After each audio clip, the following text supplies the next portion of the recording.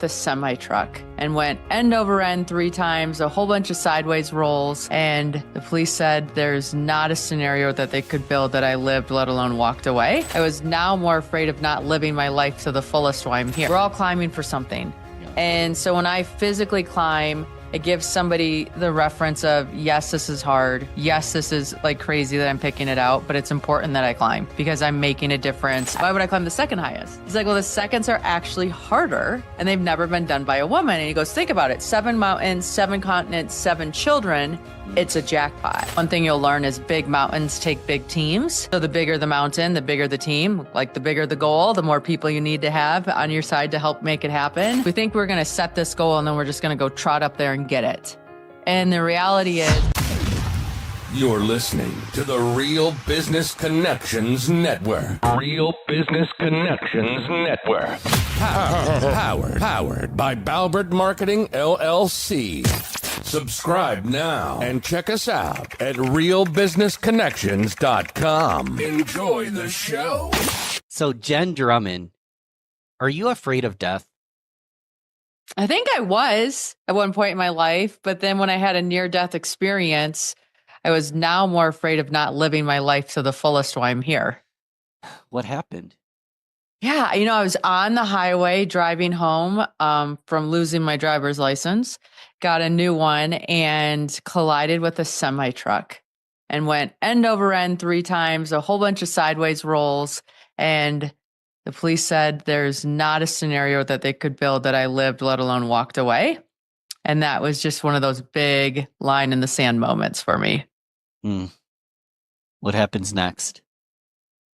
What happens next is you walk in the front door of your house and you see your kids running around and like everything that's messy and what was not right. And you look at that and you think, God, I'm grateful for this mess. What a beautiful family and messy, crazy life this is. And I am so grateful that I get another day of it. And that just really shifted everything. I remember my kids fighting about something. And instead of me intervening, I looked over and I'm like, isn't it cool that these 2 humans have this opinion and they care so much about their opinion that they want the brother or the sister to feel the same way? And so they're arguing so they can be on the same side because that's how much they love them. And like everything just changed for me. It was pretty magical. A little bit of a rebirth, it sounds like. Yes, very much. Did you have all 7 kids at the time? I did. So you had a lot going on.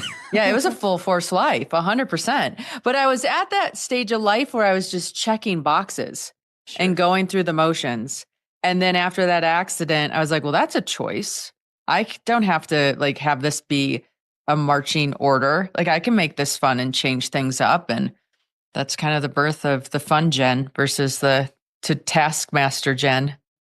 And the fun Jen. So were you climbing at all at the time? Were you hiking? Were you like a mountaineer? I was not. I really wasn't. So I moved to Park City in 2015. And after this car accident, I made a bucket list of things I wanted to do, see, and experience before I died, because all of a sudden death was real.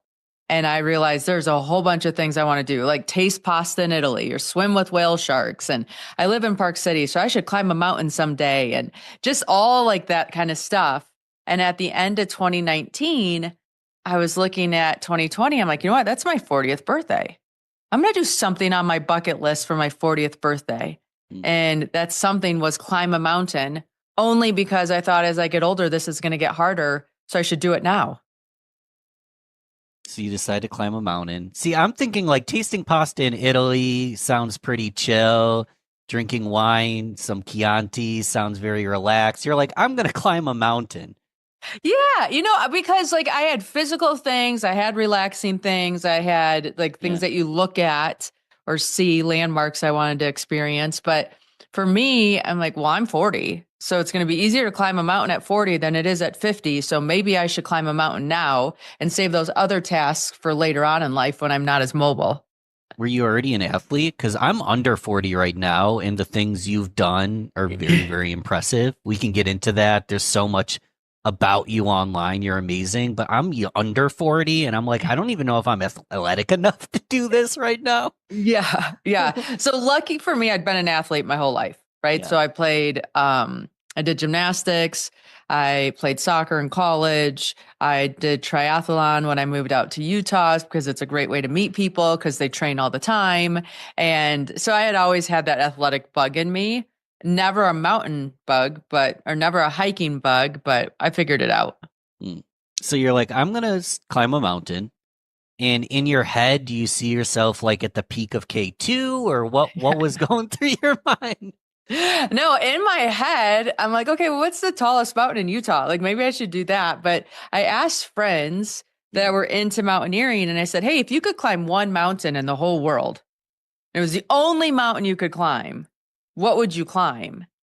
And a few people said this mountain named Ama Dablam. And I had never heard of it, but it's located in Nepal. It means the mother's necklace. Someone even told me it was the Paramount Pictures logo. So every time I went to a movie, I could be like, I climbed that mountain. Mm-hmm. I'm like, okay, I'll go do that one mountain because again, I was going to climb one mountain and that's it. And so what's this epic mountain going to be on my resume?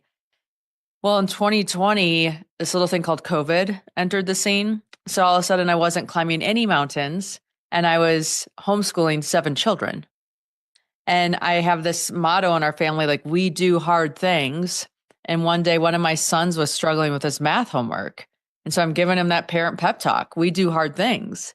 And he looks at me and he goes, if we do hard things, why are you climbing a mountain called I'm a Dumb Blonde instead of a real one like Mount Everest? I'm like, I'm a dumb blonde. I'm a Dablam, honey, not I'm a dumb blonde. But thank you. Finish your homework and we'll look at Everest.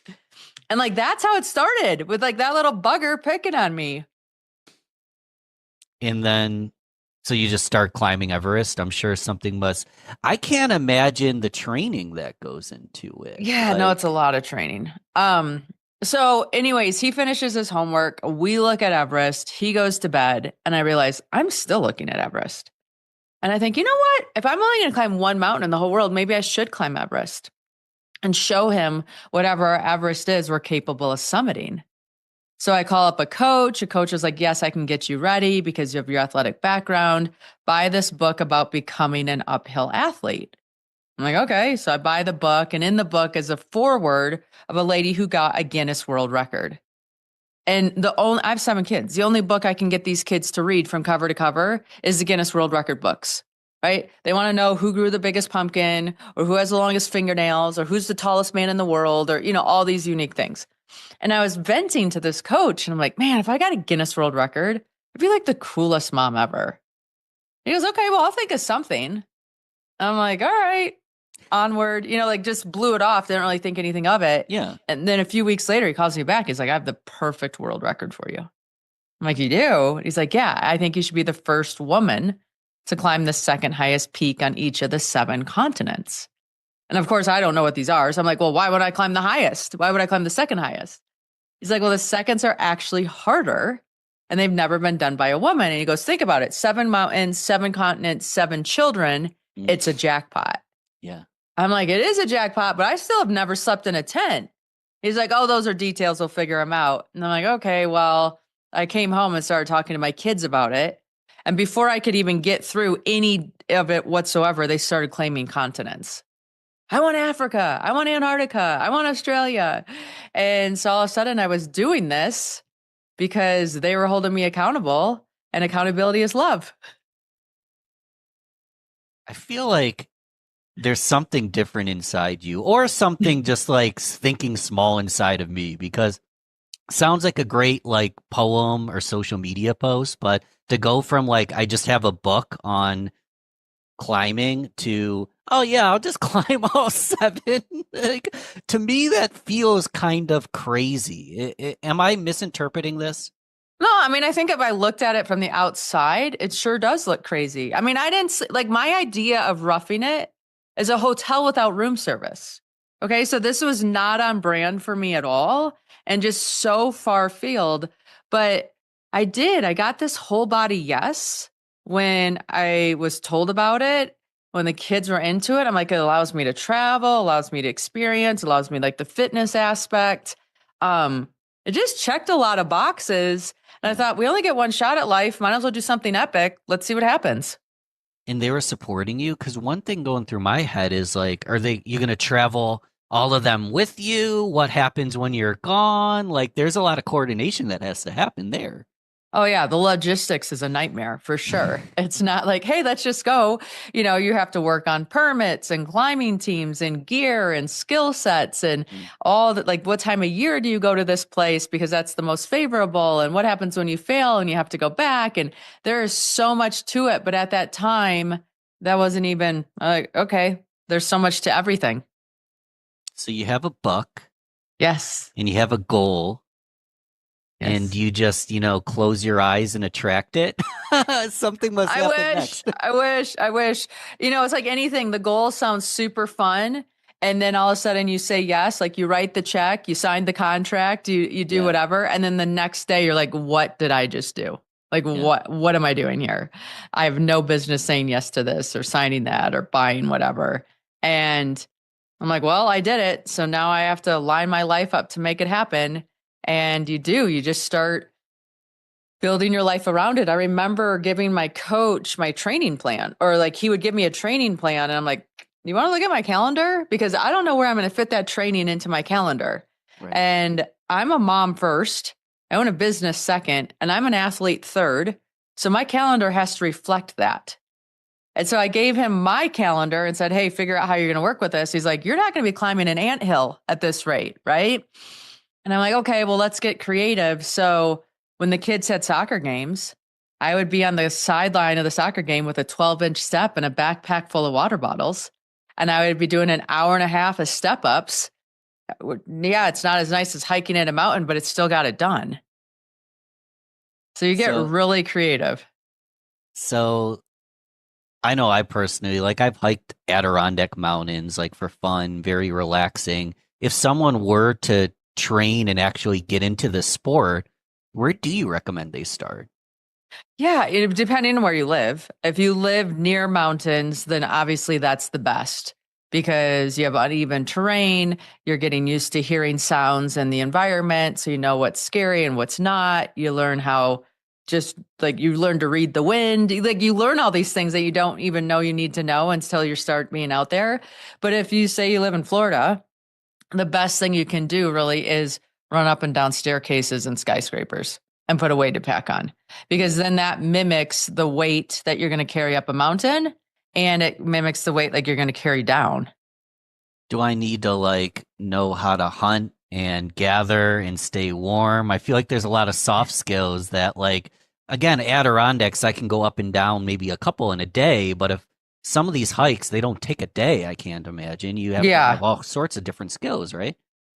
Yeah, but for the food part, you normally have somebody there that's responsible for food, or you're bringing dehydrated meals. Okay. So then on the mountains, you respond. The biggest thing you need to manage is water. Am I getting enough water? Am I getting enough electrolytes? Is the water clean? So if I use the water to turn this dehydrated food into rehydrated food, is it going to work? And all that stuff.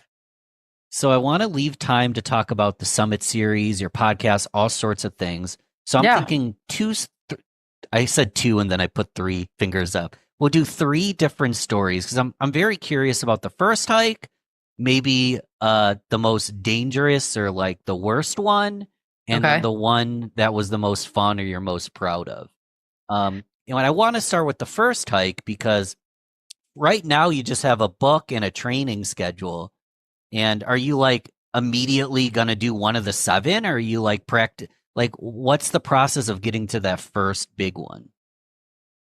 Yeah, so Ama de Blam was my first real big mountain, the one that I signed up for my 40th birthday. I'm I'm doing this one first, right? Yeah. And I think it's really important to do what fills you up first. Okay. And then my first mountain for the second summits was just a couple months later, and it was Ojos del Salado in the Atacama Desert of Chile.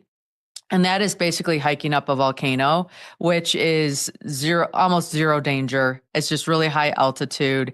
And it is just going 1 foot in front of the other, in front of the other, in front of the other. And so we kind of strategically placed the climbs where I would have confidence from the last one, build off of that skill set to do the next one. And we were pretty strategic on how we lined all those up. So anybody who's starting, like, start with something easier to give yourself momentum and the confidence that you need to carry into the next climb. And you're relying on a team, right? This isn't just you alone. How big is the team that you're hiking with? Yeah, each mountain is different. Okay. So Ojos del Salado, you could do with one guide and yourself. Yeah. I think we had a team of like 5 people and a couple guides. It's not, again, it's a walk, but you don't know the trail or you don't know the language. You don't know some of the different things. So it's always good to have a group of people. One thing you'll learn is big mountains take big teams. So the bigger the mountain, the bigger the team, like the bigger the goal, the more people you need to have on your side to help make it happen. Yeah. And so when I climbed in Australia, I did it with 2 other people only because I needed 2 other people to verify that I did it. Because you're going to send into Guinness World Records your GPS files, photos, and like sworn statements from people you climbed it with. But those you could do by yourself. Fair enough. Yeah. Which one was the most difficult? Difficult is interesting because there's difference in difficulty, right? So Mount Logan was difficult because it was the most labor intensive on my body. I had to carry all my stuff. We had to pull stuff on sleds. It was just very physically difficult. Dik Tau was difficult. That's the second highest point in Russia because they lost all my gear. So I had to climb in rental gear. And so when you're climbing in stuff that's not yours, that doesn't quite fit, like you just don't have the feel of the mountain. And Russians don't learn English like a lot of other countries do. So the language barrier was huge. And so it was just really frustrating climb from being able to communicate and understand what was going on. It was lots of grunts and arrow pointing with their hands. And then I would say K2 is probably the most well-known dangerous one. Yeah. And that one was really difficult because my first attempt, I lost a teammate to an avalanche. Oh. And so like the things you read about were real life. Yeah. And now I have to go back to climb that mountain when it's stained with a bad memory from the first attempt. So that one was mentally challenging. It's pretty physically challenging, but you do have a lot of support on that mountain from a lot of teams. So that's encouraging. And then Mount Tyree was difficult because that's in Antarctica and your compass doesn't work because you're at the magnetic south. And so and that mountain had only been summited, I think, by like 14 people before us. So there just wasn't a lot of beta on what to expect and what to know and what to do. So you had a lot of unknowns every single time you're taking a step forward. So different difficulties, if that makes sense. It does make sense. Yeah. I don't understand. So what's like emotionally or mentally regulating so well within you? Because I'm like, I want some of that because I hear that, like, God forbid you lose someone and then like you kept on, like, how did that feel? Like, it's so surreal in the moment, right? Like we were not climbing at the same pace that day. So I wasn't in that spot. Yeah. So I got the message on a radio, which again, you're like, this is how you're telling me is on a radio? Like nothing, it just like, there's so many things that you want to just poke at and pick apart because you're so angry this thing happened. And it's interesting because anger is your first emotion. You're not even sad. It's like, whose fault is this? And why did this happen? What's going on? And like, it's crazy. And then once you get past the anger, then you're sad. And then you're like questioning, what could you have done differently? And it's just a big emotional journey for sure. But you're in an extreme environment. So there's no place to process that. So you almost like put it into a backpack and you say, okay, when we get home, we can unpack this. But right now there's no space to unpack this. And so you go through the motions of everything that you're doing and you get home. And I remember landing in LAX. And when I landed in LAX, I was like, if you sigh a sigh of release in LAX airport, you have some serious trauma. That's all I have to say, because LAX is a spot that you're just like, what is going on here? And I called my nanny at the time and I said, I'm not coming home yet. I need to process some things that came home because if I come home now, my kids are going to know Like, I'm scared, I'm worried, I'm like, I have a lot of emotions I'm not ready to process in front of them because I know I have to come back. And luckily for me, my kids were still at camp. So I checked into a hotel room, and I called a therapist that I had been working with, and we just started unpacking, right? And we called it the grump dump. And we just dumped every single bad thing that happened in that experience and started to piece it apart because it gets sticky, right? Like when something bad happens, you want to pile onto it. And this happened and this and this and this. And then when you peel it back, you're like, okay, well, I was in a third world country, so their toilet paper is not going to be great. Or I was like, the food's not going to be the same. So whatever. So we could really get to the core of what was going on. And that helped a lot. So then when I got home, the kids came home from camp the next day, and I'll never forget it. Like they ran up to me at the airport and they're like, "Did you summit? Did you summit?" And I'm like, "No, I didn't, but I had success." And they looked at me like, "How do you have success if you don't summit? Like that's what you go there for." Yeah. And I'm like, I showed up as a person I'm proud of. The mountain will always be there, but who we show up as people matters more. And so I decided to climb down and take care of an incident that happened at the mountain, and I'll go back another time. And they're like, okay. They didn't quite get it fully, but yeah. Yeah. That happened. How are they feeling during this whole process? So they're choosing mountains. They're like excited about it. Are they scared for you, or do they not comprehend the danger and the courage? I don't think at the beginning, they didn't comprehend it. No. By any means. And then when someone died on my team, it was like, why did that happen? How did that happen? Why is it like what, like a lot of questions came up. And then one of my daughters, I have twin daughters, and one of them was like really struggling with me climbing again. And so then what I did is I took her and her siblings and we went ice climbing and we went rock climbing, and we did the activities that I would be doing in a more extreme environment.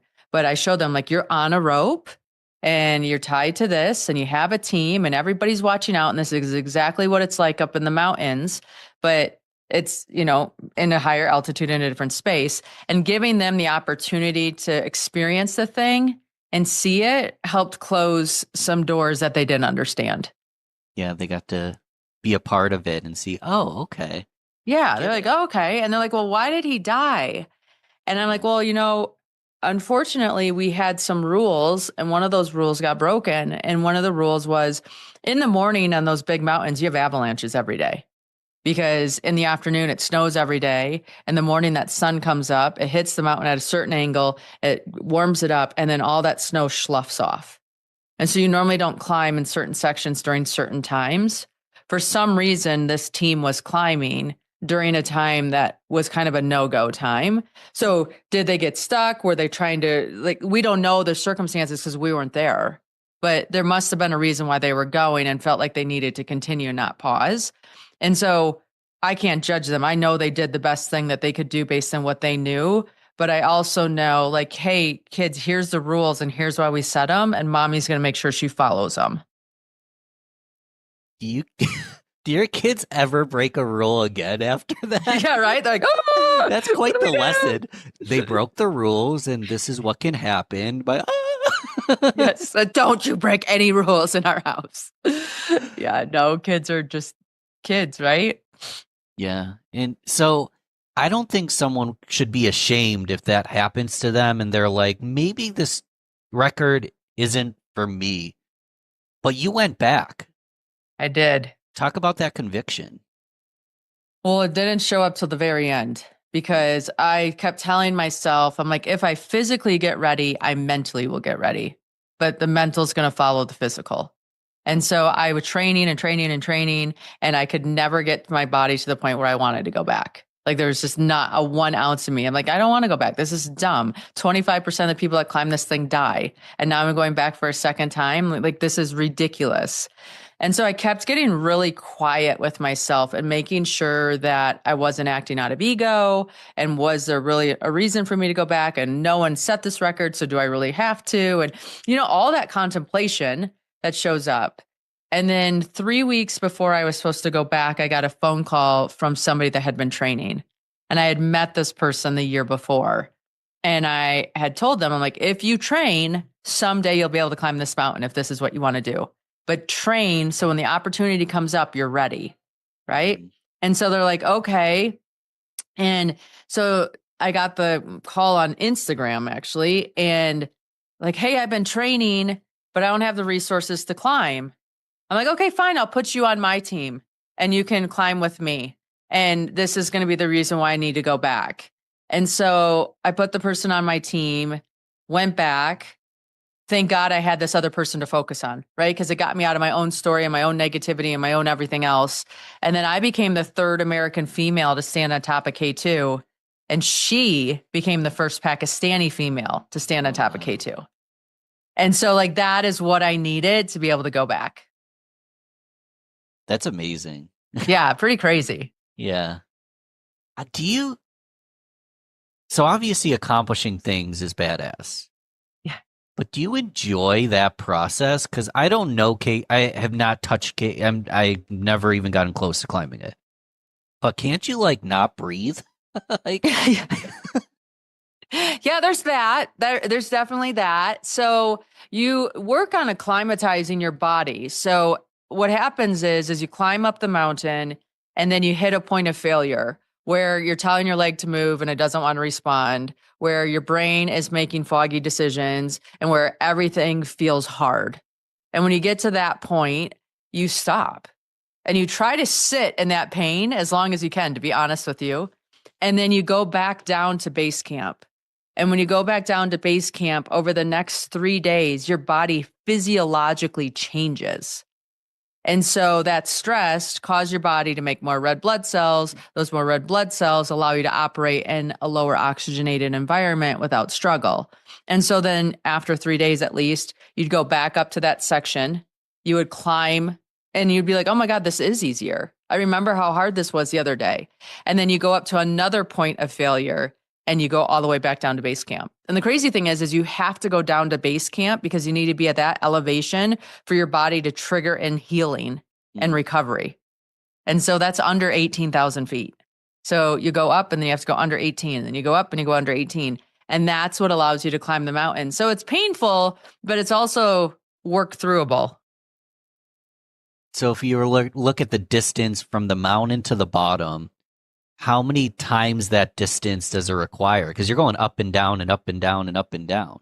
Yeah. So when you climb Everest, depending on when you decide to go on oxygen, you're going to camp one. You're going to go base camp, camp 1 to base camp, base camp, camp 2 to base camp, base camp, camp 3 to base camp. And then normally after that, you go on oxygen. If you're going to do Everest without oxygen, you're going to go base camp to camp 4 and then go all the way back down to base camp. So yeah, it's crazy. It's a lot of climbing. I did, when I first got into it, I didn't even know. I thought you just went from base camp to the summit and back down. It just took a long time. I didn't know you climbed the mountain multiple times to get to the top, but you do. So this is fascinating. I don't know if the question got answered. Is that fun? You know what? It's fun because progress is fun. Yeah. Right? Like I'm addicted to progress, and like the teeniest tiny little improvement hooks me, and I want to know the next one and the next one. So you kind of have to really love the process of growth to love it. So a lot of listeners, they might be different athletic levels and different industries. Give them like some feedback on maybe they aren't going to try to climb K2. But talk a little bit more about that incremental progress, because you're also a businesswoman. You're also a mother of many kids. Like you're doing this in all areas of life. Yeah, I think that acclimatization story has helped me so much in everything, because we think we're going to set this goal and then we're just going to go trot up there and get it. And the reality is that we're going to set this goal, we're going to have a few months go by, and we're going to have an obstacle or a setback or something crazy. And our first instinct, I think most of the time, is like sacrificing the goal or like making it less. Be like, oh, I was being crazy. Now that I know this, I'm going to dial it back. And I'm going to encourage you to come back to the kitchen or the boardroom or base camp and be like, what did I learn? What do I know now? What can I integrate into my life so that when I go up the mountain, I can climb higher? And that works in all areas. And like, especially with kids, right? My first one, the poor guy, has been a science experiment the entire time of what's okay, what's not, what do I fight about? What do we not fight about? Where do I like lean in? It's just been interesting. Do they listen to your podcast and stuff? They do sometimes. Yeah. And I've had them on the podcast just to get their perspective of things. Well, I think you told me you're taking a couple of your kids out for a hike soon, right? I am. So I've taken 3 of them to climb Kilimanjaro so far, which is the highest point in Africa. I'm taking 3 of them to go ski Mont Blanc and Chamonix this April. And then in August, they'll take the younger 4 to go climb Kilimanjaro because they want that experience too. Are they naturals? Are they just like mama? You know what? I don't know if kids are naturals or if they're just forced into it because everybody in their family's done it. Yeah. And like when the big boys came back and said, this was my favorite trip, it was so amazing, blah, blah, blah, blah, blah. The little kids are like, well, I want to go. Like, I wanted this experience. So that helps. That's why it's really important to do things within their range, but push them a little bit because then the experience is positive and it helps change the atmosphere here for everybody else to want to try. What a great lesson for the kids. Yeah, it's pretty fun. I mean, they were at first angry, right? Yeah. They hated me. They're like, Mom, everybody's going to Mexico for break. Why do we have to go climb a mountain in Africa? I'm like, because we're different. So just buckle up and we're going. And then they came back and they wouldn't let me know at first. They're like, we still wish we went to Mexico. And then about a month later, I overheard one of them saying, yeah, my favorite trip ever was our trip to Africa. I'm like, sucker, won't tell me that, but that's your truth. Isn't that wild that they could love it, but they can't tell you because they still got to pick on you a little bit? Yeah, totally. So, yeah, it was Tom Brady when they asked him which was your favorite Super Bowl ring, he would say the next one. Yeah. Do you feel that way, or do you actually have a favorite mountain? No, I mean, I do think my favorite mountain is Ama Dablam, which was my first climb in Nepal that I wanted to do. It is just so beautiful. And the experience we had, we were the only team on the mountain, and it was all that first, right? The first everything. And so for me, it's just this one that anchors me into everything else I'm doing. I am excited about the ones coming up because I'm excited about the people I'm climbing them with and just being able to travel to those different locations. But Ama holds a special place in my heart. Beautiful. There's so much to cover. I want to transition in a moment, but since we can't cover everything, Jen, because wow, how would that be possible? Where does the listener go to learn more about you? Yeah, I think my website's the best. So jendrummond.com, and Jen is with 2 N's and Drummond's with 2 M's. I'm on social media platforms. I write all my posts on LinkedIn. So that's where you get my voice. And then on some of the other platforms, I have help. Awesome. We'll make sure I'll write in the description below. All those links are there. And I just recently attended a couple sessions of your new summit series. Now we're recording this in 2025. It'll drop in 2026. So you're going to be like full speed by then. Yeah. And I know one of your first guests was Tim Story. Yes. And isn't he like the life coach of the celebs? Like that was pretty badass. He is a life coach of celebs, and he is just one of those heart-centered person, like people, like lead with love is his motto. It's his whole business, everything that he does. We've been lucky to be on stages together and just become friends. And so based on some of the things that people asked for in the call, I'm like, oh, he's perfect. Let's bring him in. So tell us about the Summit series, because at the time of recording this is like fresh. This is new. Yeah. What's the vision for this? You're going to help other people scale summits, it seems like. Yeah. So the concept of the Summit series is that people who have summited their mountain are going to help you with their expertise to help you summit yours. So I'm bringing in different people that are experts in different mountains, right? Sleeping through the night, peptides, purpose, mindset, setting goals, leadership qualities, sales skills, anything that the group's been asking for. Then I use my network and connections to bring somebody in that's an all-star in that area and let them be part of that conversation. And then we have a big Q&A section, which makes it pretty fun. So it's sort of community-led. They let you know what topics are relevant, and you're like, oh, I'm going to snag the right person. Yeah, definitely. And where do you find these people? The speaking circuit, your podcast, or? Yeah, I'm in a couple masterminds myself, which introduces me to a bunch of different humans. And then being on the speaking circuit. And I feel like we're just a few calls away from anybody that we need to reach. So if I need to reach somebody and I need to pull a favor, I will. Dang. Okay. Yeah. So Why expect not, big right? things. Yeah. And the answer could be no, that's okay. At least I asked. So how do people learn about the Summit series? Yeah, so it's on my website. So It's on- jendrummond.com/summit. And then you can learn, and the first call is free. So sign up and jump on. What else are you up to? It sounds like so the kids are getting older, Yes. but are you going to retire? You're back to hiking, aren't you? Yeah, no. So I love speaking on stages. So I'm Yeah. definitely doing corporate events and masterminds and different association content there. And then when people come to Utah, a lot of times corporations will have events up in Park City, and I'll do leaded hikes or different things just to get the group outdoors, which is fun. And then I've done some private expeditions with people where they want to go to different countries and climb. Then I'll go with them and be the coordinator, which is fun. So can I just call you up and be like, yeah, I've never actually done this before, but I just read a book. Can we go? Can we go do X, Y, or Z? Yeah. Yeah, I might tell you we're going to have to do ABC first before we Yeah. get to X, Y, or Z, but I will definitely help you get you to where you want to go. And you haven't stopped. So like you got a world record, you impressed everybody, you've kicked super butt, and you're still planning for like a hike upcoming for 2026, right? Tell us Yeah, about I have that. 3 more mountains to have another world record. And for me, I believe everybody's on a climb. We're all climbing for something. Yeah. And so when I physically climb, it gives somebody the reference of, yes, this is hard. Yes, this is like crazy that I'm picking it out, but it's important that I climb because I'm making a difference in whatever thing I care about. And so for me, I'm climbing for possibility. For other people, they might be climbing to have cancer cures, to help their kid get through mental health issues, whatever that is. When we connect to each other and build that energy off of one another, it's easier to climb our own mountain. You're not climbing for like a documentary because that would be fun. We are going to be filming this next one, actually. Oh yeah. So tell Yes. us about that. That's cool. Way to go. Way to like, yes. So I have a camera guy that's moving in at the end of February, and he's going to get all the behind the scenes and then the process and then go with me on these 3 glass climbs.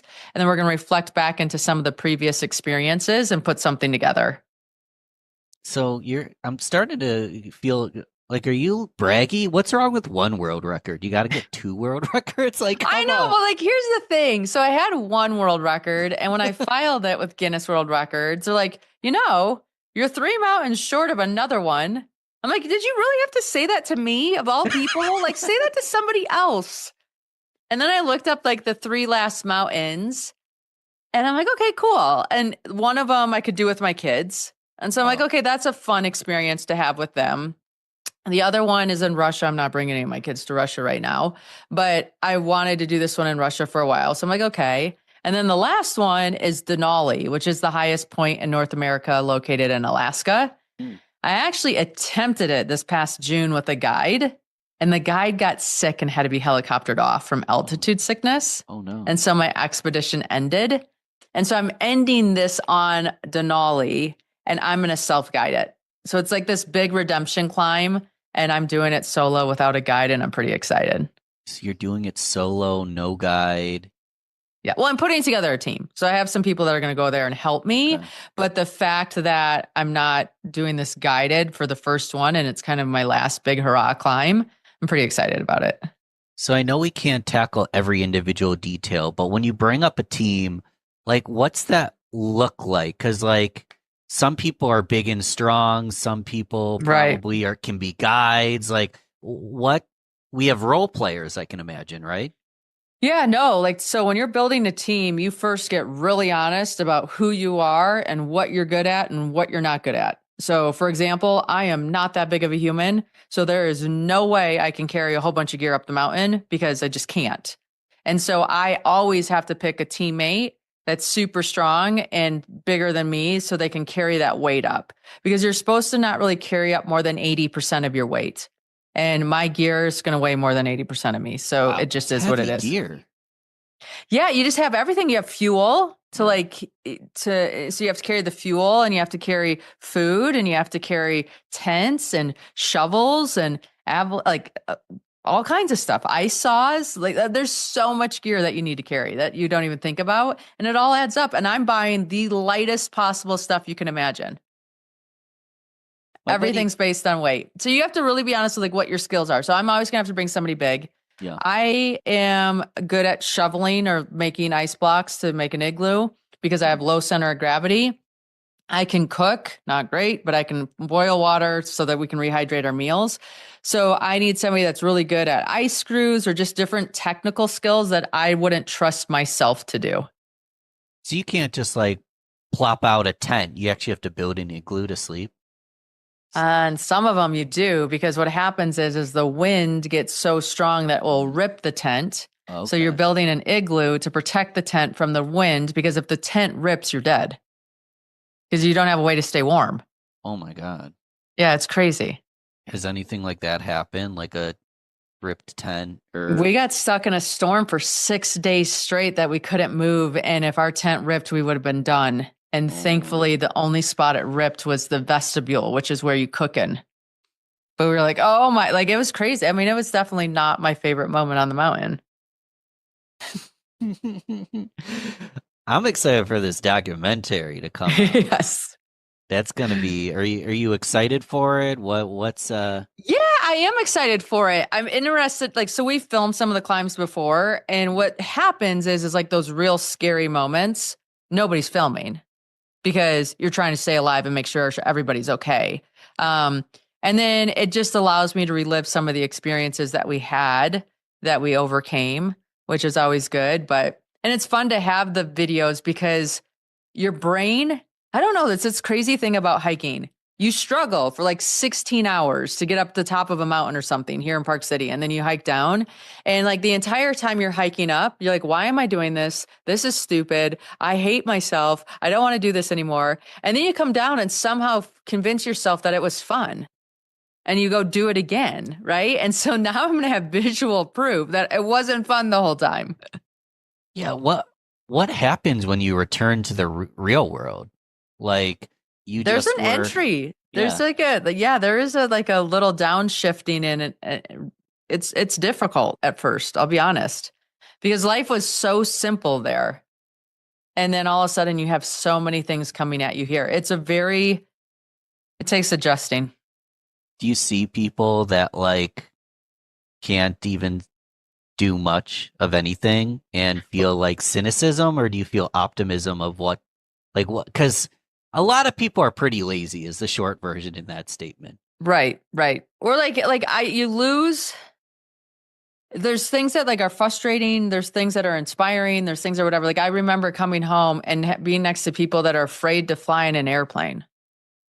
I'm like, you're in a canister that has Wi-Fi and food and a bathroom, and you're freaking out. We need to expand what your limits are and what you can handle. Right. So it gives you this perspective. And then, I've come home from experiences, and you feel like there's just so much access in your life at home, because I've lived in the same pair of boots for a few weeks or whatever. And you come home and you have 20 pairs of tennis shoes. And you're like, why do I have 20 pairs of tennis shoes? I don't need 20 pairs of tennis shoes. Yeah. Watches, shoes, everything. Everything. You go into a grocery store and you're overstimulated. You're like, why are there so many colors of boxes and things that are blah? It's just interesting. What kind of confidence do you walk around with, though, knowing that, of everyone in the room, you might actually be the most badass, Jen? That is a true statement. Yeah. I mean, I don't even know if I think about it like that. I just think your tolerance for risk is just so different. For sure. I'll get scared. I used to get scared before I'd go on stage. I'm on stage in an air-conditioned building in front of 500 people. We're okay. No one's life's at risk. I don't have to worry about an ice screw falling out. I don't have nothing. And so then it just helps you put things in perspective and allows you to stay grounded. So I'm definitely going to go to jendrummond.com, learn more about you. For anyone at home that's scaling their next metaphorical summit, they're trying to do something big. you can repeat something if necessary, but give them like one tip to go implement today. I'd say the biggest thing that changed for me was being kind to myself made me stronger. So when you're in a hard situation and things aren't going right, you piling on that is not helping anybody. So in that moment, you need to be your biggest cheerleader and help yourself through that moment, because when you're kind to yourself, you're able to do more. So good. I'd love to have you back 6 more times. Then if that's not enough, we'll do another 3, but I appreciate the conversation, Jen. It's been fun. Yeah, thank you so much. Have a great day. Yeah, we'll talk soon. What I found is joy is a choice. Joy is not a constant, because there were times, even a couple of weeks ago, where I was like, holy moly, I can't do this anymore. I had somebody pretty close to me that said, oh, I give Amberly 6 months to live. What? You give me 6 months to live? How dare you? Like, nope, I'm not dying. I like a good challenge. Self-care is great, but soul care, like, what do you need to nourish your soul? What fills your cup? And go do more of that. People think I'm so positive, and I'm not. I am not the most positive person. I work at it. I would say the first thing to do is You're listening to the Real Business Connections Network. Real Business Connections Network. Powered by Balbert Marketing, LLC. Subscribe now and check us out at realbusinessconnections.com. Enjoy the show. So Amberly Lago, Joy Through the Journey, your latest book. And one big thing I know you do is you help people through their seasons of struggle. Mm-hmm. We all have these seasons of struggle. And I know personally you had a seasons of struggle while promoting this book, which what was that like to go through, pain and issues while promoting this book that helps people get through their issues? Like, what happened there? Well, I'll tell you what, through writing the book and then launching the book, well, everything I share in the book is, I don't have a college education. I don't have some fancy PhD, but I guess I do have a PhD in falling down, failing, and getting back up, because I've done it over and over and over. And we were talking before we started recording how this past year I've had a lot of health challenges. And I was just sharing how I just actually got out of the hospital 2 weeks ago. And, I had this horrific motorcycle accident. As a result, I was diagnosed with complex regional pain syndrome, which is ranked highest on the pain scale. It leaves you in constant chronic pain. There's apparently no known cure. It's kind of like it's in my right leg, and it feels like it feels like a million rubber bands wrapped tightly around my foot and leg, or a vice grip on my foot, and like battery acid running through your veins. And so it's constant. And they say there's no known cure yet, but I have found ways to get through it. But this past year has really taught me to listen to my body, because I'm stubborn and I think I just need to push through. And I was like, I got to grind it out. I'm really good at grit. Not many things I'm good at, but I'm good at grit. And so I would just be trying to grit it out. And I learned over and over and over that pain demands to be heard.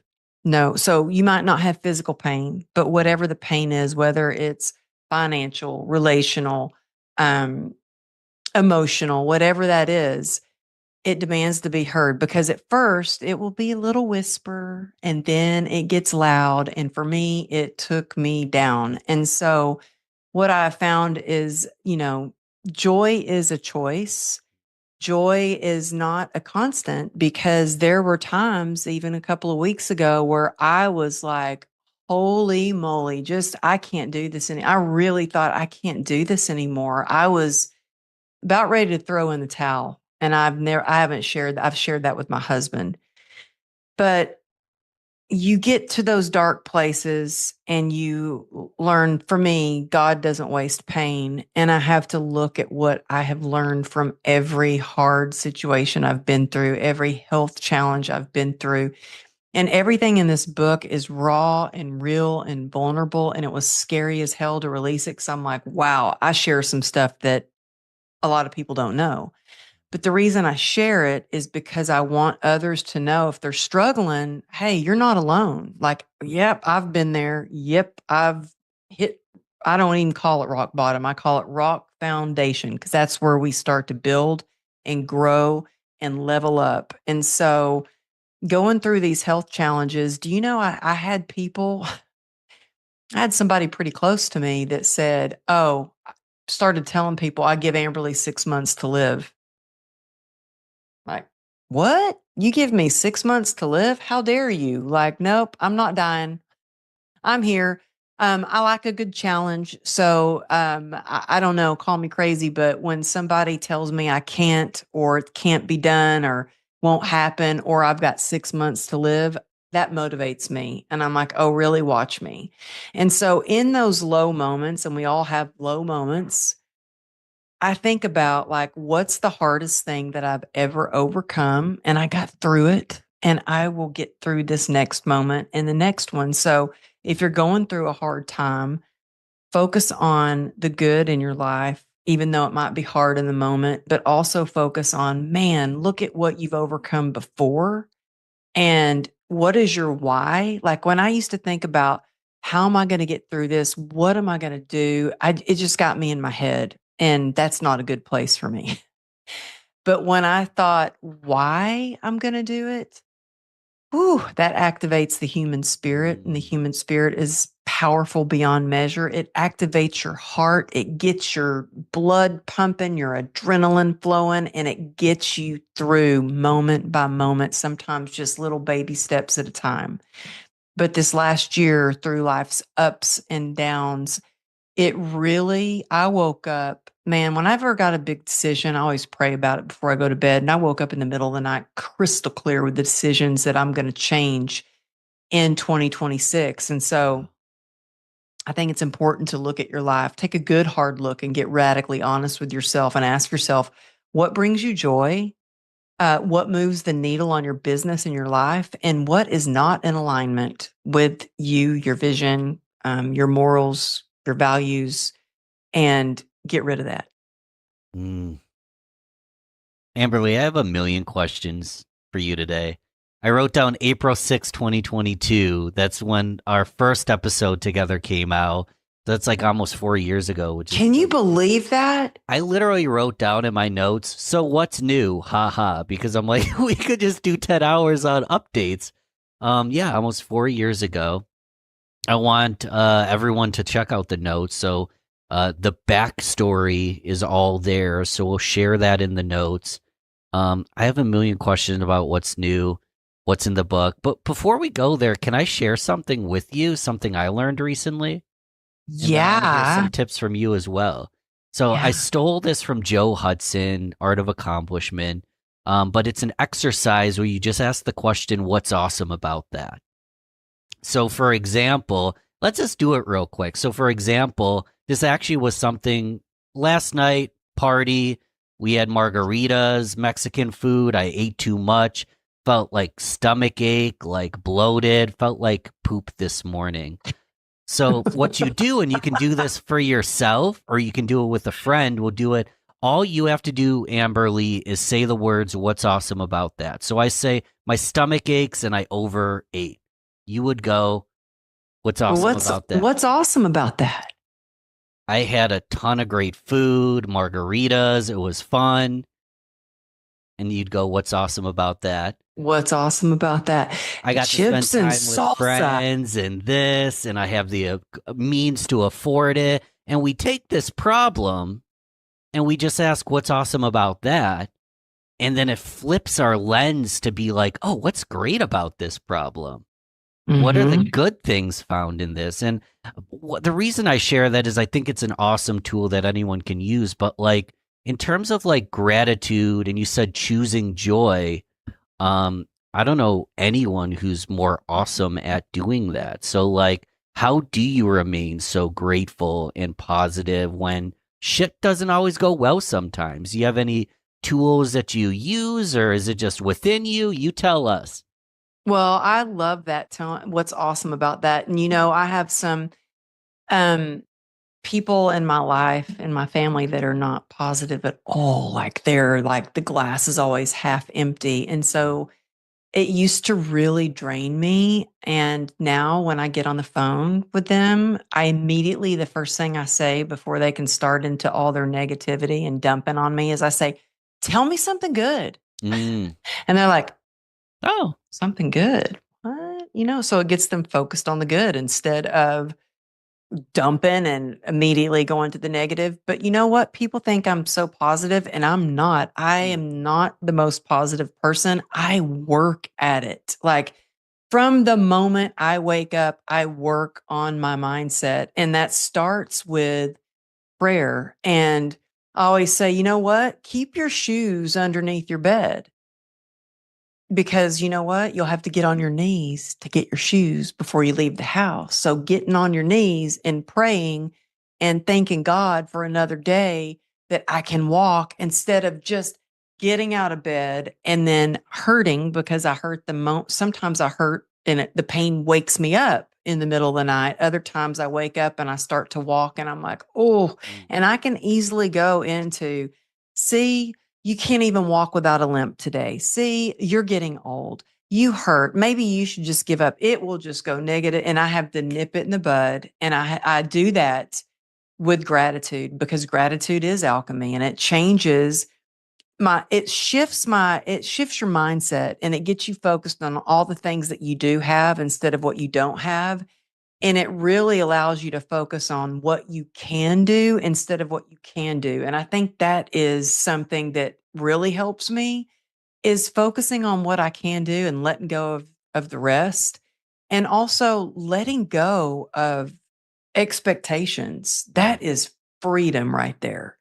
And, I was just talking to my sponsor. So I got sober in 2016. I started drinking after my accident to try to self-medicate for the pain. And that's it 10 worked. years. It That's worked going until it on 10 didn't. years, though. Amber, I just want to note that you're going on 10 years. That's badass. Well, thank you. It's something I work at. Yeah.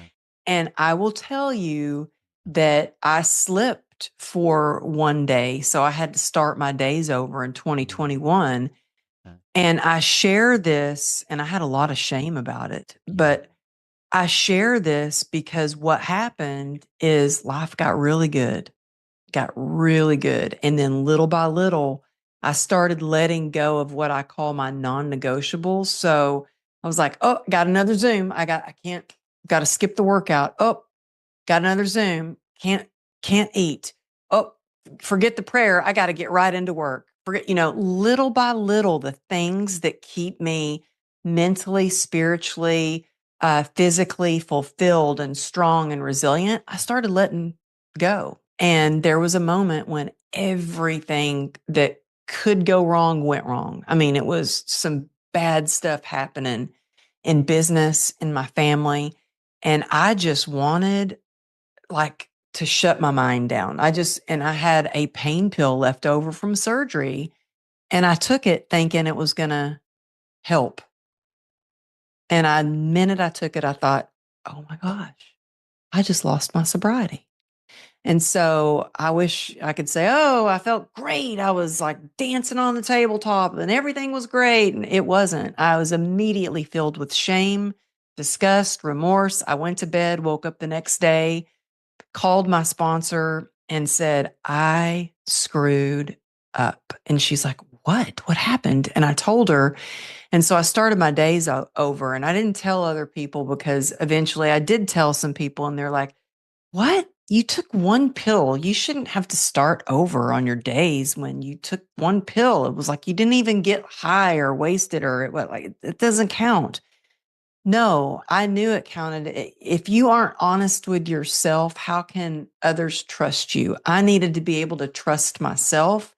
So I knew I had to get radically honest with myself, because that kind of scared me. I have a healthy respect for that. I never want to have a problem with pills. I never have. It was alcohol. But so yes, I got sober 2016, went out for one day, and then I still go to meetings. I'm in a 12-step program. I go to meetings. I sponsor women. I have a sponsor. I was out of the hospital a couple of days, well enough to fly to LA and help one of my clients. She's been a client of mine for 21 years, and she had had surgery. And my husband was like, "You're not well enough. You're not recovered enough to go." And I was like, "No, I gave her my word. I'm going to be there for her." So I went to help her. And every time I'm in LA, no matter what, I was like there to help her. But I was like, I got to go see my AA sober sisters. So I got to go to a meeting and fill up my cup being around these women. And so it's work staying sober through all of that happened this past year. The best thing, the thing that I'm most proud of is not that I got USA Today best-selling author, is not that my Unstoppable Success Summit was a huge success, is not that, I spoke on more stages. I did 98 podcast interviews on other shows. I spoke on 58 stages across the country. And the thing I'm most proud of is that I stayed sober, because that is taking care. It's soul care. And I encourage everyone who's listening to take care, do some soul care. Self-care is great, but soul care, like, what do you need to nourish your soul? Is that being with people and connecting with your friends and going to have margaritas and Mexican food, which chips and salsa are my weakness, by the way? Is that going out in nature, going for a hike? Is that listening to music? I love listening to gospel music on the way to the gym and AC/DC or Metallica when I'm working out. Like, what fills your cup? And go do more of that. Like, what brings you joy? We have joy within us, but it's up to us to choose to light up that joy even more. Because yes, pain and joy can coexist. It's up to us to build upon the joy. Mm. Let's go deeper on this. I've got a tricky question for you, Amberly, but I know you might have an answer. And I just mentioned I had margaritas last night, so I'm a full 12 hours sober. And some people might be on their first day. Some people might be drunk or high right now and like wondering, well, this alcohol or this drug, that brings me joy. I actually don't know what brings me joy. I'm so caught up in the day to day. I'm so fogged out. I'm consuming these things. I don't know where to find joy. What would your thoughts be for that person who's in that dark place? Like, well, where do I even find joy? This is what I've done for years now. This is what I know. Where does the joy come from? Where can we find it? You got to stop the noise. There's so much noise out there. And I will tell you, one of the things that really helped me this year is, so we lost my dog. We had a little 2.5 pound dog. Her name was Goldie, and for 14 years, she was with me through every surgery. And she died, even though she was old, she died very traumatically. It was not expected. And I was just I did not know you could grieve so much over a 2.5. I didn't know that a 2.5 pound little pup could give you so much love, and that I could grieve so much over losing a dog. And I couldn't stop crying. And I remember thinking, I have got to do something. Not that I wanted to ignore the feeling, but I knew I just needed a little reprieve from crying. And so I put up the Christmas tree, and because that brings me joy.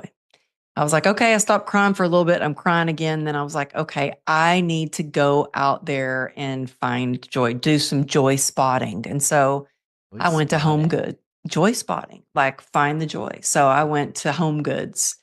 Of course, Home Goods is great. And the first thing I see when I walk into Home Goods is a sign that says joy. And so I thought, what you seek, you will find. But I really needed to connect with other people and smile at them and ask them how they were doing, because that joy is contagious. And when we share the joy, it multiplies. And when we share our pain, it divides it. And so just walking through Home Goods and smiling and talking to people and feeling that connection, we are not meant to do hard things alone. So if you're in a dark place, I would encourage you to first of all, take a break, put a pause on this podcast. Just you can come back and listen to it, but put a pause on it. Get outside in nature without your headphones, without your phone, without anything, and just be. When we have that quiet, that still, that's when we can spark creativity, and that's where we figure out, well, where do I find joy? I find joy going barefoot through my yard. One of the things that really helped me was, so after my dog passed away, my family surprised me with another dog, and her name is Nugget. And she is the sweetest. She's mad at me right now because I've been in my office all day. But I think her name should be Big Mac. She was supposed to be 20 pounds, and I thought she was going to be a little nugget, but she's more like a Big Mac. She's over 50 pounds. But yet she's supersized. But you know what is so amazing is that having her brings me so much joy. But what it has also done is I have to take her out to use the bathroom. So no matter what, like I got to take a break and go take her out for a walk. And I've noticed just taking that break in the morning throughout the day to get outside. I purposely go out there without my phone, without anything. Just her in nature, in the sunshine, or even if it's cold and rainy, I get out there. But when you can get out in nature, or if you can just get away from the noise for a little bit, then pay attention to what lights you up. And that could be cooking in the kitchen. It could be music. It could be working out. Boy, moving your body moves your mood. And energy is everything, and everything is energy. So you can shift your energy just by moving. So get out there and move. So good. So good. It reminds me, like, when's the last time I had a good old belly laugh? Or when's the last time I lost track of time and forgot I even had a phone? I'm guessing everybody has moments like that, and it's just going and finding those again, right? Yeah. And I'm glad you said that, because like when I couldn't get up, I was so bad I couldn't walk. And when I could, this is 2 weeks ago, by the way. When I could walk, I was so scared of falling. I was walking, holding the furniture just to put my shoes on. I was like, I better sit down to put my shoes on. I couldn't do much. I tried to get out there and take my dog for a walk. And I had to tell my husband, I was like, I can't do it. You're going to have to walk, or I can't. I could walk like right down the driveway, right down to the edge to the neighbor's house. And then I had to turn back. And so what helped is, I said, get away from the noise, but I will tell you something I did that is kind of a guilty pleasure, because I was kind of stuck in the bed, was I watched Ridiculousness. I don't know if you've ever seen that, Yeah, but absolutely. Every time I'm at a hotel and I turn on MTV, Ridiculousness, it's a classic. yes. And it's just like, you laugh. It's just mindless. It's like guilty pleasure. When I was stuck in the bed, that's what I watched. And so when you said belly laugh, I'm like, sometimes I can laugh so hard at that. But also, laughter is our medicine here in this family. I mean, we've been through so much. I've been in the hospital so many times that my daughter, my husband, we've just learned to laugh at things, and that helps so much. It's just being able to laugh at yourself. Take us behind the scenes. I mean, you mentioned just a couple weeks ago you're in the hospital, and I know we're recording this December of 2025. But your big event, your annual event, which is going to kick ass and be amazing and only good vibes. I see you on stage dancing. I can already see you dancing on stage. I know that's going to happen. Oh, I've already got my outfit. That's coming out in a little bit. What are your thoughts when it's like, I was just in the hospital and I have this event in 4 months. It's going to be unbelievable. Do you get concerned? Are you optimistic? How do you prepare, knowing that you just said no? Tell us more. Oh, well, no. I don't. I don't worry about or think about, oh gosh, I got this event. I don't know if I'm going to be You're able not to do it. spending months on the what ifs. And I'm not even trying to Oh, push that on you. I'm just like, you've got to be resilient and strong, and you already have your outfit, and you already know it's going to go well. I think your mindset is so much, but I take care of myself as best as I can mentally, physically, spiritually every single day now. I do whatever I can to be the best version of myself. And even if that's just improving myself 1% every day. But I don't get caught up in worrying. It's a waste of time for me. I've been through way too much to worry about the small stuff. And you know what? I've learned to turn it over and fully rely on God. And I mean, I say that because I can really get into self will and think I'm the director and I can do all this. But you know what? I'm not really in control. I can do my best, I can prepare for the best, but in the end, it's really not up to me. And that gives me some freedom in knowing that, yeah, I do the work, I put the work in. It's not like I'm wishful thinking. I'm working hard behind the scenes. I'm working hard to fill all these seats. I got 275 seats to fill, and I want an audience because my mastermind members are going on stage, and I want an audience for them. But I also, those proceeds, I want to be able to give a big check to Call to Freedom to help these other women, to impact their lives. And so I just trust that God is going to bring the right people in the room that need to be there, that want to have the not just the inspiration, but the impact to change their lives, because all it takes really is one conversation, one collaboration. I mean, look at us meeting you. You are, and no wonder everybody loves you and your show so much. You are the most giving, amazing person. And I have been so blessed to have met you, and you have done so much for me. You've promoted that podcast episode. You have like given me clips for it. You're so giving about getting on a call with me and talking to me. And that's, I just appreciate you, but that's what it's all about. Like, how can we grow together? What can we give instead of what can we get? And, putting the work in and trusting that, as long as we're doing our best, everything will work out. Well, thank you, Amberly. My motto this year literally was, "We all grow together." Really? That was my motto of 2025. Yeah. I have a whole community at that domain name, but this isn't about me. That was literally my motto of the year. So, first off, thank you. And take us to this event. Let's envision it. And I know it goes on every year because people listen to I have people reaching out 3 years later being like, "Thank you for that episode." And I'm like, I got to listen to that again. I forget having that conversation. You never know when someone's called to listen to an episode like this, and we can help them. So I know the event's annual, but it's also coming up super soon. Take us there. Who's going to be there?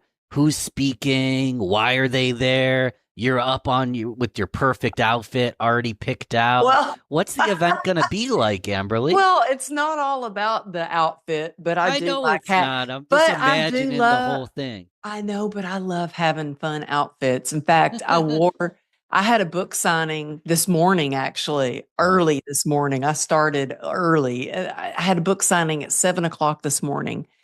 And I wore this new outfit. And my husband saw, I guess, pictures on social media. He's good about checking my story and saying, "Hey, you shouldn't post that," or, "Oh, you should take that down," or, "Oh, this morning he goes, "Why'd you wear that outfit? That's a stage outfit. Like, I thought you were going to wear that to your event." So I love a fun outfit for sure. Because I think that what you wear, how you wear your hair, all those things, it kind of makes you feel empowered, for girls anyway. I don't know. Maybe for guys too. If you got on ever a good- see me on stage, and I haven't got to speak on stage with you, I hope to maybe do that once. Look down at my feet, because I always got the best shoes for when I'm speaking at an event. As a guy, it's about the watch and the shoes. It makes me feel great. Yeah. You know what? That my husband says the same thing. When he meets somebody, he looks at their shoes. Huh. Yeah. Shoes tell a lot about a person. Yeah. Yeah. Well, anyway, Go I, ahead. I will go on. So this event, doing it totally different. So Trent Shelton is a friend of mine, and I spoke at his event few months ago, and he had it at a theater. And I always have my event at some swanky hotel that's like gorgeous, and I love and I loved this theater where he held his event. And I got to talking to him and his assistant. And I was like, you know what? I'm going to do my event different this year. I'm going to have it in this theater because mainly what I want is I have my mastermind members on stage, and these women, some of them, it's their first time on stage, but I believe in giving them a platform and giving them a stage because sometimes that's all it takes being on stage one time to like kickstart their career. But we all have a message to share. These women have the most beautiful hearts. They have been through some of them cancer, some of them near death, some of them, you know, sobriety stories. One of them is a doctor with alopecia. I mean, there's so many, all of them have incredible stories. And they're going to go on stage and share the tools and how they have leveled up their life so others know that they can too. So it's not just about a day of inspiration, it's about tangible tools you're going to be able to take away.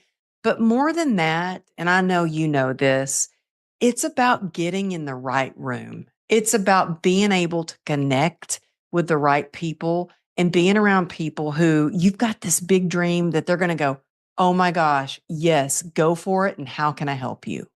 You know, I have big dreams for this, and I haven't shared that. Well, my team knows because they put up with me. They put up with me, but I'm like, I see gospel. Like I want a gospel music. I want Yeah. sound bath. I need dancers. So Okay. anybody listening to this that is a dancer that's like, yeah, I'll dance at your event. Like I have all these plans. And so I have a meeting right after this call with my team, and we're going over logistics, and they're probably going to be like, whoa, whoa, whoa, whoa, Amberly, reel it in, reel it in. But I want this to be an experience, an unforgettable experience where you are so filled up with joy and inspiration, but walk away with a new family of friends, with new tools it's going to change your life. And that's all, I just did, sorry, I'm talking. I just get so passionate about this. Yeah. I just did an interview with a girl who said, Amberly, thank you for being on the show. She goes, you got on a phone call with me a year ago, and I told you I had a dream of doing a podcast. And you told me, well, what are you waiting for? Do it. And she did it. Sometimes that's all it takes is one conversation, one person that can believe in you before you believe in yourself, one person that can love on you before you can love yourself. I know because I've been there. And so I wish everybody knew the impact that it makes on your life, your business, your career, your mindset in every way, just getting in the right room. So good. So good. How do we show up? How do we come hang out with you? You can go to amberlylago.com, and events are there, my book's there, podcast there, everything is there. So you can find, and I've made it very affordable because I want, there's a lot of events out there that are like, for $2,000, you can come hang out with us for the day. No, tickets start at $30. No way. Yeah. I want it to be something that everybody can do, and to know that the money that they are spending on a ticket is going for a good cause to help other women, not just impact and elevate yourself, but you're impacting other women by purchasing a ticket. I'm literally, if you see me typing, Amberly, I'm writing this down right now because in my community, I'm sure I have folks in the area or the ones that are willing to travel. I'll go ahead. Someone wants to reach out to me, I'll buy your ticket. Oh, You are If awesome. you're Yeah, I already a just community member, don't even ask twice. I'm there. But if someone wants to reach out, we haven't met yet, I'll buy your ticket. That's unbelievable, Amberly. oh, thank you. I just did a client of mine wrote her book and I was part of her book launch and we did a giveaway and I was like, "You know what? I'm going to give away 10 tickets." So I bought 10 tickets for the people and you just reminded me I need to send them an email. That's awesome. That's awesome. We're both taking notes here. And we talked about this. This event's every year. Um just being in the room and tell me if I'm wrong. Obviously, you want to fill every single seat, but it doesn't just have to be Amberly's event. It's finding that Exactly. community of people that are actually there to help you and actually there to be present in the moment with you and support you. And I mean, you totally agree, right? Like your event kicks butt, but it's find your tribe no matter what, right? Yeah, for sure. Like find the people. And it's so important. Like, if you've got these big dreams, find the person who has maybe had the struggle that you had, but they're on the other side and they're doing what your vision is, like what you want to do. Then go, don't do it alone. Go get a coach, get in the room, get a mentor.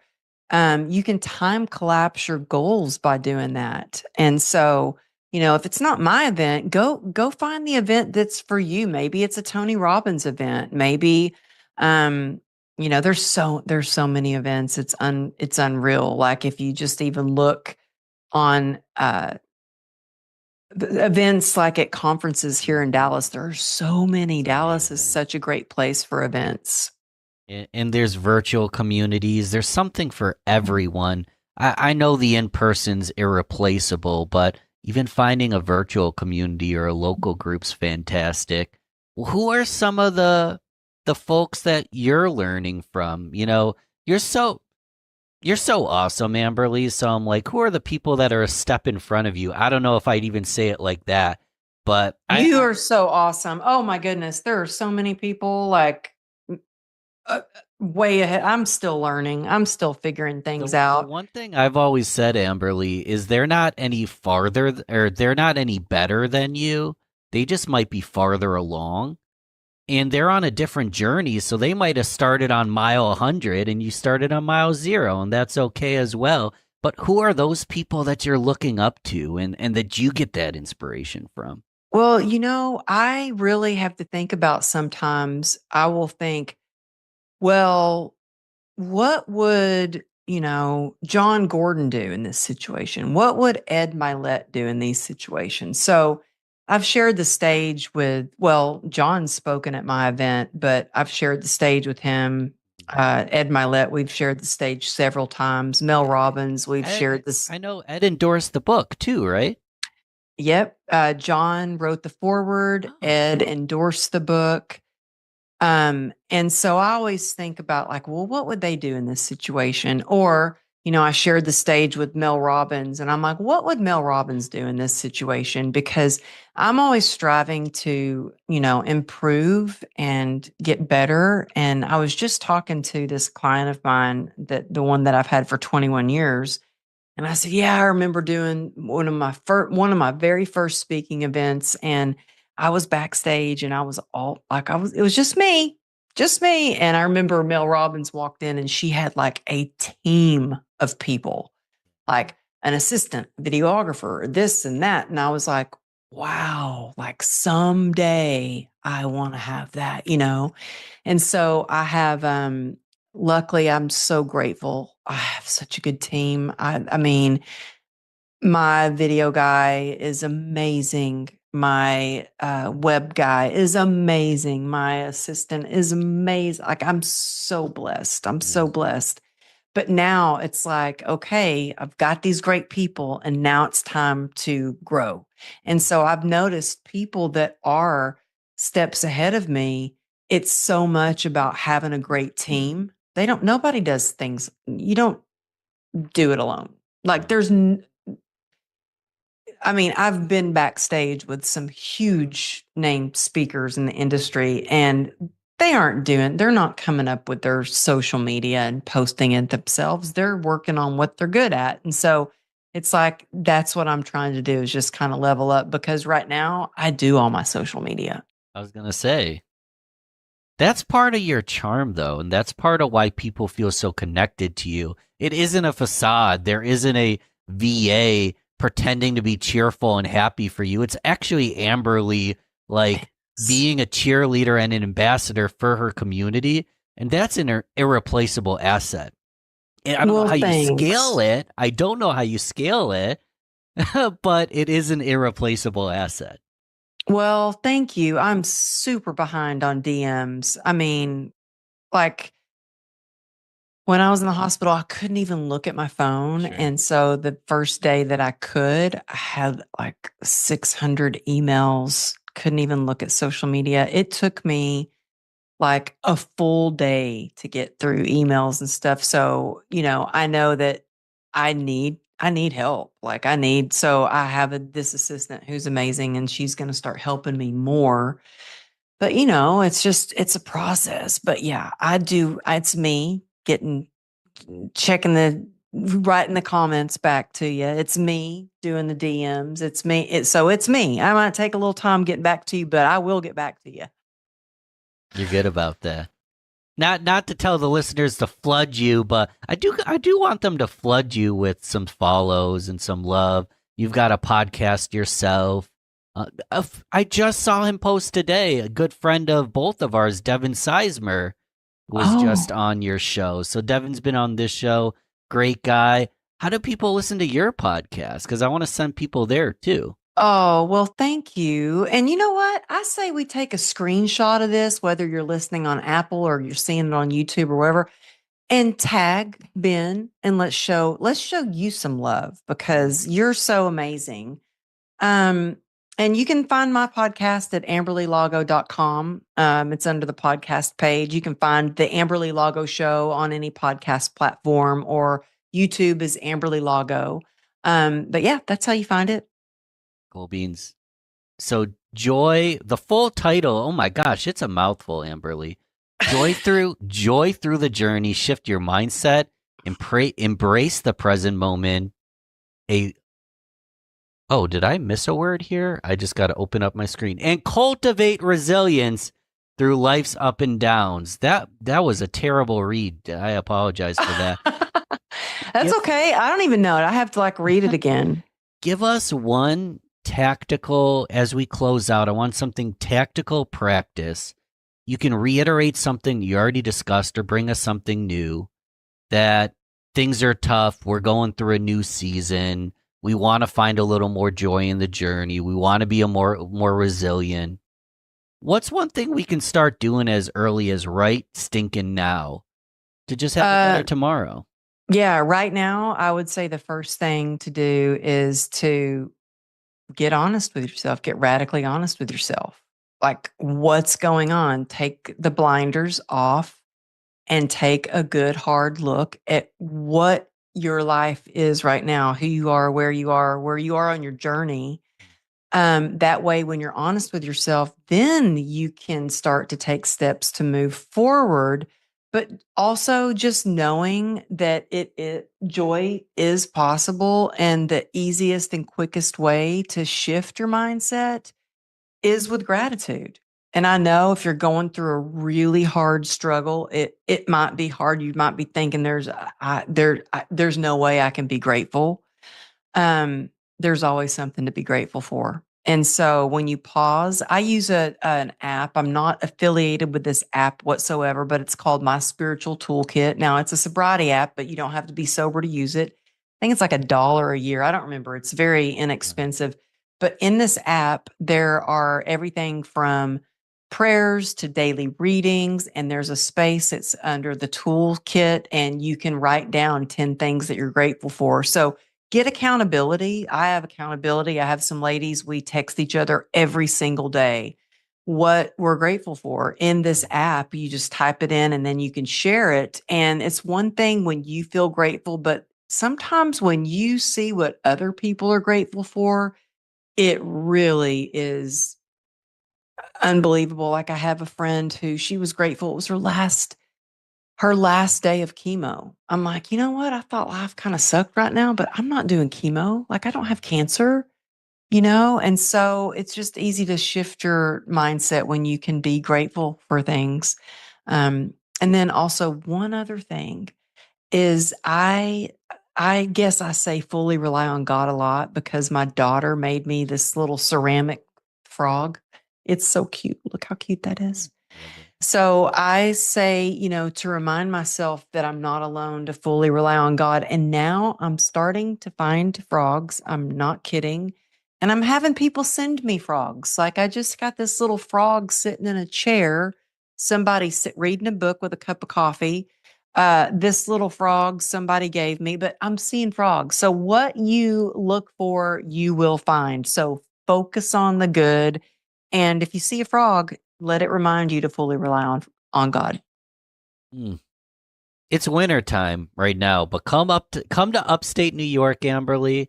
We got plenty of toads and frogs for you by the water. It's I'll take some pictures, and every time I see one, I'll take a picture, and it'll remind me of you. Oh, I love it. I'll be out for a walk and see one. I'm like, oh yes, yeah, yes, please do that. And if anyone downloads the app and sees I'm grateful for Amberly Lago, Ben put that there. I'm probably going to fill that one out right there. So I appreciate you. I appreciate you taking time out of your busy day to spend some time with us. And I look forward to it. It's been almost 4 years. I'd love to have you back within the next 4, but regardless, you're invited anytime. You're amazing. Oh, thank you. You're amazing. I appreciate you so much. Thank you so much. We'll talk soon. When people are lying to you, what their brain will do is they'll keep looking at you. Instead of their blink rate going out really high and them looking away, it's going to almost come to a complete stop, and they're going to keep looking at you once they answer. Because what their brain is doing, it's saying, does this person believe me? I say look at that whole group as one person. I always suggest is treat it like it's one thing you're talking to. That way you can make it feel like it's conversational, even though there are, maybe 3,000 people there, depending on what you're doing. What I discovered was the people who have their arms crossed and they've got a leg crossed and they're looking at something, they look up and they're frowning and all, that's the people you want to pitch to. That's the people you want to focus on. Because You're listening to the Real Business Connections Network. Real Business Connections Network. Powered by Balbert Marketing, LLC. Subscribe now and check us out at realbusinessconnections.com. Enjoy the show. So, Scott, Behavior Panel, I wrote it down. You've got 212 million views at the time of this recording. Mm-hmm. You've done all the breakdowns anyone can imagine. I started watching you. Mark's been on the show, the whole team with the Amber Heard, Johnny Depp. But what breakdown have you done that surprised you the most? Gosh, it surprised me the most. It's different when you're when you're interrogating a person and then you're watching a video of them being interrogated. So you've got that separation there. So there have been a couple of times where I sort of liked the person that we were talking about because I could see what they were doing, and I saw it from a perspective of I appreciated what that what that bad person was doing. I was like, oh, I see what they're doing. That's great for his part. Because I can see that he or she trying to ingratiate themselves to the person interviewing or interrogating them. So I remember thinking that as it was happening, and I think saying it on the show. If I can't see which one was it. One of them was oh man, can't remember that guy's name. Who's the guy that oh man, he's an old guy. I can't remember the guy's name. Serial killer, murderer, killer, politician. It's a serial killer. But we do so many of those. We go through and it's like, geez, I can't remember. We've done, 600 or 800 of those things. How does that affect you, man? Can you sleep at night? Some of those stories are unbelievable. Yeah, they are. As long as what I found out early on in what I do for a living is, and you're not supposed to do it this way apparently because it's not good for you, but I have a little box up in here that I put all that stuff in. And so when I see something or hear something bad, I open the box up, throw it in there, and never open that box up again. It gets crowded in there, but that's the way you do it. Yeah, that's the way I do it anyway. What happens, 50 years down the road, someone stumbles upon that box, opens it up. Oh man. Yeah, it's like Greg Hartley. He's on the behavior panel, Yeah. and he's the one that finds this. He and I talk about what we're going to do, but he'll be the one that says, "Okay, what if we try? What if we do this person?" And so he goes through his, on Google every Saturday. That's all he does is look for a good story. Mm. And so if the cops ever come in or the FBI ever comes and investigates him and looks at his browser history, that guy's going to prison forever because he's looking for, dead body and whatever, what he's looking up. And at the same time, he gets these ads for bras for older women, because our demographic is, between like 36 and 65 or 70 women. And so he gets all these advertisements for women in that age demographic. So it's really really interesting. Yeah, but if my box ever got kicked open, I don't know what would happen. They said, no wonder that guy acted that way. It's fascinating me that is your demographic. I mean, it makes sense in like the true crime sense, but like as a young adult male that's in the business world, that honestly was very antisocial when I was younger, very shy, like. Part of where I learned body language was like my dad would come in drunk and I knew whether to say hello or go hide in my room. I didn't know what I was seeing at that time. Yeah.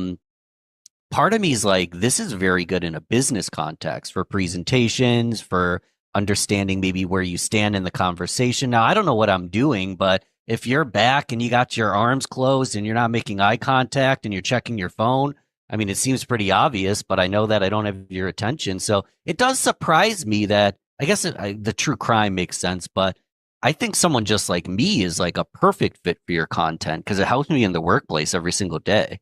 Yeah. And what you're talking about, when you see someone doing that, if let's say I was an entrepreneur in residence at the Nashville Entrepreneur Center from 2011 to 2017. And I'm the one that started the pitch department there. I headed that and created and everything else. So what I would do is I would train the new entrepreneurs and startups how to pitch their idea, product, or service. And one of the main things I taught them was if you go to pitch, and we'd have these people pitch in front of 500 people, these financial people from around the U.S. and sometimes the world, and pitch to them. And the thing that I realized, because I used to video not just the people that were pitching so I could help them with their pitches, later on, I would always do videos of the crowd as well, the people that they were pitching to and watching them. And what I discovered was the people who have their arms crossed and they've got a leg crossed and they're looking at something, they look up and they're frowning and all, that's the people you want to pitch to. That's the people you want to focus on because those are the ones that are thinking about what you're saying. Nobody sees it that way. They all think somebody's doing this. That person's there just to meet other people. They're schmoozing, hanging out. They're there for some other reason. Because how can you take in information when you're just sitting there going, that's great. Because you want somebody going, is this going to work for me in 6 years? Is what he just said true? I've got to talk to so-and-so about that. Let me see. And you'll see him talk to somebody else, and that'll be the person that their financial person, usually if it's the finance, the money person themselves that's looking at the thing and whether I'm going to pitch or not. Usually they'll have somebody with them and they'll be talking back and forth and they'll have that look on their face like this. So anytime you see somebody frowning at you and goofing around with their face and then with their arms crossed, they're just listening. They've detached from trying to look good to everybody else and they're completely focused on you. So that's the thing that nobody thinks about. That's the thing everybody misses when they pitch and they ignore those people. And I have them zero in on them. Every person I've ever trained to pitch, whether it was a child, man, woman, whoever, whatever, they've all been funded. Every one of them to this day, from the day I started doing that to the day I stopped at the Entrepreneur Center. I still do that some. In some cases, I get hired to come in and help them build a pitch and all that. But I really believe that's one of the main things it was because you can see the first person to start turning off, that's the ones thinking about you. And that's the ones you want to zero in on.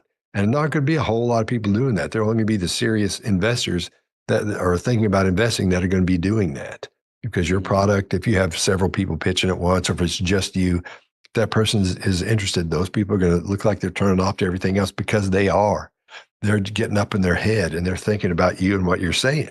So that's what you're looking for. And most everybody misses it.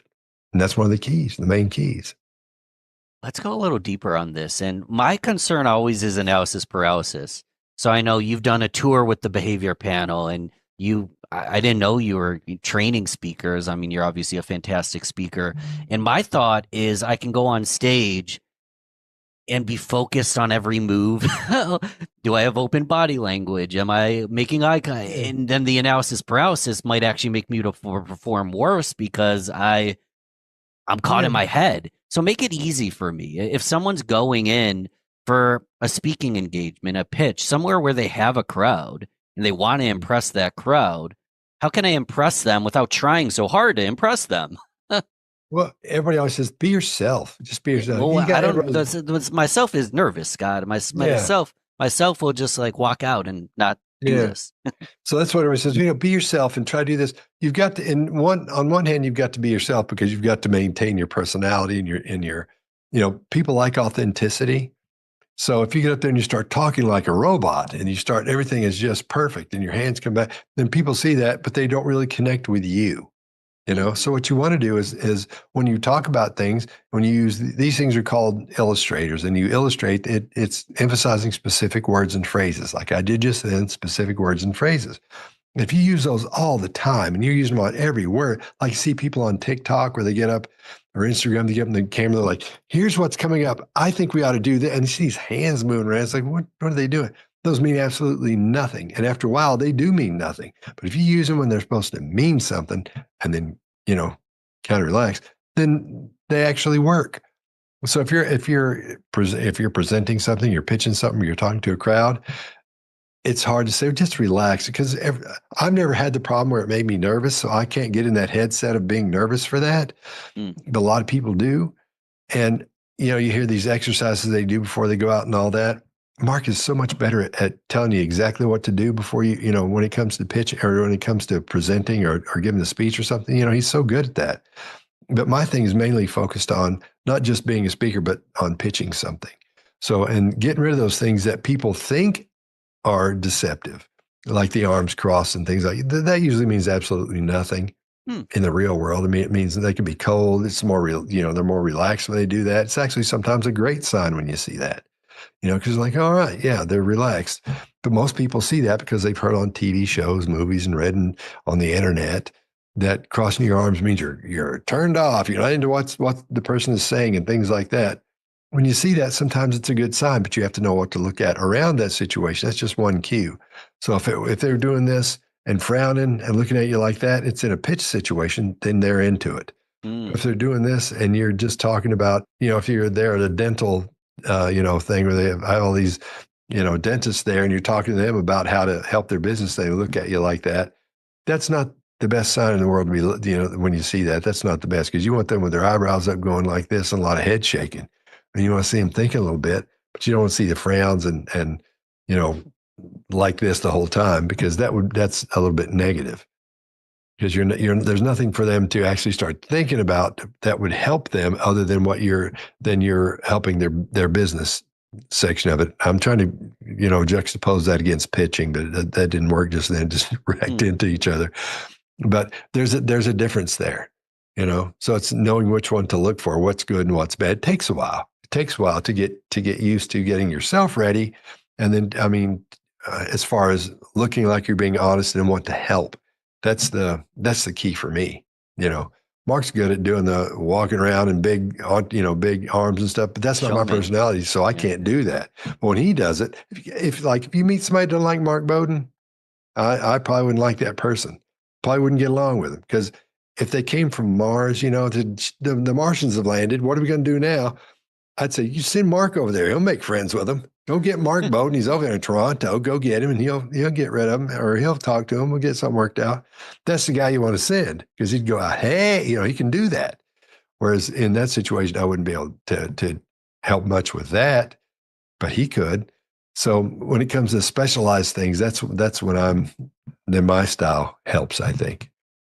No, it makes sense. A quick invitation for the listener, if you're listening on a podcast app, this might be a good opportunity to go to the show notes and actually watch it on video on YouTube, because Scott's doing a lot with his body and movement. So I'm sure you can hear some of it. We'll talk on that real quick, Scott. When you're moving your body, it does affect your tone as well, I imagine, right? Oh, yeah. Because if you're all bunched up like this and I'm talking to you, it sounds different even though it's a little bit of a difference. My shoulders are back a little bit and I sit up, I get a lot more air in my lungs. It's a lot easier to breathe. That's why when people are about to pass out, they have them raise their arms because it helps open up your lungs and gets the blood going from your arms back down to your heart and gets things rolling. So it makes a big difference the way you look and the way you sit and say, to the way you sound, because that's the way you feel. And if you feel better, you're going to sound better. You're going to sound a little bit more excited and a little bit, you'll be more on point because your brain will be on and be focused better, in other words. So, Scott, going back to the pitch situation, literally the same question, but I'm saying it in a different way. If I'm looking and I'm like micro-analyzing everyone in the audience, I feel like that would, as a beginner, should I just ignore everything I've learned from the behavior panel and just give my speech? Or are there certain things that I really need to be in tune and ensure that I do?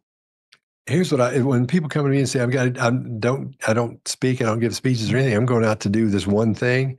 So look at it as your first time speaking somewhere. I say, look at that whole group as one person. You can't see like one person with one head and two arms and sitting there listening. But if you speak to the crowd as an like it's one thing, that makes all the difference in the world. If you see it like that, instead of trying to speak to every person, or you could pick out one person and talk to them. Nobody's going to know you're just looking at that one person. That one person will think, wow, it looks like he's looking at me, You find the head nodder and you just talk to the head nodder.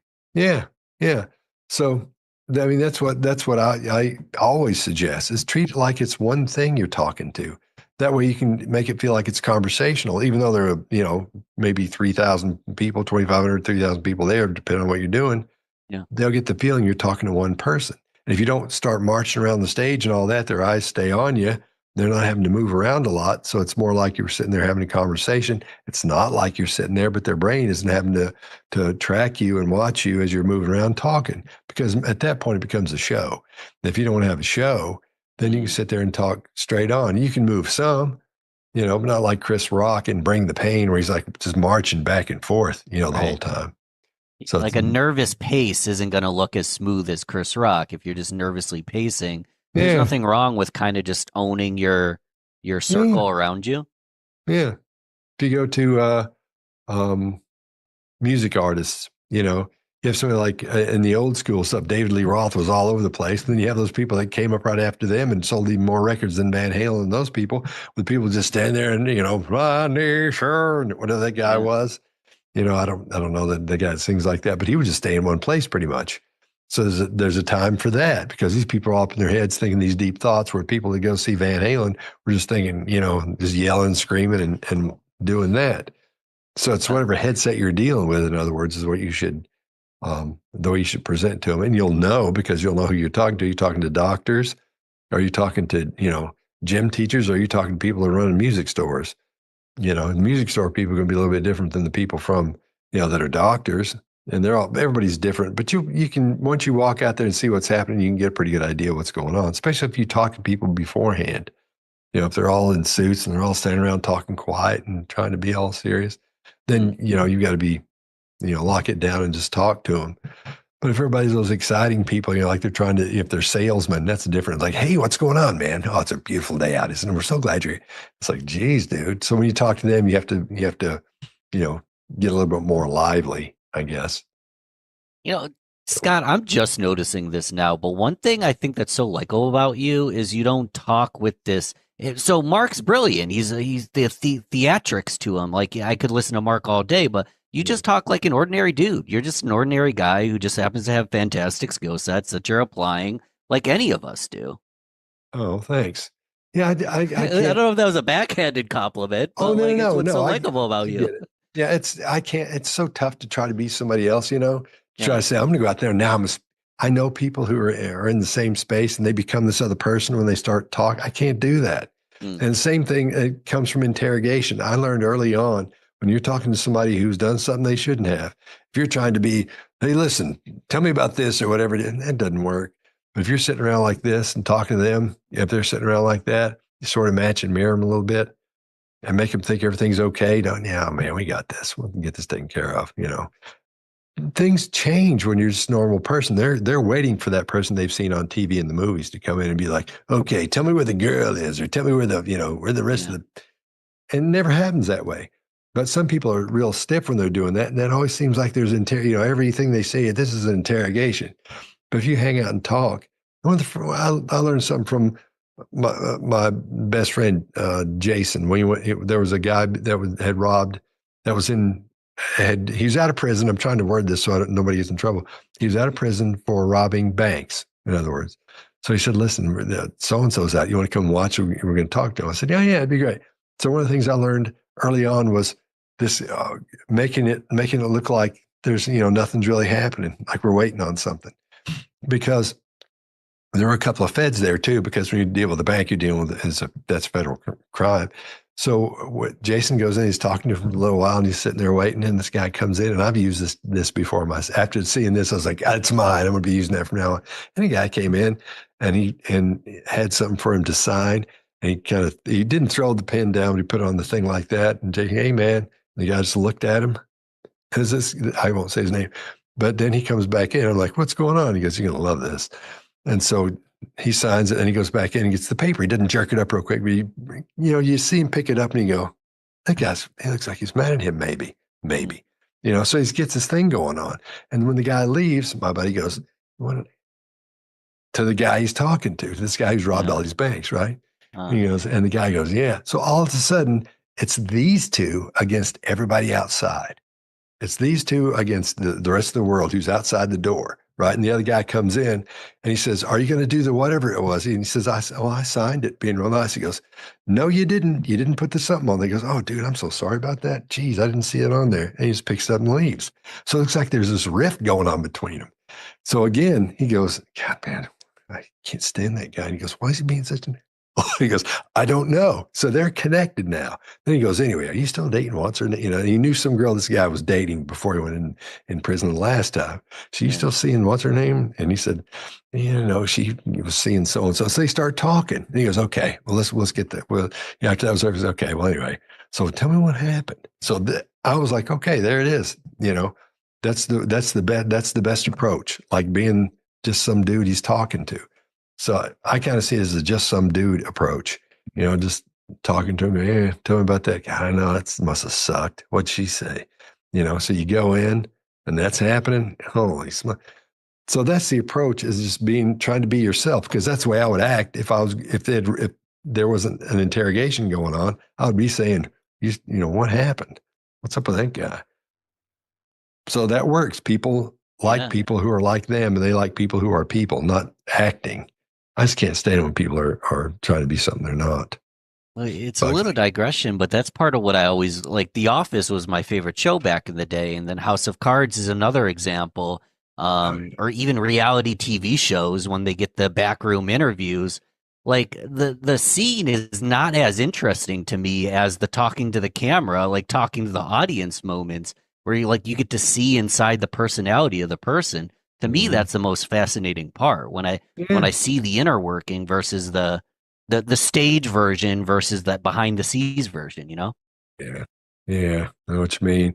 Yeah, and you get that feeling, you're seeing that, you want to get, when you're talking to somebody that, especially in interrogation, you want them to wonder where this guy ate for lunch. One day, wonder where they go. You want them to almost go, hey man, I'm going to go out to eat after this. Where would you go? Because, if they're from out of town, or have you been to Rose's, the barbecue place over there on Charlotte? No, what's that? What are they doing there? Yeah, that's the feeling you want to give them, that they could do that, So I agree with you. That's the key, just being a normal person instead of putting on a show. Scott, so as you just say, instead of putting on a show, in my head, I'm like, this would put on a great show. I want to take us into the back room of an interrogation room. You mentioned the watching it on video is not quite the same. And someone like me just watching and maybe taking a couple notes and maybe intuitively seeing something, but then it's explained to me and then I intuitively understand it or logically do. An interrogation room, there's got to be a lot of energy, emotion. You tell me, how is it different? We'll start there. How is it different than what we see on the show? It takes a long time sometimes. There's a show called 48 Hours. And they get these people in and they interrogate them and talk to them. And they tell them what happened. And it's just, it's like an 8 or 9 hour interrogation, just knocked down to like, 20 minutes or 40 minutes, whatever it is. So they take out all the boring stuff. And all you see is these big movements, these big things happening. And those things are so rare in there. You never, some of those people do such a great job in there. You can learn a lot from watching it, but it's like watching Shark Tank. You don't really see what a pitch is like on Shark Tank because it's not like that anywhere else but there. When people go, hello, sharks, I'd like to tell you about something. Same thing for an interrogation. Yeah. It's not like that. Sometimes you'll get, we'll have it on there long enough so you can get a pretty good idea of how it was. It's not just the best parts. It's where we see somebody being dishonest. Because Greg and I will go through the clips before we send them to, we have what we do every week is Greg will find something and he'll say, hey, what do you think about this? And I'll look at it and go, okay, that looks good to me too. And then he'll say, okay, I'll go through it. I'll find some good spots. And you look at them, see what you think. We'll take things out or add things. I'm like, okay, we do that. We put them in a Dropbox and all 4 of us can get in that Dropbox. And so we all 4, can download the sections, the clips, and we go through them, So I've lost track of what I was telling or what your question was right then. I got so up into that. Oh, and we're going to go into the interrogation room. But on that, how much prep are you doing? Do you have the capacity that you can basically come up with your thoughts there on the spot, or do you prep your speaking points prior? No, you got to know as much about that person as you possibly can before you go talk to them. If you can find out what they're doing in 3rd grade, you go find out what they're doing in 3rd grade. And if you find out that somebody in the 3rd grade may have accidentally peed in the floor in the 3rd grade, then you start telling them a story about, I remember one time I was in the 3rd grade or the 4th grade, wherever you make something up around the 3rd grade. Really? This girl named Cindy, what's her name? I remember one time she peed in the floor and she said the exact same, and he's going to think, you know what, dude, I had the same thing happen. This guy named Mark did it when I was in the 3rd grade. So there's a little connection there. You've got to have as much information as you can because you can do things like this. For example, let's say the person robbed a mini mart, and so you look at what's going on in his life, and you say, what's going on with him? Well, he got married last year. They just had a kid and they moved in this house and he hadn't made the last 2 payments. There it is. So you can say, this reminds me of something it's called a theme when you start talking to them like this. So I understand what, because you're a great guy. I can tell. I know good people when I see them. I can tell by talking to you. You don't talk like an idiot. You're not like those people. You're not that, you go on about how they're not, you're not that, man. This reminds me of, and you don't let them know, this stuff, See, this reminds me of and I always use my roommate from college, Andrew Connor. I'll tell you his name in case he watches. So I use Andrew's name. I was going, it reminds me of my old roommate, Andrew. What happened to his, when we got out of college, he got married a little bit early and they had a little baby. And then everything was okay. Their money wasn't, his job was okay. But then they bought a house and this cat couldn't pay for all this stuff, right? So what he did was, and he got away with it. I don't know how he got away with it, but what he did was he went and there was a bar and these people were working in there. He ran and got a bunch of money out of the bar and then left. Similar to what, you robbed, but it's similar to that, but that's what he did. He got away with it, I don't know how, but that's what that reminds me of. So I can see why you would, and then I get them talking about that and they're like, geez, that's almost exactly what I did. You make a story that's similar to what happened to them. And that was too similar, but you make something that's really similar and then you talk about that. Are you, and they go, shit, that is me. Are you making this story up? To them? Or they say it to me? Yeah. So the story you're telling them to, whether that's a rapport building us and them, I don't know exactly what's going on, but in the science, they're like, oh, I'm like this person. I like them. Yeah. So that's why I can't. Are you making the story up though, or do you just have stories? Oh yeah, totally. Oh yeah. What are your thoughts on the ethics of that? No judgment in that question. I'm just curious. No, I don't care. I'll tell you anything. If you've done something you shouldn't have done that's bad, or the situations that are the worst you can imagine, and we need to find out about that, I'll tell you anything, and I'm allowed to, except for if you tell me I'll let you go, or you won't get last time and things like that. There's no rules about that. I can tell you anything I want to, because I need you to tell me if it's a situation where I need information quickly. Shit, all bets are off. I'll tell you anything. I'll tell you anything. I'll tell you whatever it takes. I'll tell you I'm a robot. I'm a whatever it is. I'm a magician. Whatever it is, I'll tell you whatever it is. So if I think that will work for you, There's nothing wrong with that. Happens all the time. But the thing is, you come up with a story that's similar to theirs. The one I told you was too similar. It has to be different, but Yes, so, yeah. so they can start making those connections. So that's what happened. He's a great guy. I love the guy. I talked to him 3 weeks ago. He was one of my best friends. You tell that guy about your buddy that had the problem. So I know you're a good guy. I'm just trying to find out, what happened? Why'd you do this, man? Mm. Not did you do this? Not let me find out if it's you. Why did you do it? So that's where I jump off. Is it They're the already why did assuming you? that they did it. Yeah. Why did you is like, I know you did it. Why'd you do it? Yeah. Yeah. Because there's that, you can confront them. You've got the confrontational intro into it. You can go and sit down and say, look, man, I know you did. There's no question that you did this. We have all this evidence that you did it. I'm just here to find out why you did it. You're saying the same thing, but different. When I introduce that, I say, look, these people out here, let's say it's a bank and it's somebody who's taking a bunch of money, they're embezzling. And I go in and I say, look, man, these people know you did this. They've got they've had these people come in, these accountants that look at all this. They know you did it.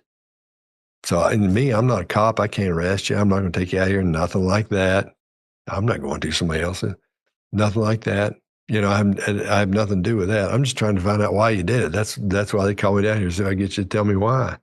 So tell me what happened, because it had to be something, and I get it. And what they don't talk is when I get it, I know, and that's when I can actually start the theme there of that story, and bring up something about my old roommate, Andrew, that may be the point to do it. Or you can come in and you have a lot of times you have a big folder and the thwack factor is a big part of it, where you get this big folder with a bunch of just nothing in it, a bunch of papers and things like that, like a DVD thing. It looks like it's a blank, or, it's a movie or something, but it's in a blank case.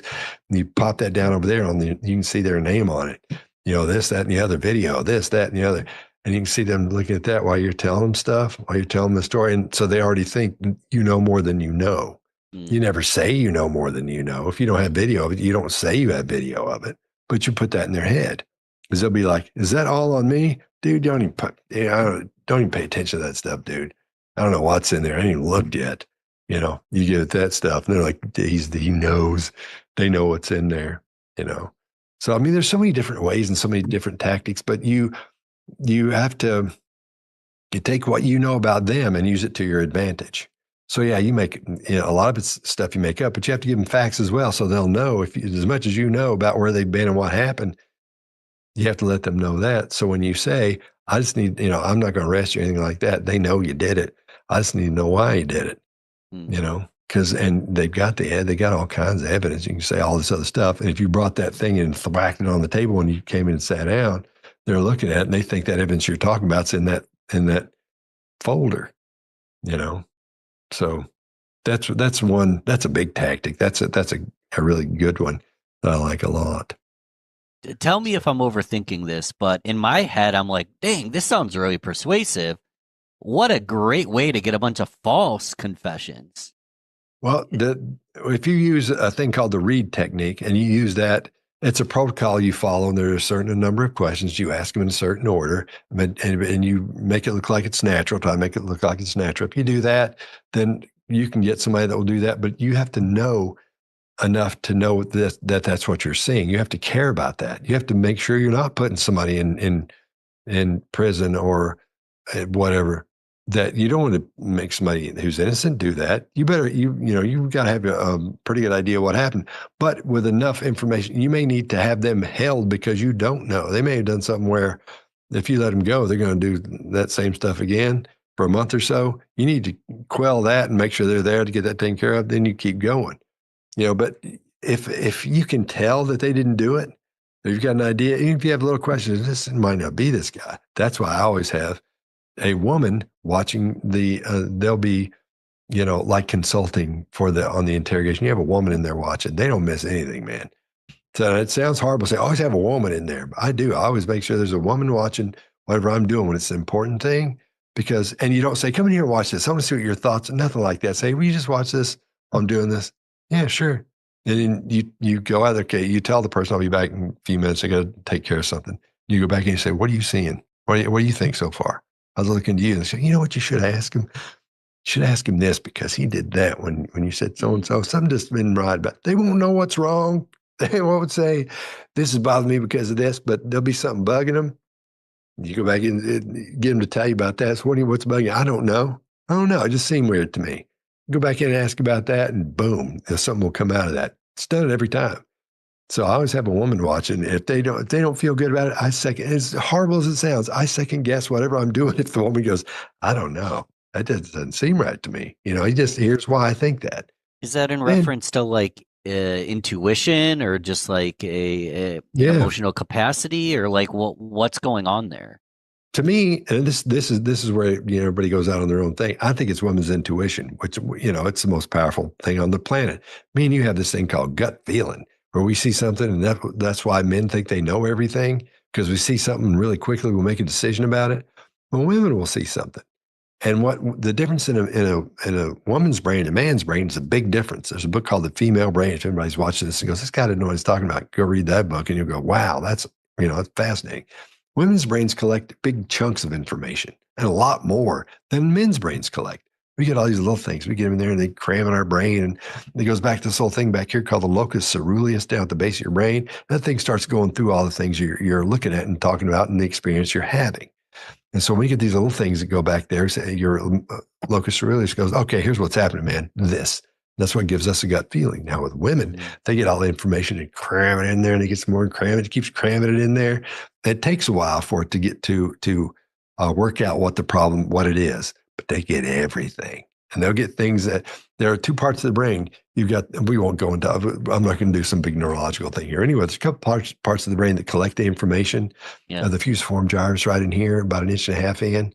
That collects all the little movements you make and little things you do in your body language as a person and situationally. And then you've got the mid-temporal gyrus, which is lower than that. That grabs all the big things.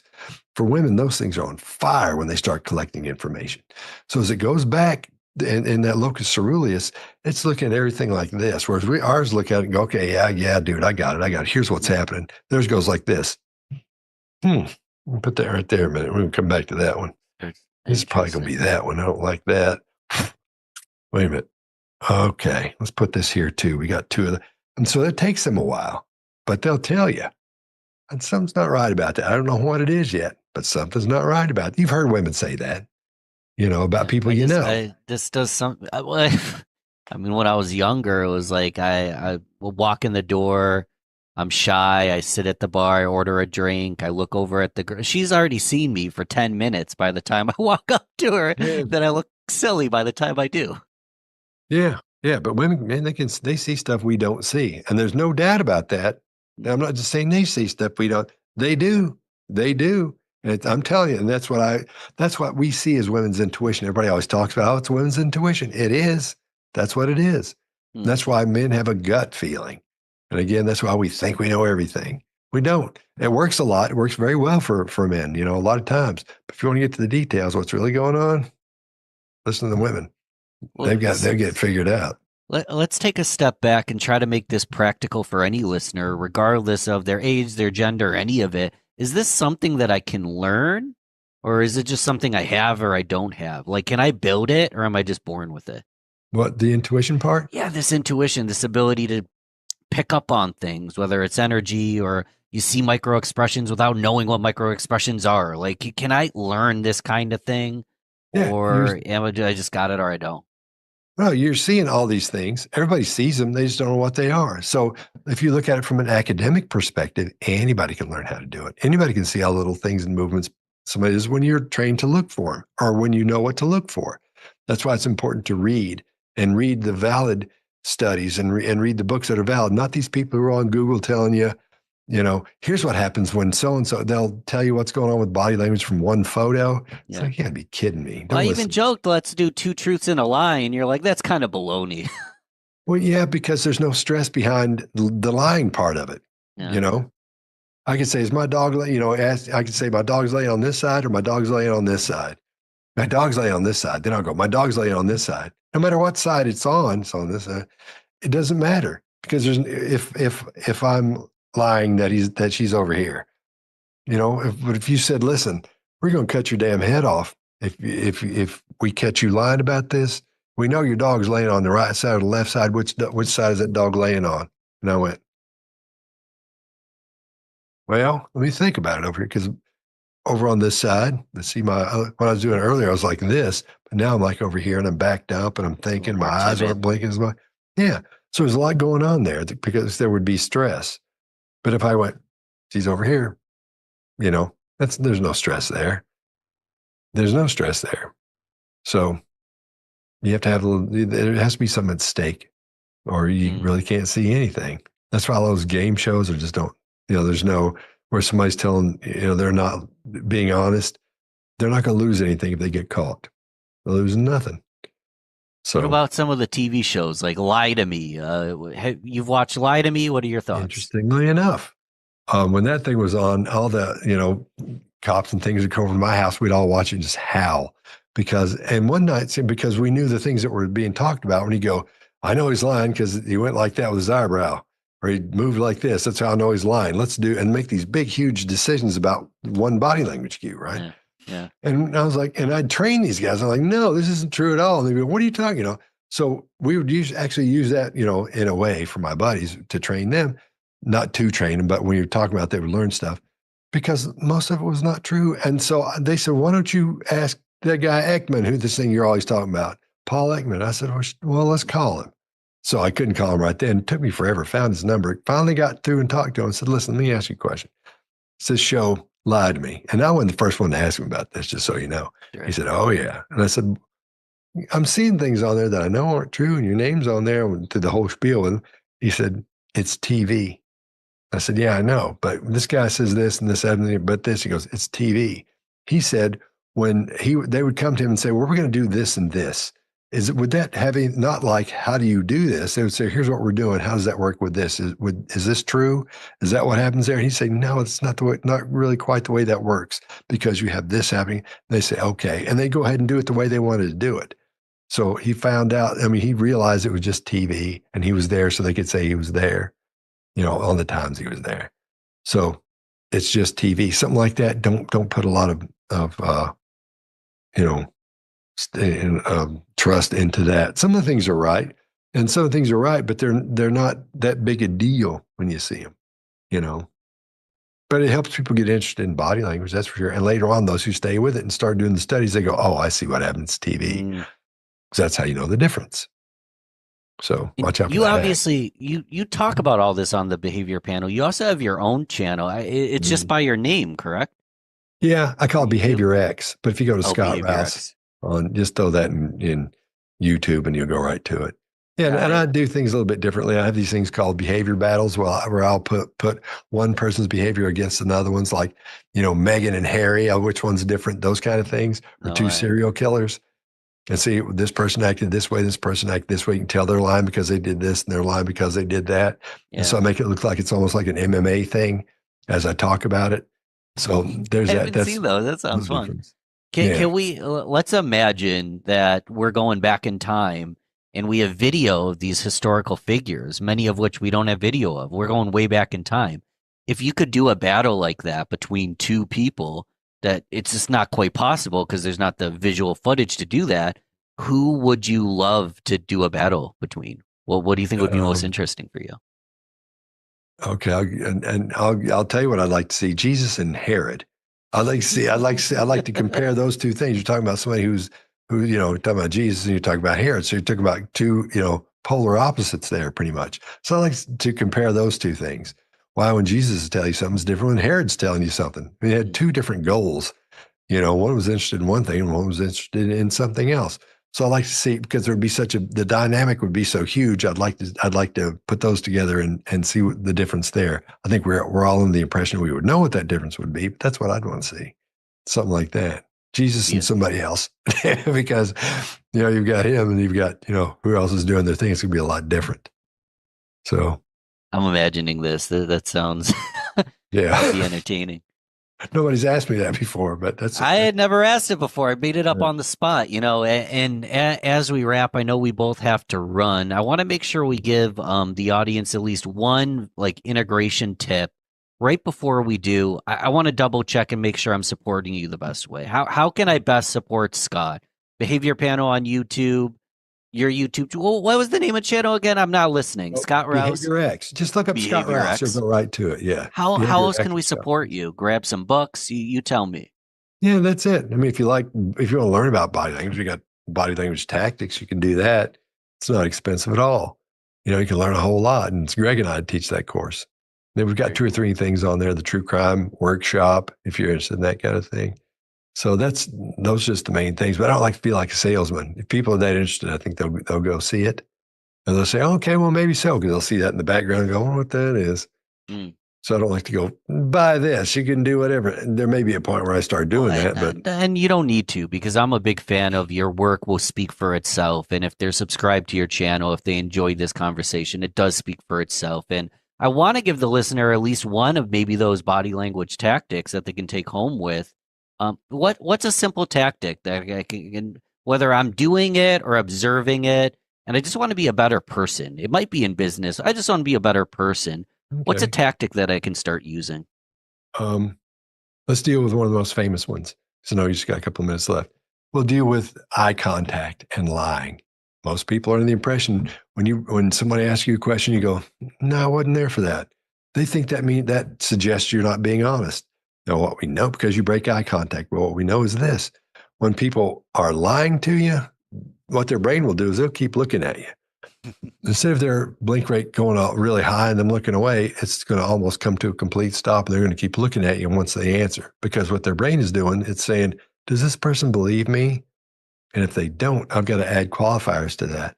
And when somebody looks away, they're comfortable enough to go, I don't know. Let me think about that. No, we weren't there. We weren't there. Instead of, no, we weren't there. Mm. And they freeze like that. And when they do, don't say anything. It was a little scary, to be honest, Scott. Yeah, when you present it like that, it is. It was a little but- startling. Yeah, A little but just jarring. normal every day, though, when they say, no, I didn't do that. Hmm. Watch for the blink rate to drop. Watch how long they stare at you, and they won't look away because they want to make sure you believe them. They want to make sure you're not going, Because if you do, they're going to start adding what are called qualifiers, things that makes their answer sound more believable. So that's what I would say. Focus I on love it. eye contact. Well, Scott, you're welcome back whenever you're available. This conversation was great. I feel like we only scratched the surface. That's why I got to go binge on the hundreds of hours of content you already have published online. And thanks, man. I appreciate everything you do, and we'll talk soon. Well, thanks for having me, because I really like your channel. The truth is that, music is our first language. If you think about, how parents talk to you when you're a baby, that's music that you're responding to, not the words. It's the melody of what they're saying, not the words, not what the actual words mean. When you think about how we respond to conversations, that's rhythm, that's call and response. We're all musical creatures. The truth is that your best idea is probably the one that's going to happen after that being stuck period, if you can power through it and get to that other side. So if you take a group of people and you say to them, we need a flyer for our event, whoever wins the client gets the bonus. If they're thinking, well, I'm only doing this so that I can get that bonus, the creative output suffers. But then she was like, I'm going to try one more thing. And she told the bonobos, You're listening to the Real Business Connections Network. Real Business Connections Network. Powered by Balbert Marketing, LLC. Subscribe now and check us out at realbusinessconnections.com. Enjoy the show. So Dr. Indre Viscontis, I wanted to start by sharing a quick story. So college, I'm not even 21, I'm 19 or 20. And for my media class, they have us do a project, which is a media detox. What does an entire day look like with zero media, which means no driving in the car. I can turn lights on, but no turning on TV, no listening to music. Just the thought of no music and podcasts is driving me crazy for a moment. So what are you going to do in a scenario like that? I basically just take a walk. I mean, what else is there to do? Get out in nature. And I won't bore the listener with every single detail of a 12-hour day. But towards the end of the day, while I'm walking home, a car alarm goes off. So a car alarm's just like, duh, duh, duh, duh, duh. And in my head, I'm like, oh, we have a metronome. So as the car alarm's going, duh, duh, duh, I'm kind of doing a boom, clap, boom, clap, boom, clap, and like kind of dance into the car alarm. And then I had a moment of like awkwardness. Like, am I that crazy person that people point to on the street? But I felt so in flow, and I don't know if I realized it in the moment, but like listening to you and learning over time, like it was a very musical moment. Yeah, I love it. I was creating music without trying because with nature and the car alarm and my body, like music's always present. And I'm just curious, what are your thoughts on all that? It's such an interesting observation because, it speaks to a couple things that I'm really interested in about right now. I'm actually writing a book on something called the salience network, which is this network in the brain that most of us don't know we have. In fact, it wasn't even named by scientists until about 10 or 15 years ago, but it has an oversized influence on everything that we experience. And it is essentially a reflection of your past, of your sense of self and your identity, what's going on in your body right now, and what your, goals and motivations are, not only in the moment, but in the long term. And what you've just described is a perfect example of how something that you normally would have ignored for the most part. I mean, look, car alarms are hard to ignore, but if you live in a city and you're hearing them all the time, people can sleep through car alarms without a problem ultimately, right? And so you've learned to ignore them because they're no longer salient in your environment. But in your detox moment, you've essentially created this like real salience to any sound that has a pattern that is recognizable in that way. And so it's really interesting to me that sort of there's a couple things that I know about you from that story. One is that you were able to do this thing that is hard, and not cheat in your class and do the media detox. And that when you did that, the thing that caught your attention, that your brain was kind of thirsting for, was to create this musical moment, which suggests that, music does have a pretty central role in the rest of your life. And also that you kind of went with it, right? That you didn't just like you said, you leaned into it. You were participating in the music making. That's also really interesting to me and tells me a lot about sort of who you are and how you approach creativity. But yeah, I mean, I think there are sort of, for the average listener, there are sort of two takeaways. One is that it's pretty quick and easy to change what you pay attention to in the course of a single day. You went from being someone who never would have, you've probably heard hundreds of car alarms. You haven't told a story about them. I would just put my headphones on. Like, that's annoying. Or like, who cares, right? Like, yeah, like you're not going to tell somebody on a podcast about the time you heard a car alarm, right? And two, you've got, we adapt real fast. And then we also have this desire to make meaning out of our environment. So we're not just passive, like things that we experience don't just wash over us. We want to engage with it. We have this sense of like, well, I want to participate in my world. And that's what you did, right? You took this moment to, not just note, oh, there's a car alarm, and oh, it's really salient to me now because I haven't, heard anything like that all day long. I've just been in nature. But two, I'm going to make something out of this moment, and I'm going to, enhance it for myself. I'm going to own it in a way, and I'm going to kind of create this moment that's really special to me. I'm wondering what's going on in the brain, and I'm just thinking creativity in general. So I listen to a lot of podcasts. I listen to a lot of music. I go to a lot of concerts. Like, I know that, oh, this is kind of metronome. Like, I can add to it, but like absence of all that stimuli just in nature, like I haven't done a media detox, I don't think, since that day. That was like 15 years ago. And like absence from all our understanding and our previous experiences. Do we start creating music naturally? Do I need to like know what music is to create music? Or is it something that just happens naturally for us?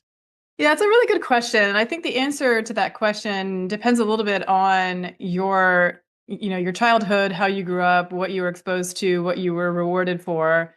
I like to think about there are definitely these kind of sensitive periods in your life where your future relationship with music was really established. And the first one is in the first 3 years of life, when your brain, I mean, I joke that babies are pretty useless when they're born, right? It's kind of like a meatloaf. Like they wouldn't survive by themselves for, more than a few hours, right? And the reason that they are born so useless is because their brains triple in size in the first year of life, and they are able to adapt to whatever environment they're born in. They can learn any language that, they get exposed to.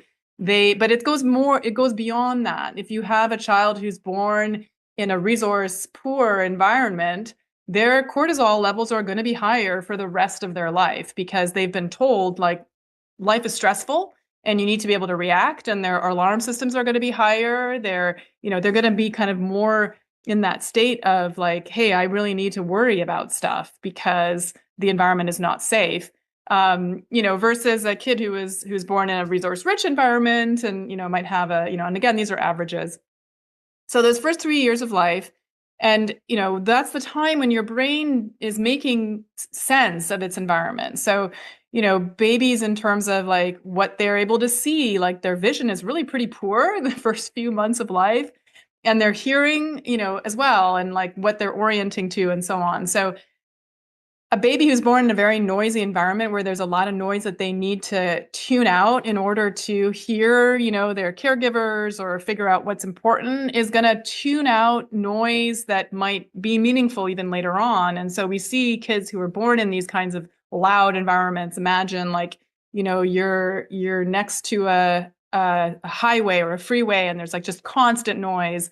You learn to ignore that noise. And so your brain doesn't prioritize sound in the same way as it might say visual cues or other cues. And some of these kids are at risk for later language and communication problems versus a kid who's born in an environment where music is played all the time. And every evening at the end, after dinner, the entire family sits down and they like attentively listen to a piece of music. That kid is going to learn that sound is really meaningful, and they're going to hear things in sound that other kids, might not. In fact, we see kids with musical training, they can actually tell the difference between the cries of babies more accurately than kids who are born, without kind of musical training. So like they're able to extract emotion out of sounds, much more readily.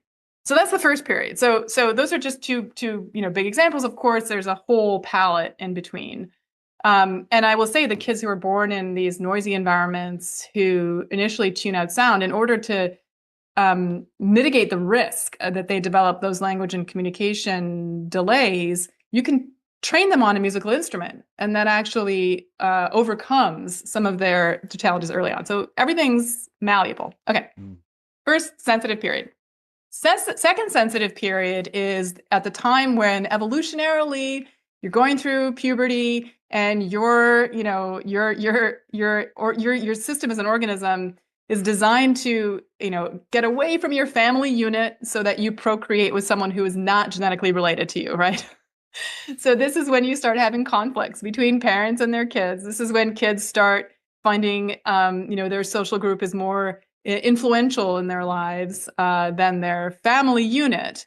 And this is a time when music can really help these adolescents not only figure out who they are and what their identity is, but also find the people that share, that sense of identity and those values. And that's why the music in our teenage years and early 20s stays with us, for the rest of our lives. Even if objectively you can say, yeah, that was really pretty shitty music. Sorry, I don't know if I can say that word on your podcast. Go for it, yeah. You still like it. There's still a part of you that reacts to it and is like, oh man, that's so good, even though I know it's so bad. So that stays with you for your entire life because it's really embedded into your core identity. So that's when I think about like, so, what is it then you ask, well, what about the person who's composing music?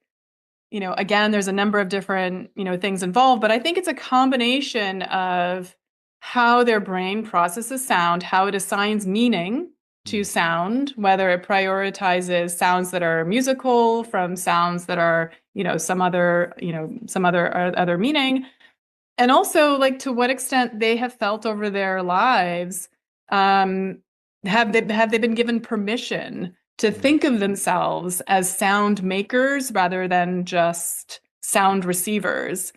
And I think, I think we live in a time where it can be a bit precarious. A lot of kids, a lot of people are told, in order to be a musician, you have to either have training or, have released a single that, has 1 million downloads on Spotify or listens or whatever, that you're not a musician unless you're somehow like, special in this way. But the truth is that, music is our first language. If you think about, how parents talk to you when you're a baby, that's music that you're responding to, not the words. It's the melody of what they're saying, not the words, not what the actual words mean. When you think about like how we respond to conversations, that's rhythm, that's call and response. Like there's music elements in all of the things that we participate in. And it's just a question of whether you've made that, you've realized that, oh, actually, this is music and I am musical and we're all musical creatures. We all understand rhythm and patterns and, use our voices to communicate and so on. So I think that second part of like, has the world or have you given yourself permission to be a music maker is the answer to that question. So I have a million questions for you.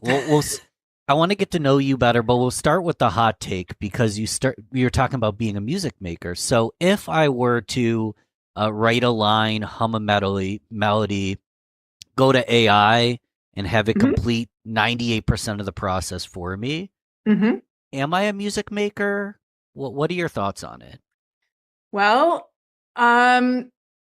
is it good music in your opinion, right? Like, so do you like the thing that the AI creates? It's so good. So there's sort of two things here that I could say is one, I don't know that is any different from using any other kind of synthesizer or other kind of tool to create sound. I mean, look, even if you're playing the piano, you're still using the instrument to make the sound, right? So there's still a separation between you and the music. It's this instrument. I mean, even when you're singing, there's probably training and there's probably some kind of, I don't want to call it artificialness, but there's something you're doing that's like, changing the sound, and kind of, so to what extent, like if I'm a singer and I sing exactly how, what the music was, how it was written by a composer, am I a musician or am I just, a vehicle for the composer? Like, is it the composer, the musician, or am I the musician as the singer? Like, right. So,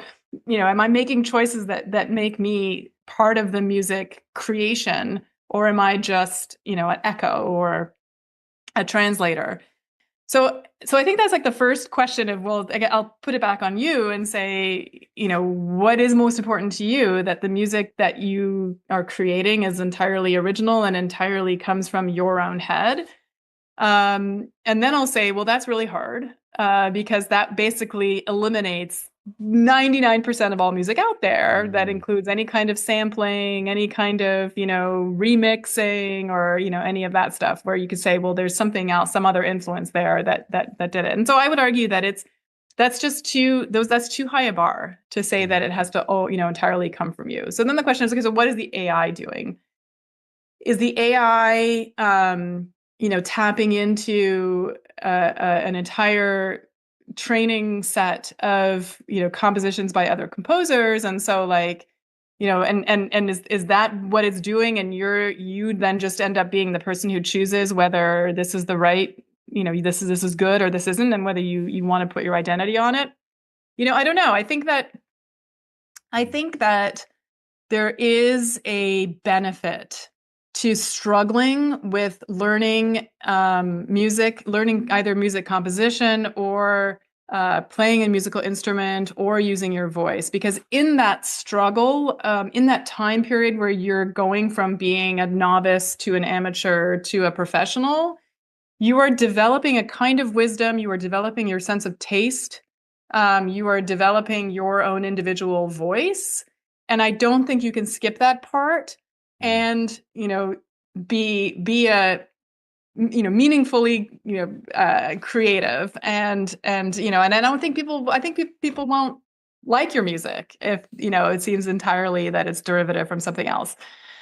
So I think that there's that component to it, but I also think that we do live in a time where not being like struggling, like singing off key is not cool, right? Like that's like people immediately say, well, that's bad if they are singing off key, even if like that person is still going through the process of struggling to learn how to sing, in key, on key, and so on. And so I think that we have to be a little bit kinder to each other and understand that sometimes the journey of going from novice to music maker in front of other people is messy, and there's some, sometimes it's not going to always sound great.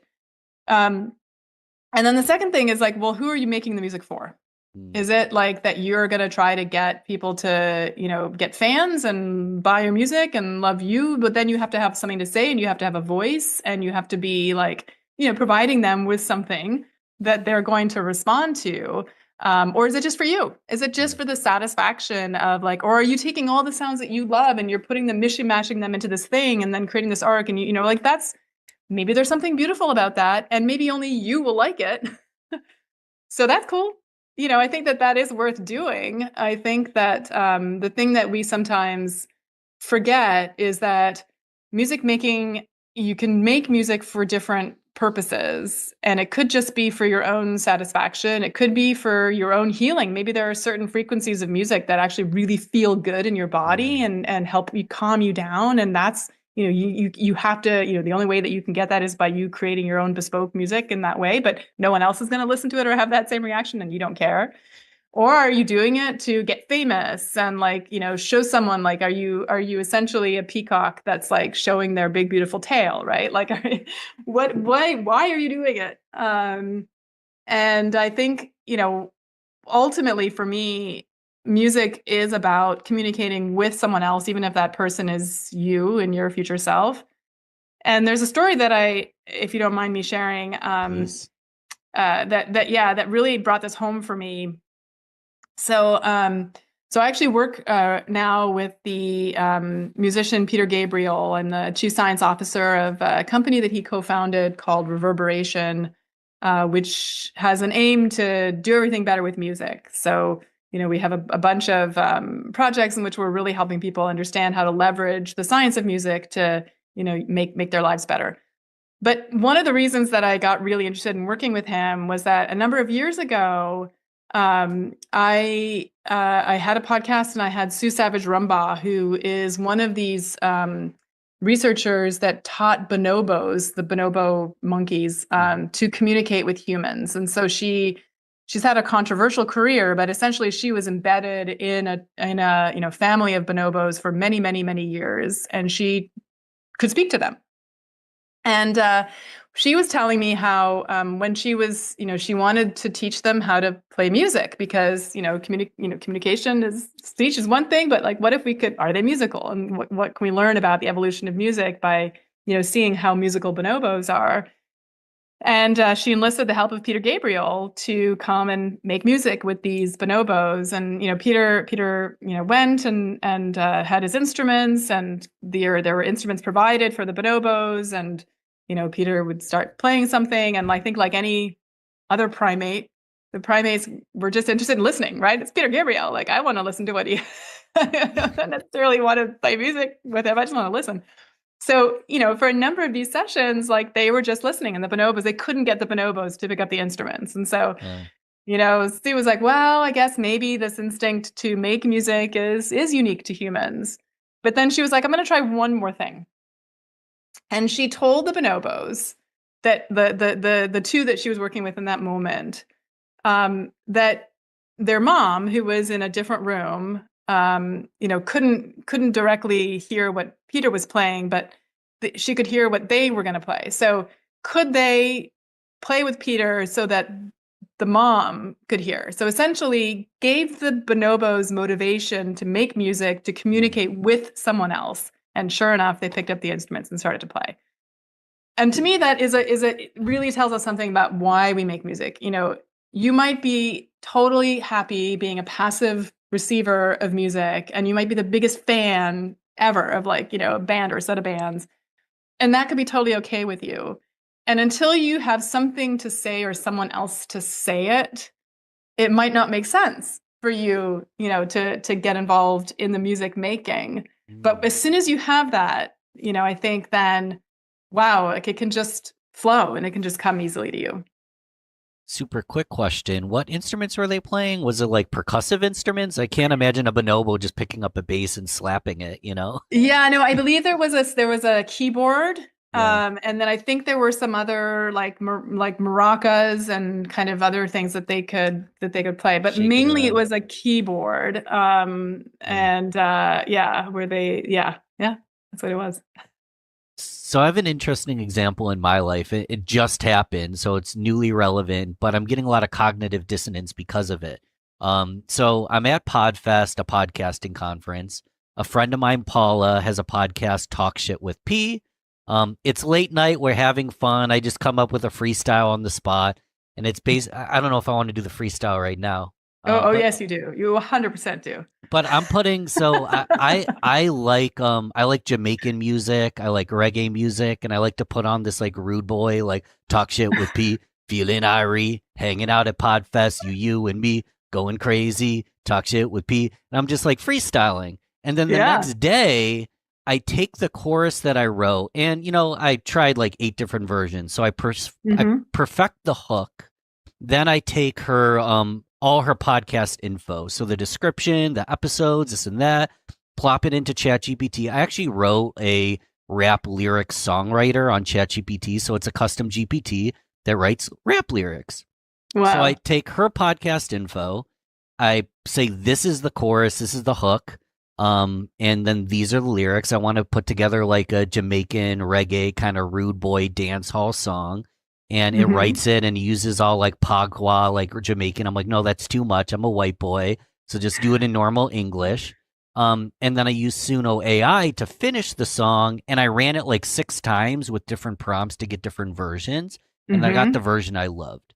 So now I have the exact freestyle, but then there's verses, and all the verses are speaking about her podcast and her love of mental health and giving voices to the voiceless and all these things. And it's beautifully written. I did write the hook. I had the idea of reggae. So I kind of had the framework. And it felt really joyful. And I sent it to her, and it stuck in my head. And she's like tearing up, like, this is amazing. And now, do I think that it will be a top 10 radio hit? Probably not.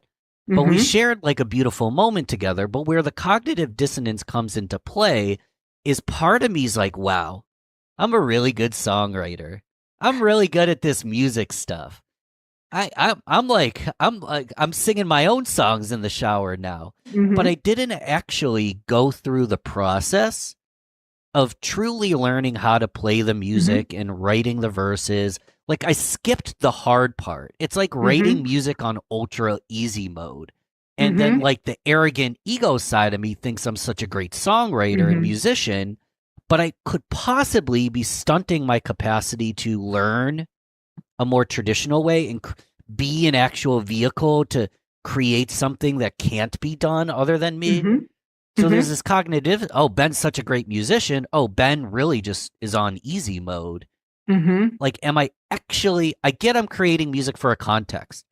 A quick example is I'd love to do something like that for a wedding, like go to a wedding and have all custom wedding songs. That'd be kind of cool. Yeah. But does that really make me a creative or a musician? Or does it just mean I'm an idea man, and I outsource the creative to something better than me? You see where there's like a cognitive dissonance coming in? Yeah. I hear you. I think that, I think you're smart to think about it as a dilemma and to feel the dissonance, because I do think that, especially with the current LLMs, GPTs, there is a limit to how outside the box, you'll eventually get. So what we see is this is some of the work that I've been doing with some colleagues at Georgetown and Penn State, looking at college application essays, for example, before and after the release of ChatGPT. And what we see is that overall, like, they do kind of sound better. Like, right, they sound a little bit more polished. There's the actual words that they use maybe are, a little bit more, like there's more 3-cent words than, before, and so on. But there's a homogenization of the deeper concepts. So they become more similar to one another. So my question for you is, okay, you had this idea, you did this, this freestyle song for this podcast opportunity.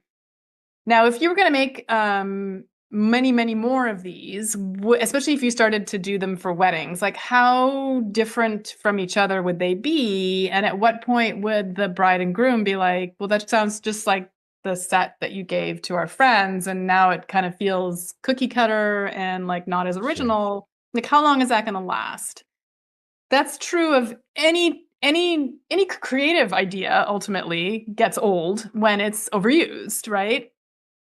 The question is, how do you come up with the next creative idea?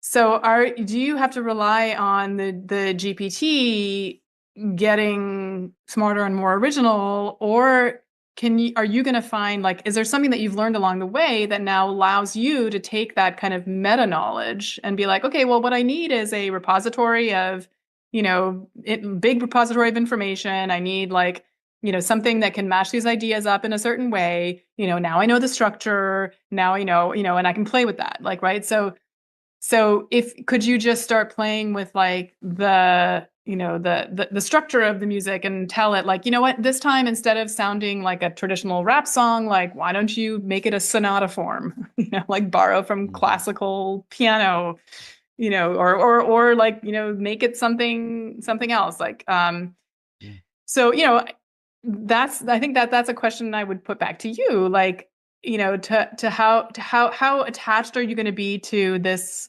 format, and how easy will it be for you once that format gets tired to find a new format that's now also creative? Are you a one-hit wonder? I mean, my instinct is that I would be tremendously attached, and it would only get harder. And I didn't even realize this callback would occur, but it goes back to the media detox. Yeah. Like, if I were to detox from all AI tools, can I write music? I know. Yeah, I mean, probably not as, so that's another really good, actually, way of thinking about what separates people who are, armchair creatives from people who actually do things, who get things done. And part of it is being comfortable with the struggle. So one of the things, when we do these master classes, I'm the president of a society of creativity researchers, and we give these master classes to, entrepreneurs, to corporate leaders, and so on. And one of the things that we teach them is to become comfortable with the state of being blocked, of getting stuck. So a very, quick, tangible example is that, let's say I asked you to come up with as many uses for a brick or a paperclip as you can. So you'll come up with a few, and then there'll be a bit of a gap, and then you'll come up with a few more. And then eventually you're going to get to a point where you're going to be like, okay, that's all the ideas I have. And you're going to quit and stop. The truth is that your best idea is probably the one that's going to happen after that being stuck period, if you can power through it and get to that other side. There are strategies of what to do in that interim. We can actually even talk about the brain networks that are involved and how you can get out of the fixation and into the imagination mode. But people essentially underestimate how creative they are, because they don't get past that stuck moment. But being in that stuck moment is uncomfortable. It sucks. I have this, my husband gave me this card as I'm writing this book. I can't find it. Oh, here it is. And it says the creative process. And this is what it says. It starts with, this is awesome. This is tricky. This is shit. I am shit. This might be okay. This is awesome. Right. And this is true of entrepreneurial adventures, right? You're in like the depths of despair and so forth. But like, But you have to get past the I am shit phase in order to get to the real this is awesome bit. And that doesn't matter, you know, whether it's music making or anything, you know, building a business, like it's all the same thing. And so how do you get through that? Is the muscle that you have to build. Well, let's talk about it, because about a year and a half ago, I was in this I am the shit phase. And now I kind of feel like I'm in I am shit phase. Now I've been camping and traveling and not focused on my business, so it has taken a little bit of a plateau. And I have done hundreds of podcast episodes that creatively I do sometimes flatline a little bit. Mhm. So how do I get out of this I am shit phase back into the awesome phase? Yeah, so there are a couple of like tools and techniques that we can use. I mean, part of it is I think reframing what it is that what's motivating you, right? So when we focus on external motivators, number of listens, you know, monetizing the podcast, it's very easy to get stuck after a while because you don't have any control over those external factors. Instead, you need to find that internal motivator that you do have control over and that you can chip away at every single day. So it might be that like, well, you know, I just want to get to a point where there is no point in the conversation when I listen to it that I get bored. Or that at the end of, you know, like there's such a variety of people that I'm interviewing, like whatever that motivator is, whatever you think would make for a quote unquote good podcast or that gets you off that plateau, you know, being clear on what the motivation is for that might help you understand what are the steps that you need to take in order to meet that goal.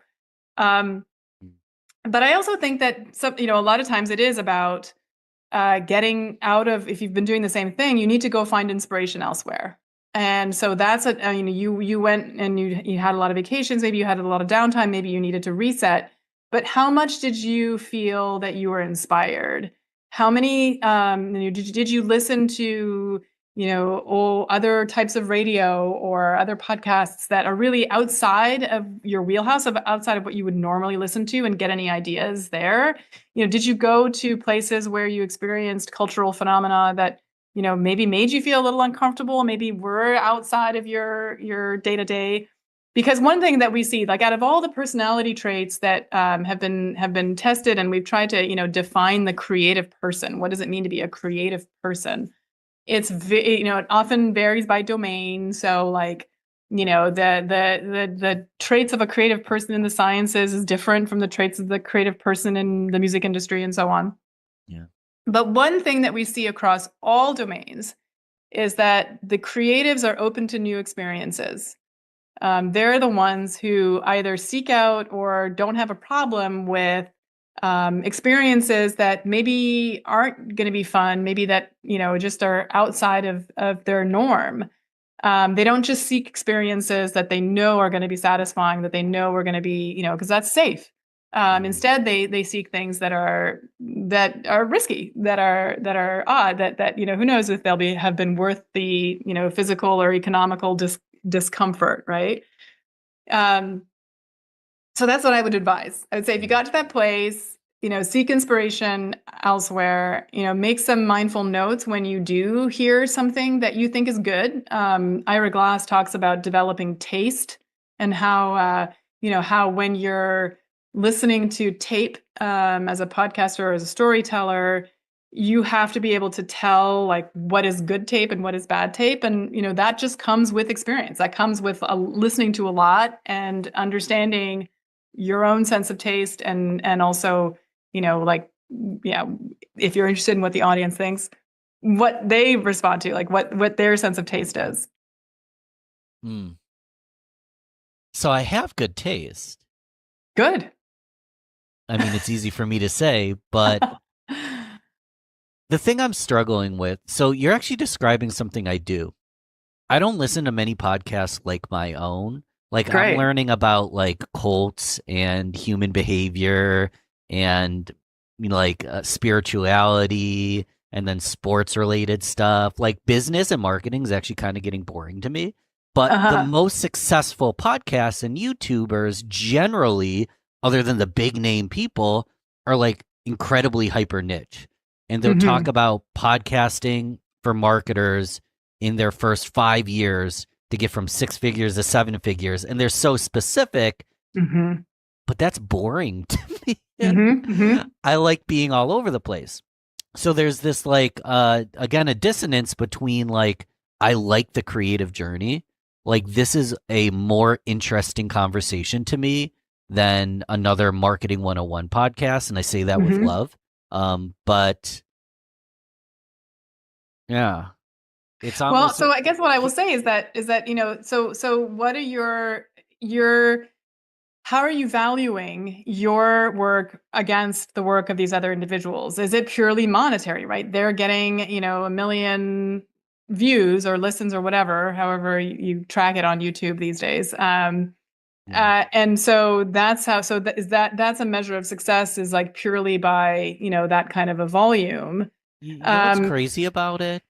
When I extract the external, like I freaking love it. Like my favorite part of the podcast Yeah. isn't the editing, it isn't the promotion, it isn't anything but being in it. Yeah. I Yeah. love doing the podcast. I love the creative process. I love the learning thing. It's the external elements of, it's been 5 years, you should be farther along, or you could have done it this way. It's the external stuff that almost like sucks the Yeah. true love and creativity out of it, which is tough. Like, do I just start a cover band and play Fleetwood Mac and the Grateful Dead? Or do I try to create something that's never been done before? Yeah. One's Yeah, gonna well, sell exactly. more I mean, tickets. Yeah. that's always the creative's dilemma, right? And like, I think I'm a believer that like, you eventually, if you keep, if you're a cover band, your higher end is limited, your legacy status, your ability to build is limited, right? Like there is going to be a time window in which you might find some success, but then after that, or a certain amount that you can rise, but then you're going to hit a ceiling. Whereas if you're really following your own creative ideas and you're really true to that, it's much riskier. 99% of the time, you're not going to get to that same level of comfort. It's like the difference between a lifestyle business and a unicorn, right? Like, I think that there is more of a potential that you would have a unicorn. Well, at least the potential is not zero. Whereas I think in a lot of these cases where you're comfortable, that the chances of it being a unicorn are zero, or close to it anyway.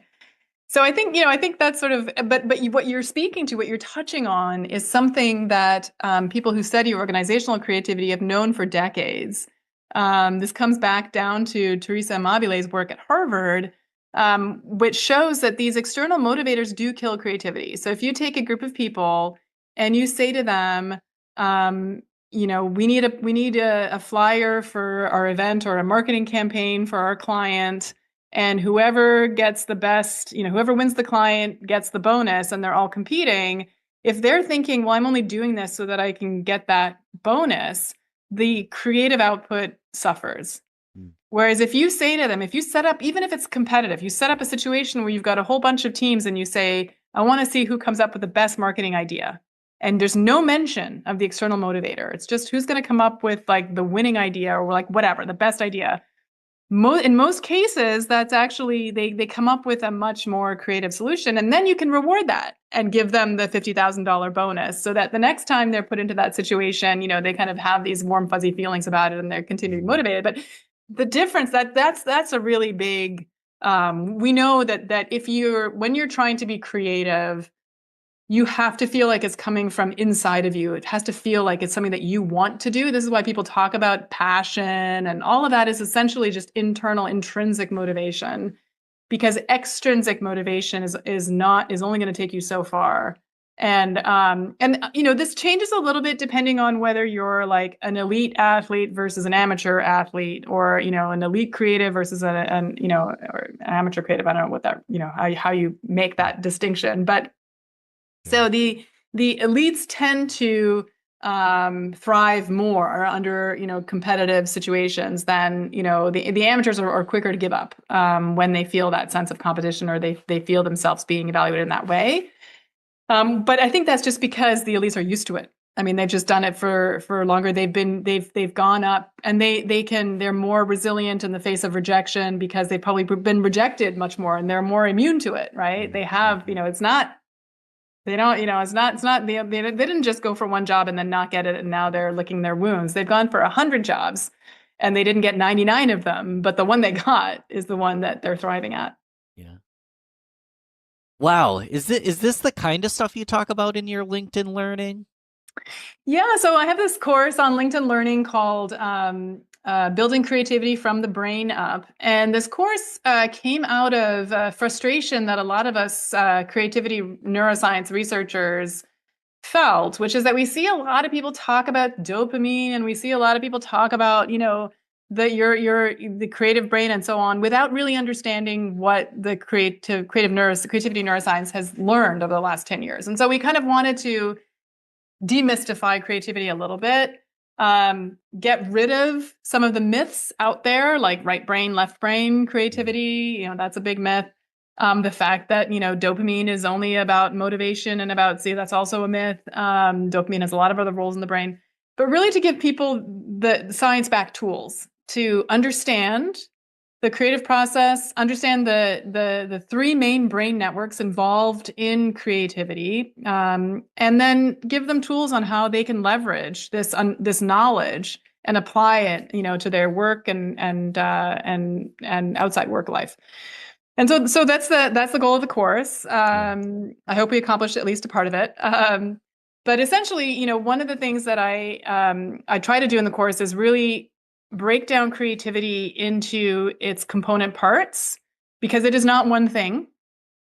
And there are different stages of creativity. There are different ways to engage with creative work. And there are these different brain networks are involved at different steps along the way. So there's a time when you need to be focused and deliberate, and you need to use what we call the executive control network to really get things done. And usually in the beginning, when you're trying to prepare for being creative, to gain the skills that you need in order to be creative in that domain, when you need to really construct the problem that you're trying to solve. That's very important, is to have a clear problem that you're going to be attacking.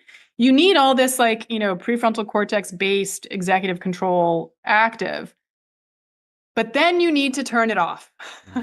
And there are these stages in the middle, you can call them illumination or incubation or, whatever you want to call it. There's these stages in the middle where you need to let your brain do its own mind wandering and, its own imagining. And thinking too much in this prefrontal executive control type of way gets in your way. So there's sort of strategies that we talk about, which helps you get into this other mind wandering imagination state network. But then once you get that good idea, you still have to activate it. And there's still work to be done, right? A lot of us get to the great idea and we think, okay, I'm done. I have this great idea.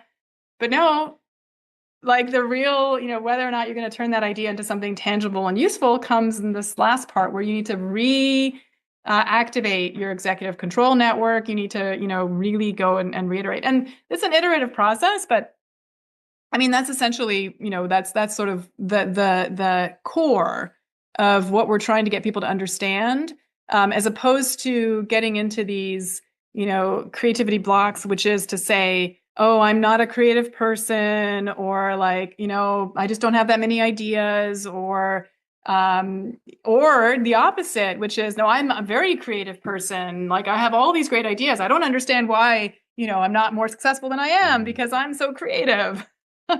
And so just to sort of help people understand, what are the steps involved, and really get real a little bit about what's happening in your brain when you're engaging in creative work. I'll make sure I get a link for the notes. This is a LinkedIn Learning, is it? Yeah. Where do we find it? I guess we'll just put a link. So there's a link I can share with you. You can go to my LinkedIn page, which is just my name, Andrea Viscontas, and it's in my right in my sort of bio area. I think there was a time recently when it was they made it free, so you could watch the whole course free. I don't know if that time period is now over. But usually you can also, you can, if you sign up, you can watch a certain amount for free and then, cancel before. I mean, no, I'm not saying that, right? But you know what you're talking about. But yes, it's on LinkedIn Learning. There are if you're interested in the work of the society, it's our website is like the letter T for sfnc.org. So it's the Society for the Neuroscience of Creativity.org. And we had to add the T because there's another group called SFNC, and they're the Shiba Inu fanciers of California. So they like Shiba Inus. They fancy Shiba Inus, the dog. Oh. That's not us, although no. I kind of wish we could do a joint conference, because like bringing a whole bunch of creativity researchers and a whole bunch of Shiba Inus into a room is like a dream. But yes, tsfnc.org. We have an annual meeting. We have a bunch of resources that we'll be posting up there too, that can kind of get people a sense of what it is that we do and how we might be useful to them. And you don't need to be like some expert to understand and get value from this. This is good for someone who's just learning and beginning as well. So the LinkedIn Learning course, for sure, is all about, you don't have to have any expertise at all. But if you have some expertise, I think you'd still find it, useful. But yeah, the idea is that this is really for people who maybe don't even consider themselves to be creative. For HR professionals or, people who are told that they need to make their workforce more creative in the age of Gen AI and don't know where to begin. Like, this is great. This will get them started. And then just in general, people, I think people who are sort of, thinking about understanding that creativity is going to be one of these human capabilities that is going to be more and more in demand in the future workplace. What is it and how do we assess it and how do we enhance it? I think that's what it's hopefully a good introduction for. So I have a ginormous question that we could probably do a whole podcast on, but I mentioned that I had all these questions and then we went one path and we didn't even get to this. So take as long or as short as you want. But my big question is, where did you learn all this stuff? Like, when you were a kid, were you like, I'm going to go to UCLA and become a PhD and study neuroscience?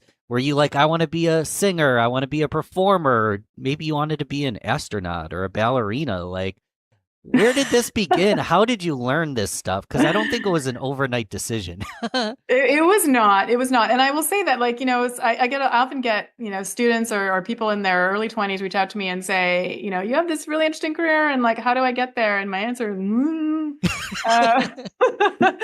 because it certainly was not a direct path. But okay, so truth be told, when I was a kid, when I was 11, I was in my first opera on the stage of the Canadian Opera Company in Toronto, where I grew up, and I was totally hooked. I mean, it was the most amazing experience for an 11-year-old kid, wow, to go out on this stage and be a part of this magical, massive production. And I was like, I want to do that. But, the reality of making a living as a musician hit pretty close in high school when it was clear to me that, like, I didn't see a path. How do musicians pay their bills? And I also discovered the writing of the late, great neurologist Oliver Sacks, who really, wrote these case studies in neurology of these patients with these bizarre clinical conditions. But by telling the stories of these patients, like, he just illuminated to me what makes us human. And I was like, wow, like, I want to study the brain. That sounds really fascinating. And this was the time when a lot of these neuroscience tools were just, being discovered, that allowed us to watch a living brain in action without harming the person who, inhabits that brain. And so when I did my undergrad and I did a specialist in psychology and neuroscience, but then after undergrad, I left and joined the circus. Essentially, I moved to London and worked as an usher at the Royal Opera House. And I was like, it's opera 6 nights a week, and I was training, and I was like, what I want to do. And then I got the opportunity to study neuroscience at UCLA, and I really thought, okay, well, I don't want to go into medical school because they eat up all your time. Like, you have no free time, no control over your time. And I would have to give up singing entirely if I did that. But maybe a PhD is different. Maybe there's more flexibility, and maybe at the end of a 5-year PhD, there'll be more kinds of projects that I could do. And so I approached it that way. I continued to train my voice. I sang in the summers at various opera companies and so on. And then once I graduated from my PhD, that's when I started to wonder, like, what would my voice be like if I devoted the same amount of energy as I did to my neuroscience work to, learning how to sing? And so I got a master's in music and in voice performance. And that was when I started to realize, like, I had a foot in these two very different worlds, the world of, classical opera singing and the world of neuroscience. I studied learning and memory. And there was so much of the neuroscience world that was useful to the classical music world that wasn't, reaching them. And there was so much in the classical music world that would have been of interest to, the neuroscientists who were interested in creativity that wasn't reaching them. And I felt like, okay, I can be a bridge because I speak both languages. And so for the rest of my career, I spent a lot of time bridging the two. I also discovered science communication. I had my own podcast from like 2012. So like way before it was like a whole thing. And yeah. And so over the course of my career, what I have learned is that kind of three things. One is that for me, instead of thinking about a career trajectory, I think about what projects am I interested in doing. And so I go deep dive into specific projects. And then once that project is over, I move on to the next project so that I'm not, always kind of just being a dilettante in a bunch of different things. I sort of do these deep dives, knowing that project is going to have an ending and I will be able to do something else afterwards.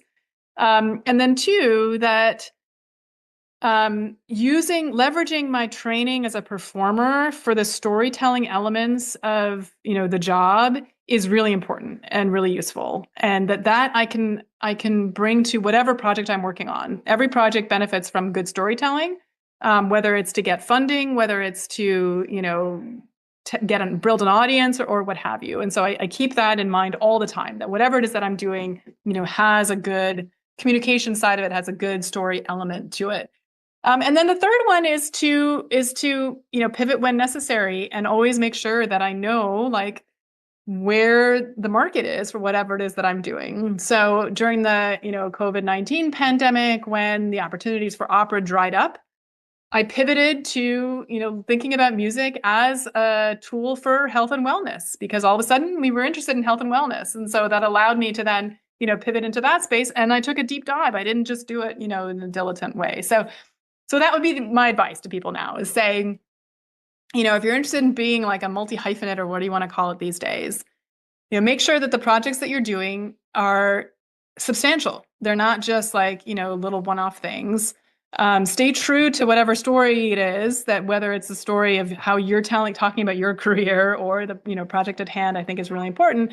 And then keep your eye out for where the market forces are, so that you don't get stuck too long in one place that is never going to make you any money. It's kind of like the old adage, wherever you go, there you are. Yes. You're bringing yourself. The last thing I want to do is look in the mirror and wonder who the heck I am. Yeah. Exactly. Because there's only one you.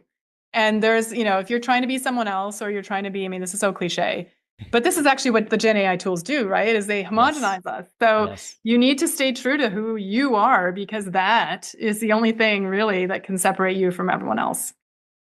How do you, I want like to go for another 5 hours, but how do you recommend we learn more? What's our next move to learn more from you? Grab a book, LinkedIn Learn. We talked about a bunch of things. We didn't talk about how music can make you better, your book. And here I have a copy of it in Swedish. Bättre med music. Oh. So anyway, yes. Very proud of that particular translation. I do not at all. No, I have no idea what that book says. I'm assuming it's a good translation. I have no idea. So my website is just my name, andreavisconis.com. There's a form at the end of it where you can contact me directly through Squarespace, which is the hosting site of my website. There's also a lot of my other work is there, whether it's video series, my podcast, Inquiring Minds, which is a long running podcast. We're on hiatus at the moment while I'm writing my second book. But I hope to start launching that episodes there again, maybe in the summertime. But I have other podcasts that I've done that are kind of evergreen, like Radiant Minds, The World of Oliver Sacks, which is an Audible original, and then Cadence, which is my podcast on music. But yeah, so that's how people can get to know what I'm up to. And there's my lab. I run a lab at the University of San Francisco called the Creative Brain Lab, and you can see what we're up to there. And yeah, that's my hub. Well, if you're open to it, I want to get my hands on your book the moment it's ready, your new book. Oh, awesome. And great. Yes. If the audience isn't opposed, we'll have you back because this was fun. I would love that. Yes. Well, thanks for taking the time. This was a lot of fun today. It's my pleasure. Thanks, Ben. How do you get to 1 million views a month? Do you want to model after the guy that's selling Lambos right now, or do you want to model after Warren Buffett? Okay, if so, it's Warren Buffett, then why don't you look at everything he's written? I'm here today with Eric Siu. You're brilliant, man. Eric is a digital marketing expert and agency owner at Single Grain. By the way, the talking to customers never stops. Like, you have to build that into a muscle.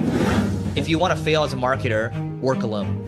Like, turn on the ads for what? Like, you haven't even tested it with hand-to-hand combat.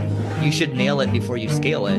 We put the cart before the horse, and we're more focused on making money than adding value. Imagine you when you start something out, it sucks, right? Like, it's a turd. What's the phrase people use? It's like, if you polish a turd, it's still a turd. So, like, why would you scale a turd? You're listening to the Real Business Connections Network. Real Business Connections Network. Powered by Balbert Marketing, LLC. Subscribe now and check us out at realbusinessconnections.com. Enjoy the show. Welcome, everyone, once again to Learn, Speak, Teach on the Real Business Connections Network. I'm here today with Eric Siu. Eric, what's happening, brother? Yeah, I'm, can't complain. Life's good. Ben, thanks for having me. Yeah, so I'm excited to talk to you. You're a marketing genius, brother, and I mean that. And I'm wearing a high-level shirt here, a sweatshirt, and I'm not even a client of theirs. So I want to start there because I'm curious on your opinion on this. I was speaking at Traffic and Conversion Summit in Vegas, and a high level had a booth. And basically, all the booth was doing was giving away free stuff. They'd get your phone number and your email, and then every 3 hours, they do a drawing where they'd give away an iPad or AirPods, or they had a little place where you could film a video and they'd give the video away for free, or a micro podcast.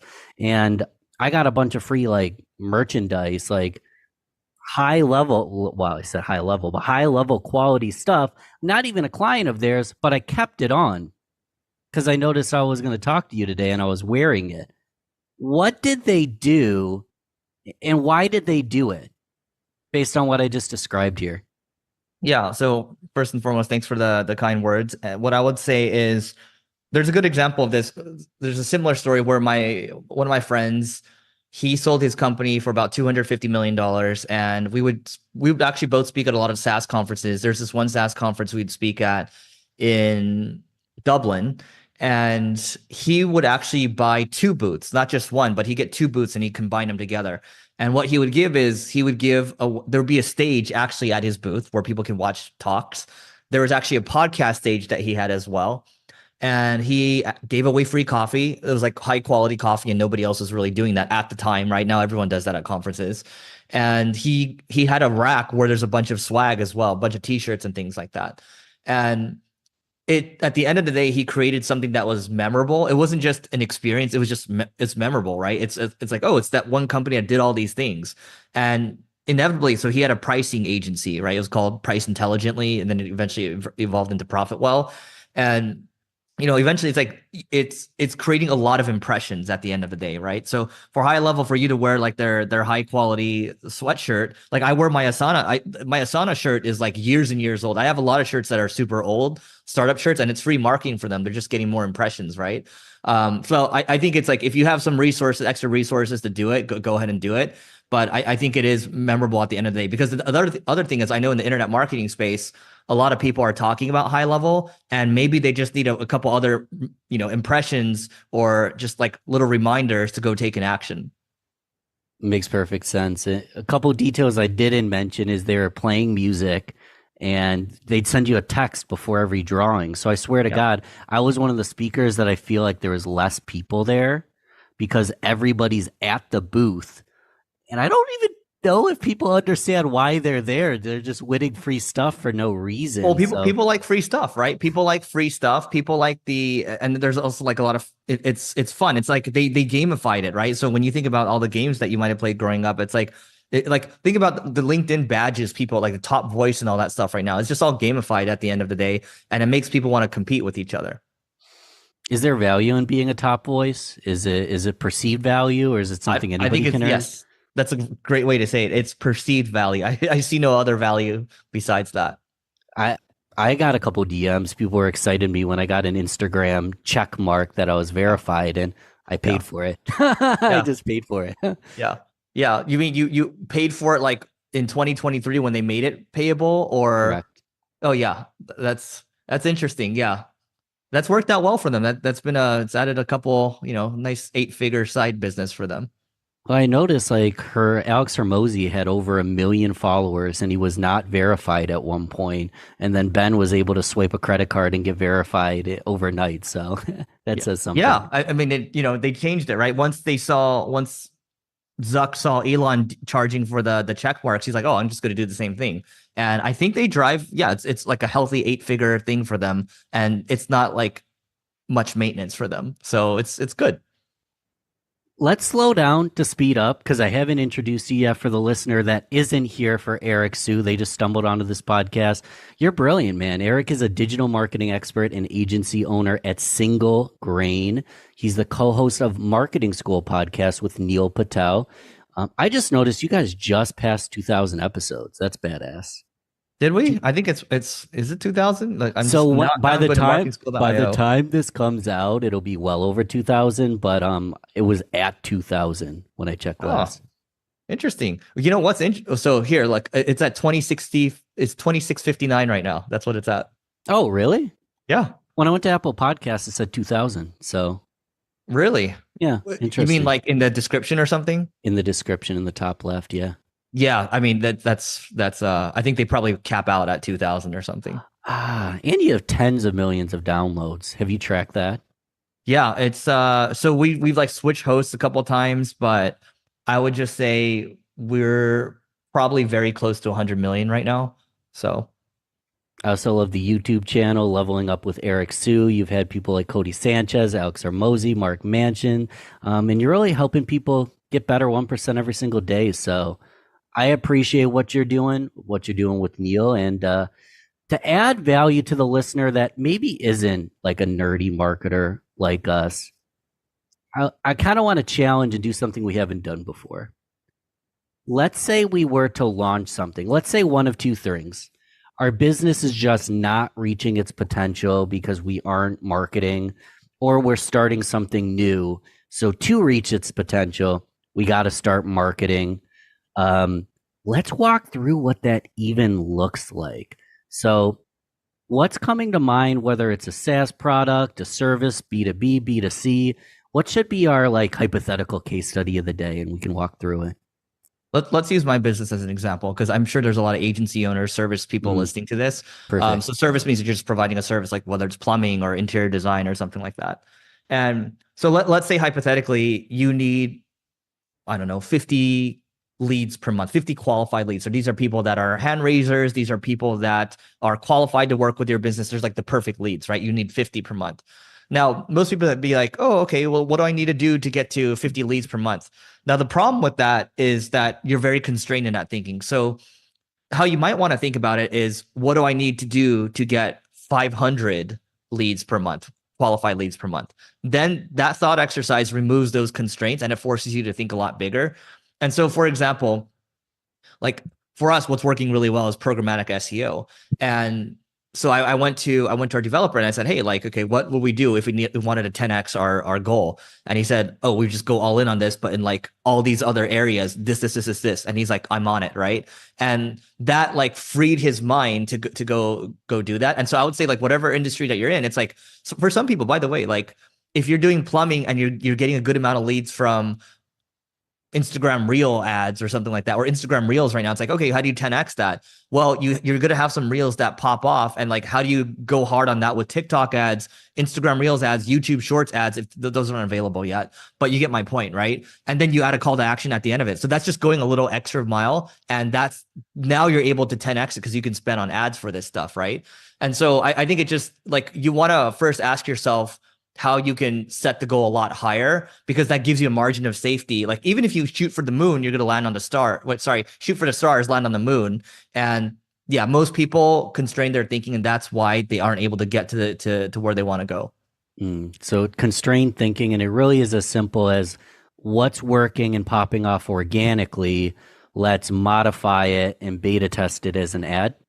Yeah, and like that's like one example. If like reels are doing well for you. I think the problem is a lot of people, guaranteed, a lot of people that go to like a conference like Traffic and Conversion, which is a great conference, right? But I remember when I went earlier in my marketing career, I was listening to every single talk. I wanted to do every single thing, and I would come back from the conference super motivated. The problem with that is when you split your resource so much, and Peter Thiel actually said this well.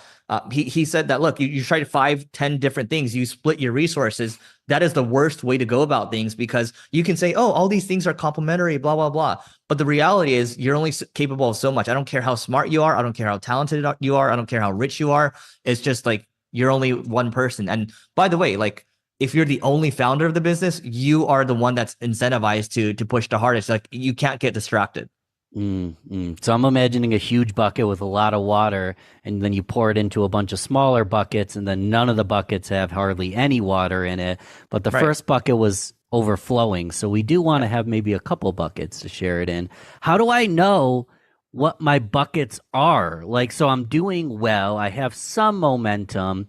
How do I know like what's working and what to focus on because of the analysis paralysis of all these different ideas? How do I know what to choose? Yeah. So in software, people use this concept of product market fit. And product market fit just means people are, it's the product or service is flowing, right? Like, it's just selling, like you're getting leads, you're closing. And, you know, I think about this Peter Drucker quote as well. It's there's only two things that matter in business. One is innovation. The second one is marketing. So as long as you're driving leads and then you're innovating, if you're innovating well, like you're probably not going to have that much of an issue closing too, then you're going to be fine. So I would just say that at a very high level. But I just want to be a little more precise here. What was your question again? So I make sure I get it right. Okay. So I have a overflowing bucket. Now you could just get the same bucket and do the same thing, I imagine, just flow into that one. But let's say I have all these different ideas, different smaller buckets that I could work on. And I'm already kicking butt at the one thing, but I want to integrate something new. I have 12 options. How do I know which one to pick? Yeah. So, okay, do you mind if we use you as an example? Yeah, please. Okay. What's your main business, Ben? So it's shifted. So it was originally local marketing, for beta service-based businesses, and I'm shifting more to podcast marketing and influencer marketing. Got it. So it's services business, correct? Yeah, it is. Got it. And then do you what are the other things that you might want to move into? Oftentimes it's like considering other platforms, like Traffic and Conversions is a great example. One of the ladies talked about 7-second reels, how those are going really well, virality in that, building a community, how to do that. And it's like, I could start a Mighty Networks community, a Facebook community. I can do reels. I don't use TikTok. I could do TikTok. LinkedIn's where most of my clients come from. I can just inject more steroids into LinkedIn. There's lots of options at this time. Okay. Great. So we're talking about the marketing mix right now, kind of, right? Yeah. Okay. So LinkedIn, how many impressions are you getting? How many views are you getting per month right now? I really should know. Okay. In the that's tens of thousands, but not incredible. Okay. So how do you get to 1 million views a month? That's a You know good what I mean? question. Because so that's the thought exercise, right? Because the thing is, you're saying you're getting clients from LinkedIn. It sounds like there's some potential there. Now, if you're getting tens of thousands of views, it's like it's okay, but it's not like amazing. And there are people, you know, for a fact that are getting, you know, millions of views per month, right? I actually read about this on Twitter the other day. There's a guy that's probably in his 70s, 80s or so. He's still selling real estate, commercial real estate in New York, and he's just writing all these stories on LinkedIn. And over the last 90 days or so, he got 10 million views. And you have to bet that of that 10 million, he probably got at least a couple of leads from that. And so, and we know that podcasting is growing as a medium. And so the question is how you can do this thought exercise later. How can you get to 1 million views a month? Because you have like the main thing for people, whether it's a business, like deciding on a different business bucket or a different marketing bucket, is they haven't even maxed out what they currently have. And then they decide to move to something else. Oh, it makes perfect sense. The one, it seems silly because you probably knew this, but a great tip that I learned is that on LinkedIn, if you're putting together an event from your page, you can't have an opt-in form that where they type in their name and email. But if you put it through a business page, you can have an opt-in form where they type in their name and email, then they opt it in with the email, and then you can retarget them via email. And I've been hosting events through my personal page for the personal branding. But again, that's just an example of something I learned. I'm doing LinkedIn, but I'm not doing it as well as I could. I didn't even know that. No, that's a good one. It's really as simple as if you're putting together an event, it could be a live event. You guys could live stream marketing school and get people to opt in to view it. And then you have That's funny. We actually we used to do that like years and years ago. Actually 2019, 2020, we were live streaming all the marketing schools. And now we're just like we're doing more in person now. So, you know, we could live stream it, but we're just too lazy. So let's go to this example and kind of break it down. I don't even know where we're going to take this. So I'm 32 and I'm finally in shape. I've never been in shape my entire life. I've never been a good athlete, but I hired a personal trainer. And if he can get me in tip-top shape, he can get anybody in tip-top shape. And he was even asking me today, and I don't do Instagram advertising. I'm not an Instagram expert. He was asking me, like, I'm trying to give away a free program for like 30 days free. And if they hit their goal, then I make an offer for the next step. And like, he has a great program. It's free. It's losing weight. He launched it at the new year. There's all the reasons that it would work. And I know for a fact he's really good at what he does, but he couldn't get anybody to sign up for his free thing. And he was talking about, well, should I run some ads on Instagram? What are your thoughts on the situation just to get started?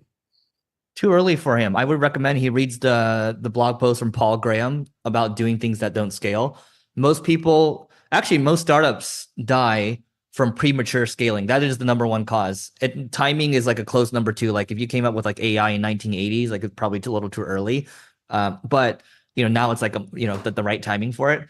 But I think that's the problem. I think with most people that are starting out, it's like, oh yeah, when should I turn on the ads or whatever? It's like, turn on the ads for what? Like you haven't even tested it with hand-to-hand combat. You should nail it before you scale it. And most people are just, I don't know, they see everyone else doing it. And so that's like someone else's maybe chapter 7 or chapter 10. And they haven't even started chapter 1 yet. And they want to move to chapter 7. So I think it's just, sometimes it's about slowing down a little bit. And I know I talk fast, but like, that's why I have this turtle in front of me, right? It reminds me to take it slow sometimes. It's even on my phone too, right? Slow down right here. So I think he should slow down.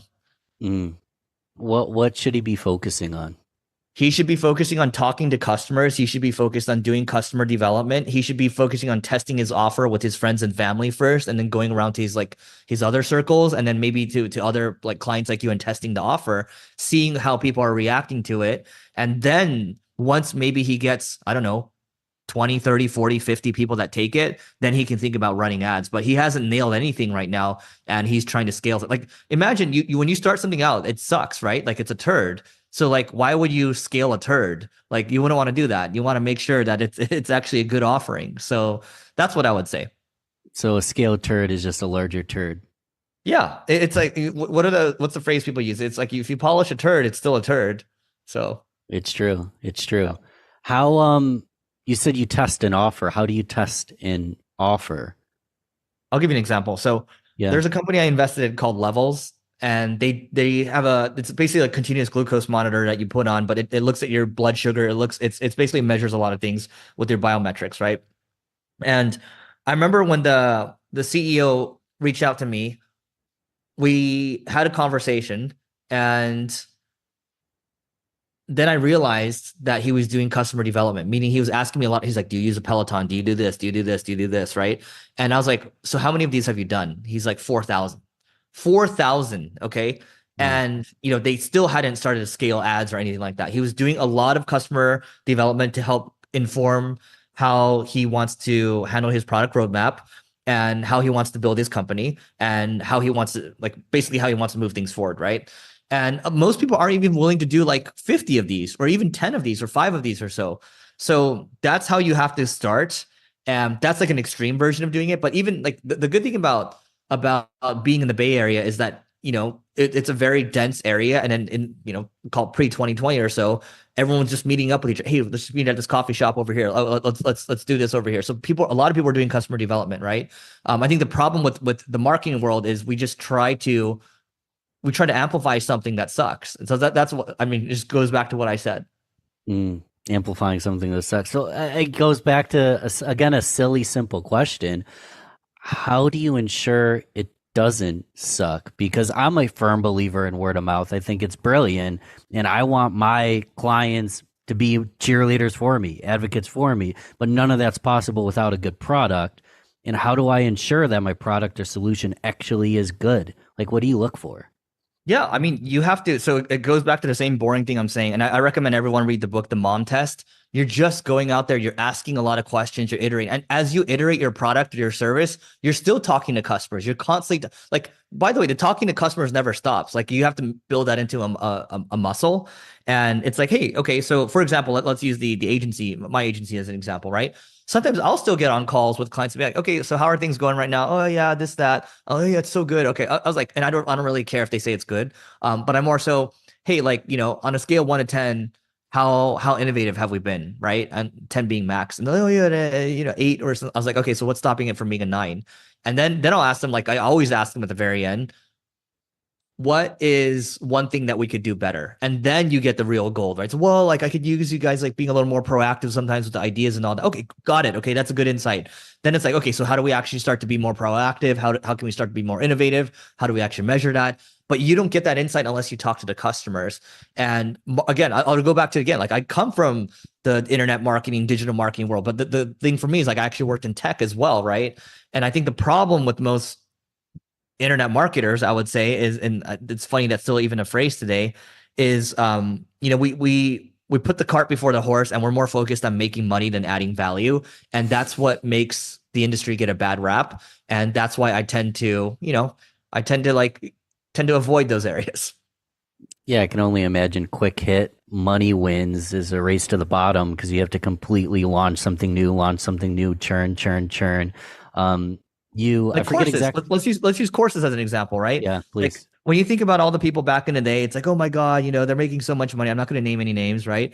But it's like constantly here's a new course. And then a quarter later, here's another launch. And then here's another launch. And it's like nonstop launches, right? And then I remember helping some of these people with their course. And there's some of them there's some people you work with in the business world are super humble. They're super kind. They're super generous. And then people in this world are just super money driven, which is I guess that's fine. But the part that's not fine is maybe they're not humble. They don't treat their staff well. They're in a sense they're pretty rude, right? So I think you have to use the right incentives to guide what you want to do for the long term. Otherwise, you're going to end up like that. Yeah, we don't want to be that. And I noticed, to step back a moment, you had an inflection point on the term internet marketers. Talk more about that. You don't like the term? Yeah, I would say I started learning from internet marketers when I was 22 years old or so. And then as I started to explore more, so 22, I started working for different companies. I started working for media companies, for agencies. Then eventually 25, I became a VP of marketing for a tech startup. And I just saw all these different worlds, right? Where these people are building multi-billion-dollar companies and they're just trying to improve the experience for all their customers, right? But then when you look at the internet marketing world, it's like, oh, what's the next offer I can push? What's the next course I can sell? What's the next thing I can sell, even though I don't have any knowledge, right? So it's it's ass backwards, right? You put the cart before the horse. When you think about how you can build something for long term and then work with long term people, play long term games, that becomes that it forces you, because you're thinking long term, it forces you to be humble. Because if you can't think long term, you're very short term minded, then like you're just all about yourself, right? But if you're long term minded, like a Warren Buffett or Charlie Munger, you can't quite see them here, but they're both over here. These two guys, like they remind you to be patient, they remind you to be humble, they remind you to stay focused, and look, they literally have the blueprint, so just copy them. And anyone listening to the audio, you've got a ton of books behind you. Yeah, and there's a stack. There's like 2 stacks over here too. So, all right. So, quick question: it's fair to assume anyone who's a business owner, an entrepreneur, revenue driven, they have to market whether they know they're marketing or not. Correct?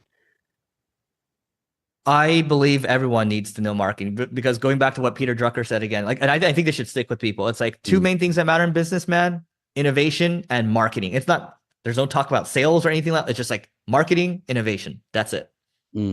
I like to add in communication, the ability to communicate that message as well. I'd say that goes into marketing. So it's fair to assume it's required.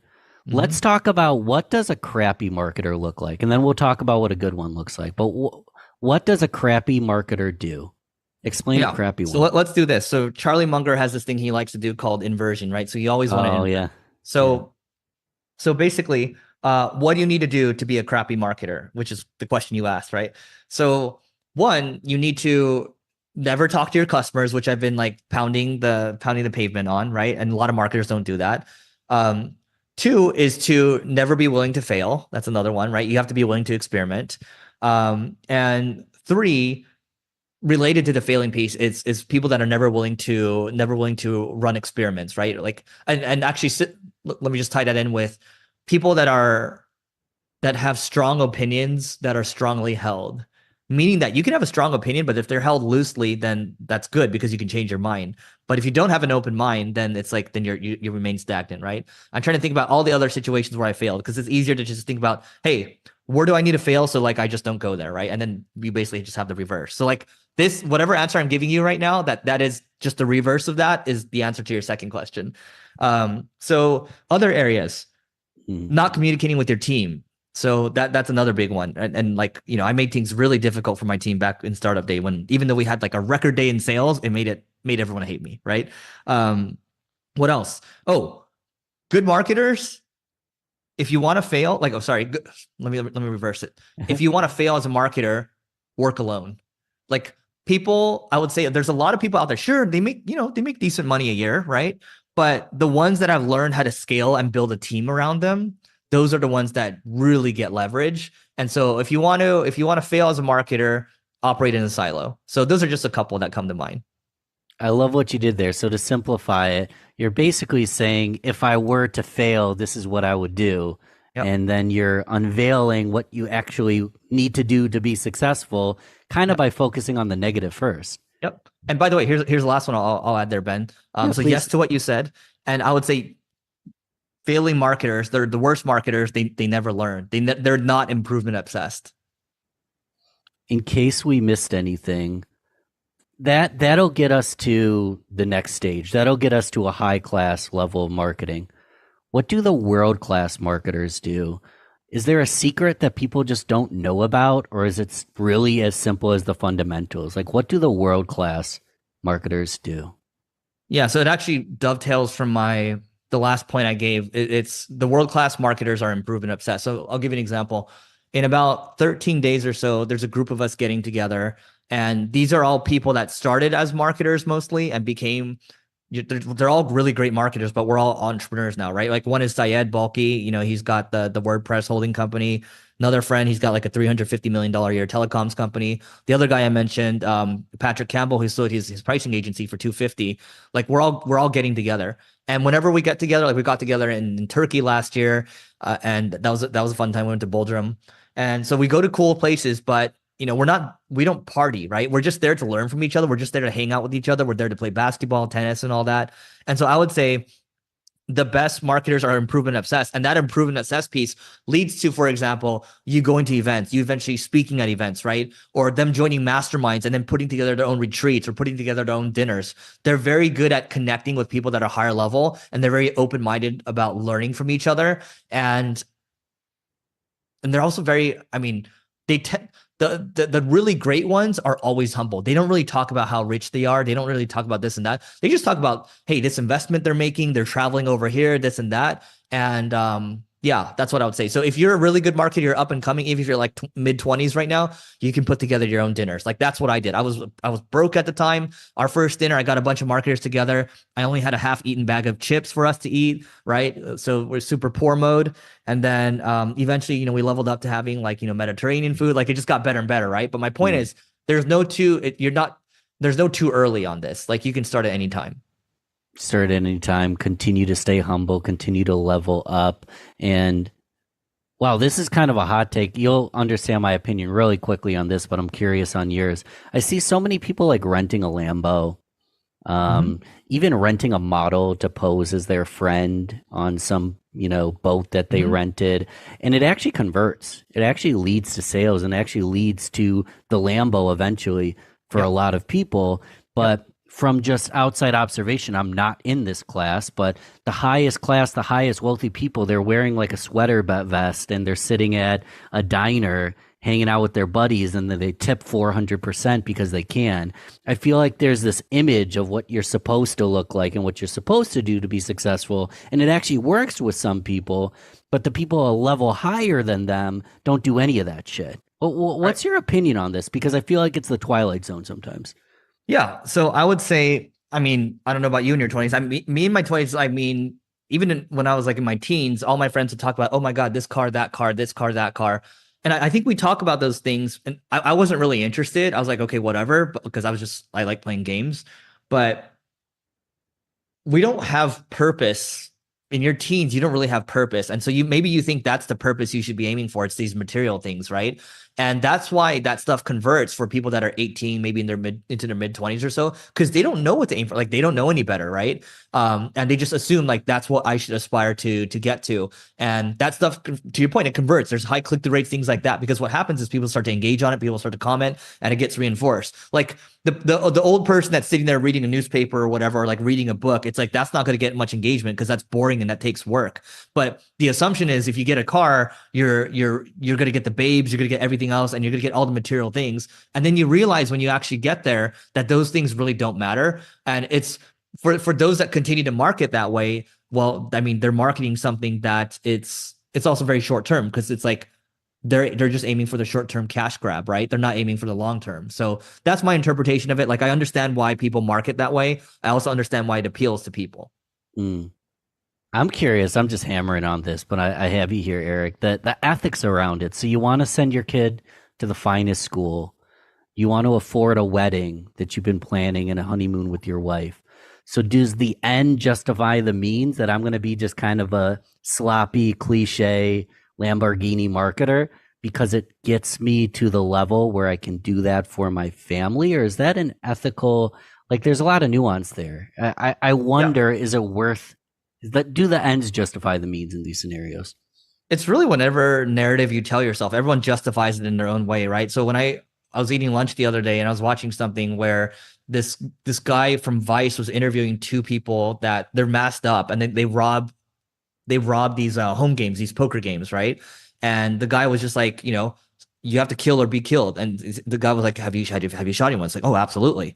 Like you got to kill or be killed. And the one time the guy was taking too long to give me money, so I shot him 6 times, right?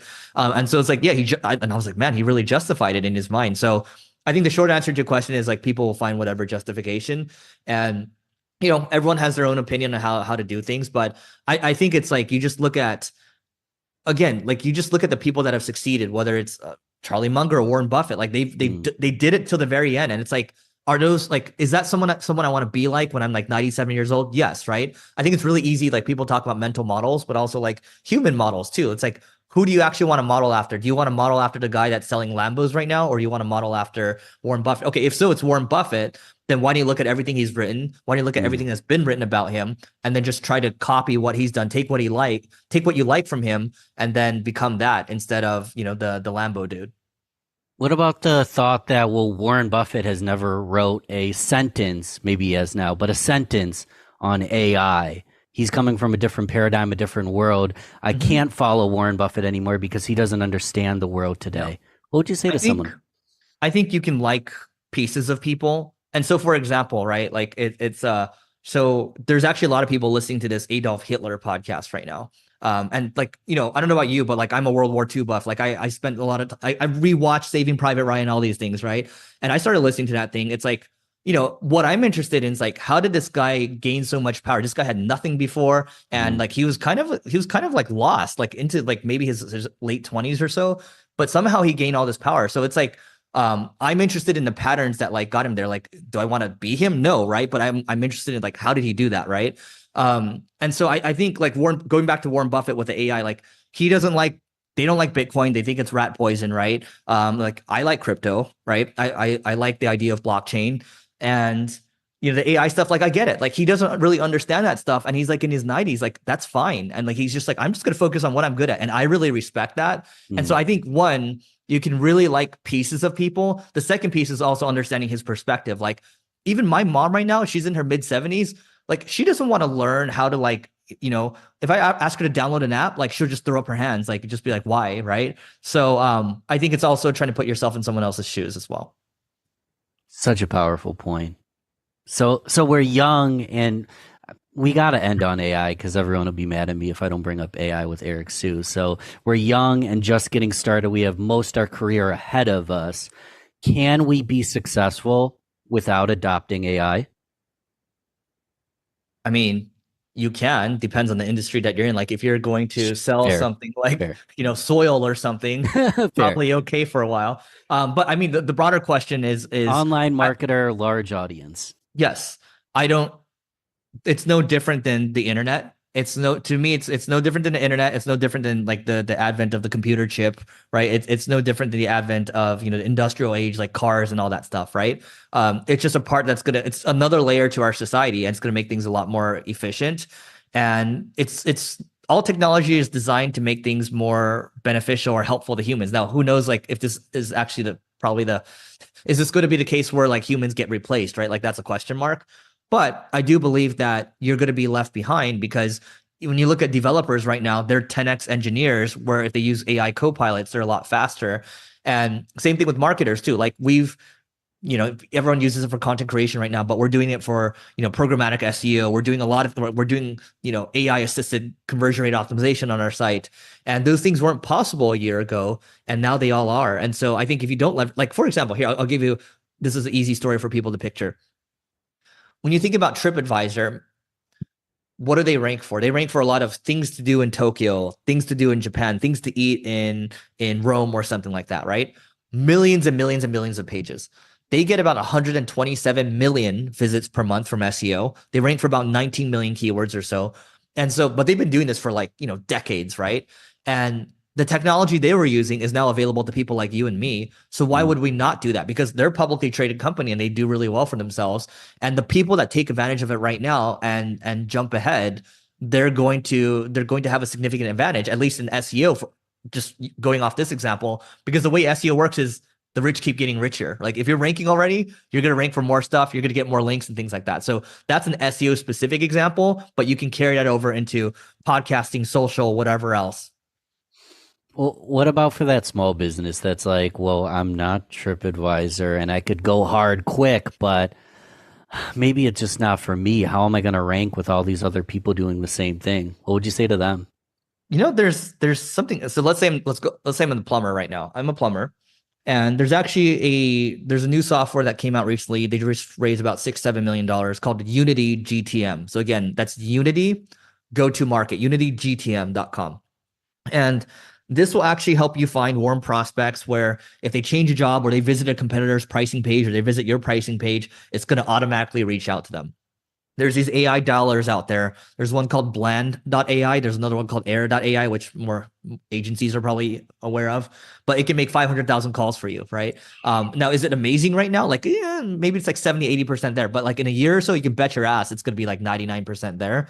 And so I think leveraging these technologies and not being afraid and being willing to fail forward, right? That's going to set you apart from the other marketers. And I'll say this, like I've been in the marketing space for a little bit now. And the ones that have evolved have always just been trying to learn more. That's the only difference. The ones that have stayed stagnant, I would just say two things. One, they never try to learn more. Two, they're too unfocused, right? And I've been guilty of that in the past, being too unfocused. So again, you flip it. Learn more, be focused. It's really that simple. Because we'll end on just another simple question, because we do have all the access to the same tools. Life has never been easier. Is that going to turn some people into bad marketers or bad business owners because they don't understand the fundamentals? Like, what are your thoughts on that? Because that's just a big concern of mine, that if I don't understand the fundamentals, I don't quite understand what's going on. So let's use AI chess for an example. AI chess, the AI is going to beat the human every single time. But a smart human is going to study, why did it make that move? Why did it go this way? I would have went that way. And the human's going to use the AI to better themselves. But I think most humans are lazy. And is this going to just create a lazy populace that doesn't actually know what they're doing? You know what's funny? My uncle said 99% of human beings are useless. And what's interesting is my cousin who works for the government was sitting right next to me. He's like, I tend to agree with that. So he said that, right? And I was like, whoa, like I didn't expect that. And then my uncle was like, there's only so many Elon Musks and Steve Jobs that you need in the world. And my uncle he does really well for himself, right? And I'm like, okay, I kind of see where you're coming from. And I think that's usually the case. I mean, even in society today, like there's a lot of division, and there's, the haves and the have-nots, right? And the gap is getting wider and wider. Well, why is that happening? It's because the haves they're continually compounding their success, and they're just reinvesting. They're continually learning more, right? The people that are actually building stuff. Whereas the ones that are the have-nots, so to speak, those are the ones that are just complaining, pointing the finger, and people that are just not willing to take responsibility for themselves, right? So I think there's always going to be that in society. Like, even if we have, here's the thing, like you just mentioned, like things are getting better. Things are always getting better, but there's still blame always going to the rich, right? Well, why is that? It's because people don't want to take responsibility. And so that's what I would say. I think there's always going to be people that are subpar. And then there's going to be, you're going to have a contingent of people that are willing to go just a little more, just the extra mile, and then they get outsized returns. So just the extra 1%, the extra mile, the extra inch, and the 1% every day. 1% every day, the compound. I don't even know the math on that over 10 years. It's unreal, I can imagine. Yeah, I mean, I think each year it's like 37 times or something like that. So I don't know if it's that linear, but even if I'm 3 times, I'm happy. Even if I'm 3 times better. And you've been generous with your time. You talked twice as fast as me. So I feel like we got 2 episodes in one. And I already binge Marketing School any chance I get. Because they're so bite-sized. I can listen on a car ride. I can listen on a quick, doing the dishes. I turn on Marketing School. So the best way, I want to tell the listener, the best way to support me is to support our guests so I can continue to bring on great guests. So Marketing School, baby, you and Neil Patel, that's in the notes to subscribe. But you tell me, other than Marketing School, which is just a little nibble of what you do, what's a better way, the best way to learn about Eric Siu?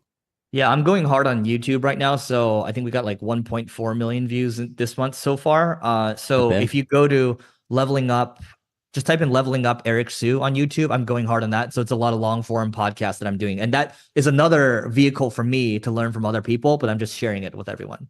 Most of the entrepreneurs that I know that are millionaires are plumbers and electricians and HVAC techs. We've been told our whole life, if you don't go to college, you're never going to amount to anything. You look around at the world tradespeople built it or keep it running every day. There's nothing you can look at that tradespeople did not build. Every business out there should have a YouTube channel. It is the second largest search engine in the world. We'll spend a fortune to try to be found on Google, but we don't do anything on YouTube. Google's looking for EEAT, expertise, experience, authority, and trustworthiness. How do you convey that just with words on a website? You don't. One of the biggest comments that we get is, Roger, you taught me how to fix something and you didn't make me feel stupid about it.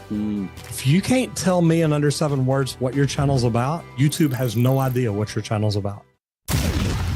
You're listening to the Real Business Connections Network. Real Business Connections Network. Powered by Balbert Marketing LLC.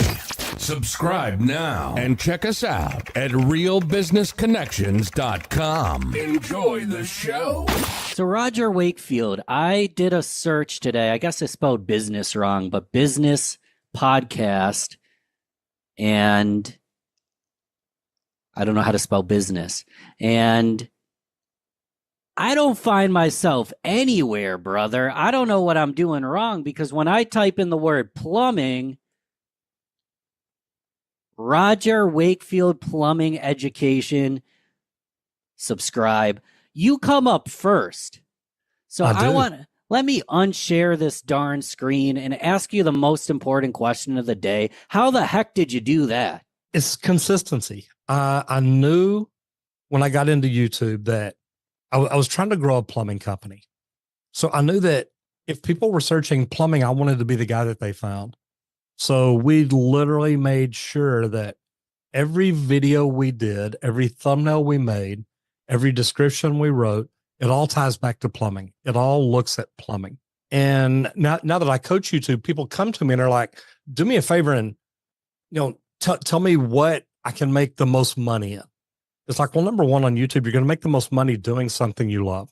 I love plumbing. And that's all we talk about on our channel. Now, we may get into marketing for plumbing. We may get into water heaters, toilets, garbage disposals, anything at all. But everything we do talks about plumbing. And when people come to me and they say, well, I want to talk about travel, I want to talk about cooking, and I want to talk about cats. It's like, well, if you're talking about traveling and people see that video, then when they come back again and it's a video about cooking, they're not going to be really happy. Or if they come back and it's a video about cats, it's not going to be very happy. And the only way that it's going to be a good channel is if you're making video about cooking cats while you're traveling, but you're going to piss off a whole lot of people there. So really, I'm just very laser focused on what my channel's about, what my videos are about, and how I build that. And that's part, I think, of what makes me a good YouTube coach, is the fact that I understand, number one, that every business out there should have a YouTube channel. It is the second largest search engine in the world. We'll spend a fortune to try to be found on Google, but we don't do anything on YouTube. And whenever I found out about that, I just literally got laser focused on how do I become, in the beginning, it was just a good plumbing channel. And then once we started growing and I started learning, look, these things that I'm doing are working and paying off. It's funny, Ben, because I can walk in any conference in the United States. And when I walk on stage, one of the first things I say is, everybody do me a favor. And, all these other speakers say, you put up your phone, pay attention, yada, yada, yada. I'm like, dudes, pull out your phone, go to YouTube and search plumbing, and I'll get back to that in a little bit. And I'll keep talking. And all of a sudden you hear people like, oh my God. And they're looking like, did you see what just happened? So it's funny, but I knew from the beginning, all I wanted to talk about was plumbing. I don't want to get away from that. And I think that's been a really big deal about the whole thing. And you asked this question from the stage, what would that mean for your business if you came up first? And I type in business podcast, I see Stephen Bartlett, Diary of a CEO. I'm like, how does this guy do this? It takes dedication. It takes consistency. And it takes doing a lot of little things right. Everybody's always like, well, what is the one thing you did? Well, the one thing I did is a list of 1 million things. And we did them consistently. And we constantly analyzed it to watch, what do we need to shift? What do we need to change? And it's been really good for us. So Roger, when I was very young, I wanted to be the next Michael Jordan. Okay. Some people like to be the next Neil Armstrong. Was little Roger thinking about being a plumbing YouTuber? Oh God, no. Well, okay, number one, when I was young, YouTube wasn't even around. So I mean, think about that right there. I was what 40 something before YouTube ever came around. So I already had a career. I already had a good career. I was a professional plumber. I've had a license, God, since the 80s, and a master plumber probably since the early 2000s. So when YouTube came around, to me, to be honest, Ben, I didn't even know it was a search engine. I thought it was just a place that stored videos. And once I found out it was a search engine, literally 30 days later, we started getting serious about our YouTube channel. How do we grow it? How do we make videos? How do we do this? And that was such a big deal. And truthfully, I think every entrepreneur in the world should look at YouTube and say, if people can search plumbing there and find Roger, what do I have to do to get them to search, business podcast or HVAC or roofing or whatever it is? What do I have to do to get them to find me when they search that? And that's literally the way we looked at it. So you got started. A lot of listeners, if they haven't got started and they haven't published on YouTube, second largest search engine in the world, it's not a bad time to start, right? But I'm not charismatic. I'm not good on video. I don't know what to say. Like, I don't know what I'm doing. It's funny because people tell me all the time, I've got a face for radio. And it's neat now, Ben, because people will come up to me at trades conferences and they look at me and they're like, oh my gosh, you know what? You're funny. And it's like, I never tried to be funny. I was just making videos. But I enjoy what I get to do. I love plumbing. I have always loved it. I thought it's amazing. I think that there's so many kids out there that can't go to college. Either they can't afford it or that they just really don't know what they want to do when they grow up. So I'm like, look, get in a trade, become a plumber, become an electrician, become an HVAC tech. Those are the three skilled trades that normally take a license in each state. And I'm like, get into that for a year or two. If nothing else, you learn how to work with tools. You learn how to work with your hands. You learn systems and processes to put things together. That's going to help you the rest of your life. If you just go to college and goof off for 4 years and then get out and get a job doing something else, to me, you're 4 years behind the kid that walked out and walked into the plumbing program and said, I want to be a plumber. Because now he's getting out making $80,000 to $100,000 a year. And you got out of college and you're like, man, I still don't know what I want to be when I grow up. So that's the way I look at it. Find a job that you can do where you work with your hands, you build things, you work on things. If nothing else, for the rest of your life, every girl you date, or if you're a girl, every guy you date, you're going to be able to walk in their house, fix their toilet, fix their drippy faucet, unclog their garbage disposal, whatever it is. They're going to be like, wow, that is freaking amazing. It works. Yeah, but what about this, Roger? So I make a modest but a handsome income just working from my laptop. And if you pick up your phone and look on Instagram, it seems like every young adult has a Lamborghini, a beautiful girl, and they've got crypto and NFTs and a new course. You want me to be a plumber? You want me to be an electrician? You want me to go open a parking lot? I would say that the people on Instagram that have Lambos, number one, is it really their Lambo or is it somebody else's that they're just posing in front of? Because I've seen that. I've literally seen people rent a Lambo for an hour so they can do a photo shoot. I watched not to derail you, but there's a video that's like the influencer starter kit, and you like rent a Lambo. Under $40,000 was all that was required to create this huge campaign for a broke ass to look like a billionaire. Yeah, isn't it nuts? And people are doing that, and people have been doing that. But the thing is about the trades, look, you can still become a millionaire in the trades. And I was interviewed just a couple of weeks ago.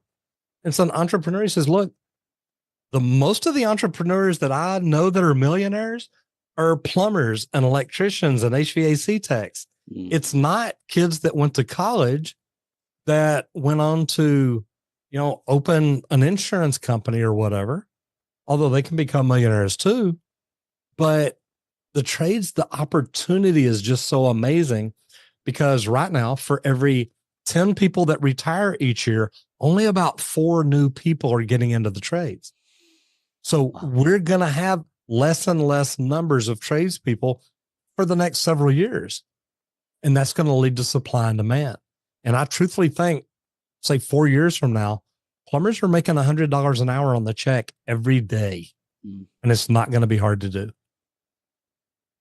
In a moment, I want to go back to content YouTube, but I want to stay here and get into philosophy, because I appreciate your opinion. Why aren't people getting into the trades? What has changed? What are your thoughts? What have you seen? The info, you're an example. The info's out there. You bet. It is. The info's out there and it's free. But the good thing about it is, and let me go back to what you said. Why do I think we got there? How did we get here? Yeah. When I was in school, the principals, the counselors, the teachers, everybody was saying, look, if you don't go to college, you're never going to amount to anything. Have you ever heard that? Yeah. But I'm serious. We've heard that for the last 40 years. And what we're hearing now is, hey, we don't have enough people getting into the trades. These guys are going to be able to make great money. And if you look at some young kid right now coming into plumbing, electrical, HVAC, roofing, landscaping, gardening, it doesn't matter. When you look at this and think, okay, 5 years from now, if we keep getting fewer and fewer people in the trades, 5 to 10 years from now, the people that are aging out of the trades, meaning if I own a plumbing company and I'm 70, it's like, look, I either want to sell it, I want to give it away, I want my kids to take it, whatever it is, but I'm done. These young kids getting in now that are learning to do this the right way, they're learning to be the very best they can be. These are the kids that are going to be the entrepreneurs, and they're going to be making millions of bucks while other people are out in the field working because they've learned how to grow up and learn and manage a business. And I think some of the greatest opportunities out there, I mean, not what we're talking about today, but you talk to entrepreneurs. If you're an entrepreneur that knows how to run a good business, start reaching out to some of these plumbing companies and say, hey, or what's your exit plan? Most of them don't have an exit plan. Their exit plan is, I'm going to work till I die. Well, if you're a good entrepreneur that has systems and processes and KPIs and knows how to look at numbers and run a business the right way, you can probably walk in one of these smaller plumbing companies and say, hey, look, I want to take this over. I want to buy you out. You can maintain a percentage. So now you have an exit plan, but I want to grow this like a business. I want to invest in marketing. I want to invest in social media. I want to invest in employees, training them to be better. Everything that you would do at a normal company. Do these things in a small plumbing, electrical, or HVAC company, and you can bring your entrepreneurial skills into a trade that maybe it was a plumber that has never been trained on how to run a business. He never got educated on it. He's just kind of pieced it together and made it work. You bring in a skill set like that and work with that plumber. Now you are an investor in a residential service company, and this plumber loves you for it because now you've given him an exit plan, and you can both do really, really good. So you put it perfectly, but to reiterate and simplify, I can just partner with somebody that already has a business established if I have the modern skill sets to take it to a different level. You bet. And most people, most entrepreneurs do. They've been in business. They understand marketing. They understand pay-per-click ads. They understand SEO. They understand things that most plumbers, I hate to say it, don't really know. And when a new marketing company comes to us and says, hey, man, we checked your website. It's horrible. We can really make you grow. It's like, okay, let's talk. Well, first thing they want to do is rebuild your website. I spent $47,000 to make my phone stop ringing because marketing companies really rip me off every day. And that's when I started learning social, because I'm like, look, I've got to do something that I have control of. So 40K plus. Wow. What are people doing that's wrong? And then what did you do that was right? I think the first thing that marketing companies do that's wrong, then every time a marketing company called, the very first thing they want to do, we need to rebuild your website. Every time. I have never had a marketing company come in and say, hey, you know what? Your website's pretty good. Let's SEO it and fix it up and really make that phone ring. Mm-hmm. They come in and say, oh God, we need to completely rebuild it. And it adds up. It adds up a lot. And I've literally paid a company to rebuild my website. They launch it. All of a sudden the phone's not ringing, not like it was. And they're like, well, now we need to SEO it. It's like, wait, what? You SEO'd the old website. Yeah, but we finally got this one rebuilt now, and now we need to SEO it. And it's like, why didn't y'all SEO it when you built it? Yeah. And they're like, oh, well, this is just an ongoing process. This is something we have to do. Now, the more I know about it, if I had a marketing guy across the table tell me that today, I'd pick up a pipe wrench and hit him or something and be like, dude, don't blow that up my tail. I've learned so much. And now, I'm studying SEO now, because websites, Google doesn't just look at your website anymore. They look at all the parameters. If I'm talking about plumbing on YouTube, on LinkedIn, on Instagram, on TikTok, and my website's about plumbing, they look at all that and they're like, wow, you know what? This guy really is talking about plumbing everywhere.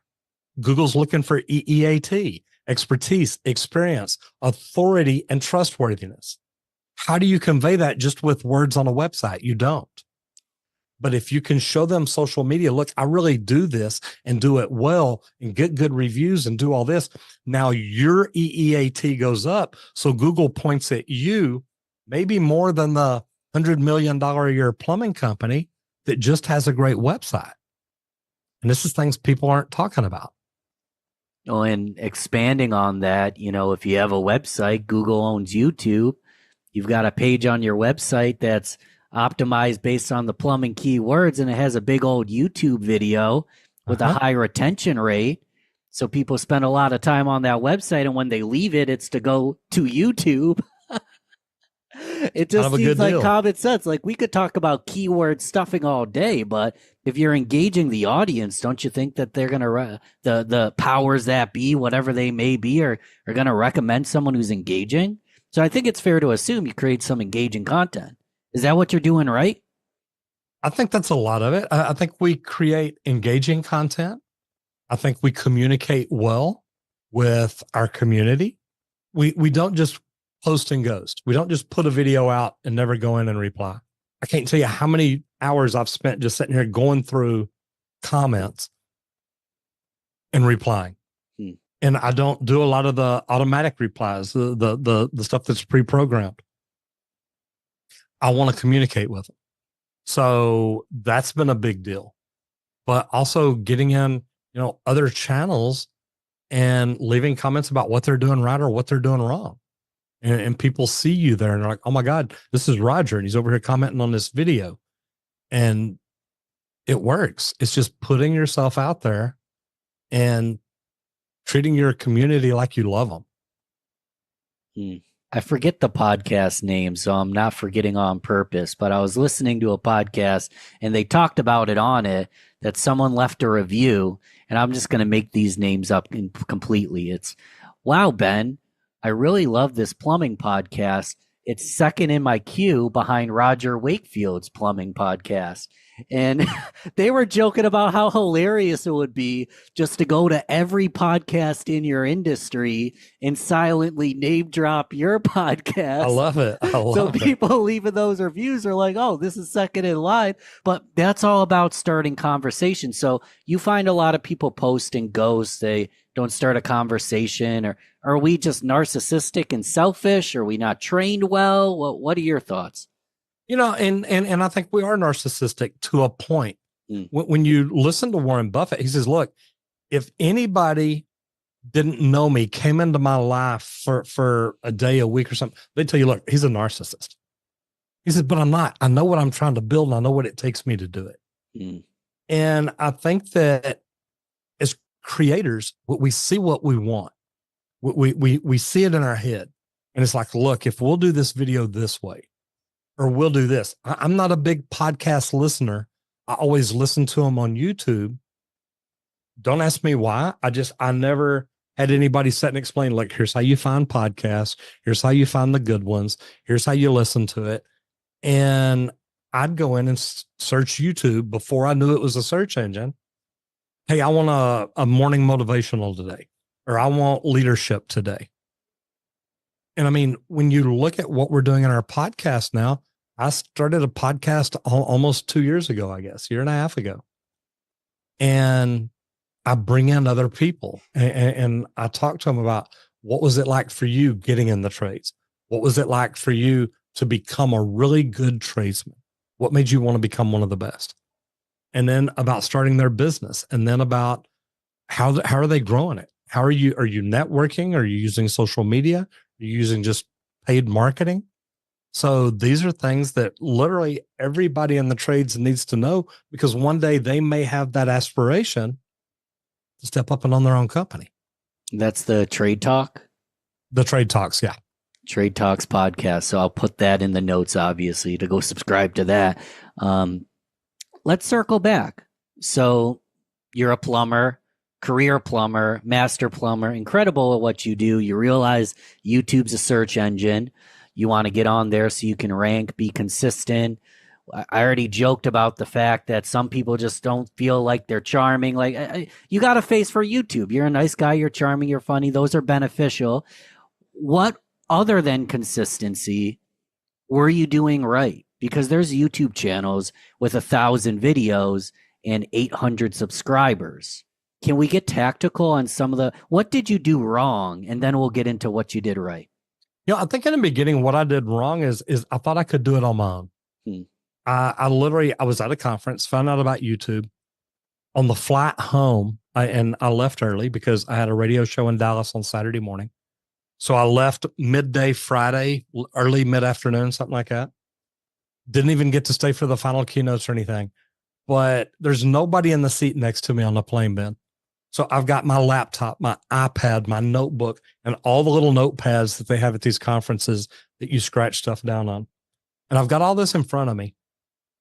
And I'm literally coming up with an implementation plan on the plane on the way home. And I'm looking at every session that I went in, every workshop that I went in, and it got down to two. It got down to, do I learn to be a speaker, speak on stages, or do I learn YouTube? And it's like, which one is going to help me the most now? And I really thought I need to do the YouTube first. So I got home, and that was March of 2018. I went to 2 YouTube conferences later that year, and I ended up hiring my first coach, who helped me the beginning of next year. And it went really good. It was me and my stepson in this weekly training. After probably 8 or 10 weeks, it was only me and my son left. And I asked him about it. I said, well, where's everybody else? He said, well, some of them quit because they didn't have time for it. He said, some of them I fired because they weren't doing things right. I think that what I did wrong is not invest in myself and learn more about YouTube in the beginning. And we can all practice at everything, but if we practice doing it wrong, we're just going to get better at doing it wrong. There's people that I watch on YouTube to see what they do and how they do it. And, it's R&D. It's not research and development. It's rip off and duplicate. And that's what we're all doing. Look at other people, see what I have people literally message me, I love the way you did this video. I'm going to make one better. Good. I love it. Yeah. And we had this plan after we started doing YouTube and hiring coaches, more than one. We started looking at, how do we get 1% better every video? Is it a better thumbnail? Is it a better title? Is it a better video quality? Is it better audio quality? What can we do to get better? And we still look at that every day. Can we do anything to get better? What improves our product, our video? And it's a big deal. I love this. Stephen Bartlett, Dyra CEO, was talking about at a conference just adding an exclamation point. He has quotes in his thumbnails. Adding an exclamation point raised the click-through rate by like 1%, which is 1%. That's 1% better. So let's, as an example, because we could get really in the weeds with YouTube. Let's talk about one very high performing video. So I'll give you a moment to think about that, a very high performing video. And what I want to do is kind of get into what went right, why, and we don't know exactly, but why we believe it performed. Does any video come to mind for you? Oh, yeah. Anytime anybody asks me tell me about that one video. Yeah. We shot a video. It was how to stop a running toilet guaranteed, or how to fix a running toilet guaranteed. We shot it. We rolled a toilet into our office. We pulled a black curtain over the door, slid the toilet in front of it. I had on an orange shirt, safety glasses, and my green gloves, and said, look, we're going to talk about how to rebuild this toilet, how to make it stop running. And we did, and probably shot 10 to 12 minutes worth of video. We had cut the back out of a tank on a toilet so we could show people the inside of it from a different point of view. And when we finished shooting that day, and Will, my stepson, he literally came into my office. He said, look, I'm going to tell you right now, this video sucks. I said, why? Yeah.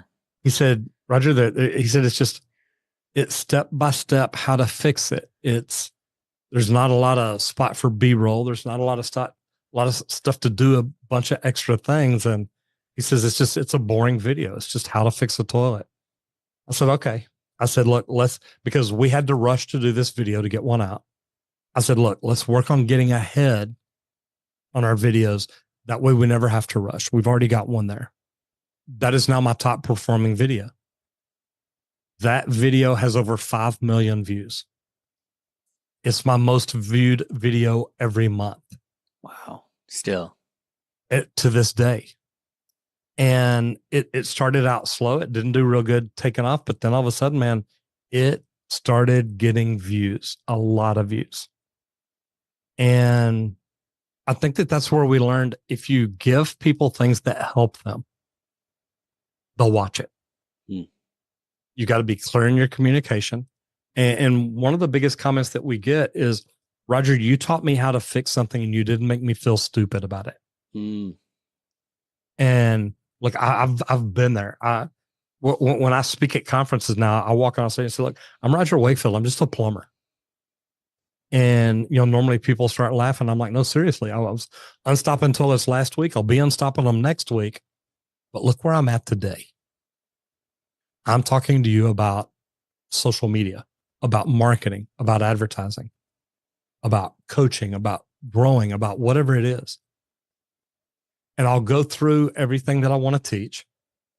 And then when I get to the end, I tell everybody, look, everything that I've talked to y'all about today, I know y'all can do. Because I don't know anything about marketing or advertising. And I did it. And I'm Roger Wakefield, and I'm just a plumber. And so many people come up to me after that and say, you inspired me because I think I can do this. And they're like, I don't mean it bad, but you're just a plumber. It's like, I know, I love that. But it's true. It's like, guys, I don't know anything about marketing or advertising. I never studied it in college. I didn't go to college. I went to the School of Hard Knocks. I learned plumbing. I learned how to do it in the field. And I just learned how to put good content together. I love people. I love helping people. And I think that that's a huge thing. And if we do that, man, the world's going to be a great place. I love the humility. Can I toot your horn a little bit? Yeah, I'll probably deny it all, but yeah, go ahead. When I saw you speak, and I don't know if I said the wrong place earlier, it was Social Media Week Lima Jessica Phillips, who actually was Bet. just a guest on the show a couple episodes ago. That'll Love be in the her. notes. Love her. Incredible. She puts on this amazing conference in basically the middle of nowhere, Lima, Ohio. You had mentioned how you took notes the whole weekend. You had pages of notes. You referenced another speaker, Owen Video, a few times. Earlier, we didn't talk about this, but you mentioned that you were a radio host.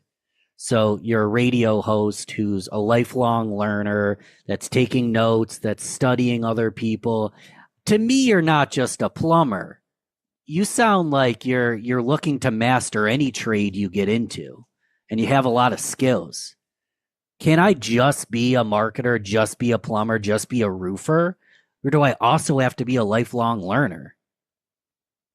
I think that if we don't become a lifelong learner, and I'll tell you the way I see skilled trades.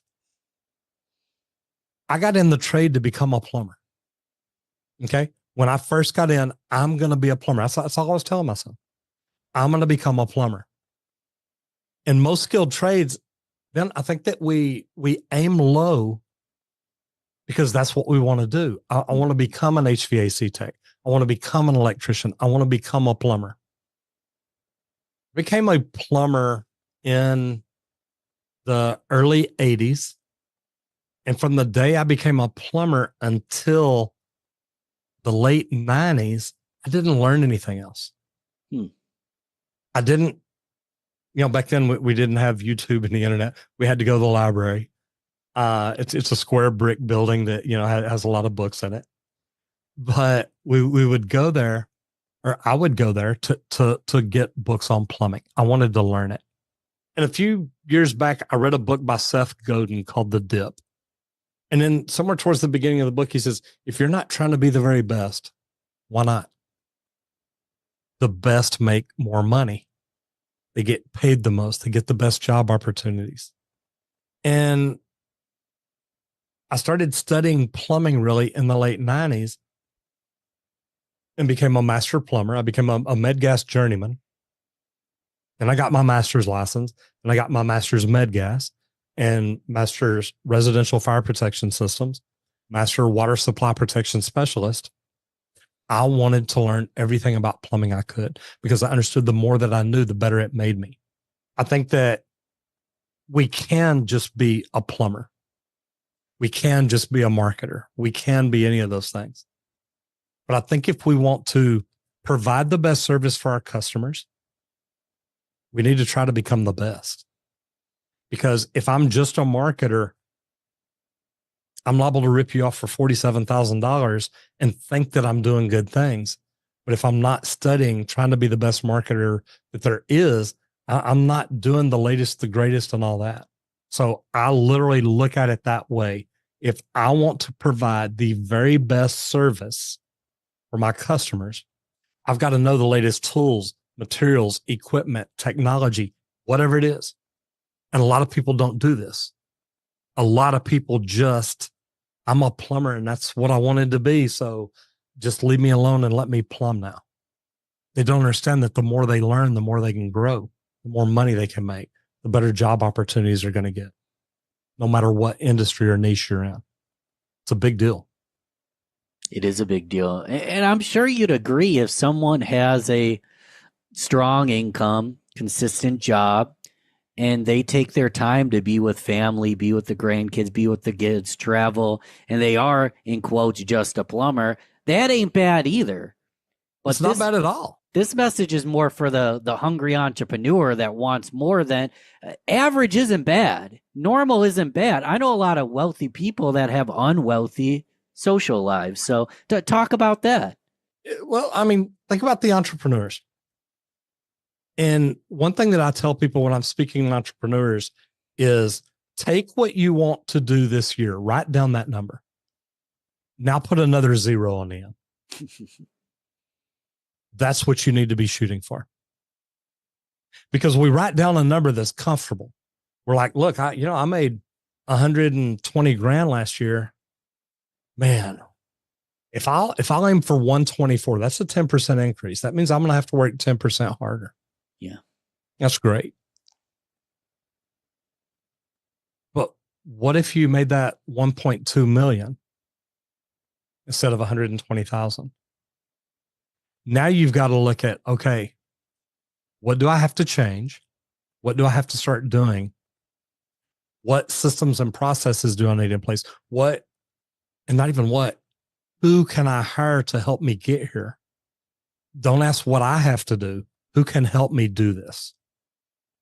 Because if it's all on my shoulders to increase everything 10 times, that's a lot of work. But if I bring in the right people and put systems and processes in place, I can make that happen. And I truthfully think any entrepreneur out there can make that happen. They've just got to look at what they're doing, how they're doing it, and what could they do different. You can either charge more for your services, sell more services, or come up with new things to sell. Figure out how to do that. And social media is a great way to do it.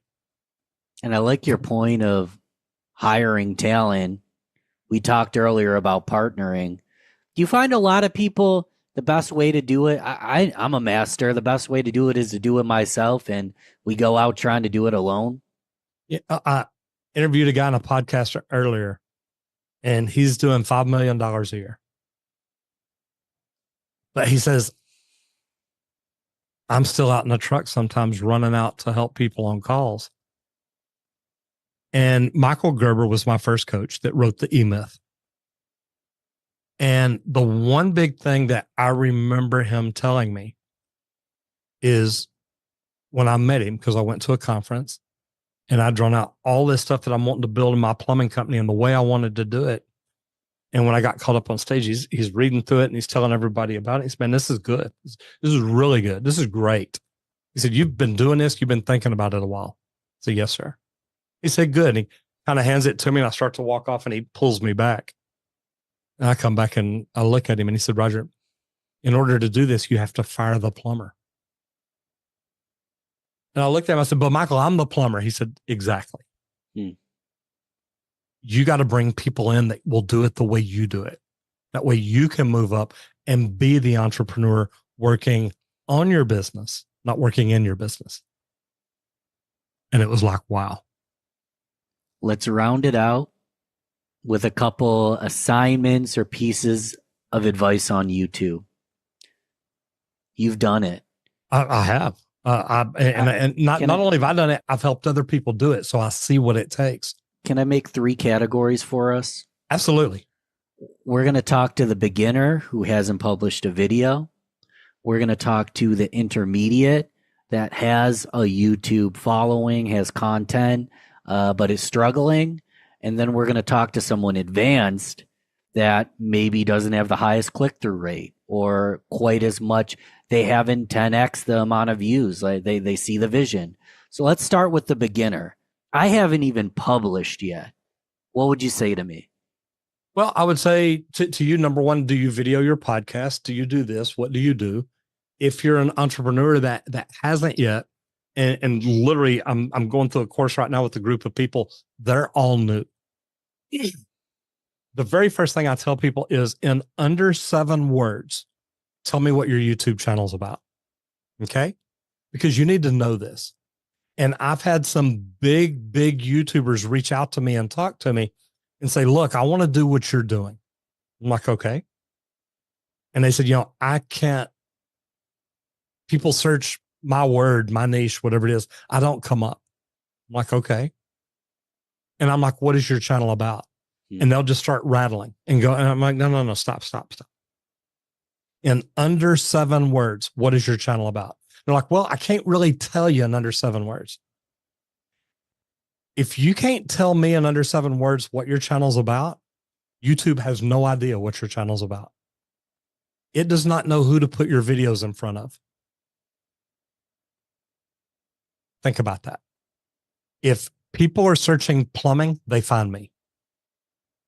If people are searching slab leaks, leak detection, plumbers, water heaters, tankless water heaters, I have learned how to own my niche.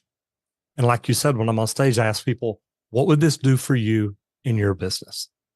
If people could just search your industry and you come up. So knowing exactly what your channel is about. Mine's 3 words, all things plumbing. That's all it is. So plumbing's the one word. To expand real quick, Dave Ramsey, debt, Brene Brown, shame. Love Brene. Shame. She's an expert on shame. You bet. Ramsey's an expert on debt. Lewis Howes is an expert on self-doubt. He's got the School of Greatness podcast, but he talks a lot about imposter syndrome. You bet. You're the But expert on plumbing. Please go ahead. You know the only person that doesn't have imposter syndrome? Yeah. Is an The imposter. Right. Because he knows. He's like, look, I'm a fake. I get it. I'm good with that. All the rest of us are trying to be this rock star, this magician. You know, we had our banners printed the other day for when I speak. Social media magician. I show people how to do magic, and I do it every day. But it starts with you've got to know what your channel's all about. Like you said, debt, self-doubt. What is it that you're thinking about every time you make a video? Does it always tie back to what your channel's about? If it does, then YouTube knows who to put those videos in front of. Let's move up to intermediate, which I'm probably in this category, Roger. If someone's listening to the audio and the YouTube Real Business Connections, you'll see I get a few hundred, sometimes a few thousand. And I think my top video is 10,000. I have a 9, a 7. But never have I hit 50 or 100. Never have I hit 1 million. I think I'm under, but close to 1 million total views. But I'm no Mr. Beast. I'm no Roger Wakefield. What are your thoughts for that intermediate level? At the intermediate level, it's time to look at everything you're doing. What can you improve along the way? And it's easy. You can try to mass produce a lot more videos and say, well, we'll just start making all those better. What can you do with what you have? Can you improve your thumbnails? Can you improve your titles? Do you use tools to help you? Are you in communities where you can A/B test thumbnails before you ever post them? How deep are you going on creating your stuff? And there was a thumbnail creator at this event last week in Dallas.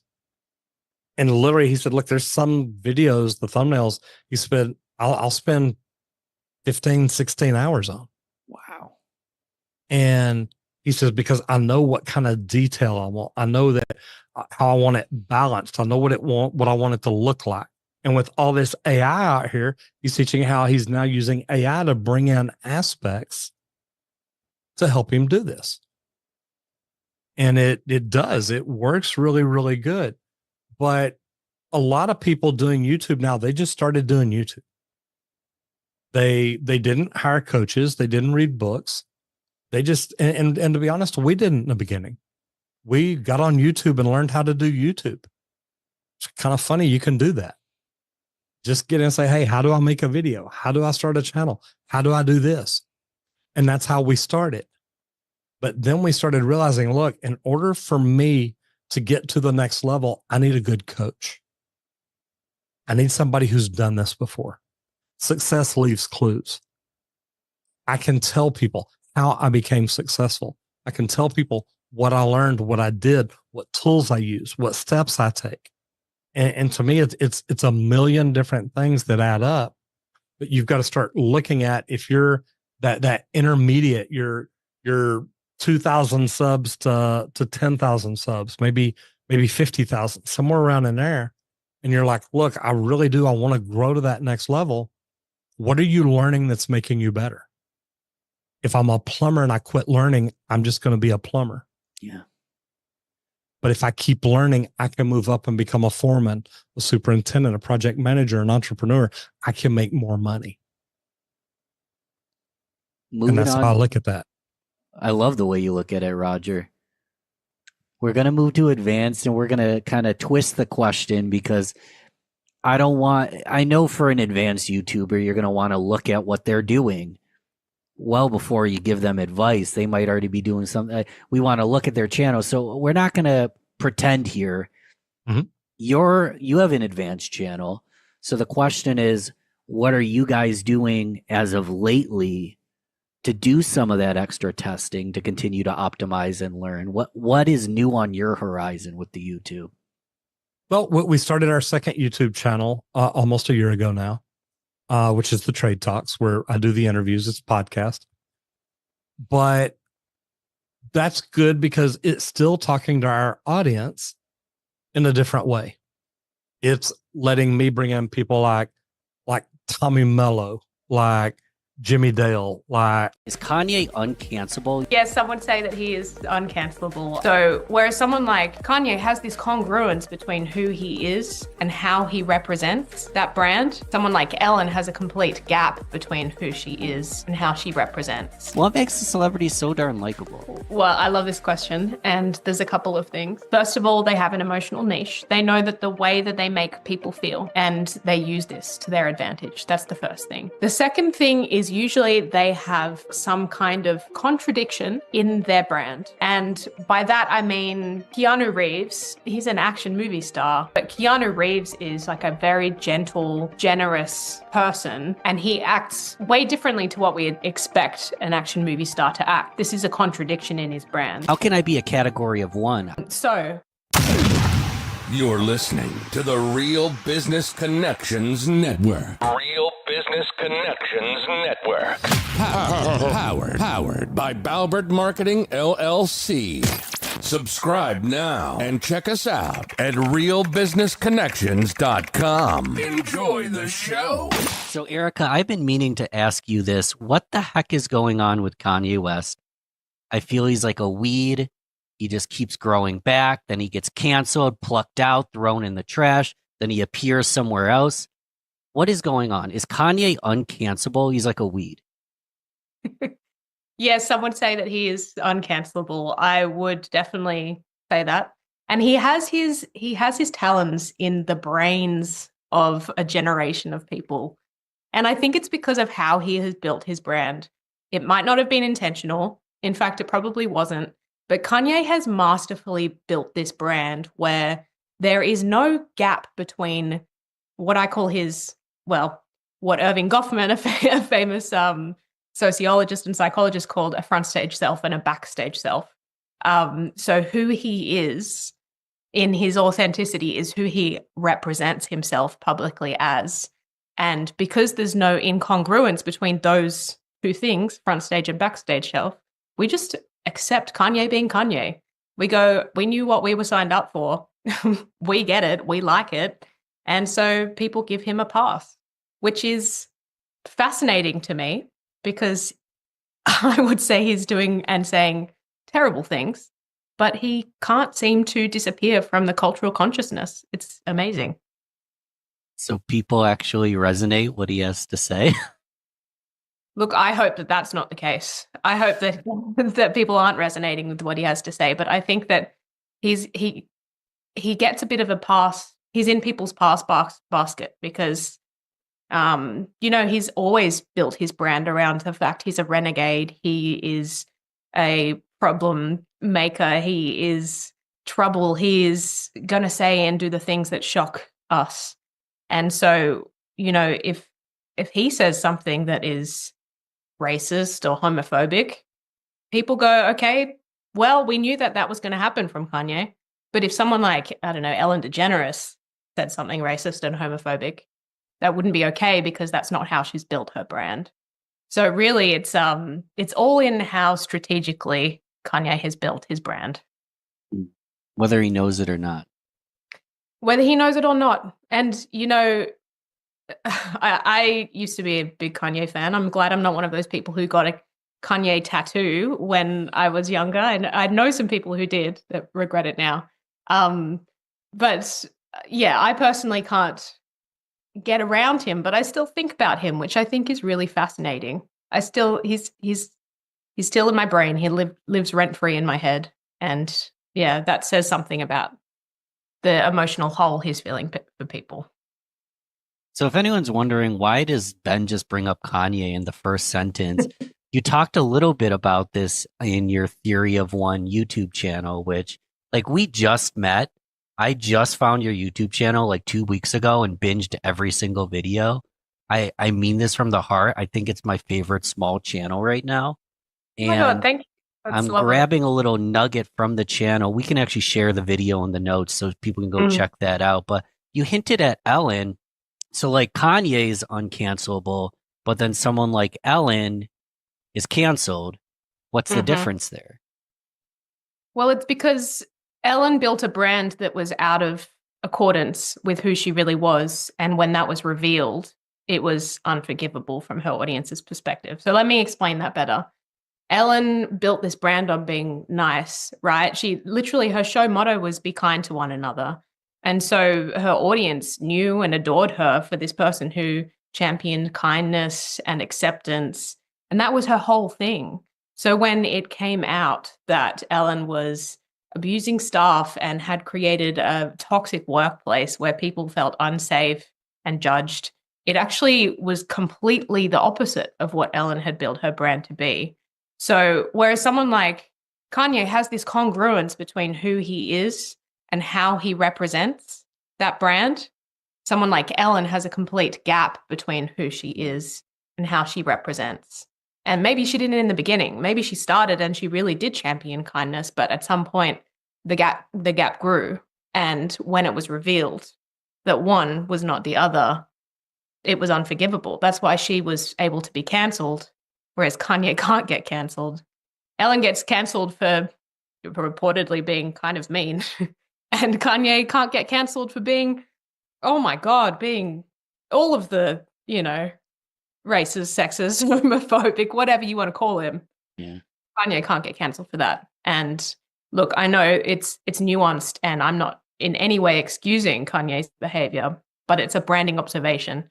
The difference between these two people in their actions and whether they get canceled or not.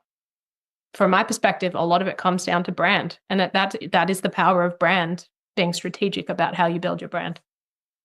That's scary. And in a second, I'm going to put myself on blast because I'm struggling with alignment once in a while. But the person you say you are online, you present yourself to be, and the person in the back room, ideally is the exact same human being, and everyone's watching you at all times. That sounds bloody exhausting. There's always an eye on me. Like, I'm not perfect.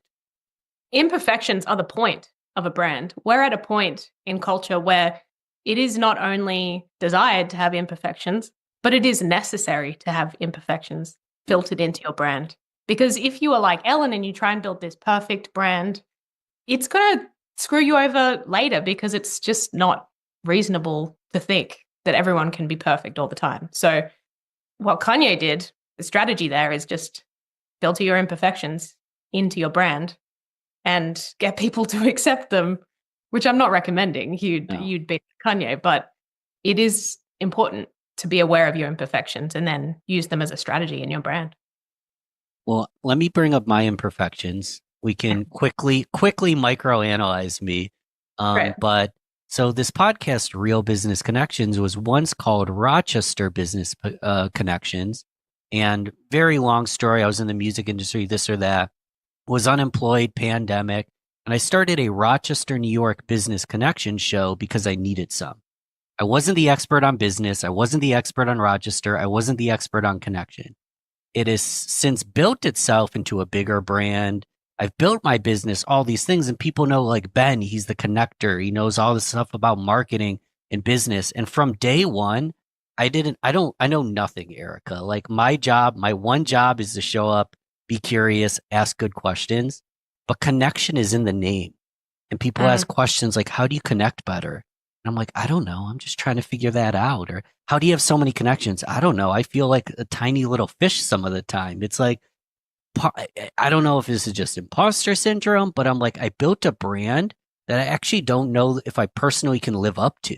It's bigger than me. It was almost an aspirational decision. It's not like I started with what I had. It started with how I aspired to be. And I still don't think I'm there. Do I have a problem here? First of all, I don't think you have a problem here. I think the fact that you're being honest about this and vulnerable is the point. the fact that you feel this way because I'm surprised by that. You know, that it surprises me that you don't feel like an expert because you come off as an expert. And it kind of makes me feel warmer towards you that I know that you are sitting there feeling like a bit of imposter syndrome. And this isn't to say that people should like talk down on themselves if it's not truly how they feel. All I said was not a tactic. Like, this is actually me, like, exactly. wondering what I'm doing half the time. Yes, exactly. And I think that sharing that with your audience, it's not going to make you stop coming off as like someone who's got their shit together. It just makes me feel like I can relate to you more because in the end, I think what people don't understand about branding and content creation is that yes, it's about you, but it's about everyone else. And we're all just trying to project ourselves onto people. So in the end, if you can be a mirror for people and make them feel less alone, then you can be a brand and you can smash it. So that's what you just did to me. So I don't think you have a problem at all. Let's take it to a new level that anyone can apply, because so anyone can be vulnerable. Anyone can be authentic. Anyone can be data driven. Anyone can be a marketer, a salesperson. Anyone can start a real estate business. But how do they become a category of one? Because there's 1 million people being vulnerable. There's 1 million people being authentic. There's 1 billion people on YouTube right now. How can I be a category of one? I just don't want to be some podcast guy that markets and talks about imposter syndrome here and then. Like, I actually want to stand out at a higher level than just that. It's a really good question. So the way that I look at this, first of all, is beliefs. Because of what I just said, everyone's always looking to be a mirror to everyone else. So the best way to attract your people is to have a set of beliefs. And I know it sounds really simple, but actually it's not that intuitive when people first start this process of building their brand and creating content. People don't actually think to share their core beliefs. So when I'm working with someone, usually what I do first is understand their perspective. I actually have a framework called the PDF framework. And the first part of the process, the P, stands for perspective and positioning. So what I would do if I were trying to, again, become a category of one, is first understand the P, the perspective and positioning. So I'd sit down and understand what are my core guiding beliefs, the things that take me through the world, because these are actually one of the biggest differentiators because no one sees the world like you do. There are other people who will make videos, but there's no one who can share them from exactly your perspective. It's your biggest moat. It's your biggest advantage is your perspective. And then the D, that's differentiation. So D is understanding, okay, as you said, if there's 1,000 podcast guys out there, what is it that makes me different? And this might be, it might be your experience. It might be your vulnerabilities. It might be your beard. It might be a number of things. That's the D. You just got to think about it. Okay, what makes me differentiated? And then the F, how can I filter my brand identity? So the perspective, the differentiation, how can I filter that into a content strategy that is unique and represents my brand identity? So that's the overall process of becoming a category of one. It's a lot more nuanced than that, and it takes a lot of, it's funny. It feels like self-development when I work with people. There's a lot of those epiphanies where I point out a blind spot, and someone goes, "Oh yeah, that is what I'm really good at," because people spend a lot of time with their brilliance, so they often don't realize what it is that makes them brilliant. So yeah, that's the process. You make it sound so easy. Definitely not that easy. And I don't know the whole story, but the short version, there was a company, Athletic Greens, and they rebranded to AG1 because they got a ton of bad press. And they just have a long-standing history of taking this green powder with all these great vegetables and all these great spirulina and all these things that are great for you, and jumping on podcasts and marketing them through podcasts. But it didn't work. They sold everybody on something that was basically not snake oil, but just a little bit above it because all of the nutrients are getting manufactured out. All their promises were like not true. The research didn't back it, this and that. And I'm on a tangent. I got to look more into AG1, kind of a big scandal there. People still consume it, even though it's a trash product. But how do we know if it's working? Because you talk about self-development, I could, get clear on my PDF and start putting out brand content and creating something and building a brand. But how do I know if it's working? Because I can just keep running in the wrong direction. And then I either run off a cliff or I have to turn around and run back. How can I avoid running off that cliff and actually running in the right direction? How do I know if it's working? Yeah, the first step to avoid running in the wrong direction is, as I said, to make it a belief-based content strategy, because you can't run in the wrong direction if they're your beliefs. So that's the first thing. A lot of people pick like a niche or a topic that they've never had an opinion about, they've never thought about in their lives, but it's going to be profitable. It'll get views. Why not pick it? Don't do that. That's how you run in the wrong direction. So that's the first thing. The second thing to avoid running in the wrong direction is making an emotion your foundation. Yes, a niche is important, but you also have to think about your emotional niche, because everyone who you ever meet naturally falls into an emotional niche. Like you make me feel calm. You make me feel analytical. So you are giving me a feeling right now, and I would say that's your emotional niche. And everyone who's anyone has an emotional niche. So again, you have to get clear on that to avoid running in the wrong direction. And the way that you can know that it's working is if you are I'd say, gauging the sentiment. And this is a tricky analytic because I know people love views and likes and they love to look at those vanity metrics, but sentiment is a little harder to track. So you mentioned an analytical vibe. I want to step. The analytics in me is like, I want to add value, but I also want to make an emotional connection. I joked before, like I was telling Erica, I was telling you that like I binge your YouTube channel. It's bingeable right now. If anyone goes to the channel, it's bingeable right now. You have a perfect amount of content to binge. I binged your channel, but I'm not 100% sure I know anything about you. So I guess my first question is, where'd you learn all this stuff? Thanks for pointing that out, because, while I can preach that people should be able to get to know you and everything, sometimes I don't practice what I preach, because one of my flaws is that I hide behind information, because it's scary when people see you for you. So thank you for asking. And that. Quickly, Erica, I want to say, like, part of what I love about your channel is it isn't a fluff fest. Like, it starts, you teach something, it ends. There's not some long-winded intro, outro. Like I swear a lot of YouTubers are like, we need to do 11 minutes because the analytics say this, they're going to run an ad, and it's a fluff fest. You're straight to the point. But this podcast is going to be a fluff fest anyways. We're not going to get straight to the point. So I just wanted to compliment. That's part of what I love about your channel. But again, where are you learning this stuff? I want what you're having.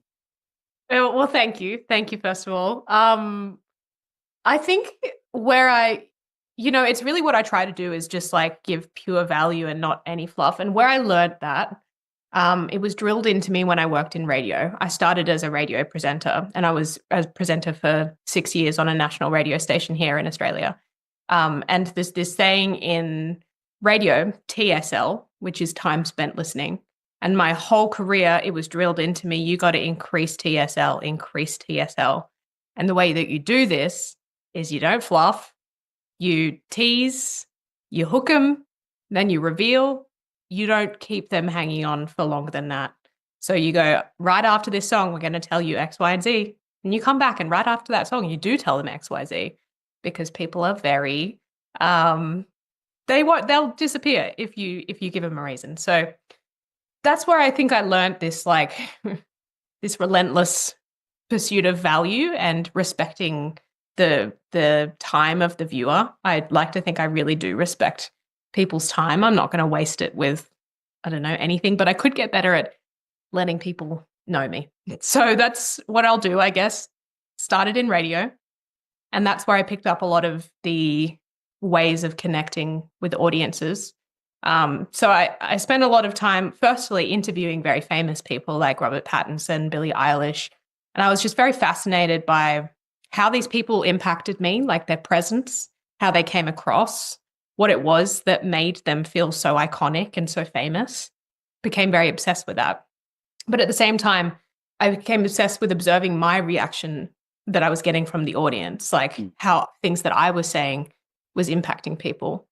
And one thing about Australian radio is that it's pretty cutthroat, especially on this particular station I was on.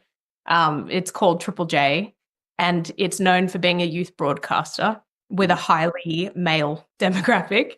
And I was one part of a, female duo. And this isn't the only reason, of course, but I actually got a lot of people calling me cringe in the beginning of my career. A lot of people would say, "Oh my God, you're so cringe." So the way it works on radio, you get this text line, and while you're live on air, literally, the mics go on, the red light is on, you go, "Good morning, you're on Triple J with Erica," and you out of the corner of your eye, you see a text while you're live on air saying, "You're so cringe, shut up." Oh, I would turn that off. I would find a way to turn that off. I don't read my comments though. Yeah, it's trial by fire. So, Yeah. I took that in the beginning of my career, I took that really hard. I thought, "Oh my God, cringe is the worst thing to be. Like, how embarrassing. I should try and change myself. I should try become more who they want me to be," which I tried to do for a few months there, but it made me even more miserable and it didn't seem to even work.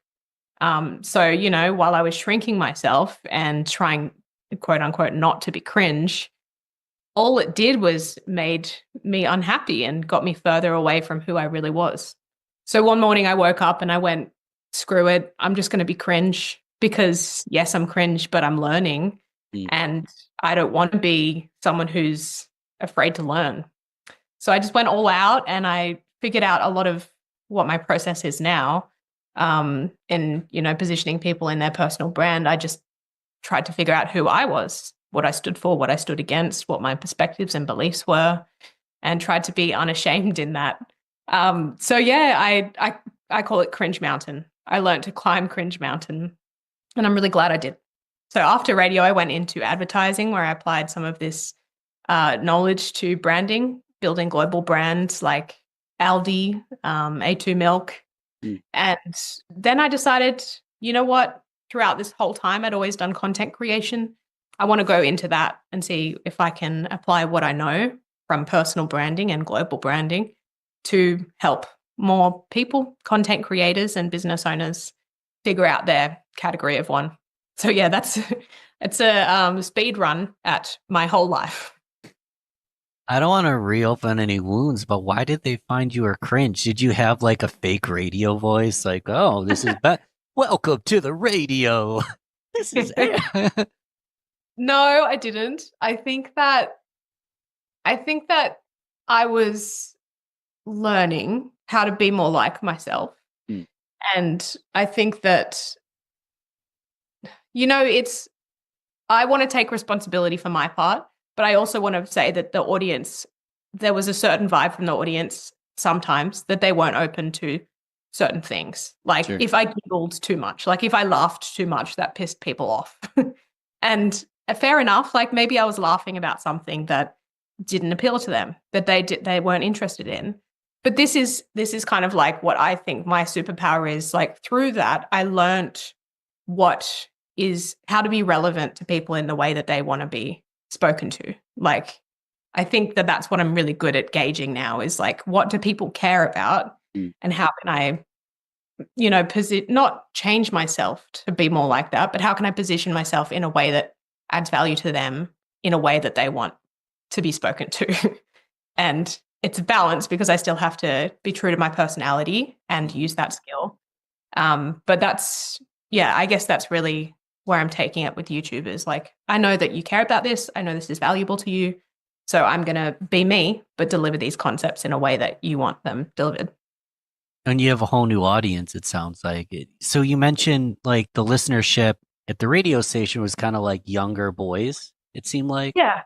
Yeah, Because- yeah, a lot of the demographic was, but I really, yeah, it is probably partially that, but it's also partially the fact I probably wasn't very good yet. Okay. Like I wasn't who I am now then. Like I wasn't good at understanding how to speak to audiences, and I wasn't good at making jokes and reading news stories. Like I got to call it how it was. I wasn't good enough yet, but that's okay because I was learning. I was just learning very publicly. Yes. Yeah, it was painful, but I'm really glad now that it happened. Just a side note, I appreciate your accountability because I was about to just throw some shade and talk how these young boys leave the most ridiculous comments. And like, if you were to read a movie review and you saw it was like 11-year-old boy, you'd be like, oh, that's not someone that I would trust to leave a movie review, but everyone's got a movie review. So, but I appreciate your accountability, and you call it cringe mounting. What happens when you're at the top of the mountain? Well, with Cringe Mountain, on the other side of Cringe Mountain is the land of cool. Everyone's trying to get to, right? But a little secret between you and I don't think anyone ever gets there. I think it's a mirage. And I think the further you walk up the mountain, the further away the land of cool gets. But having said that, I'm definitely not at Cringe Mountain Base Camp anymore. I'm well and truly on my climb. And I think as you climb, you realize that, you know, these haters, the people that made fun of me on radio, I don't have any bad feelings towards them now because I know that with Cringe Mountain, no one who has done the climb will ever laugh at you. Like no one will ever look back from in front of you up Cringe Mountain and laugh at you for climbing behind them. People will only laugh at you from the base camp of Cringe Mountain. So I look back and I go, that's fine. These guys, they were at the base camp of Cringe Mountain and they didn't get it. They didn't get what I'm trying to do. So I don't have any hard feelings towards them because they don't get it. They don't get it. They don't get it. It's fine. We can maybe workshop this more offline, but this is coming to my mind because I was at a conference. The gentleman was called Justin Kavanaugh, and he actually had this drawn out like depiction on the screen. And there was the first mountain, and then you're at the top of the mountain, and then you see the zone of despair, I think he called it. Because you're at the top of the mountain. Well, guess what happens? Then you see there's a whole new mountain. So to get to the next mountain, you actually end up going downwards to the zone of despair, and then you climb that baby again. And it's just like so frustrating, and that's why a lot of people quit at things. And he's like, all you need to do is find a way to develop a bridge from one mountain to the next. And then it's not like you've hit the Mecca, but you avoid the zone of despair if you can bridge the gap between the first mountain and the second mountain. And that bridge could be just like a tool or a mentor, or I don't know what it is. I guess it's individualized, but it sucks when you get to the top and you realize they're still cringy. You're not as cool as you thought you were.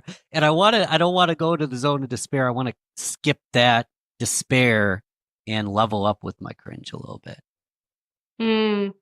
Yeah, I love that. I think, well, this might be controversial, but I think it's good to go through the valley of despair personally.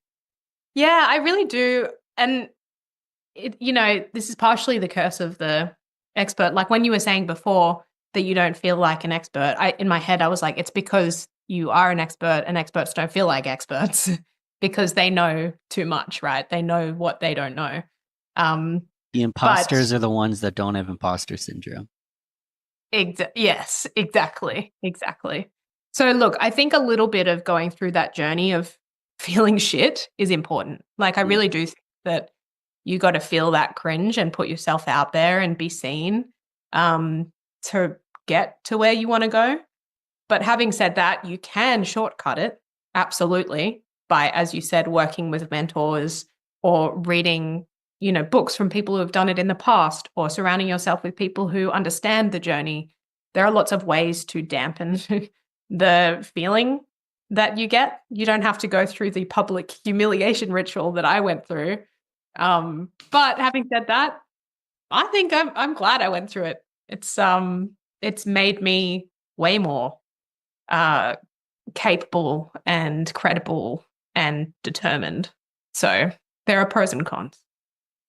So I have two big categories that are on my mind. You can choose your own adventure. We can either shortcut YouTube because there's a certain process you seem to follow. We can break that down. That's a little more analytical or tactical.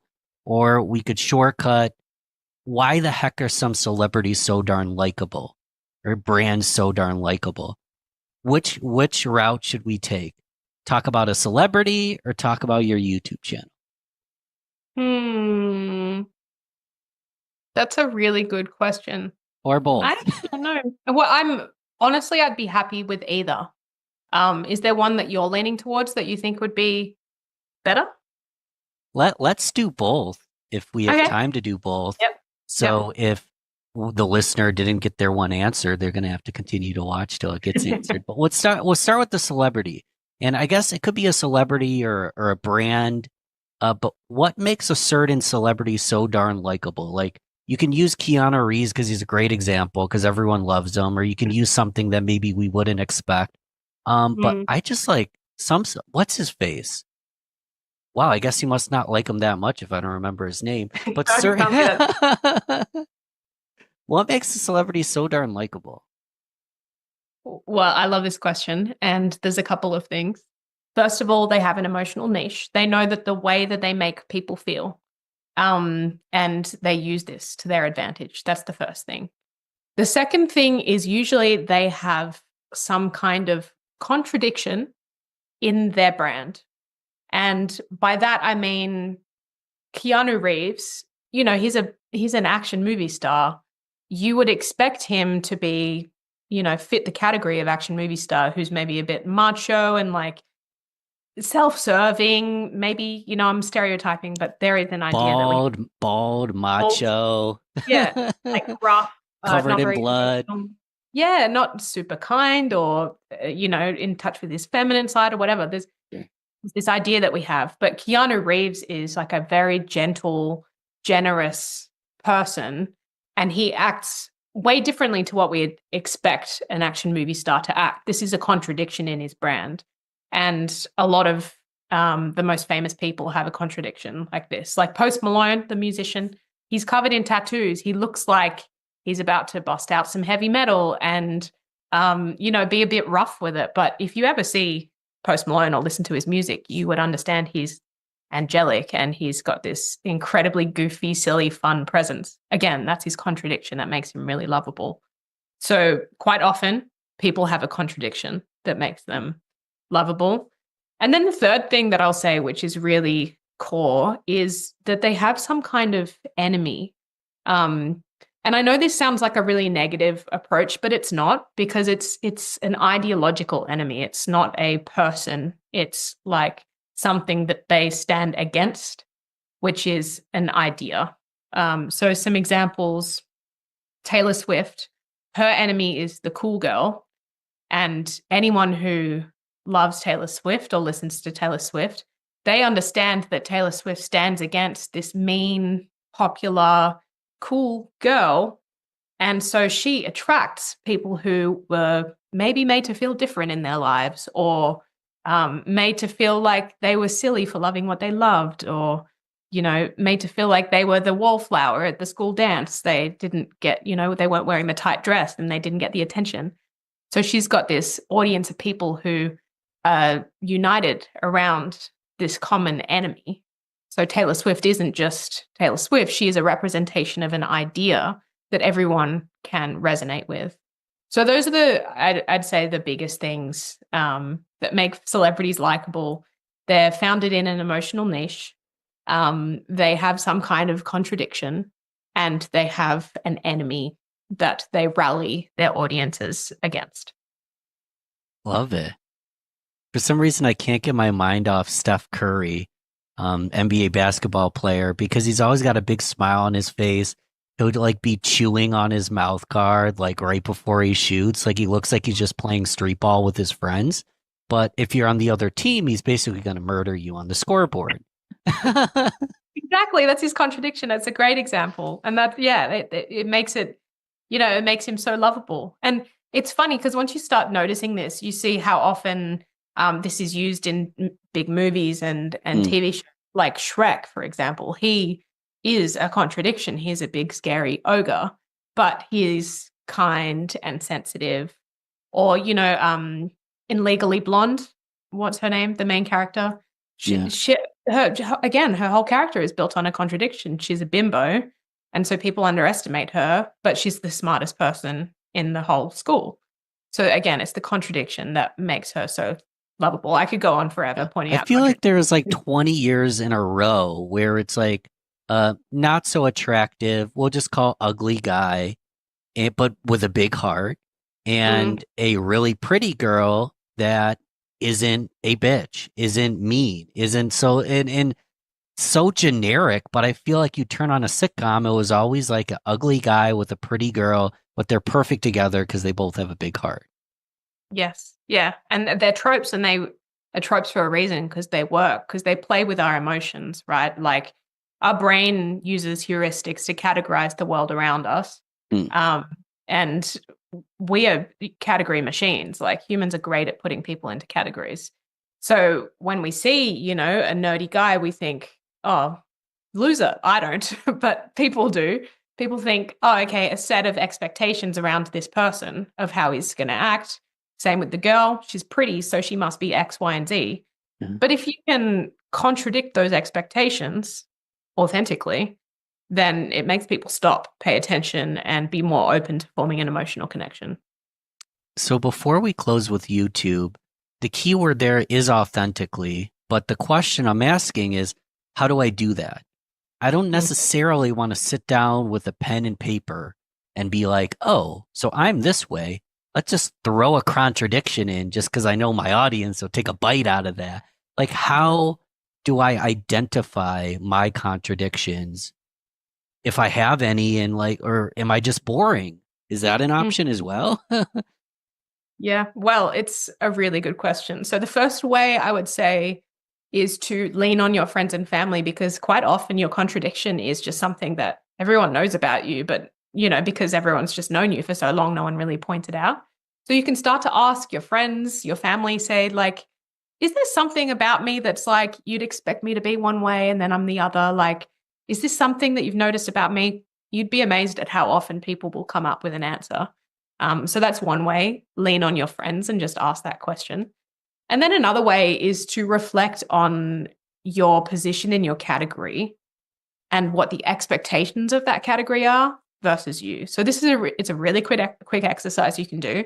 Sit down with a pen and paper and write category, say podcaster. And then in one column on the left, expectations of a podcaster. One column of the right, say me. And then go line for line, write down what the expectations are of you as a podcaster in your category, and then what you are in reality. And just see if those things play off each other. And maybe you fit into all of the expectations. That's okay. You'd have to look somewhere else. But you'd probably find a contradiction of, okay, people expect podcasters to act one way. I act this way. That's interesting. How can I capitalize on that and make that more a part of my brand? You got me thinking. So I'm almost wearing a black t-shirt I got a black t-shirt and a watch like every day, but that's kind of my camo, because anyone who knows me well knows I'm a hippie, and I camp and go to music festivals and was in the music industry for 10 years. And I'm a hippie in business. And I only own one suit and tie, and it was for my brother's wedding.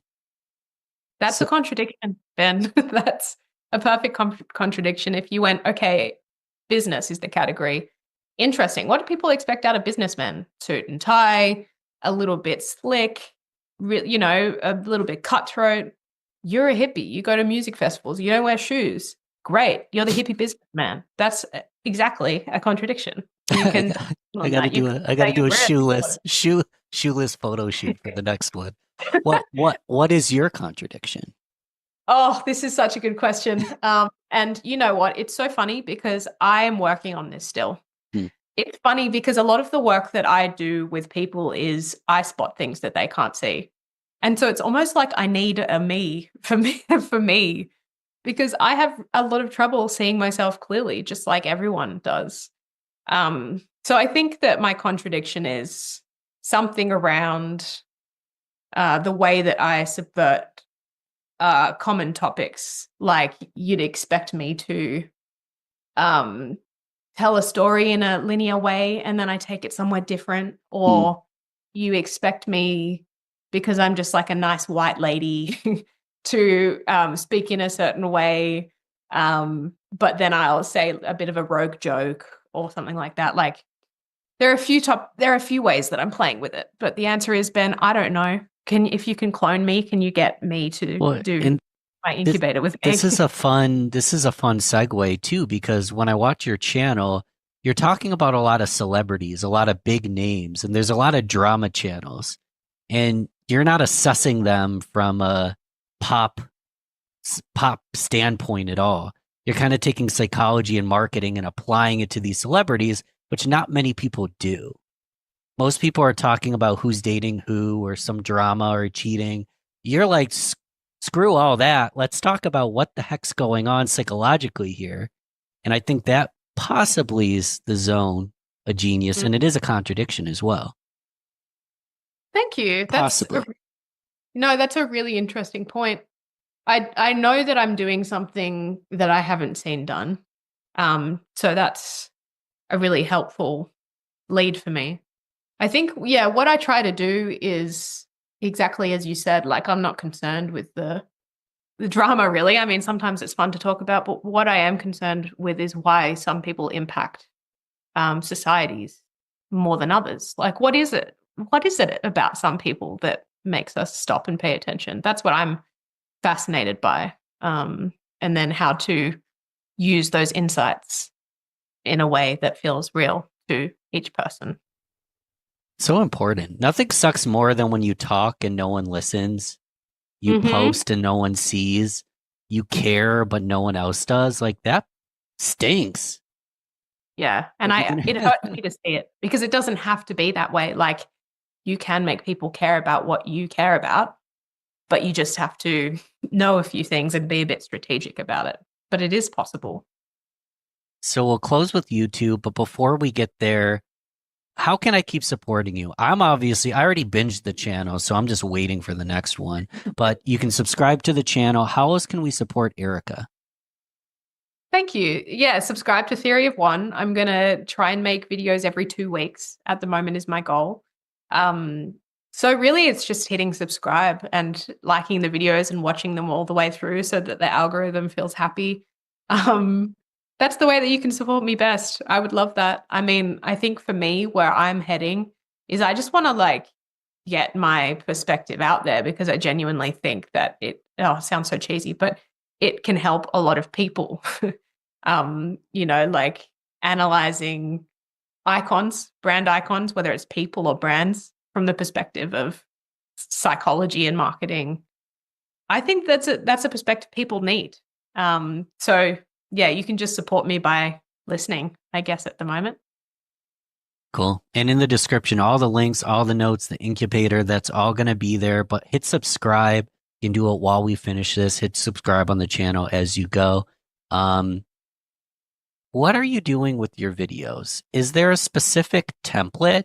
So I haven't actually sat down in I just listened to them. Like, oh, this is good. But I didn't actually do an analysis. But I feel like you might think this, but it's actually this. And it's really not even what you think it is. And then you have these hooks and these thorough line. Are you following a template? Is it intuitive? How are you structuring these videos to be so much depth, but also so short simultaneously? I know that was a very thick question, but is there a structure? No, there is a structure. So the overall structure I follow is, first, I will just notice something out in the world. Usually my video ideas have been sitting with me for months, because I've noticed something and I go, that's weird. I wonder why that is. So first stage for me is just to ponder on it and to notice it. But then when I actually get to writing the video, first, as all YouTube people say, you want to have the title and the thumbnail already decided before you start writing the video. So once I've got that decided, the kind of structure that I follow with writing the scripts is I'll ask a question in the intro, in the hook. And that question is the question I've been asking myself over the last few months. why do people like Kanye not get cancelled where people like Ellen do? And that's an interesting question to me. I'll just put that as the question, and the question is the hook. And then I'll hint at the answer and say, you might think it's X, but it's not. The real answer is something more interesting. And I'm going to tell you about it, give it a bit of a hook. And then I go into usually an example 1. And I like to think of the first example as something that's like, I want people to feel like, wait, why is she talking about that suddenly? And then I gradually like join the points. That's what really gets me going, is if I can think of an example of the answer in something else in pop culture that you wouldn't expect. So that's, let me summarize. Question, hint at the answer, example 1, example 2, and then the psychology of it, and then the answer, really. And then an exercise is the overall structure. I don't know if that was helpful. It sounded a bit messy, but that's how I do our videos. Next time I do a solo video, I'm just going to follow that. Yeah. And then you're just kind of like peace. Like your closing sentence is like one sentence and you're good to go. Yeah, I think personally when I watch YouTube videos, as soon as I sense that it's ending, I'll click out of the video. So I just know it's not like I'm not going to keep you there longer than you have to be there. I'm just going to peace out and then see you later, you know? So that's another thing. I just don't want to ever waste anyone's time. But having talked to you, Ben, I think that I would like to try and get more of me into my content, because I'm a hypocrite if I don't do that. So it's something that I've gotten out of talking to you today, is that I probably could share more of me, and I'm going to try and do that. So thank you for the reminder. Any clue how you're going to do that? Yes. It's the dreaded every few minutes add in a little tidbit about me. I know exactly how to do it. Yeah. I just don't do it. So yeah, the strategy really is to every few minutes just add a little story or opinion from me, like a little fact, like an update about my life. I've just moved house. You might notice the background's different. It's because I got mold poisoning in my old house and I had to move, which is true. So that's an interesting thing that I should tell the audience that might make them feel like they know me. Would you ever do like a full video that's just you? I think I would, yeah, but I'm edging closer and closer to it because, yeah, I know that as I said before, one of my vulnerabilities is that I hide behind my observations and opinions about other people, and it's not as easy to just let people see me. So I'm going to. That's a great hook. That's right. It's funny, isn't it? Because I teach this shit, and all of my clients, I'm like, you can do this, put yourself out there. But I am very aware that it's a thing that I do. So yeah, I'm edging closer to it. I'll start to share more of me and my story and my journey. I'm just going to get into it slowly. I'm literally just trying to do 3 things here. 1, just friend to friend, like kind of push you a little bit to like see, is she going to do it? 2, build suspense for the listener to go subscribe to the channel and then pay attention to it. And 3, let's say you're a big superstar. I'm going to be like, look at this interview we did in 2025. Okay, I like number 3. Let's go with all of them, but number 3, let's make that the goal. 100%. Do you want to be a superstar? I don't want to be a superstar. No. I don't want to be seen for me. Like I really like talking about ideas, and I really like guiding other people to be superstars. But yeah, me personally, I don't want to be famous just for the sake of being famous. I struggle with this one myself, because let's say you have such a great impact that 100,000 people at a stadium want to see you speak, or 20 million people watch every one of your videos.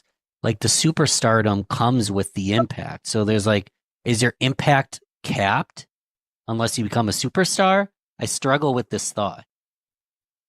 Yeah, I think that it's a good point. There's levels and kinds of fame. Like someone like, I don't know, Jennifer Lawrence, she's just famous. Like she's just a superstar for being Jennifer Lawrence, right?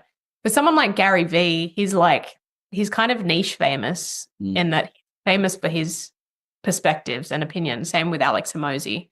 I can see myself being more like okay with that kind of fame where it's like you're famous because you give people new perspectives and they like you, but they also really like hearing what you think about the world. I think that's a very different kind of famous than just being seen and people expecting you to be you, and that's the trick, right? That's kind of scares me a little bit. I don't want to do that, but I'm very happy to be up on a stage with a microphone talking about something. Like I love that. That's where I thrive. So yeah, it's a bit of a contradiction. It's like me saying I don't want to be famous, but then putting myself on YouTube and trying to get more views. Like, what do you mean? So yeah contradictions. Gary Vee is such a good example because it was like years ago by now, but my girlfriend sends me a screenshot. She's like, there's a speaker at our college virtual event. I think you'd like him. And I'm like looking at the screenshot. I'm like, that's Gary Vaynerchuk. Like, what do you Yep, what? I like him. One, you don't know Gary Vaynerchuk. Two, why didn't you invite me? But some person who's an alumni at a college isn't going to know Gary Vaynerchuk the way you and I might. Exactly, but everyone knows Jennifer Lawrence. So it's like, are you famous with a certain group of people for a specific thing? Or are you just famous? I know that I call it niche famous. I'm happy to be niche famous than Jennifer Lawrence famous. So final question, and it's for recommendations. Other than your channel, it could be YouTube, a book, a podcast. What are you learning from right now? Who are you learning from? What's got your ears? That is such a great question. What's got my ears? I can recommend some Australian YouTubers that are great. Cool.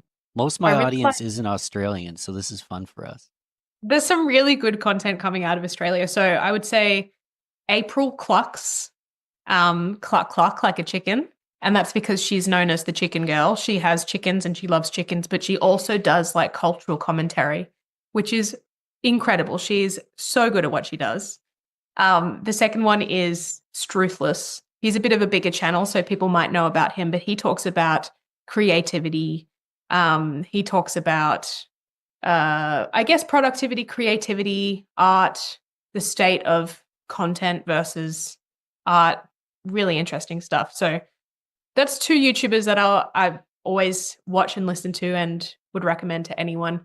And then the other things, I just like to read a lot. I read a lot of self-development. So books like The Courage to Be Disliked is one I'd recommend if you're trying to put yourself out there and start your branding and content journey. Great book that will change your perspective. The Infinite Game by Simon Sinek. I love that book. That also changed the way that I thought about the world. And anything by Marty Neumeier. He's got a book called The Brand Gap, which is just so valuable. So yeah, 2 Australian channels, 3 books. That's what I will leave people with, and things that have really inspired me recently. And Theory of One on YouTube. And Theory of One on YouTube. Yes. Thanks for coming on, Erica. Again, I think I mentioned this, but like I just found your channel, binged, and now you're on the show just like that. So I appreciate your time, appreciate your heartbeats.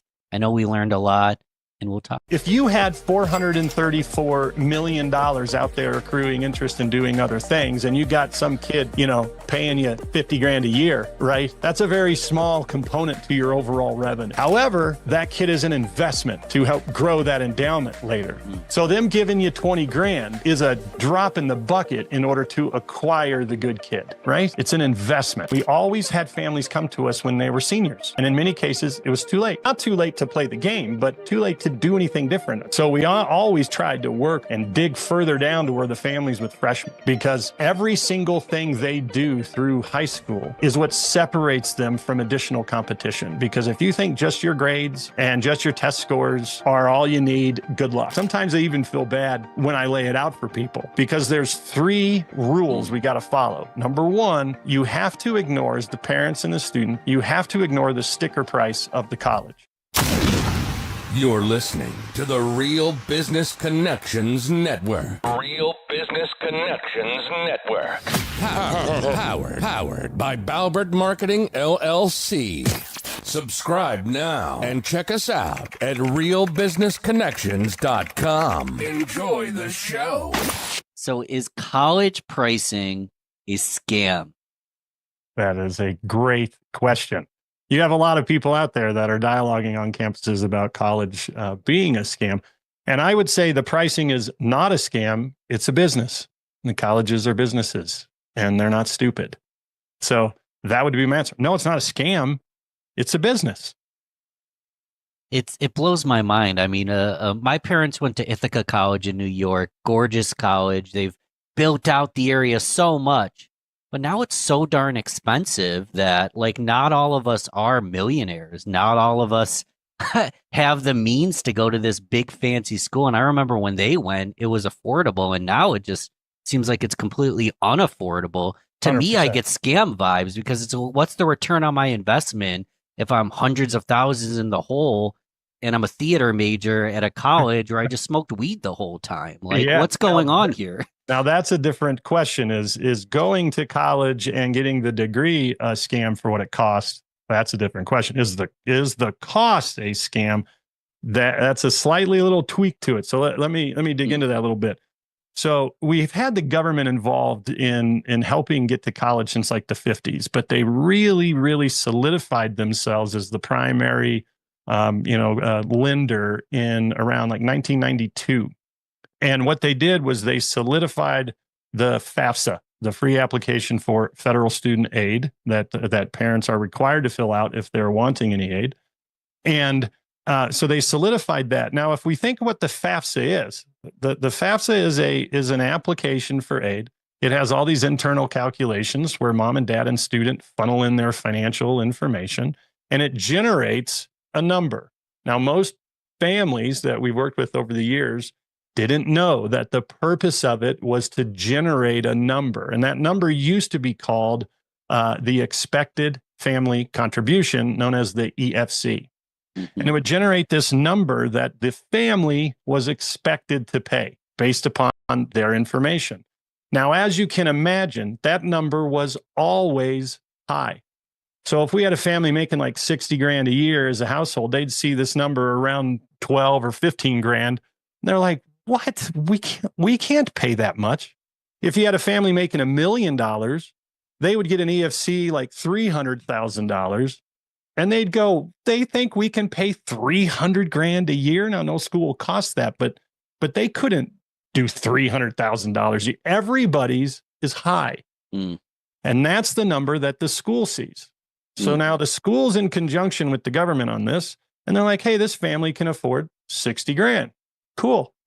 Now, if you're a $50,000, $60,000, $70,000 cost of attendance university and you see this family can afford it, do you lay out your very best offer? Of course not. Because the government goes, hey, mom and dad, we know, oh boy, that kind of hurts. We're here to help you. Well, let's take a second, Kelly, because this isn't not me haggling for a leather jacket in a foreign country. This is like an American citizen trying to get an education, and they're still trying to charge me too much. So the government, I mean, we would do the same if our customers, for whatever widget we sold, had basically money provided to them by the government to buy our product. I mean, let's just look at how the healthcare system has created to where the hospital charges $250 for a Band-Aid, right? Because of all the government's little involvement and all the crap that goes on. And, you know, it's nonsense what happens in the healthcare industry. This is no different. These colleges, their prices are inflated because the government hands money out. over $1.7 trillion in like the last 15 years or 16 years in parent and student loan debt. So the government solidifies themselves as the banker. You can't write that off in any bankruptcy. I mean, they have solidified themselves at interest for this revenue. So it is a designed problem. Anytime we have a politician up there talking about this and that with college, they've created the problem. They knew exactly what they did. They're the ones who created the calculations. They're the ones that didn't go, sorry, man, that is expensive, but here's your $25,000 Parent Plus loan. We're going to help you. So it's the ultimate Ronald Reagan. The worst thing you can hear is I'm from the government and I'm here to help, was his old line. And this is exactly what they've done. And all you've got to look at is how the calculations work and all the loans that exist right now in Parent and Student Plus loans. And the example I'm going to show you today is nauseating. I mean, it's absurd what the government has laid out for this one family I'm working with. So if the college is sitting there waiting to see, and why wouldn't they? They're a business. They're going to wait to see if you in fact can afford that and you actually pay it, or if you accept the government money to pay their bill. Why wouldn't they? You and I would do that if we were selling a widget. If you're a customer and I got a widget and you've got an endless source of revenue, I want to wait to see if you take that government money to pay for my widget. Why wouldn't I? Sure. Why am I going to lay out my best offer right away? I'm not going to do that.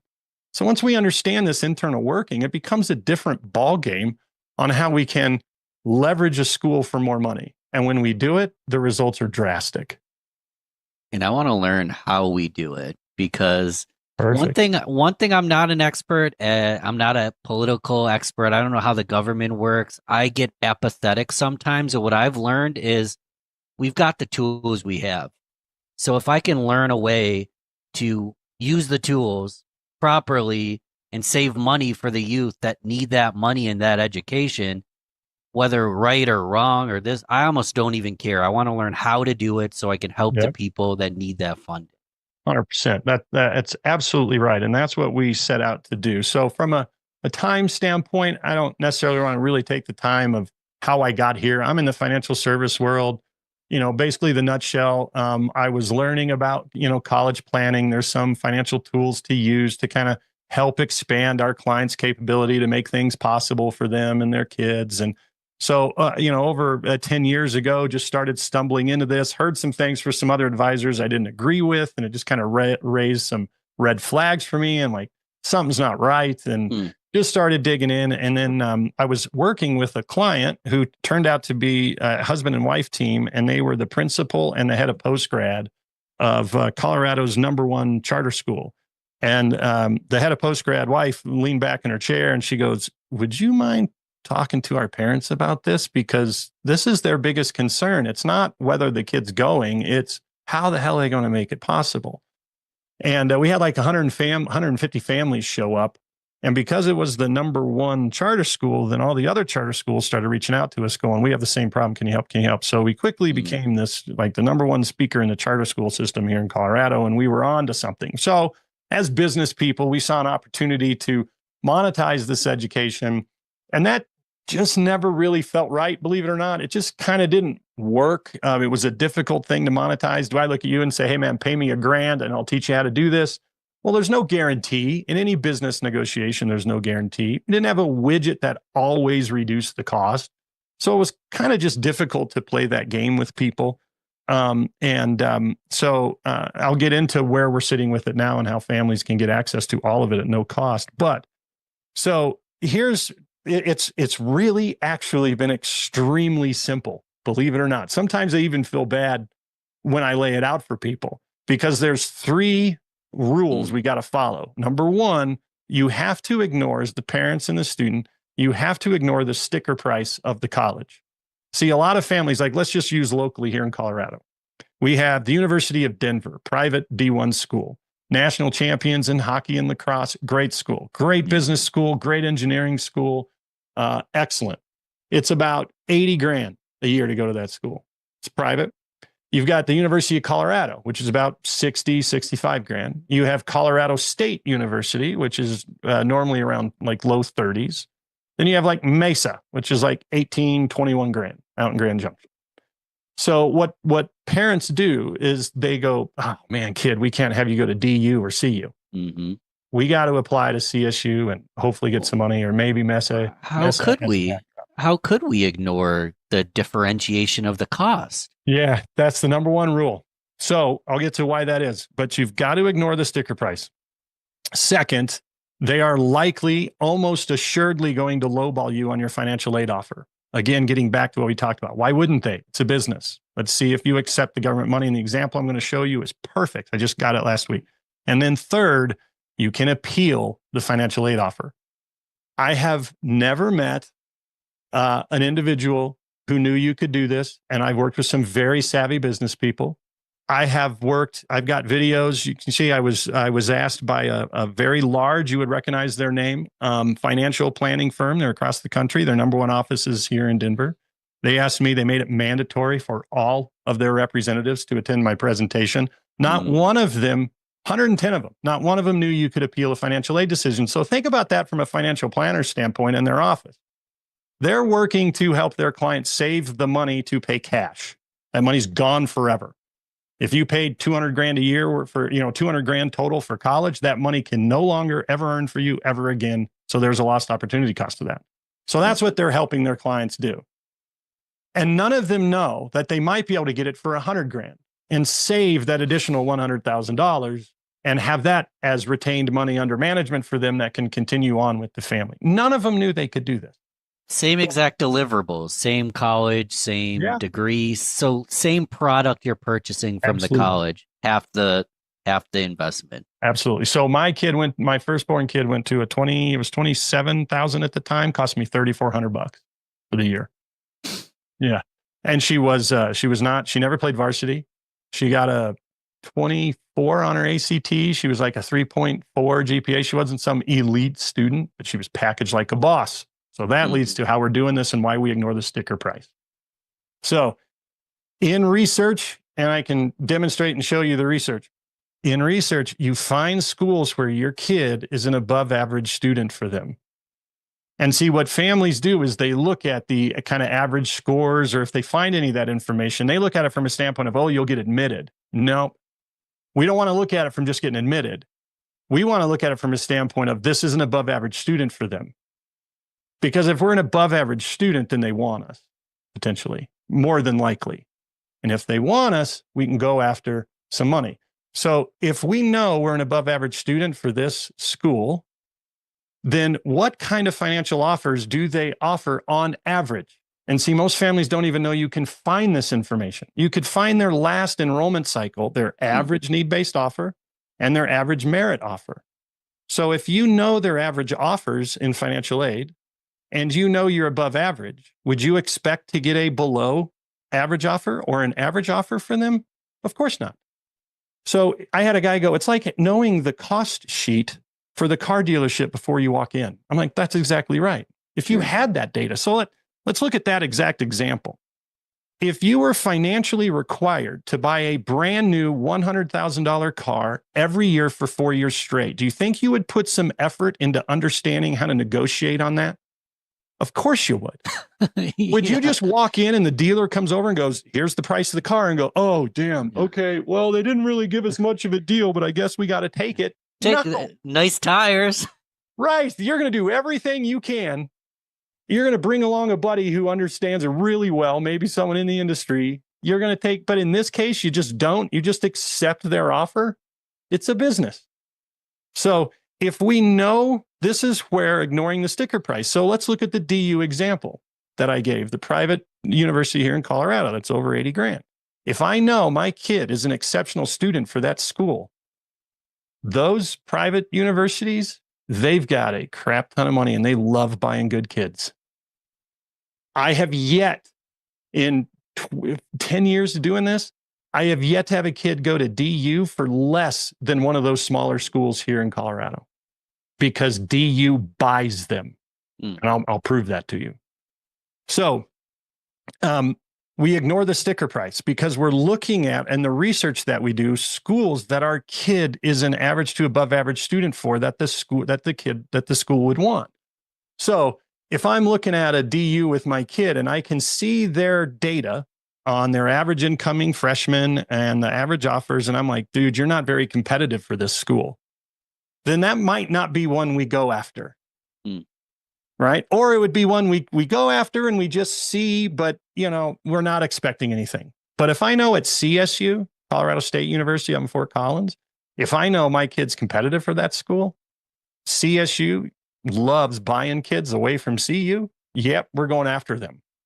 So Really? when you do this research, the 6 to 10 schools your kid's applying to, they're competitive for. And now that puts us in a different arena. So that's why we ignore the sticker price. Then number 2, we're prepared. We know what their average offers are. So when an offer comes, if it's low, we know it. We're not shocked by it. We get it. It's a business. Here are the loans that are offered. Nope. And we appeal it. And I've got these templated letters. It always comes from the student. How many students do you think send a very nice, wonderful letter about their desire to go to that school, asking for additional resources because they're just doing everything they can to make this be the best decision they can for themselves and their family, to the director of financial aid in a stamped letter? None. I'm literally imagining a human being gasping. It's happened. So I had a client. Like, what? I didn't even, what are they doing? I had a client. He had triplets. One of them got a free ride. This kid was brilliant. The other 2 were good. They were really above average students, and they both applied to the same university. So we have 2 letters, one with special circumstance and one without special circumstance. Well, this is a special circumstance. We're triplets. Man, mom and dad have been freaking out about since the ultrasound, and here we are. So they didn't say in their letter that our oldest sister got a free ride, but they did reference they're triplets, and we are advocating for our parents as much as we can. They sent this my templated letter. They add their twist to it, and it always comes from the student. They got a call from the director of financial aid, and the guy said, "I'm going to do everything I can." Right? Because you got to think of it as a business and a community. The school is responsible to the community for the kids they bring in. They want good kids. They have data like insurance carriers have actuarial data on their insureds. They know the quality of the kid that they bring in, what that does to their endowments later on from the alumnus gifts and everything else, right? The quality of that student. So they want good kids. And if you've got this kid that they know is above average, you've got this kid advocating for themselves, you've got this kid that's packaged really well. That's one of the ways we'll get into next. How do we become a student that they want? Then the only thing they can do, they can't offer dad season tickets. They don't offer a special Saturday parking spot for tailgating. They can't offer a suite on the top floor of the dorm with elevator access like, there's some pimped celebrity. The only thing they can do is help make it possible and buy that student through grants and scholarships and other things. And they've got the money. One presentation I was giving, I had this dad. I love it when in any of these presentations, when somebody has to tell you who they are, right? Like if you ever watch Game of Thrones and the little king, the little punk, I forget his name, but he's like, I'm the king. And his grandpa said, if you have to say you're the king, You're not the king. you're not the king. So if you start with, I'm a CPA, right? Okay. So you're going to challenge me. And you said, I just can't believe that I find it hard to believe that colleges belly up this much money to buy one student. And I'm like, fair question. I had just happened to be studying the University of Wyoming's financial reports like 5 days before that. And I go, take a guess. And then it led me to looking at several other random universities. I go, take a guess how much tuition and fees play a part in what percentage do tuition and fees account for the school's overall annual revenue? And he's like, it's got to be 60%. And someone else like, no, not that high, maybe 30. And University of Wyoming at the time, it was between 8 and 9% of their overall revenue. Huh. I found some at like 12. So their endowments are huge. If you had $434 million out there accruing interest and doing other things, and you got some kid, paying you 50 grand a year, right? That's a very small component to your overall revenue. However, that kid is an investment to help grow that endowment later. So them giving you 20 grand is a drop in the bucket in order to acquire the good kid, right? It's an investment. So it's just fascinating to me, the business side of this. So one, we ignore the sticker price because we've researched. We know our kid's a good student for this, a possible student for this school. So how do we package them? So high school time, we always had families come to us when they were seniors. And in many cases, it was too late. You know, not too late to play the game, but too late to do anything different. The package is the package. That's what we had. So we always tried to work and dig further down to where the families with freshmen, because every single thing they do through high school is what separates them from additional competition. Because if you think just your grades and just your test scores are all you need, good luck. Because it's like just being beautiful. If you just think your beauty is going to get it for you out, you know what? You got a lot to learn because life's going to be hard. You know, there's a lot of character stuff you got to build within that. So everything we can do to package our kid. So every club, well, don't just join the club. Doesn't matter if it's chess club. Become the secretary. You don't need to be the president. Become in leadership. FBLA, future business leaders. All right. Get in leadership. Because you join the club, that separates you from other kids who never do that. You're in leadership. That now separates you from the kids that are in the club, but not in leadership. Anything you can do, your activities. So like here in Colorado, you have to have like 25 or 50 hours of community service. My daughter had 1,200. Did that make a difference? Yeah. She was focused on it all 4 years, right? So that whole package is what we teach. How do you do this so that when your package comes, these people go, wow, this is a great kid for our school. They're above average for us. They're a wonderful person in the community. This is a kid we want. Well, let's see what happens. Let's offer this to them and let's go. But then when that appeal letter comes, you're packaged in a great way. It's amazing what happens. It's amazing what happens. Is there such thing as too late? When do we start? Because I can imagine, what if I'm graduating? It's May at the time we're recording this. What if I'm graduating high school in a month? Yeah, and that's what I'm going to show you. This example I'm going to show you is that exact scenario. So It's kind of a Hail Mary, right? Well, show the darn example. You mentioned it a couple of times. Now I want to see it real bad now. All right. Okay, so I will zoom in on this and I'll be describing it for those that are listening. This is an actual financial aid offer that just arrived like last week from this dad and son that I'm working with. There, you're going to notice right here, it says based upon the aid application. So now it's no longer called the expected family contribution. It's called the student aid index. And this is true. Why did they change it from expected family contribution to student aid index? They literally said in their language, this is like almost an actual quote, because it caused too much confusion. Sure. No, think about this. Expected family contribution is confusing, but student aid index isn't. See, student aid index is confusing. That makes you think that's how much aid you're going to get. But no, that's your expected contribution. They changed some of the rules. They made these numbers bigger. So a couple years ago, this family's EFC probably would have been about 28. Well, now their expected contribution, you'll see here, was $41,700. So they changed some of the calculations to make it bigger.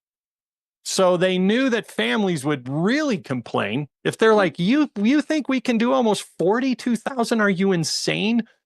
So they changed the description. So families see this and they think like, oh, this is how much aid we're going to get. No, that's what you're expected to pay. I mean, this is all by design. It is 100% by design. Don't ever allow any politician to kind of make you think it's something different. They know exactly what they're doing. It's frustrating, but it's true.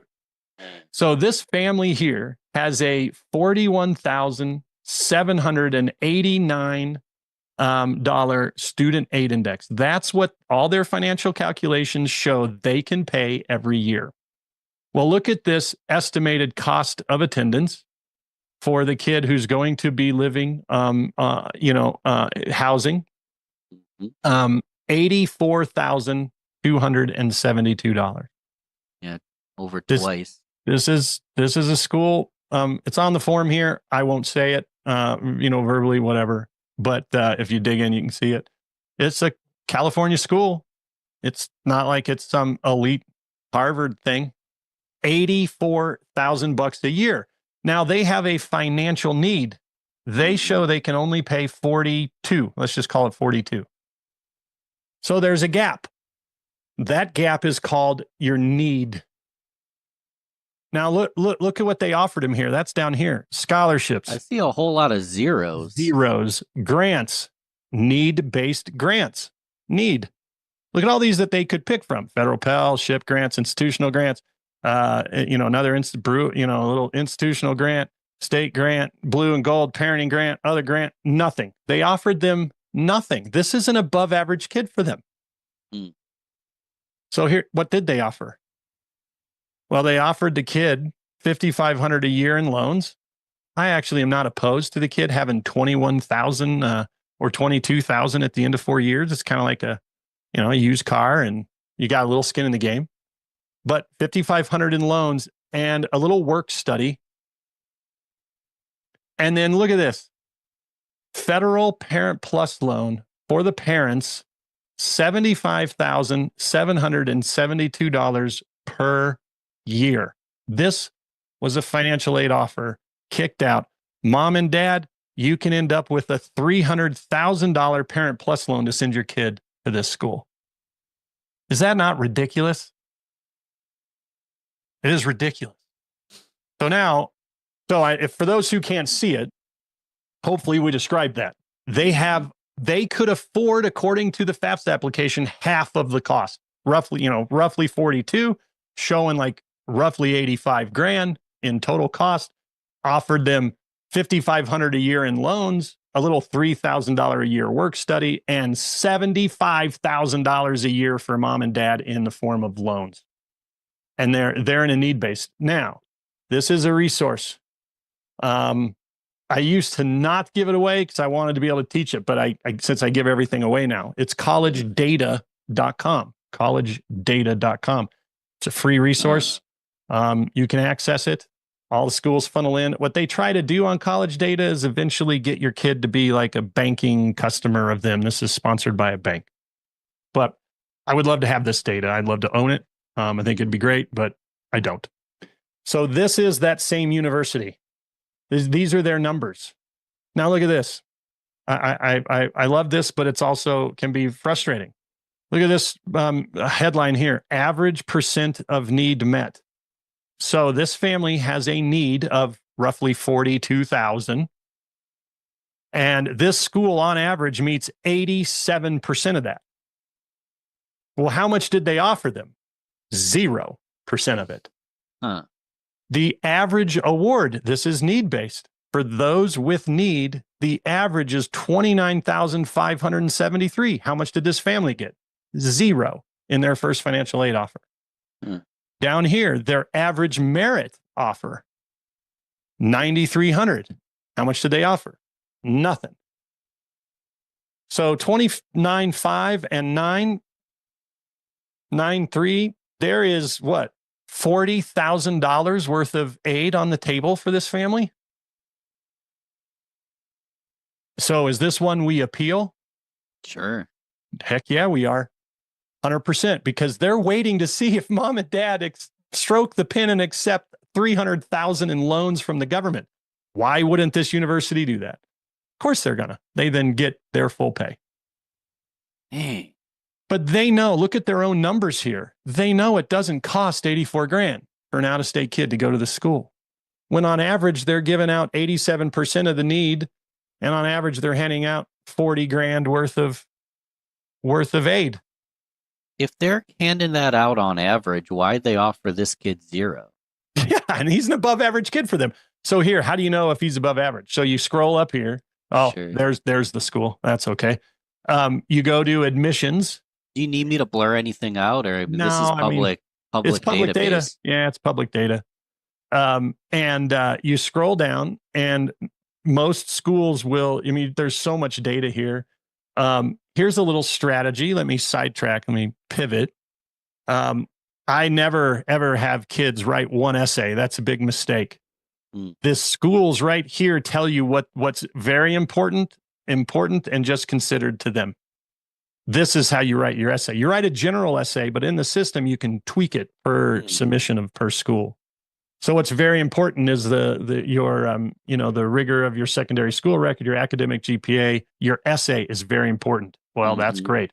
Now look what they consider important: extracurricular activities, volunteer work, particular talent or ability, character or personal qualities. That's what you focus your essay on.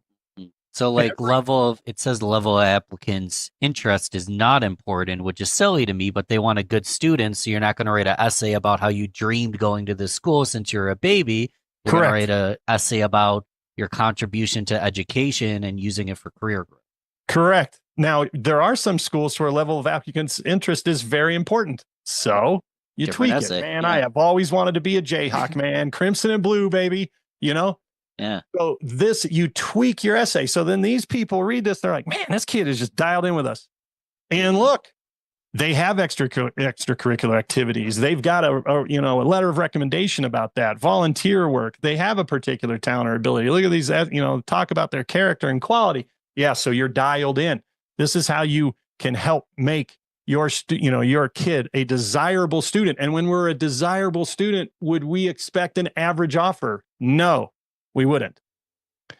So let's see what their yield rate is here. So they had 146,000 applicants and they only admitted 9%. So they have a lot of applicants.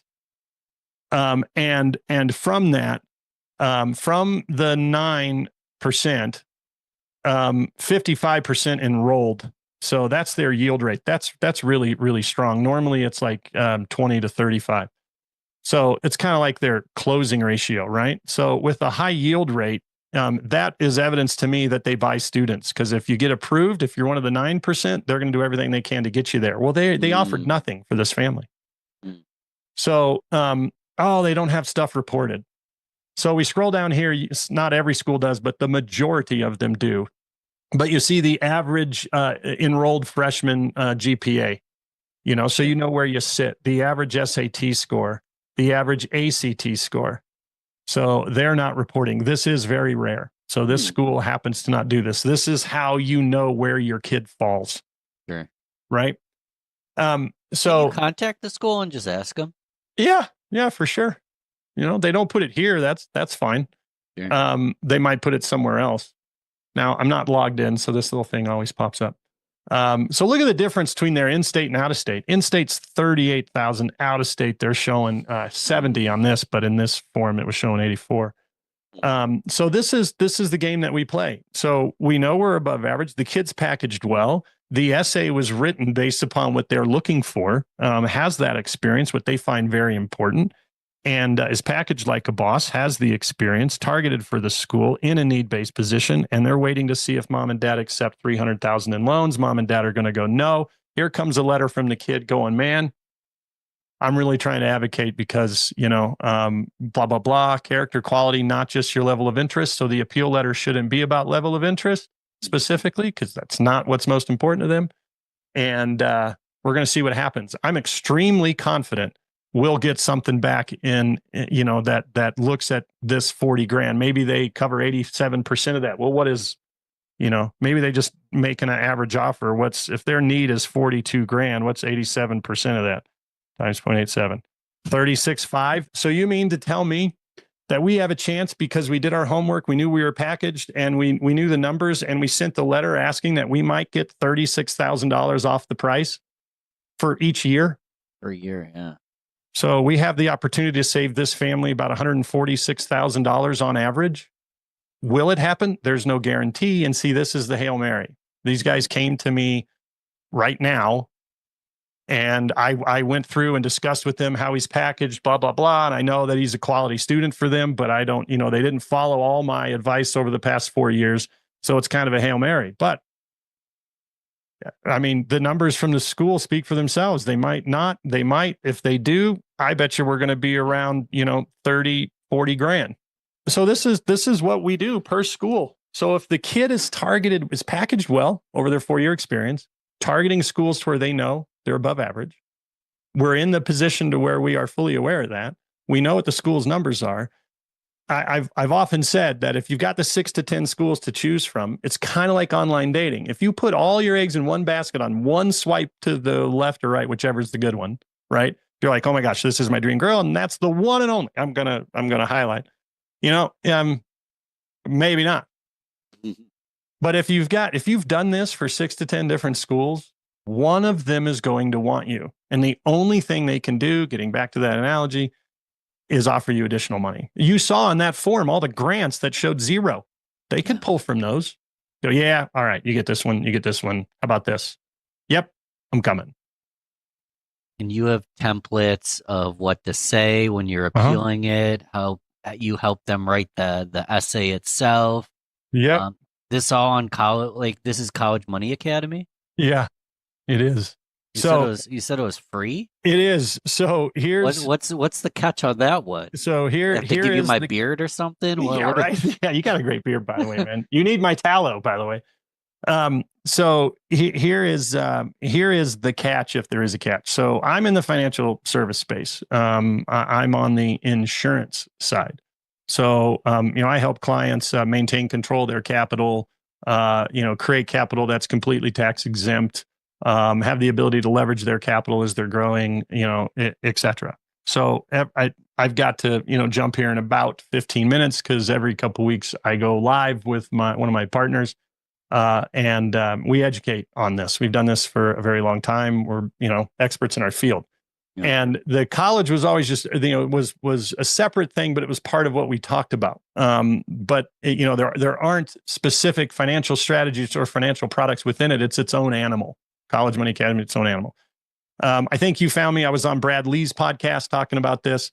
I had used his system for a little while, but so what I do is if somebody registers for my biweekly live webinar where I talk about what we do, financially on this side, if they register for that webinar, they get my entire program. I have all kinds of other content, but the College Money Academy is inside of that. You don't even have to attend. So you don't have to attend the webinar. You don't have to dig into any of that additional content if you don't want to. Your information's not sold. I mean, I'm 53. I've been doing this since 94 when I got licensed. I largely train other agents and agency owners and brokers, and I'm even involved with large insurance carrier trainings. So, there's no catch. There's nothing you're going to be asked to buy ever. What I can't do, I've had, I almost just kind of shut it down. I'm very passionate about the College Money Academy, but it was something I just never could properly monetize. But I can't not talk about it. If I'm with somebody, I've so many single moms that I've worked with to where they're in a very hard position, and how do I not share this? I mean, I have not patting on the back, but I've changed lives. I mean, I'm working with the Soul Children of Chicago. It's an inner city group. These kids are exceptional. Parents typically don't have the resources. This last family, they were violating my first rule. They were not going to apply to a $95,000 university because there's just no way. They didn't want to get the kids' hopes up. I'm like, you're violating my first rule. This kid's exceptional. Mom and daughter are having to pay $5,000 to go to that school. Now, I didn't help package that kid. All I did was help direct them to go through this process, and let's give that school a chance on how bad they want you. Yeah. And that school, sure enough, ended up really, really, really, really, really wanting her. So that's fantastic. I love it. How do I not help that woman?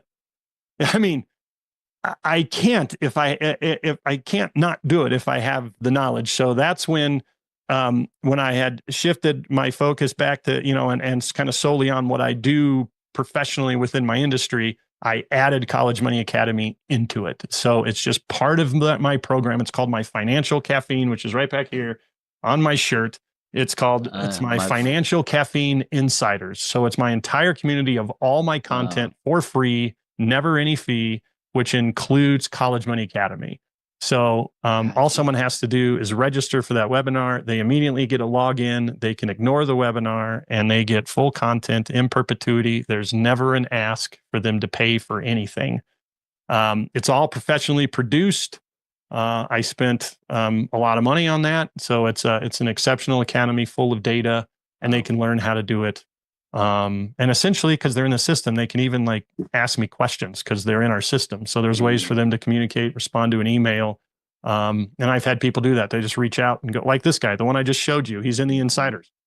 And he's like, hey, what are we doing here? And it's like, well, dig in, you would know if you followed everything, but that's fine. And I sent him a little video and responded to him, go, yeah, you're definitely going to appeal it. Go into the system, download the appeal letters and tweak them. Right. So am I getting paid for that? Not a dime, but that's okay. Because if I can do what we just showed, and I'm anticipating getting like 30 grand, I mean, that's substantial.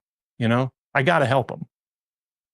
Nuance, but the mindset, I know I was this when I was younger. I didn't know what I couldn't do. If someone gave me a paper and said these are the numbers, I'd be like, oh, I guess a family like this just doesn't afford a college like this. And once you see that mindset shift, yeah, that changes lives. It absolutely does. Can I pull up the page? Do you mind for the webinar if they want to register for it? I was going to ask you, and don't even say they. I know the listener's going to, but I was going to ask you, how do I register? I'll watch it. I'm not going to skip it. I know you said it's not required, but I'll watch it. Yeah. And I'm looking to learn more. So it's more than just College Academy. It's everything. Yes.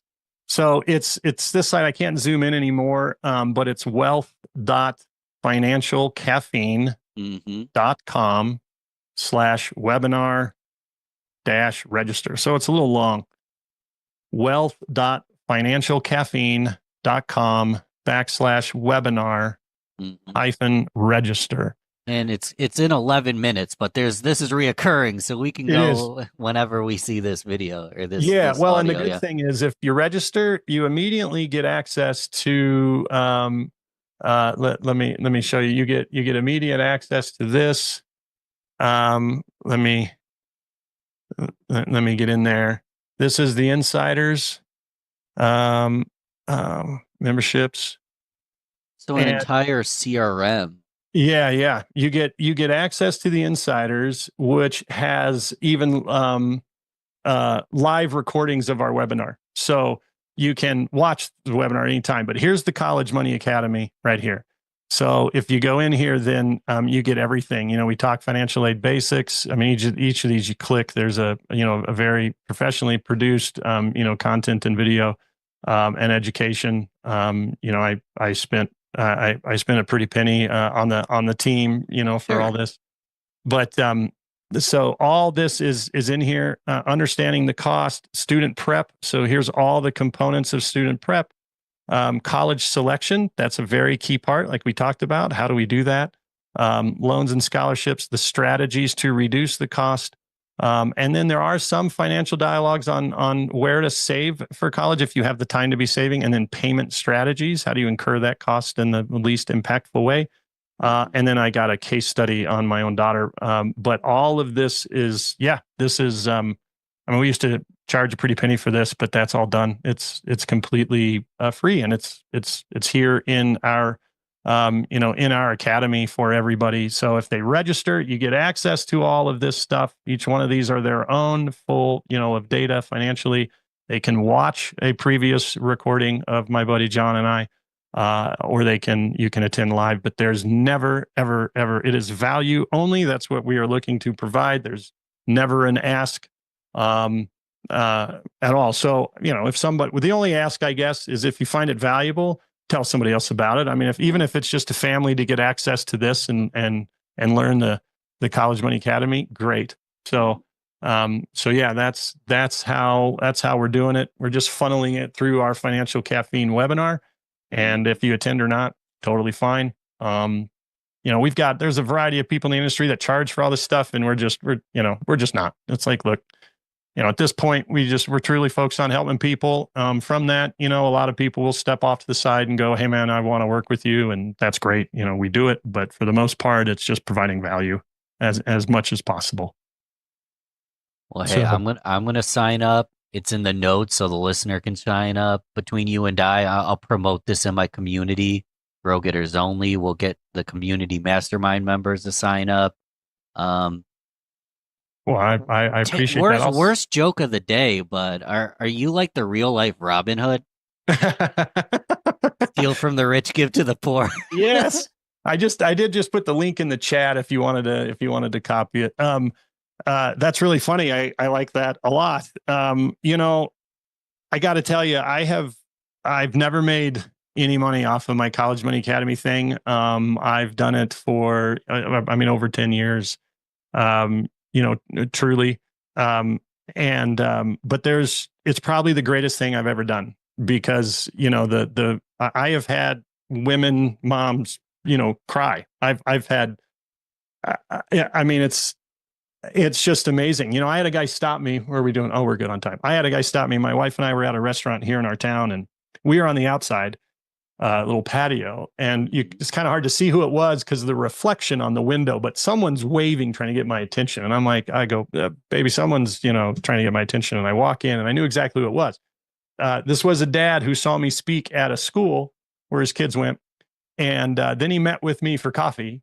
And so at my presentation and then 45 minutes with coffee, that was it. And I never heard from the guy. So it was like 2 years later. And he's having breakfast with 3 other dudes. And he's like, hey, come here. He goes, and he put his arm around my shoulder. He goes, this is the guy that saved me 20 grand a year for whichever his kids, Julie's education. And I went, what? I go, you got 80 grand? He's like, yeah. And I'm like, why didn't you tell me, brother? So, honestly, how do I monetize that specifically when I could just show you in an hour presentation at a school and then 45 minutes of coffee and then what? You got to pay me $2 grand. It just never really worked to monetize it. So I'm done kind of trying to. So now it's even better because I just get to help people on it. And if I help this family, we just demonstrated today, get $30,000. I mean, talk about going to bed feeling like you're doing good stuff. That's a really great feeling, One, and this is a whole nother podcast, but anyone with any kind of assets, it sounds like you possibly can help anyone. And just the fact that you're helping my children, you're helping my friends, my neighbors, puts faith that if I come to you with my money questions, my tax questions, you can help there as well. So my hope is that there's a lot of reciprocal grace coming back to you for all the goodwill you're doing. Well, I appreciate that, man. I mean, me too. That'd be a lot of fun. I mean, it is fun, and I do get those opportunities, but I'm not going about it selfishly with that. No. At this point. Can I ask you one final question? Yeah. Then we'll close out. Imagine someone isn't to high school yet, or they're a freshman in high school. What's your one main tip for someone that they can be helping their child as early as today? So once it's time for them to be packaged and positioned, they're good to go. What's your one main tip? The one main tip is that to take high school seriously, do as good as you can. I mean, grades are important, but they aren't the number one thing. It's the quality of the kid.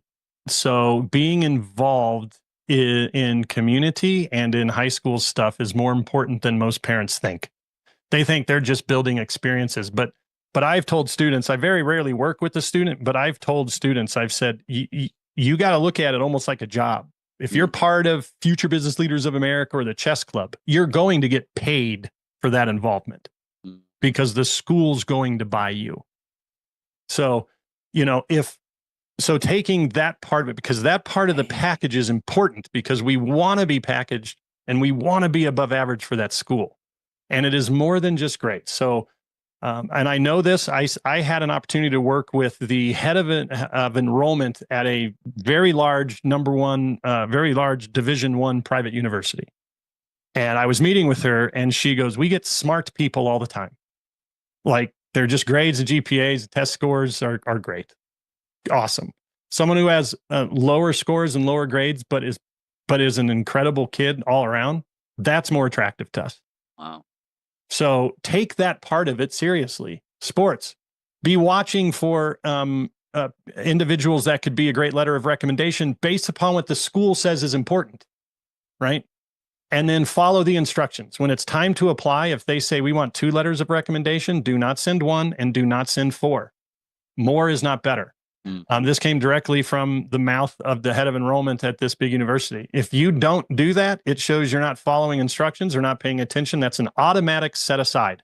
It's fascinating. So, be paying attention to who can help promote your kid when it's time. You might have someone for outside activities. You might have somebody for a charitable thing. With this school, you might be submitting these 2 letters. With this school, they might not care about that so much. So you're submitting these 2 letters, right? So just, again, it's the importance of the package and then the individual targeting. So we don't want to shotgun it for each school. We want to sniper rifle it for each school. And the data is there for us to be able to do that. And that's what makes financial difference. Thanks for coming on. Yeah, man. I won't see you at this one, but I'll see you at the next webinar. Yeah, sounds good. I appreciate it, Ben. Well, thanks for letting me jump, and I appreciate your time today for me as well. It's fantastic. Anything I can do, buddy, let me know. Do your thing, Kelly. Don't suck. It's on his hat if you're listening to the. When we look at it and we measure our life and it looks like a failure, it's because the time frame was too short. If we just broaden the time frame out, we zoom out, we can see like, oh yes, this did lead to this thing. And my life is full of these kinds of examples. For the first time in human history, you and I have the ability to connect to an infinite audience without having to go through gatekeepers and without having to pay for all the infrastructure to do that. When you have a certain amount of expertise looking at the same problem over and over again, you notice patterns. Low variance in process equals low variance in outcomes. So if we apply the exact same process, in theory, we get the same bread every single time, or the same pie, or the same meatloaf. We'll zip through a bunch of videos. We don't even care who made it for us because there's no connection to them. Whereas longer form content, you're making the commitment to watch and to stay engaged, so you get to know the personalities behind the content. So you're more likely to show up for them. So you can get really big numbers in short form content and pretty much have 0% loyalty. You're listening to the Real Business Connections Network. Real Business Connections Network. Powered by Balbert Marketing LLC.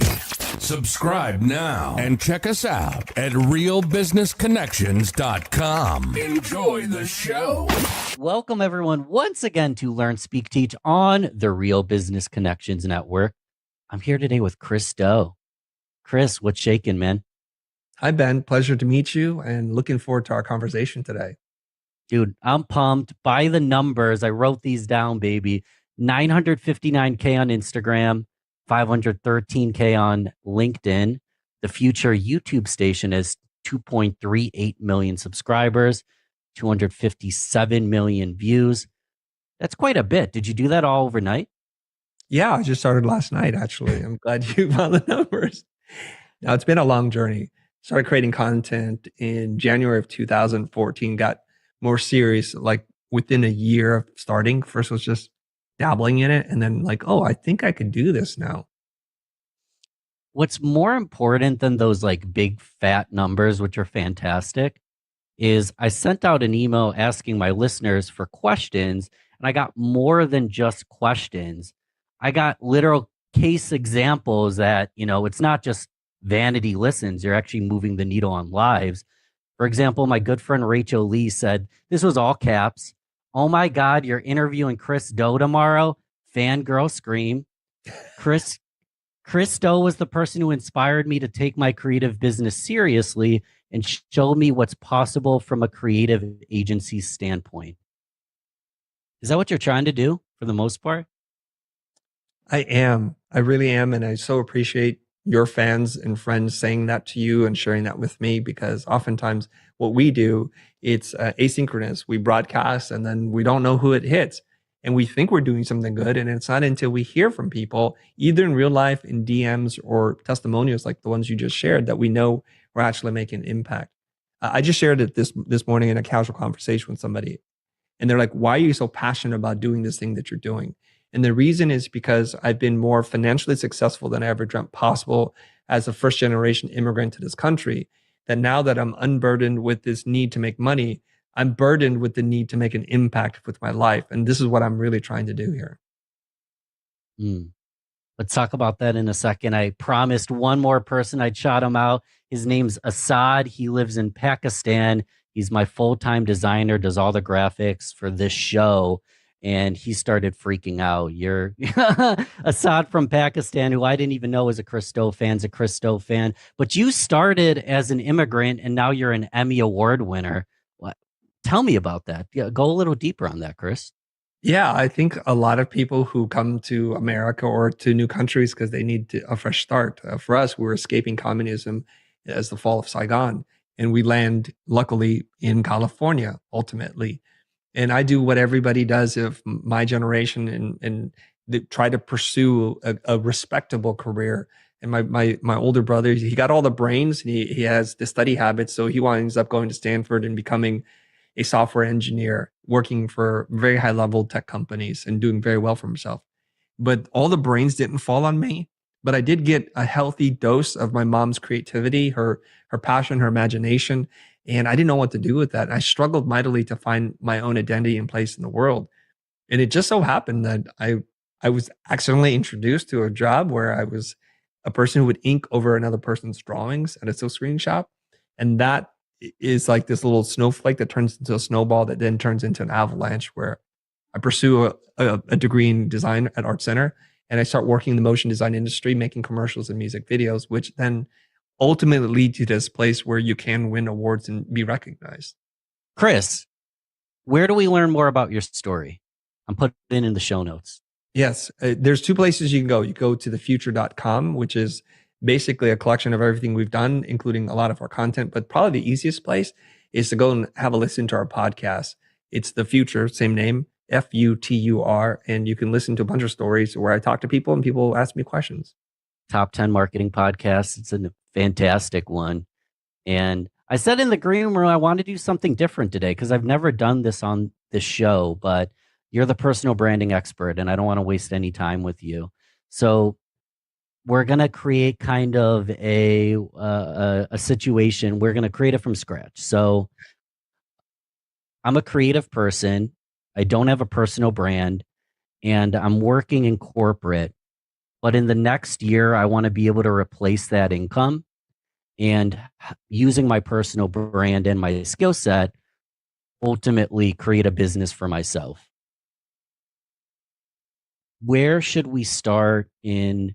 First, I guess we got to determine what is this person's skill set? You want to come up with that? What's their skill set? Yeah. I want to make this distinction here. A lot of people use the word personal brand in ways that I don't necessarily agree or align with. I'm not saying it's wrong. It's just not what I align with. What this person's looking for is a business plan, a marketing plan, and a branding plan for their company. And this has not a lot to do with the person. And I can separate the two. So let me help this person. So they're working a 9 to 5 and they're trying to figure out how they can escape the rat race and build their own fortune, if you will, to capture some of the value that they've created in the world versus receiving a salary. The first thing they need to do is they have to have a marketable skill. And a lot of people don't have that just yet. A marketable skill can be defined as the market is hungry for what it is that you do. And there are enough of those people who are willing to give you money and they're actively seeking you right now. So if we say you're a designer, we can maybe say a web designer or a logo designer. Does that work for you? Sure. Web designer. And let's ask this question. How do we figure out what our marketable skill is? Okay. Well, what are you currently being paid to do right now? I mean, they're working in a job. Maybe they're in the marketing department. They're in the design department, whatever it is. The market is already telling you that's valuable to them. But if you're pre-employment and you're not sure because you're still in college, the question becomes a little bit more difficult. Do you want to tackle that or do you want to stick to the scenario that you've designed? We'll stick to the scenario. Okay. So assuming that you're working at maybe a bigger agency, maybe it's a 30 to 50 person agency and you're one of 5 web designers and you put in your time, you've learned your craft, you know how to work with management, you know how to work with people who report to you. So it's a good time for you to investigate this. And the first thing that you should do is you should start to build up body of work. People will refer to this as a portfolio. A fancier version of this is case studies to show what you got, your process, how you work through the problem, and not just the end result. And the analogy I'd like to make to people is if you just see a finely made meal, something that's prepared, you can appreciate it if you can get your hands on it, if you can taste it. But when the chef shows you the entire process of how they made the bread from scratch, how they actually grew the vegetables and how they prepared the sauces, and it's all this prep work, By the time you get to see the meal, you'll have appreciated it much more because the level of attention that was put into it and how they made it is really important to people these days. So if you just show finished product web design, people don't know what you did. If you show a before and after, that makes it very clear. If you show the wireframes, if you show how you built user journey maps and how you looked through the visual design and explored all these things, now that's kind of like the metaphor where it's like, yes, I see what you do. And what they do is they envision their product, their service, their company through that pipeline. And I love to quote Blair Enns. He's a very influential person in my life. And I'll say this: when you have a certain amount of expertise looking at the same problem over and over again, you notice patterns. So you'll develop like an ironclad process. And he says, low variance in process equals low variance in outcomes. So if we apply the exact same process, in theory, we get the same bread every single time, or the same pie, or the same meatloaf.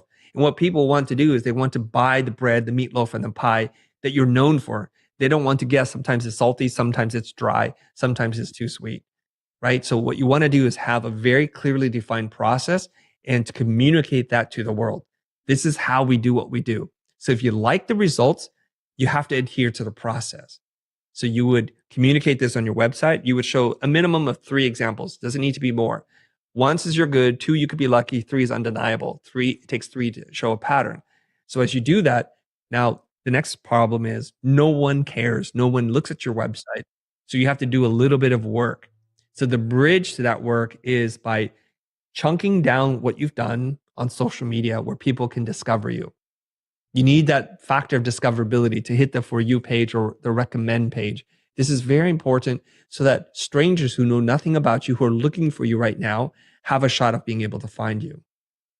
Let's ask this. Social media. Oh my God, it's a wild, wild west. Gary Vee says to post 30 times a day. I'm exhausted. What social platforms am I going to use? Okay. I know that we can get overwhelmed easily by the different social platforms and what it means. Does it feel like we're just pursuing this very superficial existence and chasing likes and fake metrics?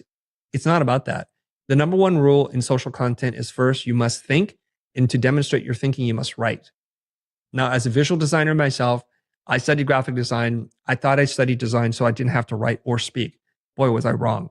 Okay, so you have to be able to communicate your thinking either with spoken word or written word. And today, it's easier than ever. Once you have your ideas, whether you speak it to a recorder to then transcribe it or to write it and then have a robot read it for you or you read it yourself, this is very important because not only do people want to see the work, they want to hear about the benefits to their business, but they want to see the person, the philosophy, and their values and belief systems behind all that. Because we don't want to just buy something. We want to buy the idea behind it. And you are that idea. And I can only imagine that can't even be replaced by AI. That's something that's part of the soul of the entrepreneur or the business person themselves, right? Today, yes. Tomorrow, maybe not. I do not underestimate AI, the pace in which it's moving. I don't know about you, but I see people now writing words and it turns into video clips, or submitting a static image that they create from one AI platform and identifying areas where there needs to be movement. And people are creating whole commercials that look very high end to me that in my old days would cost $300,000, $400,000 to produce or be done by one person with almost no budget. So we're going down a rabbit hole, but I want to. But I saw an example of a gentleman who created like a video landing page commercial and then was able to face swap his American face with a Japanese face and speak in Japanese, which is fantastic if you want to advertise the same information to a Japanese speaker. But what happens when you get to the fulfillment process? You don't speak Japanese. You're not Japanese. You don't look Japanese. Is that not damaging to the personal brand possibly? It can be, because then now we have a new problem. First of all, and somebody said this to me, it was Neil who runs the Forward event. He's like, hey, if you're going to translate yourself into a Spanish speaking or Portuguese speaking person, make sure someone on the team is Spanish or Portuguese or Brazilian. When they call and they want to talk to somebody, you're like, no habla, this doesn't make any sense. This won't work. But what I would not do is I would not do a face swap. I would do audio translation. They can change your mouth movements to match the language and to make sure that somebody on the team is quality checking this, because sometimes things are lost in the literal translation and you don't want to do that. But they can see you're clearly not Japanese or you're clearly not whatever, that this video was meant to be bilingual or trilingual so that they can understand these things. And the rest of it needs to be in English to say, we'd love to have a conversation with you. So we can adopt it. We don't Yes, I have to think be so. afraid of it. Not at all. We should embrace it, actually. Embrace it. Yeah. Back to the scenario, because we already jumped to level 10. So I'm a web designer. I'm going to get on social media. Did we answer like what platform should I be using? Not yet. So the platform largely depends on who you want to focus on. So you have to go where the audience is, because expecting them to go where you are is not always a wise move. So if it's a more business oriented crowd and you want to be a professional person, I think LinkedIn is a wonderful place. And there's some scary statistic that says a very low percentage of people that are on LinkedIn have ever made a post. That means you're on the right side of the equation in terms of content. It's not so noisy yet on LinkedIn, and it will be. Plus, the algorithm is like it's like Facebook circa 2010 or something. I don't know what the year was, before they made it a play to pay or pay to play model, right?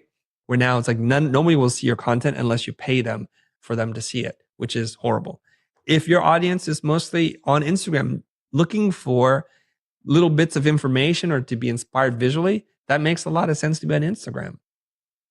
So you have to pick the platform depending on where your audience goes to find new news, to find information, and to be inspired. So we'll pick LinkedIn, and we won't go microscopic into the LinkedIn algorithm. I've done that on other episodes with LinkedIn experts, great guests, but let's just talk general. So I'm on LinkedIn. I've got this web design business, got a couple case studies. I'm 3 case studies minimum on my website. What am I talking about on the platform? Am I just posting cat photos? Absolutely not. Absolutely not. Please don't share any of your cat photos. And I know you have a beautiful, cute, adorable baby that the world loves, but don't share those photos either. We're out there trying to warm up a cold audience to what it is that we're doing. So there's a couple of things you need to know. Well, who is it that you want to speak to? And be very clear. The more narrow your focus is, the easier it is for you to write content. Because what the next question is going to be dependent on how you answer the first question, right? So who are you talking to? The number two question is, what do they want and need? What external things do they want? What internal things do they need?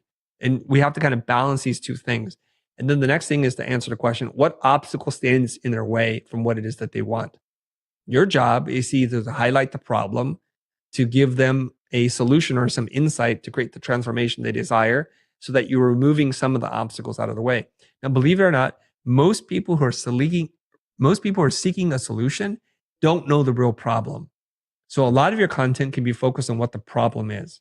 And you can talk about that in a number of different ways. You can do it head on, or you can do it sideways to say 3 myths that entrepreneurs believe to be true about X, Y, or Z, or 5 things that you're doing that's costing you this amount of money per month, or this is where you're getting financial leakage from your company in your funnel design, whatever it is. So for the web designer, they could say 5 of the biggest mistakes that people make on the website that lead to low conversions.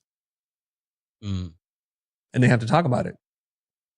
Now let's go microscopic. So you need to know who you're talking to, what problems they're having, what solutions you can provide, what their journey looks like. What if I don't know who they are yet? How do I actually figure out who this possible client is? Okay, if you don't know who your client is, I recommend you stay working at a 9 to 5. Fair enough. I mean, we have to get real serious, because to throw yourself into the wilderness and not know how to make a fire could lead to some problems.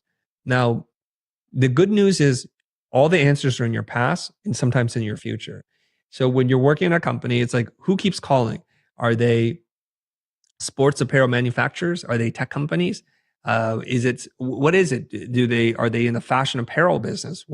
Find out a common theme with the kinds of clients or hiring the agency or the studio that you're working for. There will almost always be a theme.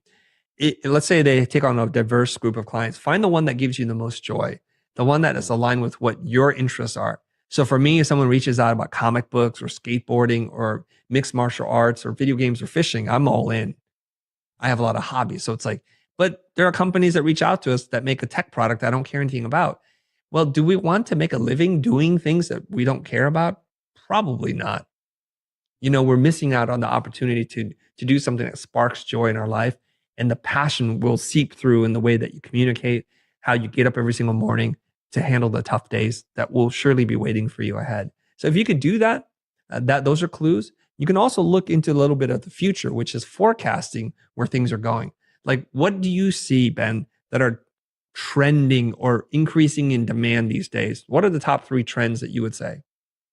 For web design or just life? No, for just in general, like where society is moving. What things have you noticed? AI, and what's humorous about AI is the other end of it is human connection. I think because of AI, people are disconnected. So AI, real life connection, joy and fulfillment, happiness. Okay. Joy and happiness and fulfillment will be a universal all the same. End of time. So let's try to pick another trend that you're able to spot. I like both of them, by the way. Mm-hmm. Give me one more that you're seeing. Like, what is rising in demand these days? Technology. Anything that's already in AI. That's already AI. Something else maybe. How about something in entertainment or news or consumption habits? You could say EV vehicles might be trending. You could say podcasting is trending because there's greater demand for this and more people are doing it. You can say people who understand about personal branding, that's trending because now we have these platforms that are open to us. So for the first time in human history, you and I have the ability to connect to an infinite audience without having to go through gatekeepers and without having to pay for all the infrastructure to do that. So we'll go with the 3: personal branding at scale, AI, and human connection. Okay. At its purest form. Right. So now we can see like where the future is moving. We want to move with the future, hopefully skate to where the puck is going and not to chase it, and say, okay, if we see the convergence of some of these things, it would be interesting for you to move into that marketplace as they're moving towards that place yourself. So maybe you can incorporate, let's pick one of them, personal branding, AI, or human connection. Which one do you think? We'll do AI because everybody wants to hear about AI nowadays. Okay, so we now have to find that Venn diagram to overlap between where AI is heading and web design services. So let's brainstorm a little bit. What could we possibly do or to find someone who would need that, just out of curiosity? What do you think? The convergence of AI and web design? Yes.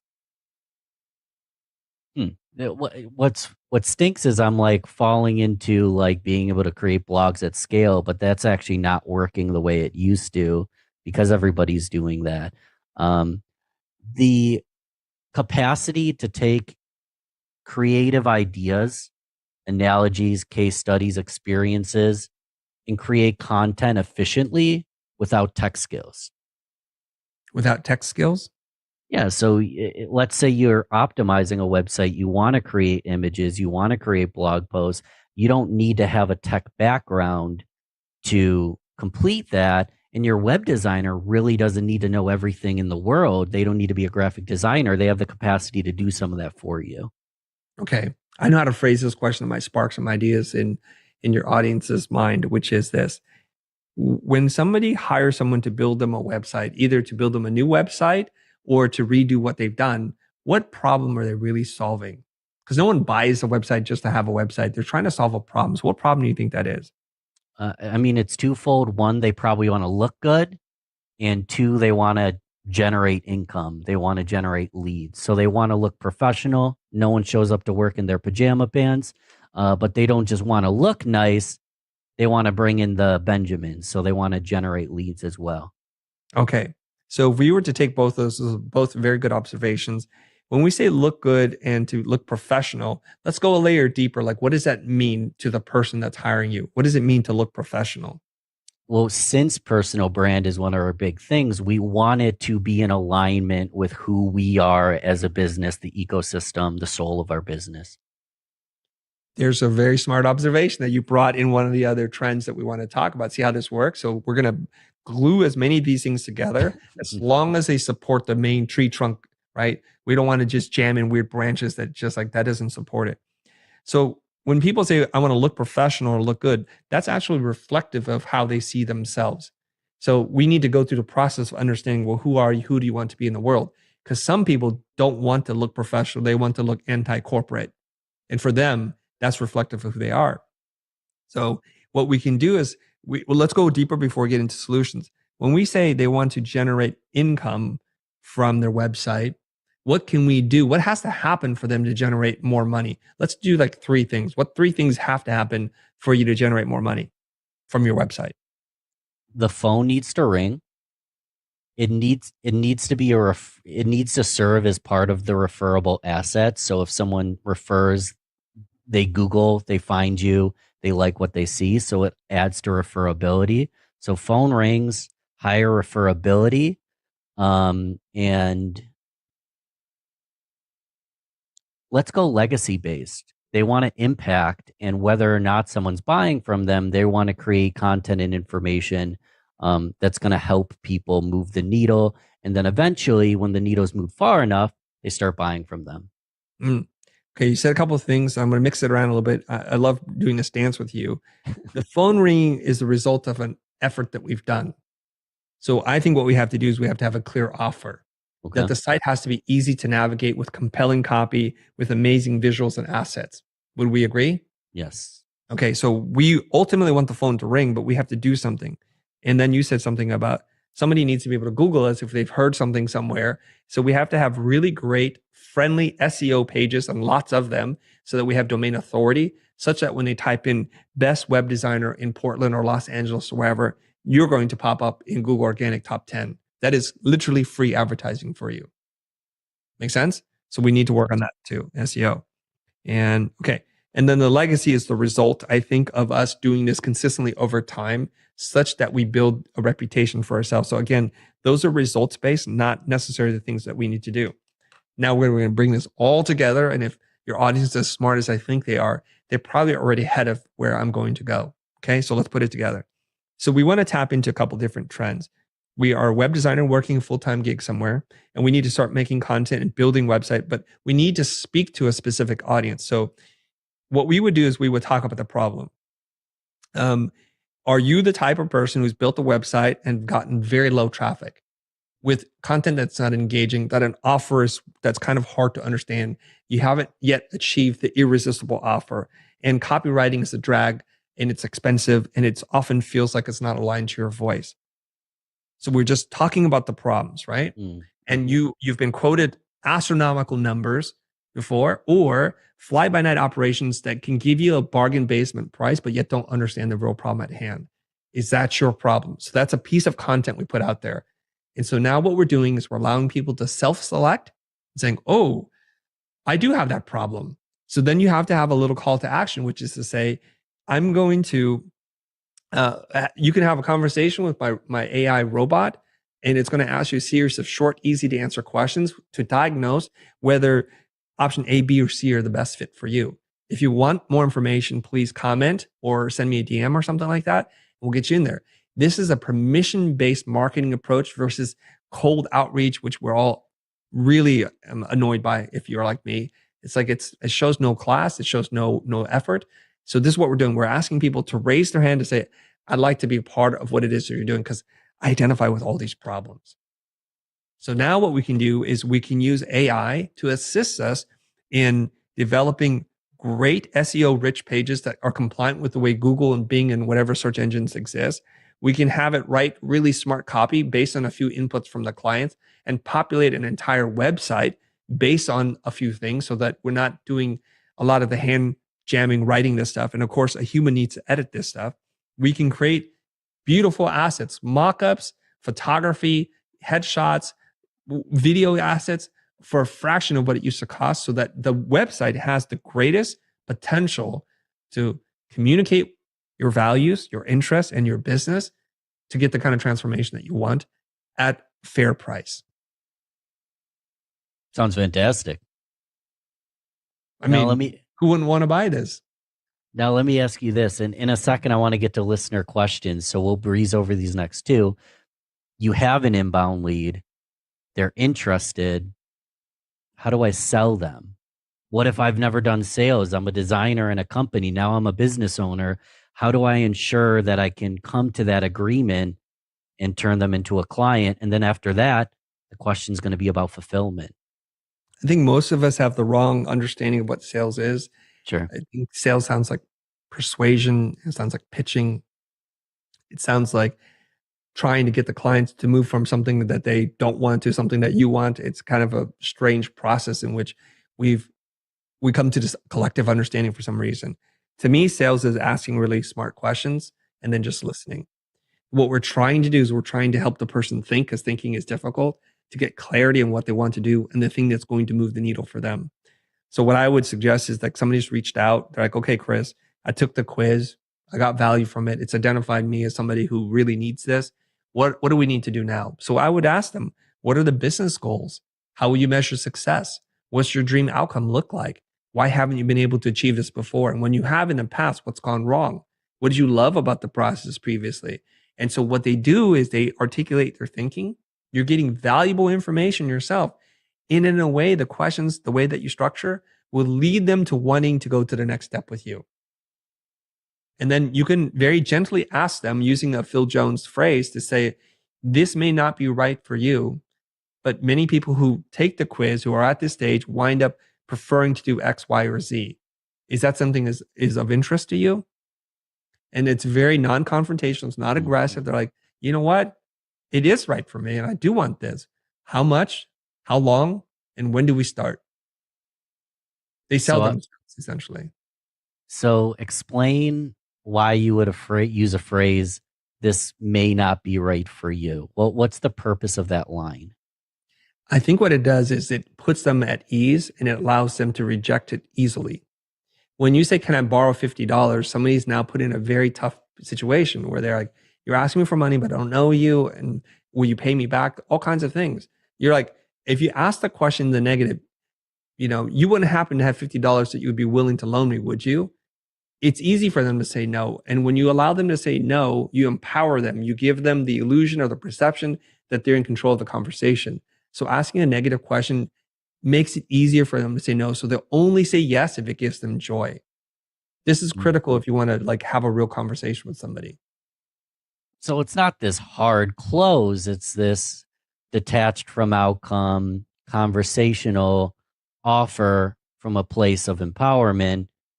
Because it's a team effort at the end of the day. It's not this sleazy sales close. Yes, absolutely. And there's a lot of parallels that you can think. And the one that I can illustrate for you, you walk into a high-end department store or a boutique, a luxury brand. The first thing you feel is, I feel I don't belong here. This is going to be expensive. I don't need or want this. And oftentimes your prospects are walking into the call thinking the exact same thing. Let's continue. So you walk in this door and the person's like, what are you here for? It's like, can I help you? It's like, my God, it's a little too aggressive. So you'll see in luxury stores, they don't even bother you. They just let you browse. What they do is they work on merchandising and display so that you can see yourselves doing the things that they want you to do. It's very non-aggressive. So only when you're like, how much is this bag? Does this jacket go with this? Or then the salesperson is off in the distance, but is very perceptive and responsive to what your needs are. They'll ask you, are you buying the jacket or the handbag for a trip that you're going on? Is there any occasion we need to be aware of? All of a sudden, you're kind of at ease because they're not trying to sell you anything. By not selling people things, you're more likely to sell more often with less resistance. It's counterintuitive. And oftentimes when you go into these places, they'll look at you and like, do you need help? Do you want to store your bags? Do you want some champagne or bottled water? Is there anything we can do to help you so that we make you feel at ease and comfortable? So we know we're able to make harder decisions when we're not feeling stressed out, when we're not feeling anxiety.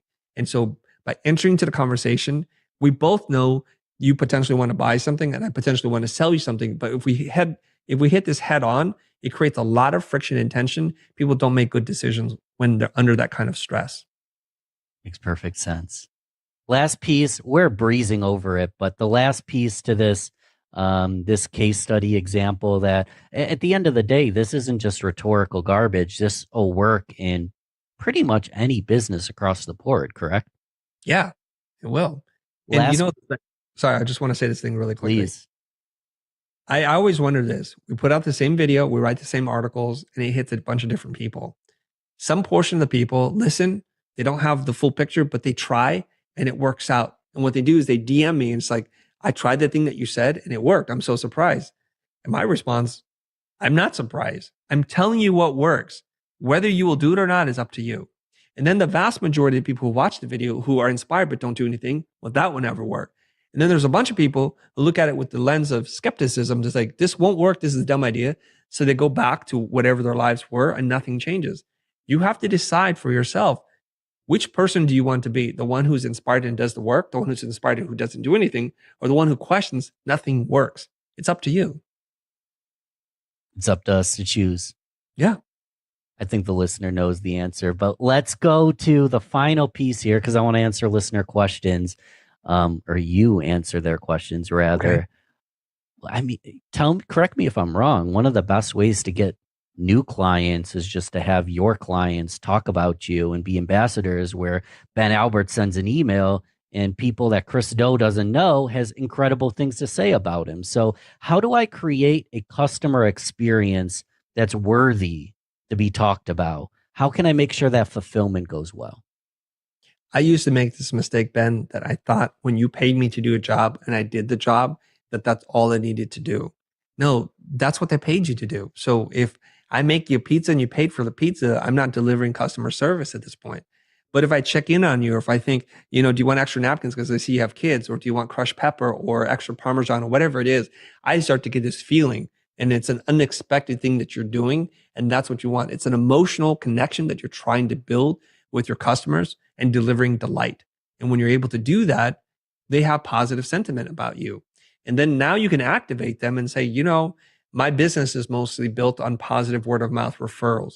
You wouldn't happen by any chance know a couple of people, 1 or 2 people who might benefit from web design services using AI powered technologies, would you? Again, a soft question that's built in for them to say no. And like, as a matter of fact, I would know some people. That's fantastic. I don't need all their details now, but who are you thinking about? And then you would say, Bob and Mary. Like, wow, fantastic. Could I ask you for a favor? Could you tell Bob and Mary by next week something positive about this experience so that I can follow up with them? And is it okay if I check in on you in a week or so? So it's very permission based. It's not aggressive. It's nonviolent communication. You activate the people who you work with to become your informal salespeople. And nothing is more persuasive than hearing from a friend that they had a good experience with a product or service. Love it. I want to throw this idea your way. Tell me if you like it. I like using the word nominate. I asked Chris, would you be open to nominating someone for this program who had similar concerns that you had? For whatever reason, I feel like people would rather nominate someone than refer someone. Does that make sense? Have you heard that? Makes sense. I've not heard that except for on podcasts. Fair enough. It's a powerful word. It gives you a lot of power. Like, I'm going to nominate somebody. So it almost feels like what I'm doing is going to be a benefit to the person that I refer or recommend. I think a fair question is, it's okay to try different things. It's okay to be creative with it and see what happens. Absolutely. So I got a lot of listener questions. We won't be able to get through them all, but we got to start with the girl that introduced us, Erin the Real Deal. Erin Deal. She's been on the podcast 3 times. She's like my best friend by now, but she asked specifically, and it's amazing because you're wearing it. She said, where can I get one of those cool hats, particularly the one with the and symbol on it? And you got it on. So there you go. That's amazing. What a coincidence. Yes. So the and symbol is from a production studio, a co-working space, an event space in Miami, and they have multiple locations. They're called Ampersand Studios, hence the ampersand that's on my hat. So if you look up Ampersand Studio Miami, you'll find them. And they've been so kind because a hat that they gave me before was stolen. And so they've sent me 3 now. So they're awesome. Shout out to Ampersand Studios. Shout out. I'll put that in the notes. Appreciate that. It's amazing you wore it when she asked that. So Assad, my designer, UX, UI, and graphic designer, said, what should we do when we feel lost or when we feel a design barrier, feel empty?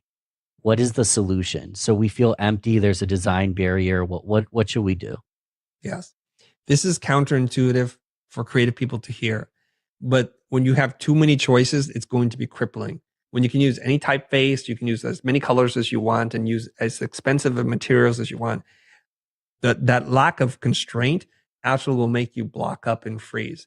So whenever I find that I'm lost, I have to go back and it's like, did I have clarity in the problem I'm trying to solve? What were the constraints? What are the parameters, the must-haves and the nice-to-haves? And so I got to go back to my original notes. And if I don't have clarity there, I'm going to take a moment. I'm going to reach out to the client. I'm saying, you know what? I'm getting lost in the sauce here. And I'm going back to my notes. And it's because I don't think I got real clarity. Would you mind just jumping on a call with me for 15 minutes so I can do this and make sure that what I deliver meets and exceeds your expectations?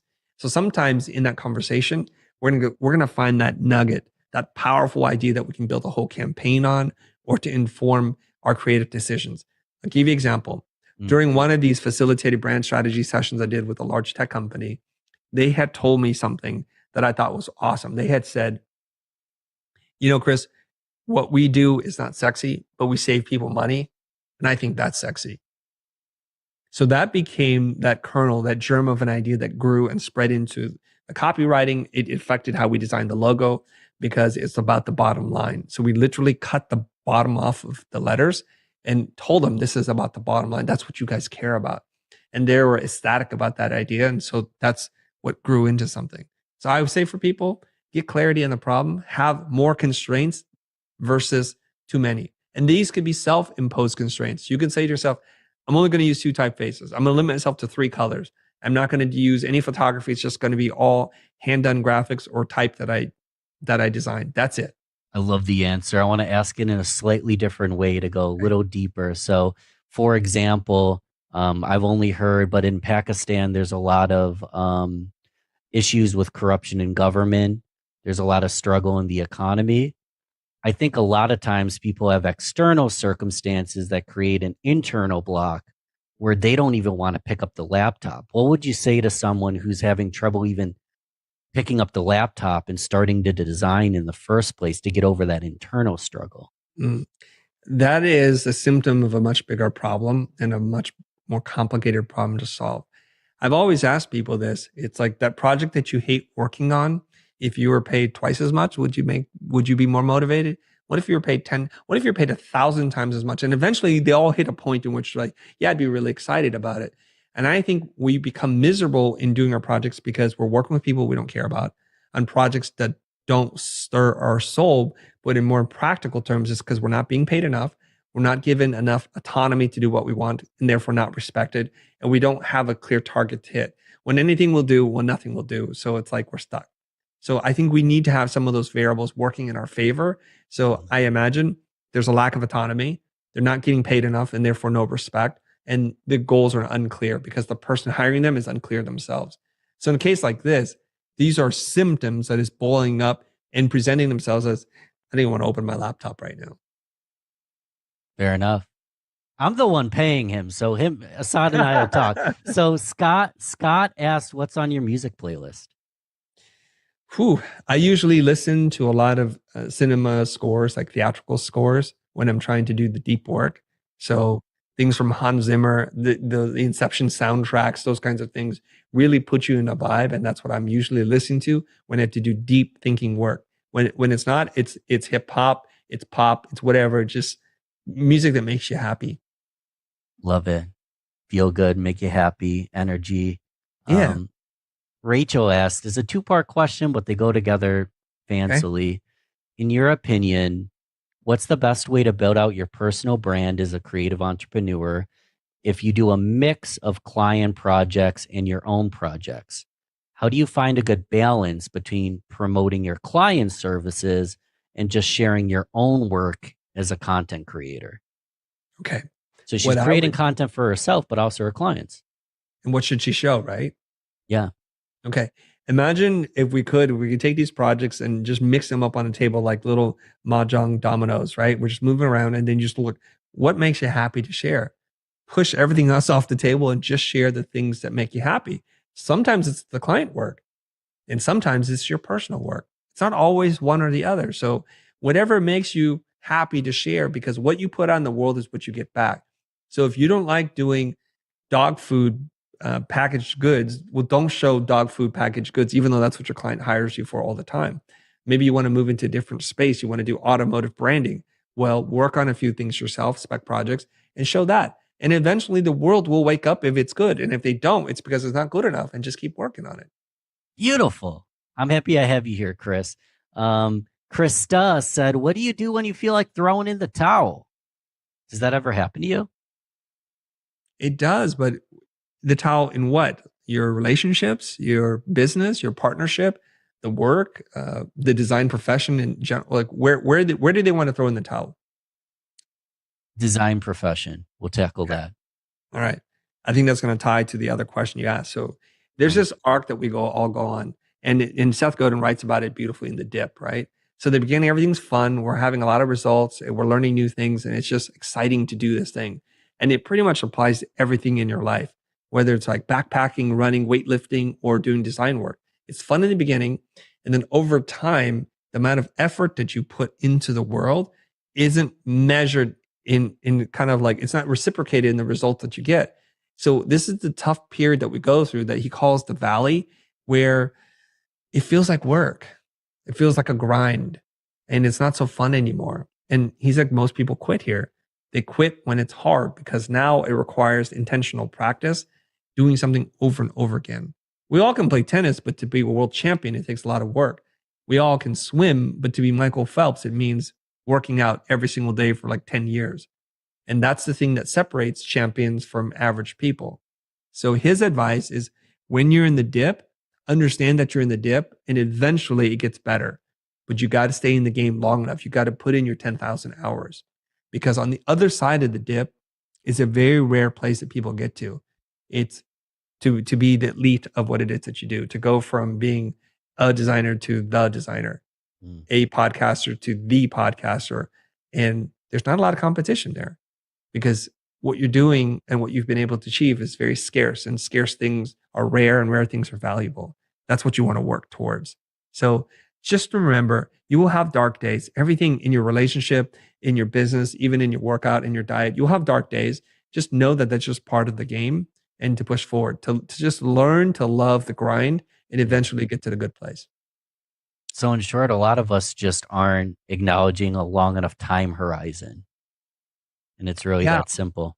Yes. I think when we look at it and we measure our life and it looks like a failure, it's because the time frame was too short. If we just broaden the time frame out, we zoom out, we can see like, oh yes, this did lead to this thing. And my life is full of these kinds of examples where at the beginning, it doesn't look like it's going to work out, but you don't quit. You keep getting a little bit better, 1% better every single day. And eventually you're like, wow, I can't believe I got here. Well, duh, looking back, you can totally see it. Let's do a couple more. Okay. It's crazy, Chris, because I just sent out, I've never done this. I just sent out a random email interviewing Chris Do tomorrow. What should I ask him? Here's a link to his YouTube. And I got so many questions and I'm like, oh my God, I don't even know. I don't even know which ones to choose, but it's a compliment to you. And it's a compliment to the listener. If you guys like the Q&A, we'll do this with more guests. I love Levi's question. He said, how to appeal to a Gen Z audience and how to hold attention for short form content. I don't know enough about the Gen Z audience, but if I were to ask you, what does Levi mean when he says Gen Z? Give me some of the characteristics or traits. How to create short form content that hooks people and is beneficial, and doesn't just get lost in the noise. Okay. So we're making the assumption that Gen Z has a shorter attention span, like things that are snackable. Is that the assumption there? Yes. Okay. Well, I'm not sure that's always the case, but let's just assume that is, and the variables are set up. So Levi's made the decision that they want to go in on short form content. I will say, for the record though, YouTube, TikTok, they're having trouble with retention and engagement with short form. We'll zip through a bunch of videos. We don't even care who made it for us because there's no connection to them. Whereas longer form content, you're making the commitment to watch and to stay engaged, so you get to know the person, the personalities behind the content. So you're more likely to show up for them. So you can get really big numbers in short form content and pretty much have 0% loyalty. So I just want to warn everybody about that. Okay. So you get the dopamine hit of lots of views, supposed engagement, but they're really not connected to you as a person. There are examples. So There's a guy, his name is Morgan J. I discovered him on TikTok, and he's a comedian singer. He's tallish. He looks kind of Middle Eastern, but he's actually Brazilian. And he sings the jokes using autotune. Okay. And he goes, and he has a bit. I don't want to do it because I'm such a bad singer. And I was watching this. It was very charming. It's a little different. And so he's blowing up on TikTok by doing content that's very short. He's picking the very best clips from what I presume to be an hour, 2 hour long show. And it's hilarious. And it's kind of very fun and flirtatious, you know? And he's very self-aware and he's kind of goofy. I love that. So what we're really buying is the personality of the person. So if you make short form content, try to inject as much of yourself in there because that's what's going to create that stickiness and to demonstrate what it is that you do. He's a comedian that sings songs. So by singing and by telling jokes, we're getting a preview of the product. So now he has sold out shows. Matt Rife is another comedian who does a lot of crowd work or what he's known for. So his audience exploded. And so he has sold out shows. So it seems like if we follow this pattern, so if you do woodworking, show you and the intricate process, like the Japanese joinery that without any nails, it just fits together beautifully. I just love seeing that. Or if you make clay teapots or something, show your pottery work. And now I know you and what it is that you do. That's the hook. That's the hook. Chris, I know you got an Instagram live. I've got you in my pocket 24/7. The links are in the notes. But if you were to send people to one place, an action step to support you, what should they do? I can be found almost on every single social platform. So look me up at Chris Do and pretty much on any social platform, and all roads will lead to thefuture.com. So if you really want to support us, listen to our podcast, recommend, subscribe, share with people, because that makes me really happy and I appreciate it. And Chris, I was trying to be witty when I was saying I have you in my pocket. There's also a pocket full of dough as That's well, right. correct? That's right. There's a little book of my thoughts. And, I'm very self-conscious of my own writing and my own thinking. And so it's very nice when people are like, I read your book, I love it. And so it means a lot to me. It's incredible, Chris.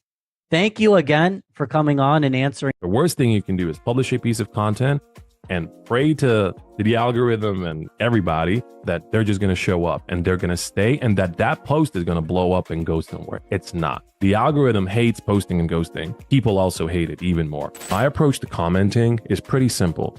I never talk only to the authors of the posts. So many of them have won clients only through the commenting game. Every single time you show up, you showcase what you know. You show a certain part of your process. You don't have to write an entire post about it. You can just find, a post that's on the topic and you just add your 2 cents to it. That comment is usually going to resonate with someone. And if it's a client, all the better for you. But people always feel surprised when I tell them I don't post daily. In fact, I've never done it. I post 3 or maximum 5 times per week. Kindness is not a LinkedIn strategy. Kindness isn't a strategy. Kindness is what you do, who you are. You're listening to the Real Business Connections Network. Real Business Connections Network. Powered by Balbert Marketing LLC. Subscribe now and check us out at realbusinessconnections.com. Enjoy the show. Hopefully you get a laugh out of this. I'm in the shower this morning. I'm trying to think of how do I introduce our guest today? Like, how do I introduce this gentleman?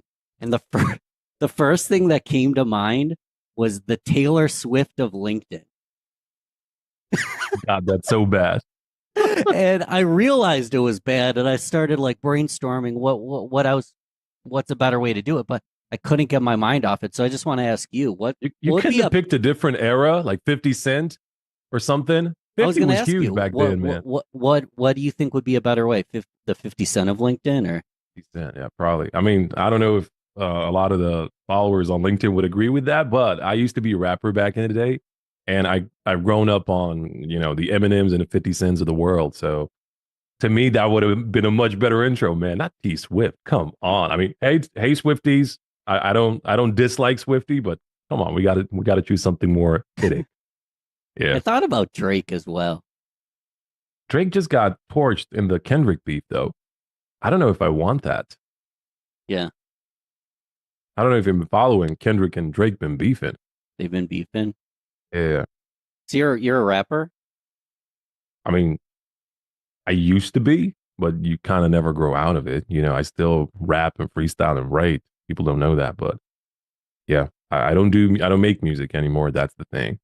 Yeah, I had like a really good career back in the day. 5 years, 6 albums, X Factor, MTV, Warner Brothers deal, tours, all that. Yeah, it was good. It was good back in the day. What did you go by? Bigga. Bigga. Bigga. Yeah, it was Bigga. Bigga. That was the rap name back in the day.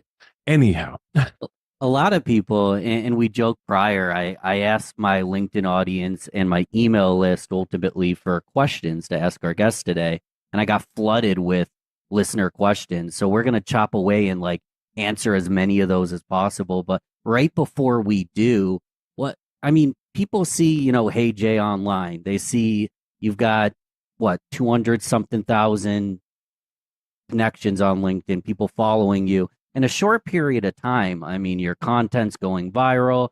We see that, and we're going to talk LinkedIn. But what I didn't know you're a rapper. What else do some people not know about you? Who is Hey Jay behind the scenes? oh man, that's a good question. I feel like there's see, I share a lot of personal stuff on LinkedIn. When I say personal, I mean, morale, values, and things I believe in. But I feel like a whole lot of people still get surprised by the fact that I used to be a musician, rapper back in the day.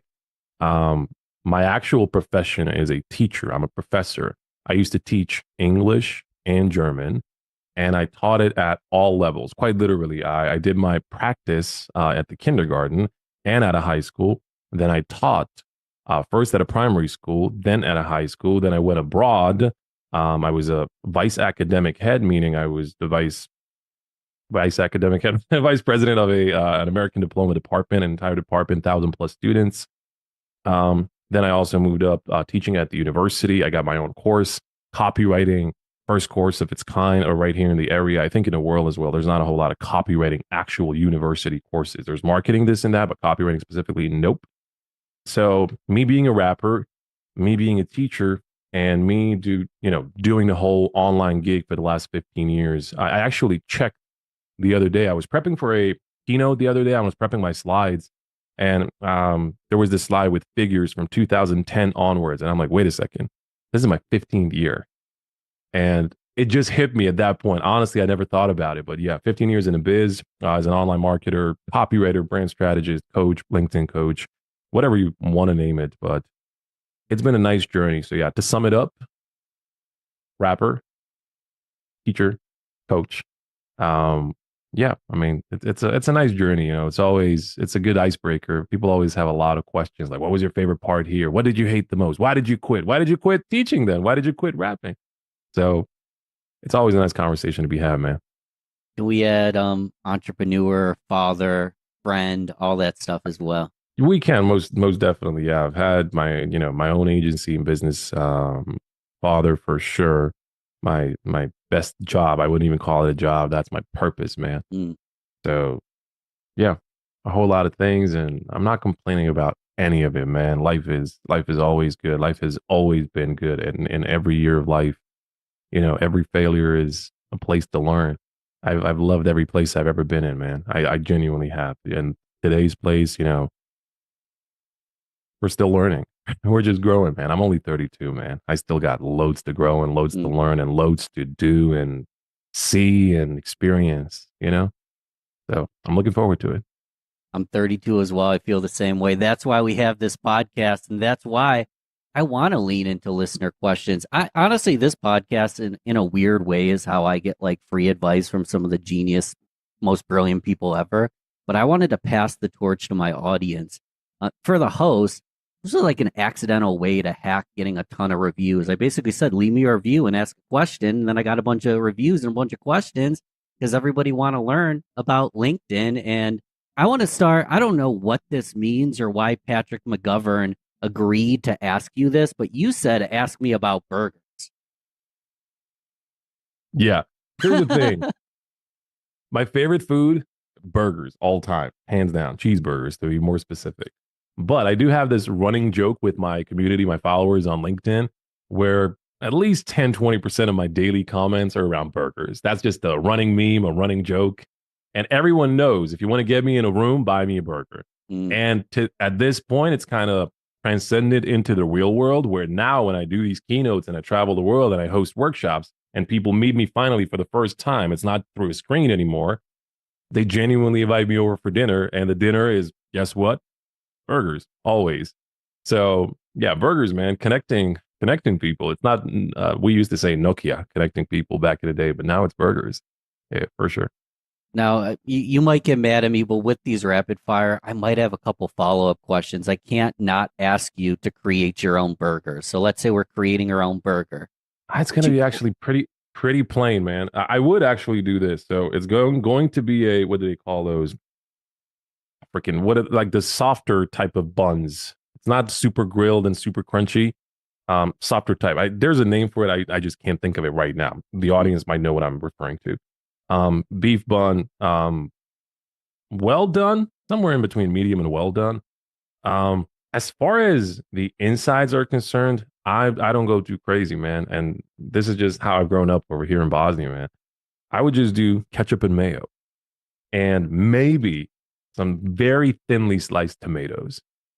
That's it. If you want to throw a whole lot of cheese on it, obviously melted cheese. If you want to throw an egg on it, absolutely. But that's it. Nothing else. No grilled onions. I hate onions. No lettuce. Nothing green whatsoever. No pickles. Nothing. No salad whatsoever. Tomatoes kind of counts as salad, I guess, but to me it doesn't. That's it, man. That would be the perfect burger for me.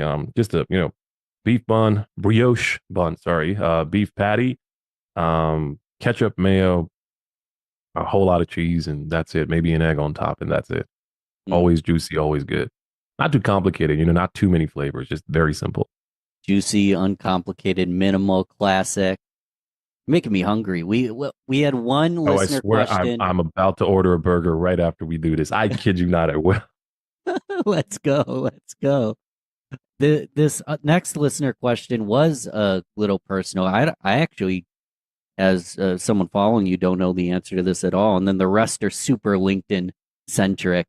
But this was interesting. Krista Teresa asked, ask him if and how he is integrating his faith into the marketplace. Well, I've spoken about this. By the way, great question, Krista. I've spoken about my personal life a whole lot of times on LinkedIn. 2 years ago was the last time I did it, and I'll give you the reason. But a lot of people don't know this about me. I'm a Muslim, right? So everything I do in life is a path. I always say it. Religion is not just something you practice just because you feel scared or you believe in this or that. Religion is a way of life. And you have to let it, be ingrained in every little thing you do, your work, how you approach people, friends, family members, everything, quite literally everything. The Muslim way of life is quite literally just do good and don't complain. Just do good, man. Just be good to everybody. And obviously, practice your faith. But for me, as far as work is concerned, you'd be surprised. A whole lot of stuff that is forbidden for me is, gambling, anything regarding sex and dating and porn and all that, alcohol, smoking, and anything tobacco related. And why am I saying this? Because in the last 15 years, I've been approached by so many brands in the online space, from like dating sites, tobacco, whatever, THC, marijuana and all that, alcohol brands. What else was out there? Anyhow, long story short, the money was actually really good, super good. I said no to all of it without a second of hesitation. One of those offers back at that point was, I can't name who it was, but back at that point, this was 2019, pre-corona. They were quite literally the number one player in their market. And I don't just mean regionally, I mean globally. And the pay was $20K per month retainer. And I would do all their content. I would lead, the team, be a creative director, lead with the copywriting, lead with the ideation, $20K a month. I said no. Like quite literally, I said no. And it wasn't even a conversation. And it was just one message from me to them. I just said, man, I'm prohibited, to do this. I can do this. And I don't want to do it because of that reason as well. I can't be in this space. It's not just, something, my life is not aligned with this. My beliefs are not aligned with this. And they totally respected that, man. Like there was it was such a beautiful conversation. They did approach me with a different brand. They launched another brand afterwards, which was permitted in my world, and then we got a deal done with something else. But at that point, it was just pretty open. Just be honest, be authentic. At that point, I think whenever I said no, and this might sound so pious and dubious or whatever, but whenever I said no to opportunities that didn't align with my values, I kid you not, it wasn't even like a couple of days or a week that has passed. I was offered something else, probably in the same ballpark in terms of money. Every single time I said no, it would just come back. Another opportunity of the same caliber or a similar caliber.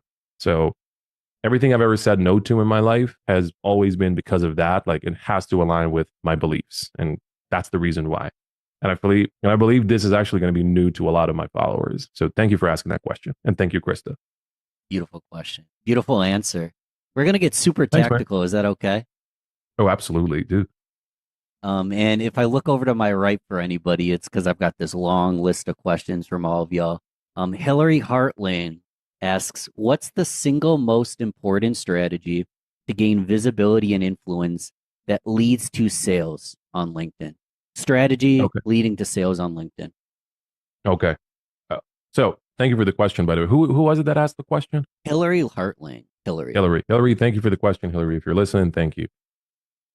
There's one thing you have to realize about building visibility on social media. It doesn't happen with content only. It can't. It's just not possible, because the way all these algorithms are working is, if you're just pushing out content and you're expecting people to flock your way, it ain't gonna happen. First off, the algorithm itself is asking, who are you? Where did you come from? What's your shtick? Like, what's your take on the platform? Who are you here? But if you first go to the people, then you can expect the people to come back. So my best suggestion to anyone starting on social media and anyone who wants to build visibility is focus on networking first, networking through the comments and through the DMs, not necessarily publishing the content.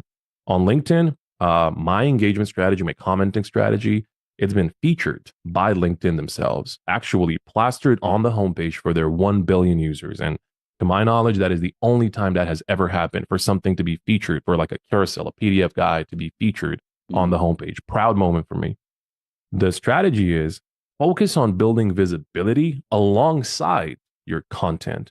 But the visibility through comments is what actually drives the visibility of everything else, the visibility of your profile, the visibility of your posts, and then, your offer consequently. My approach to commenting is pretty simple.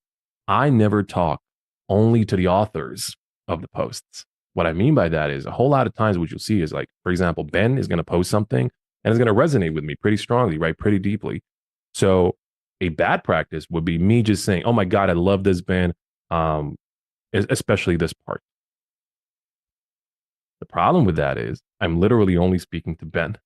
I'm not increasing my visibility. So imagine if I spent, 30, 60 minutes today on LinkedIn and I left 10 or 20 comments like that. That's not going to increase my visibility, because I'm literally only speaking to those 10, 20 people. How you increase visibility is by increasing the number of people you're talking to.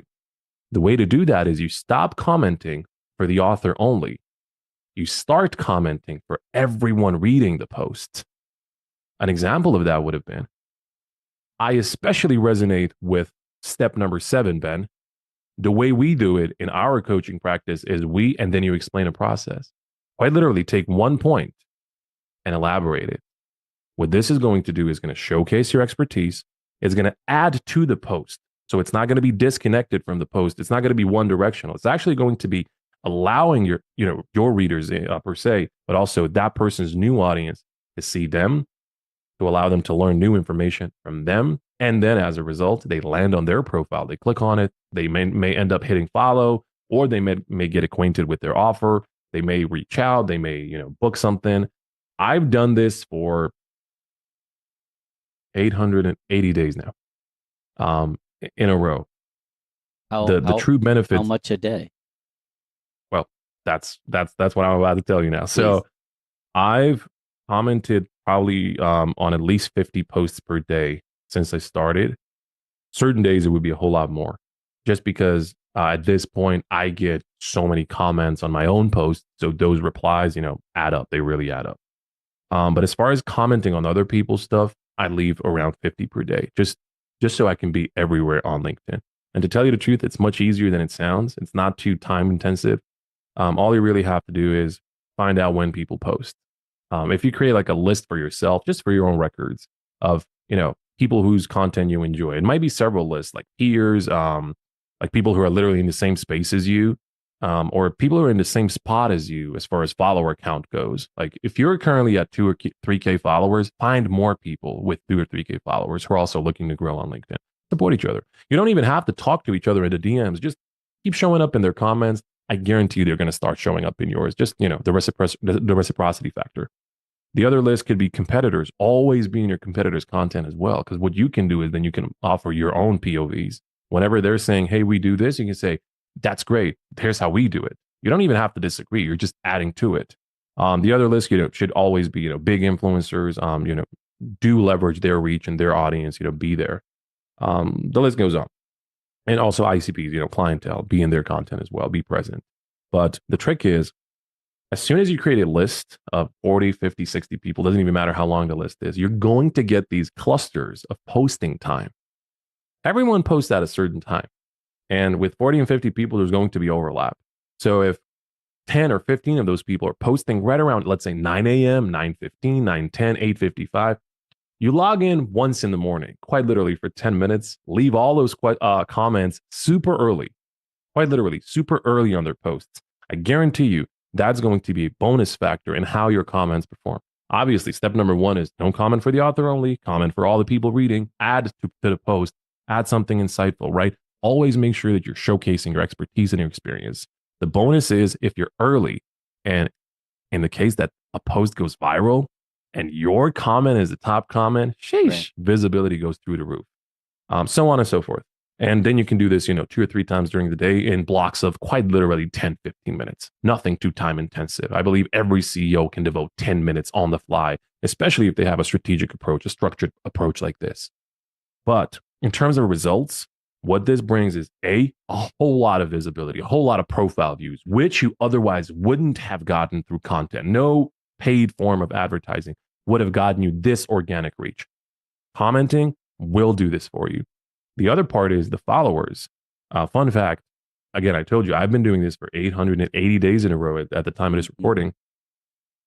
There wasn't a day, other than one day when the algo was like super slow and the platform died. There was like a glitch and LinkedIn just blacked out. You could go to what's the site, socialmediastatus.com or something. Oh yeah, it was down. LinkedIn blacked out. Didn't work at all that day. Every single day in the last 880 days, I've gained 100 followers. Wow. Only through comments. There were certain days when I would get 1,000 plus in a day. But here's the really fun fact. A lot of those days were days that I didn't publish a post. I was quite literally only commenting. I would go for 10 minutes, go for 10 minutes, go for 10 minutes. At the end of the day, my follower count would increase only based off of the quality of my comments, the interactions I've had with others, and the visibility I've gotten through the comments. Meaning profile views are step 1. And then as a result of the profile views, you may get followers, you may get bookings, you may get DMs or connection requests.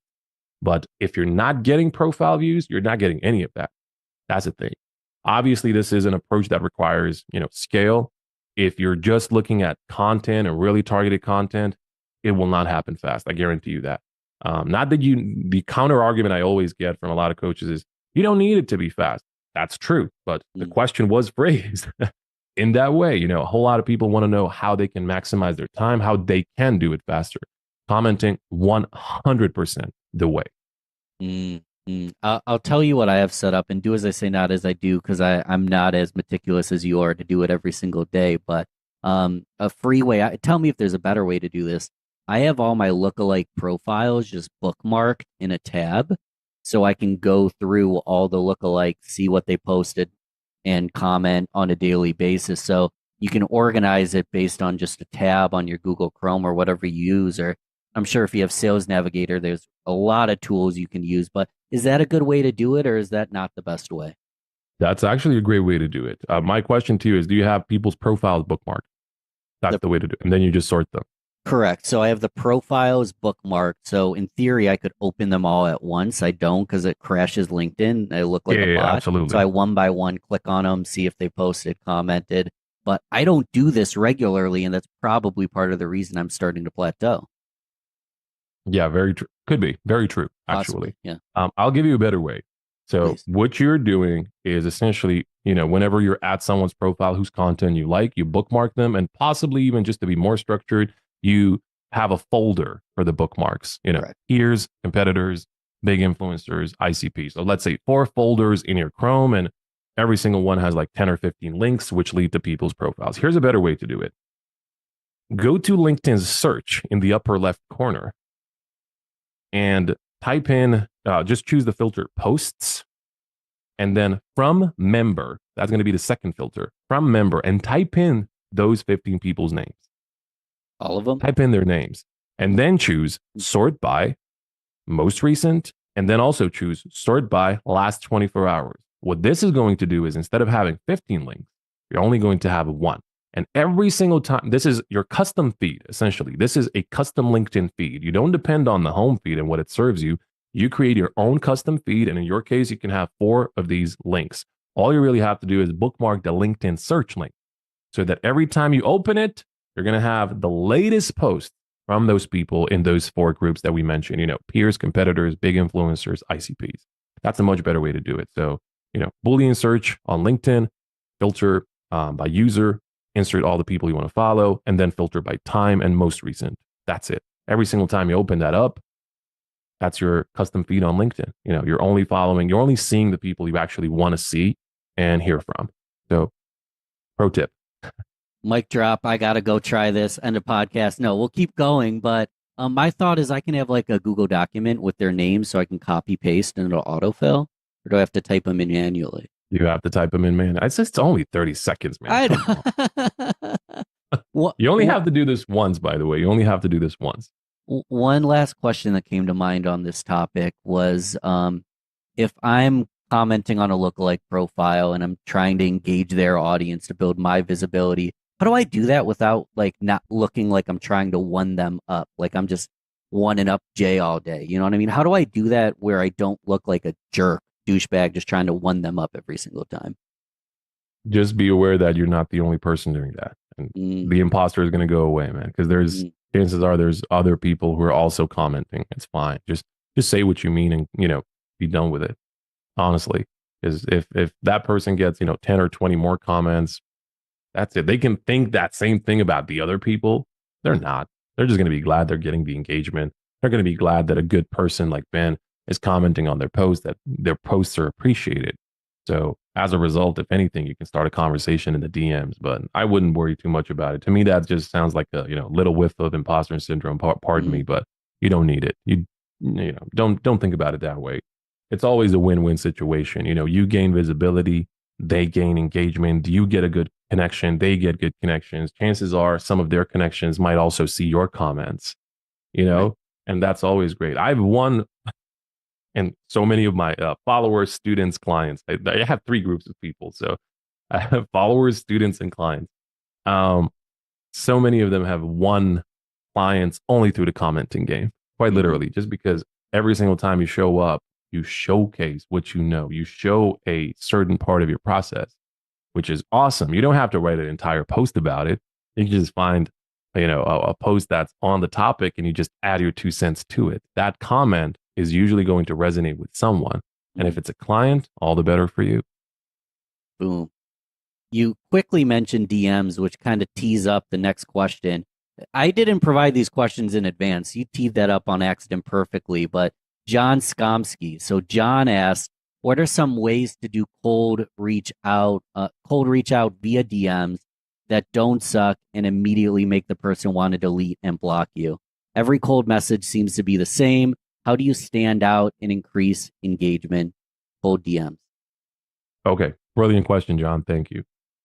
If you're looking at the cold DM game on LinkedIn right now, as you said, you'll see that a lot of it is just pitch slap, pitch slap, pitch slap in your face. People are just selling.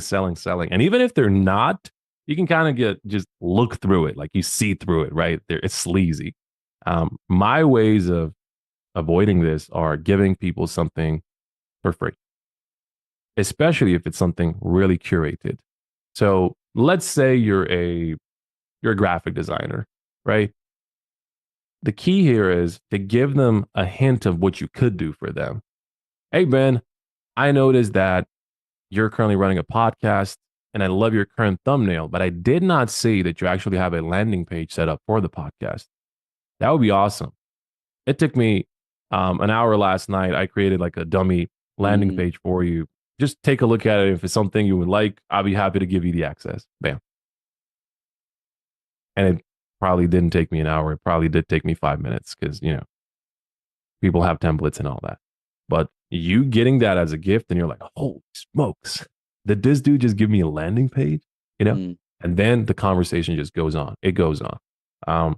I've gotten really cool curated videos where people did give me feedback on certain things, and there were good ways and bad ways of doing it. So what you can also do is you can send someone a pre-recorded video, just 60 or 90 seconds, and give them some advice on what they could fix. But do not tell them that something sucked.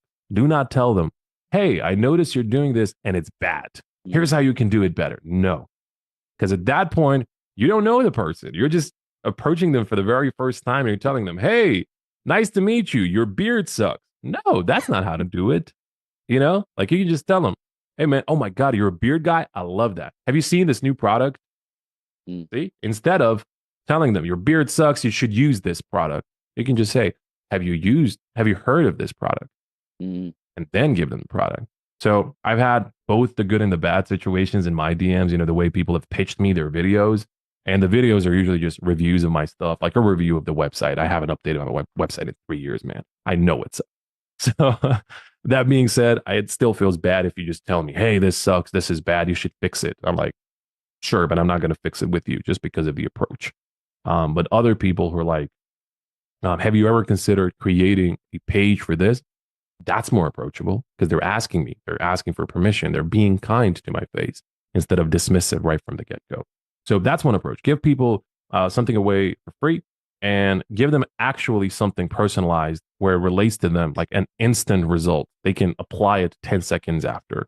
The other part is if you're just starting a conversation, you're not ready if that person is your client yet, but you feel comfortable enough to reach out. Maybe you met in the comments, maybe you've seen each other at an event or something, and you're kind of sure, down the line, this person may be my client, but you're not sure today. What you can do is start the conversation and ask questions like, anything fun you've been up to lately? What does your business actually do? Can you give me more insight? I would love to learn more about your business.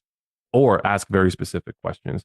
The key here is do not send a whiff of here's my offer in the first 3 or 4 interactions. They call that commission breath. You're getting a whiff of commission breath. 3 or 4 interactions at the very least. At the very least, I would go as far as to say 10 interactions, meaning 10 DMs you exchange both ways. Then it's time to test out the field, right? Is it, worth taking a shot? Let me, show them what I have in store. Here's my offer, but not before. Set the ground, build authenticity, build familiarity, build a relationship, then tell them, hey, I'm running this cohort. It may be for you. Would you be interested in learning more about it? Instead of just telling them, hey, I have a cohort. Here's all the info you need. No, always ask for people's permission. And also, the worst thing you could do is send someone all of this in advance without asking for any permission. And on top of all that, 3 voice notes. I don't know who you are. I don't want to listen to your voice notes. I have, many DMs as is. But yeah, as far as DMs, there's so many strategies, man. I feel like we listed probably 3 or 4 right now. So to the listeners, hopefully this is useful. There's hundreds more, by the way. This is just me, screaming at the top of my head.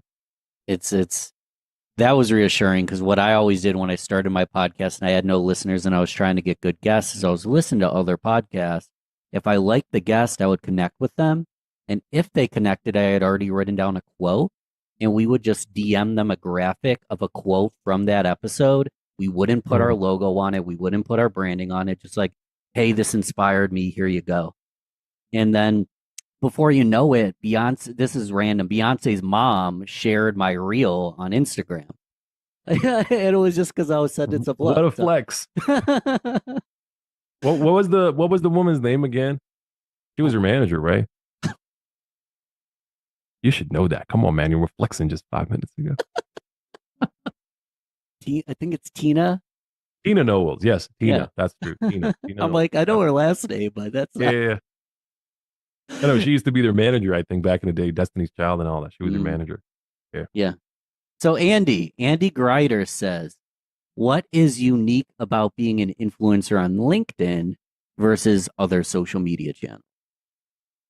Why is he asking me? I hate calling myself an influencer. Yeah. A content producer I can tell on you this. LinkedIn. I can tell you this much. I updated the get, question for us. Yeah, I do get called influencer left and right. I use the word influencer in my post about you. And I even looked at it. I was like, that was a cringy adjective to use, but hey. To tell you the truth, I don't hate the word. I hate what people have made the word to be. Yeah, You know, here's my just abs, changed- buy my product. Exactly. The word has changed its meaning just because of social media, not necessarily platforms like LinkedIn. It's mostly platforms like Insta and YouTube and all that. That makes the question better. What's different about LinkedIn than other social platforms? For sure. You're an influencer on LinkedIn. Is that fair? But you're not an influencer on. That's fair. That's fair. I don't want to sound like a DIC kid. Anyhow. You're okay. You're okay. Yeah.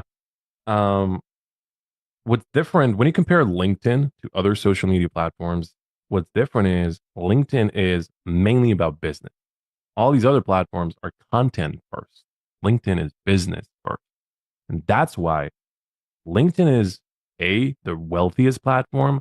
I think I read something recently. There was a research around the state of wealth on social media and purchase power. Essentially, on average, Instagram has double the buying power of TikTok, but LinkedIn has 3 times the buying power of Instagram.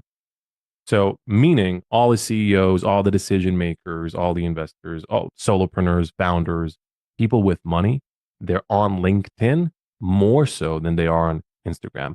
To give details to that answer, is they make purchase decisions more on LinkedIn than on Instagram.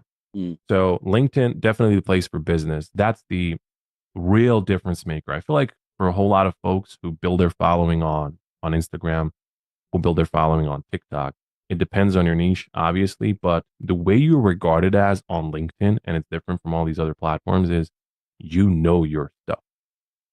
I would buy from you. I would learn from you, which is not necessarily always the case. Obviously, there's amazing educational influencers on Instagram and all these platforms. This is a very nuanced question, by the way, therefore a very nuanced answer. But there are a lot of influencers who are not offering anything of value. The only value is entertainment. But in the real world, where business gets done, entertainment can't pay my bills. Entertainment is great for social media. It's great for brand placement and promoting products and this and that. But for a business, for a company, for a corporate entity, they're not going to go on Instagram and do that, right? But for product, fashion, jewelry, food, and all that, they will use that influencer's reach and visibility to boost their product. But for the regular Joe who's looking to get a job, or for an agency founder who's looking to get new clients, LinkedIn is the place to be. So if you build a following on LinkedIn, you attract that type of audience. You attract people who are willing to invest money in you versus just to use you for visibility. They're paying you for your knowledge, not for your status. That is the difference, I feel like. And again, very nuanced answer. I feel like I've literally just scratched the surface on it. This is an hour's worth of conversation. LinkedIn versus Insta versus TikTok, all these platforms. What is an influencer? What is a creator? Entertainment. Is entertainment value? All these questions we could ask afterwards. But yeah. I feel like I'm leading a panel of speakers at a conference by myself. Where they have 4 or 5 speakers at a panel and everyone is just running off of each other. Yeah. Anyhow, hope you like the answer. Was it John who asked the question? John's the next one. That's crazy that you knew that somehow. It was Andy that asked that question, foreshadowing to Jonathan. And it was a fruitful answer. And we can go to LinkedIn, we can build clients, we can make money, we can build connections. You mentioned DMing strategy. Jonathan Gering's question was a little bit more around the content strategy. And Jonathan asked, when it comes, first off, shout out Jonathan, Limitless Leadership Lounge. He has a kick-ass podcast himself, the Limitless Leadership Lounge. He asked, when it comes to content marketing, how do you balance high polished quality content with authenticity, create content that both resonates with your audience, but also looks professional? We want to be professional and authentic. We want to be ourselves, but also LinkedIn. Okay, great question, by the way, John, and shout out to the podcast. Thank you. When it comes to creating content on LinkedIn, everyone has to take into account two things. First, consistency. You have to post consistently on the platform if you're looking for any way to grow. But, huge but, consistently does not mean daily. Consistently could mean something different for you. You could be posting 2 posts per week. And as long as they're high quality, as long as they resonate with your current audience and new audiences, that's all the content you need. You don't need 7 posts per week on LinkedIn. Anyone who ever tells you that, you can send them my way. I'll probably give them a good burger and I'll send them somewhere else where they never return. Anyhow, second thing is authenticity, or as I like to call it, personability. A whole lot of people create content on social media that just sounds good for the sake of appealing to the masses. It's not necessarily always good to do that. Unless something aligns with your values, it's not going to be enjoyable. I wrote a post about kindness recently where people are using it as a strategy. For me, I explained my beliefs earlier on in the show. I talk a lot about supporting the small guy. I come from Bosnia, man. I come from, a very small country. I couldn't afford courses. That's why I'm sharing everything for free on social media.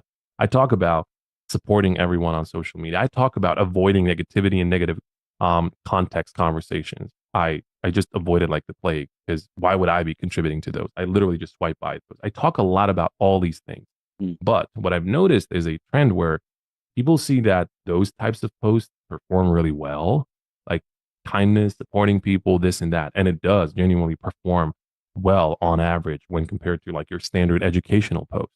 What a lot of people do is they'll write a kindness post and 15 seconds later, they're in the comment section elsewhere fighting, quite literally fighting, calling someone out where a call out isn't even necessary. They're just jealous, envious, whatever. And I'm like, wait a second. This isn't the way to go, because chances are a whole lot of people saw that post, but not a whole lot of people will see that comment, right? So I wrote a post that said, kindness is not a LinkedIn strategy. Kindness isn't a strategy. Kindness is what you do. It's who you are. It's literally who you are.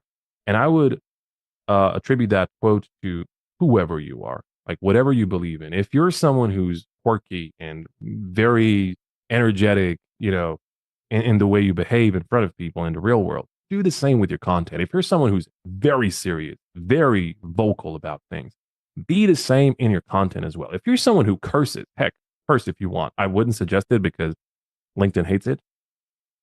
But be who you are on social media as you're on, off social media. A whole lot of people will try to paint this perfect picture of themselves, and it's not going to work. So a perfect mixture of consistent content and being who you are. One of the things that being who you are actually means on LinkedIn is not just sharing educational content, not just business content. Give people a side of you that's not around business. Give people a story about who you are, where you come from, a lesson that you learned from someone, lesson passed down to you from your grandpa. You noticed something in the street this morning, something happened, right? How did you react? And then give a lesson. Storytelling is the actual answer here. Storytelling with an element of personal life. I've spoken about how I've grown up in a country of war. That post brought me 3 clients in 24 hours, just because people were like, man, that was so powerful. And you actually, I always try to connect those stories to a business lesson. So I connected it to something that a whole lot of people resonated with. I spoke about being a Muslim in the past, and a whole lot of people flocked my way, Merry Ramadan, Happy Ramadan, whatever they said. And it brought me clients as well. But I didn't do it for those reasons, right? I did it so that people can see the real me. But you need to understand something. There is a quote that I say all the time, and I've been quoted with this line left and right. I said, people may come for your content, but they stay for you. People don't just come to get information from you. At a certain point, they've heard it all. At a certain point, they've heard you talk about commenting 15 different times. They've heard you talk about content strategies 20 different times, right? But the way you always tell that story, the energy you bring, the authenticity, the tone of voice you're using in your content, that's what people are staying for. Just think about it. All the creators you followed for 2-3 years now, you've probably heard it all from them. It's only like a new angle that they're attacking the same, topic from. The information isn't necessarily new, but the way they make you feel, the way you feel when you're listening to them, the way they give out the information, that's what people are actually staying for. And conversely, that's what people are paying for. You could have 10 brands in front of me right now, probably at different price points. And I wouldn't necessarily choose the one that's the best for my wallet or the one that, is the most premium if I'm trying to impress some people. No, I'm going to choose the brand that makes me feel good about my investment. Same goes for service-based providers, individuals you're paying on social media.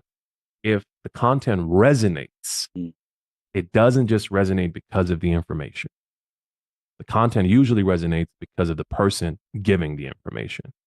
Super long answer. Long story short, John, who asked the question, 2 things. Be consistent in your content. Pick a number of times you're posting in a week, and make sure authenticity exists there with a healthy dose of storytelling. Give people more than just business tips and information. Information is everywhere these days.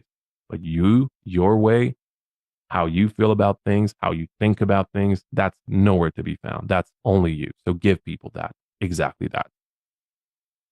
Boom. That was not just good advice for every listener, but specifically for someone like John, who's a podcaster. Going back to they're coming for maybe a content piece, but they're staying for you. That's what every podcast host, every creator needs to hear. So that was literally the perfect advice for the perfect person. We're not going to be able to get through all these, but we will ask a couple more. But do you want to do rapid fire? If you want to, we can. We got like 10 minutes left. Let's try and I'll give myself a challenge, okay, for the sake of the listeners as well. I'll try to answer every question within 30 seconds or less. And in case we go right to the top and can't go through them all, how do we continue to follow you, support you, spend money with you, support any of that stuff? Tell us where to go. You can follow my free content on LinkedIn. Just go and see, Yasmin Ali or Hey Jay on LinkedIn. You'll find it there. I'm launching my community right now, man. You can pay me to, on a monthly basis, subscribe to the community, and let me pull out my credit card. Can I read you a credit card join the inner number? circle? They say, hey, man, I genuinely did not announce this officially yet. So if you're publishing this earlier, this will come out in like 6. I only held a LinkedIn audio event for my community. 3,000 people have shown up, and LinkedIn audio does not have replays. That's the beautiful part about it. So I announced it there. 300 people have immediately joined the wait. Wow. 300 people immediately. Yeah. So people have been asking it for 2 years now. I did not have the time. Now, as I'm growing and doing this and that left and right, the business is growing. Everything is kind of falling into place. I'm like, you know what? Now is the time. So launching the community is going to be fun. To tell you the truth, I'm not even overwhelmed if people are going to join it. I know there's going to be so many people. I'm probably going to have to wave people off and create different tiers or different groups or something, but I'm so looking forward to it, man. Long story short, follow my free content on LinkedIn or join the community that I'm about to launch. Or if you don't want to do any of that, you can just have me one-on-one and pay for my one-on-one coaching. I do one-on-one hours with individuals, and I also have my entire coaching program.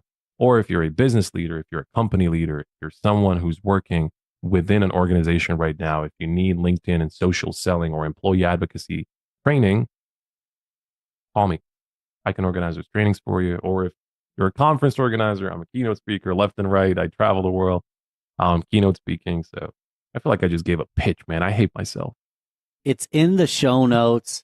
And listen, send me a DM if you'd like as well. Send our boy a DM and say I that you purposely came didn't through say Ben. send me a DM because my inbox is messed Send up, man. me a DM if you guys want, but all those are in the show notes. And honestly, you're not pitching, man. You're adding so much value, and I wanted people to know how to continue to support you because you charge pretty good amount of money for one-to-one, and all these questions are being answered totally free. And it's not beyond me. We appreciate it. And we're gonna try to rapid fire through like 6 of them in 10 minutes. Let's see if we can do it.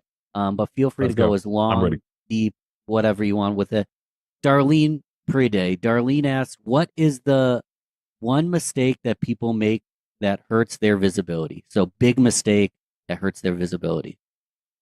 The one mistake that people make on LinkedIn that really hurts the visibility of their profile and the reach of their post is what we call posting and ghosting. If you're going to publish a piece of content, actually stay there so that when people are coming to comment, make sure you reply to them. The worst thing you can do is publish a piece of content and pray to the algorithm and everybody that they're just going to show up and they're going to stay and that post is going to blow up and go somewhere. It's not. The algorithm hates posting and ghosting. People also hate it even more. So if you publish something, make sure you stay there for at least like 30 minutes just so you can comment. I stay for 60 to 90 minutes in every single one of my posts, and the community we built is amazing. Related to this, what about spam tagging where you tag like 15 people? Fun fact, on LinkedIn, if you tag more than 5 people in a post, LinkedIn is actually going to mark that post as spam tag. I hope I'm quoting this right. This is a stat by my buddy Richard Vanderblom. He's the algorithm expert on LinkedIn. So if you tag 5 or more people at once in a post, your reach will actually get decreased by default. By default. You don't even have to hope that it's going to get better. It's not. So tagging, whether it's in a photo even, people have tried that as well. No. If you tag more than 5 people in a post, it will get marked as spam tagging. The best thing you can do is let the people who are tagged know in advance. Let them know in advance. Hey, I'm posting tomorrow at 12:30. I'm going to be tagging you in the post. It would be great if you commented in the first hour because that first hour is the golden hour for LinkedIn posts. So whoever gets tagged, you better make sure in advance that they're going to comment on that same exact post. Otherwise, it's going to be considered spam tagging. Love it. All right, let's dive right back into it. So Ryan Edwards asks, what is the one rule, the one principle that you think is the foundation for personal brand building? Foundation. What's the one rule? The one rule for personal branding is just do it. I kid you not. I feel like this sounds so vague. A whole lot of people are scared of posting online. A whole lot of people are scared of putting themselves out there. A whole lot of people have imposter syndrome even before they even try it. And they're asking, what if no one reads my content? What if nobody likes it? What do I even have to share with the world? Right? But I always give the advice of turn the words nobody into somebody. Ask yourself these questions today. What if somebody reads your post? What if the perfect client sees that next post? And what if more than one person, heck, even just one person resonates with that? That's what you should be asking. Because you don't jump on social media conquering and winning over millions at once. You do it one step at a time, one post at a time. So turn those negative feelings into positive, affirmations. So if you're asking yourself those questions, just do it. Trust me, the fear eventually goes away. Everyone feels the fear at the very beginning, including me. I love this. I appreciate you. This is a fruitful question because you had the rap career, you had the rap name. Felicia Morgan asks, for anyone with a personal brand, how personal should it be? Do you recommend using your own legal name or creating one?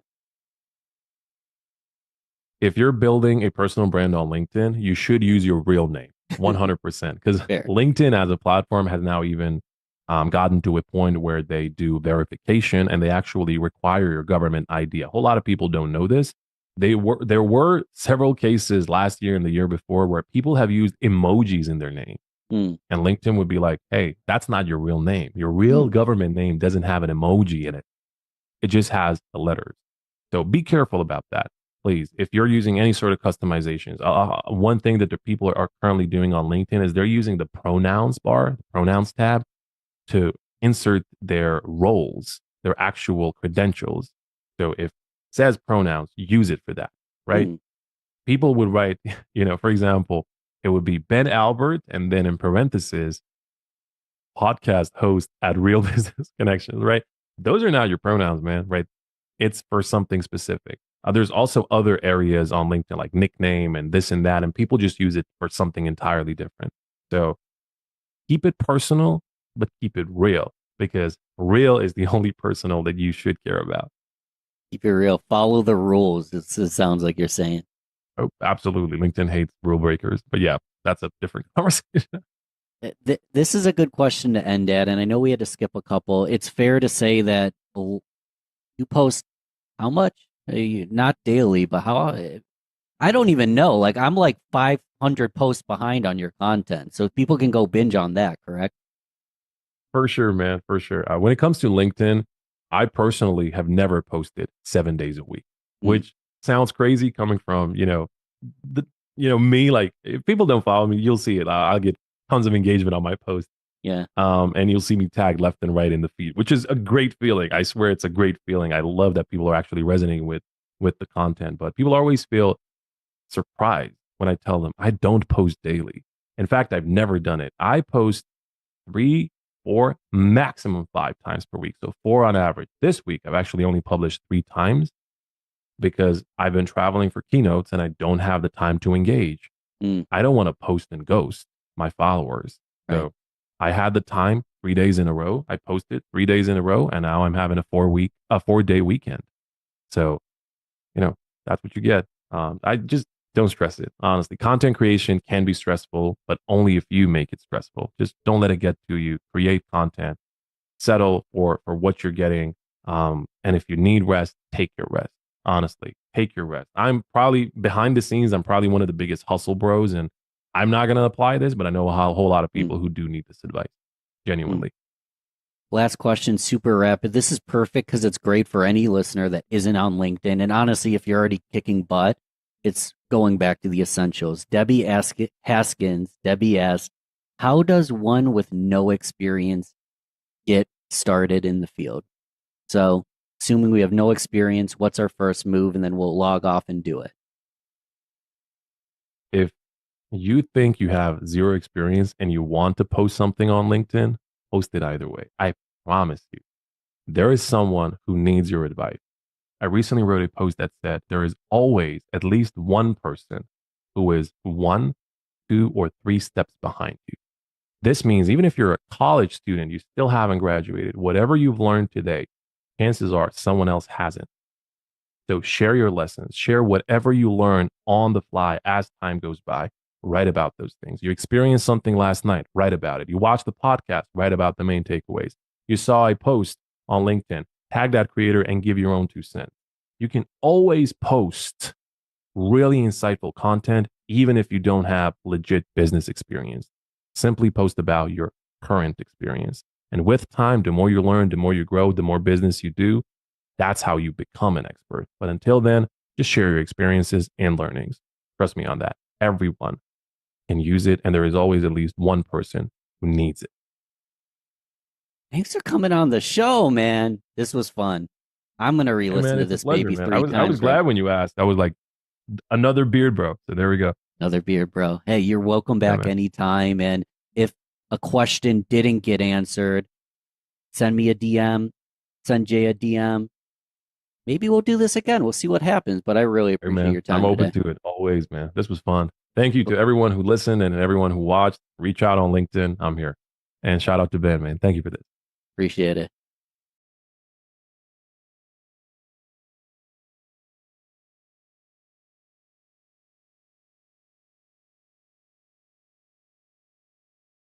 And so, when I started creating content around this, I don't know, like you can go back and watch some of my early videos. It was just like, hi, I'm Justin Moore from Creator Wizard. And I'm like very professional. And I have like a buttoned up shirt and I just look like a dork. The way I like to do it is I say, hey, I am planning out my next, 6 months of content, and I want to make sure that I'm serving you. It could just be something as simple as a PS in the bottom of your email signature and be like, PS, hit reply and let me know what you think about XYZ. And, you will be shocked. Like when I do things like this, I'm shocked at the number of responses that I get. What is your ideal persona of your content and your customer? You can articulate and have this narrative when you're talking with prospective sponsors. The first thing that came to mind is, well, what if I post this survey? What if I provide this call to action? What if I make this ask on my email list and no one even fills it out?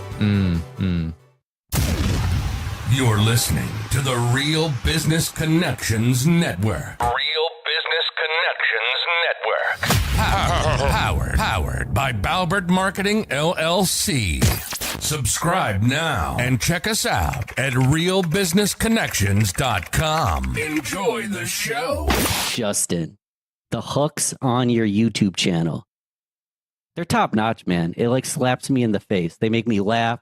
You obviously do it on purpose, right? Tell me a little bit about that.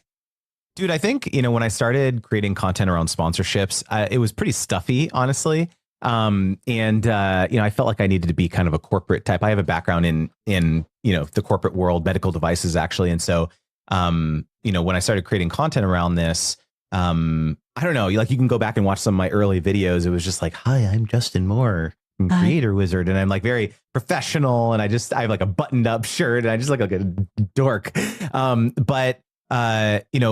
Maybe about a year into it, I met some creators in real life who had like watched my YouTube channel. And, in real life, I am the most unserious person. I post that's all memes and GIFs. And like, I'm just totally cracking jokes all the time.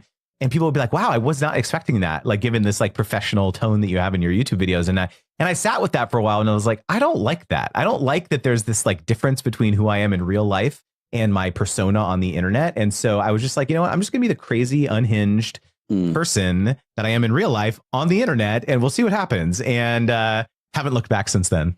And from the comment section, it seems like people love it. I think so. I think it's just like a pattern interrupt too, because it's like people aren't used to it. And I'm definitely like a acquired taste. Like I'm not for everyone, of course.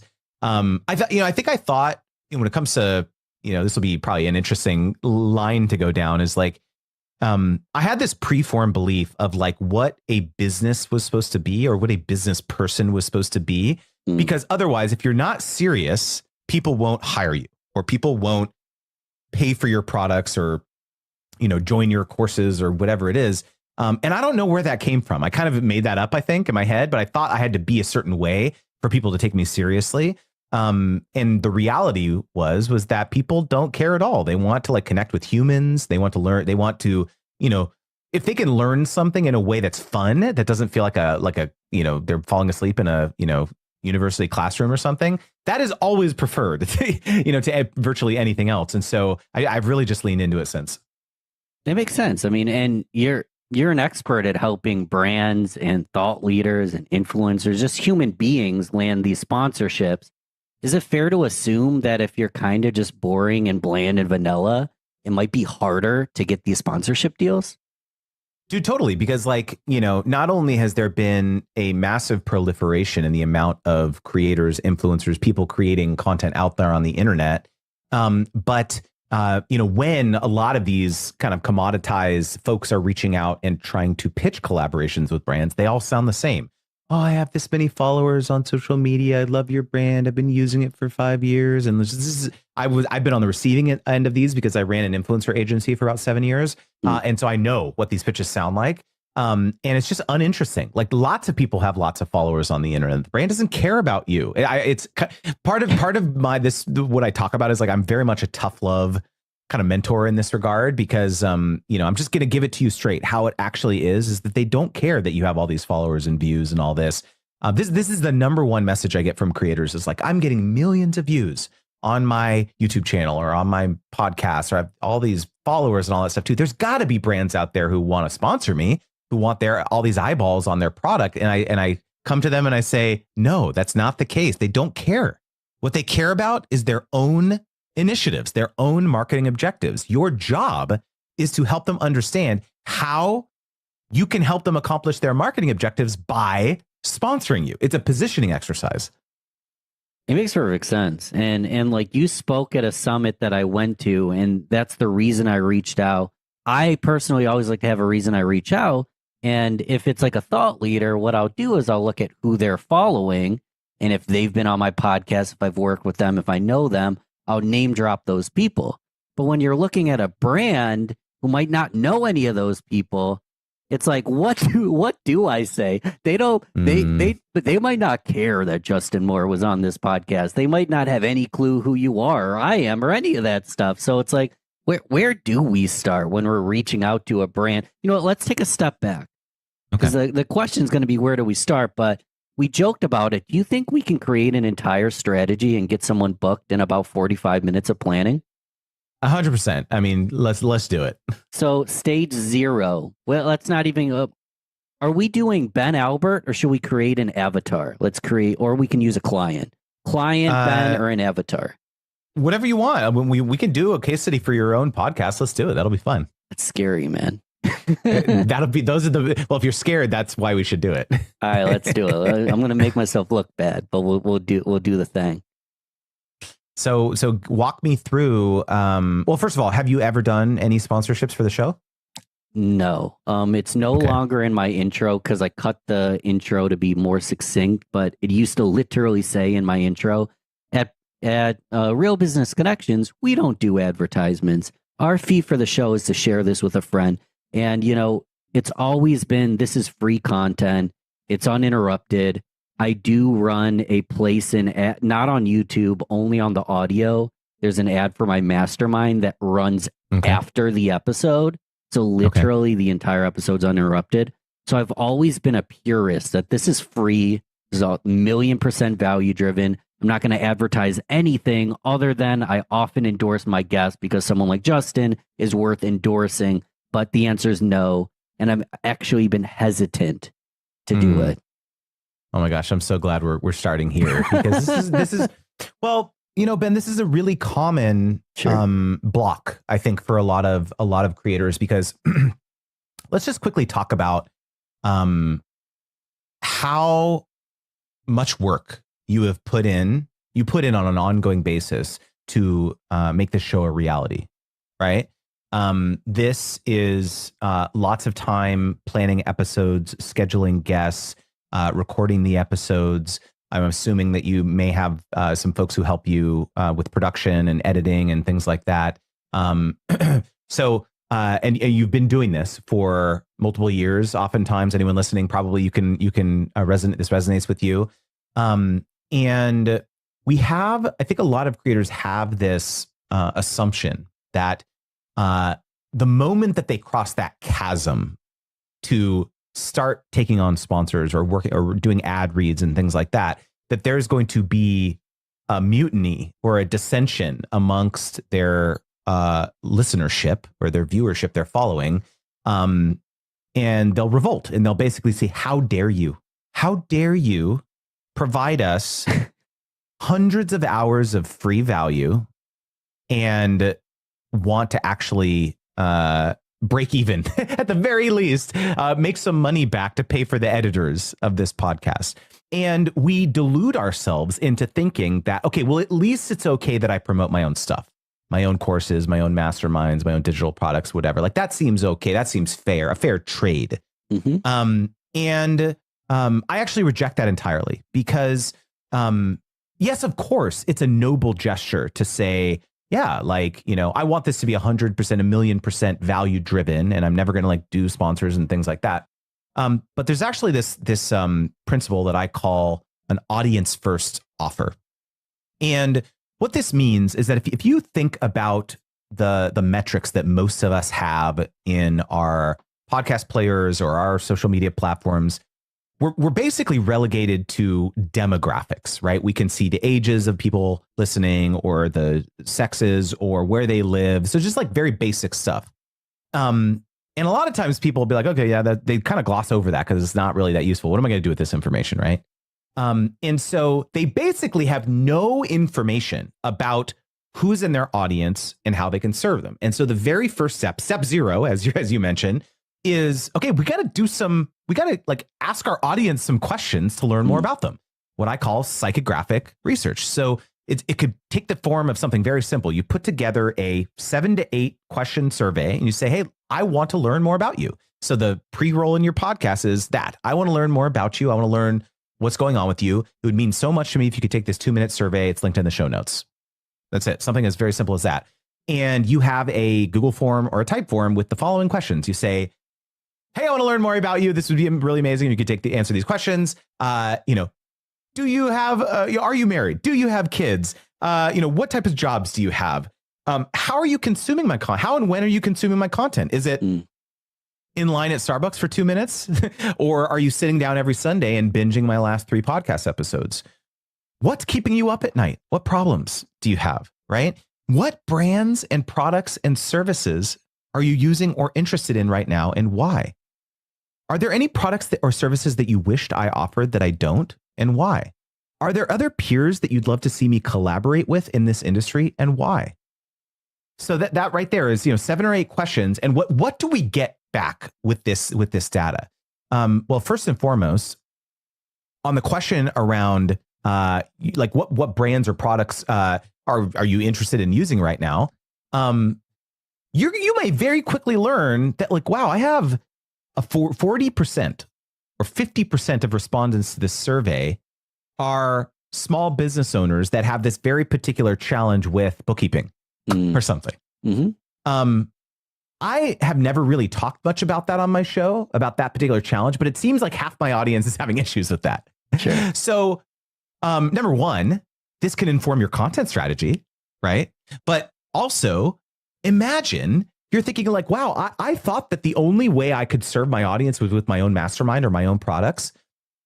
But I should probably go out there and pitch a bookkeeping software to do a partnership, because now I'm going to be able to help serve my audience to help them solve this problem that I'm never really going to create a solution for. I'm not going to create software. I'm not going to create a coaching for that particular bookkeeping problem or whatever. But I should do that because it's service first. So I talk about this framework called your PSA, your products, your sponsors, and your alliances. So we talked about your products. You've got your mastermind. The sponsors, we just talked about how that can help your audience achieve a transformation as well. But this last bucket is alliances. And this is oftentimes the scariest for people, where they think, I don't want to introduce anyone else's stuff to my audience, because then they'll have less money to enroll in my mastermind. And this is scarcity mindset thinking. Again, if there is a friend of yours who is a business mindset coach who, could really, and that's not something you really do in your mastermind, you bet, and your audience says in this survey that they're having issues with, like, breaking through, work-life balance issues that they're having, in their life or whatever. You better put your friend's thing in front of them, some sort of joint venture or some sort of alliance. And again, so it's this PSA, it's thinking like it's not about you, it's about your audience. And so regardless of whether it's a product, a sponsor, or an alliance, this is the thing that really unlocks and liberates people from realizing, wow, it's like, okay, doing sponsorships is actually great because I'm serving them. And so I don't know, I want to see how that resonates with you, because this is where I'd like to start. Yeah, because then someone could be like, oh my God, thank you so much for recommending this. And I'm a trusted source, so I have one question I have so many questions, but before we dive deeper, I started to feel a little bit of a block, and I know a lot of the listeners might feel the same way depending on the size of their audience. The first thing that came to mind is, well, what if I post this survey? What if I provide this call to action? What if I make this ask on my email list and no one even fills it out? There's almost a fear of rejection going on there. It's like, I haven't even started yet, and I'm already afraid of rejection. Okay. So there's a couple different ways in which my students and clients have done things like this. I've heard this before, where it's just like, I don't think my audience would be like down for like a intense survey like that. And so I hear this a lot from YouTubers, actually. And one piece of advice that I can give is one question a week on your YouTube community tab. That's it. And over 8 weeks, develop more of a texture of your audience. So it could be of those questions that we listed, you just do one at a time. Maybe you even use that poll feature on YouTube. And I can share a real anecdote here. One of my students, his name is Christian Taylor. He has a channel on YouTube called Crailer Made, and he focuses on online security and privacy and things like that. And we were talking about this very subject, and he was like, I don't know if I could do that like full survey. And I was like, okay, just one question at a time. Yeah. And so he posted on his on YouTube a community tab. He said, I know all of you are mainly interested in online security, but is anyone here interested in home security? Like like for your home, protecting your home? Because we were talking about this, and I was like, I bet you, we're thinking about the psychographics here of your audience. I bet you if they're interested in online security, they're probably interested in protecting their family in real life, right? And so he posted this question, and he found out that 70% of respondents to this survey, it's a sample, obviously a smaller sample of the overall audience, but I think he had something like 500 responses to that survey or something, or to that question. 70% of them said that they were interested. Wow. And there was a couple questions, obviously, but or a couple answer possibilities. And so he immediately was like, well, I'm going to go out there and I'm going to pitch Simply Safe. Like the home security company. And I would never have thought to like work with a brand like that in the past. And I was like, he was like, I could think of a really creative way to integrate that into my current content. And so I would say, you'll be surprised. You can simplify it, but you can't let that be incentivize it. Amazon gift card, potentially to a random winner who takes the survey. You could do creative things like that, but if you position it in a way that the way I like to do it is I say, hey, I am planning out my next 6 months of content, and I want to make sure that I'm serving you. Can you respond to this survey? What types of episodes do you want to see? You could also put it under that guise that you're kind of soliciting feedback about how to make the content better for your listeners. I'm happy we're having this conversation because you mentioned the community tab on YouTube. I noticed on your YouTube, there's great engagement. I've never even used that tab, but aside from YouTube, this is behind the scenes. Maybe it's launched by the time I launch this podcast, but I want to put out a newsletter in my email list called Hump Day Hacks. And part of the newsletter is going to have a quick question at the end. So you just told me I can just ask quick, easy questions to get engagement as I go. And that's a weekly newsletter. So once a week, 52 questions a year, can learn a lot. And the other thing I do, Justin, is just LinkedIn polls. It's kind of three different audiences. There's four. There's the podcast, there's the YouTube, there's LinkedIn, there's email. Yep. But I can run these kind of questions and polls on all of those platforms simultaneously and really not piss anybody off. I'm really glad you brought this up because you don't even have to make it a full-blown official quantitative survey. It could just be something as simple as a PS in the bottom of your email signature and be like, PS, hit reply and let me know what you think about XYZ. And, you will be shocked. Like when I do things like this, I'm shocked at the number of responses that I get. And again, these are qualitative, of course. It's not like I can tie people's answers together to similar questions and things like that. But I screenshot the heck out of all of this type of stuff and I dump it into a Google document or something. And I group them by like various questions and things like that. But if I'm ever in a conversation with a prospective sponsor and they're asking like, hey, do you have like proof that you can XYZ or your people are interested in this type of thing? I'll go back to my master Google Doc with all these screenshots I've been collecting. And I'd be like, oh yeah, here's a good example of someone who replied to the email or commented on social media and said that thing, something similar to that. And so a lot of brands are just, they're searching in the dark. They're desperate for any anecdotal feedback that can illustrate that paying you $10K or paying you any kind of money is going to be a good investment. And so if you can show even anecdotal feedback that like, no, this is something that my audience is interested in. Here, take a look at this. They're like, okay, great. All right, I can forward this to my boss now, and I won't be, I can CYA. And so you're right. Like, it doesn't have to be super complicated to do this type of surveying. If anybody listening or watching, it's about to happen. You're about to see more of this from me. So let's assume this already has happened. And my audience is just really interested in AI. I think that's a fair assumption to make, but let's assume that's the conclusion we've made. So my audience is interested in AI. I still don't have any sponsors though, Justin. I just know a little bit of information. What do I do next? Okay. So, we would hope again, we're not going to make any assumptions. Okay. the fact that your audience was interested in AI should be born from the survey. Correct. So I'm assuming for this example we're doing For on the example. spot, Okay, good. I'm pretending that that's what we Got came it. to, and it's like, what do I do Perfect. with this data from the survey? That's what I meant by that.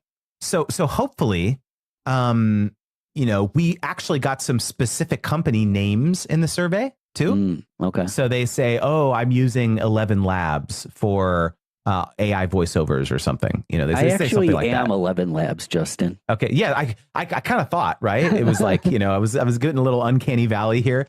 So hopefully we get some leads in the survey, but like, oh, I haven't heard of that tool, or let me go check it out. Because again, like when you reach out to the brand and say, hey, like, look at people are like already a segment of my audience is interested in 11 Labs. Like, I would love to expose my full audience to you.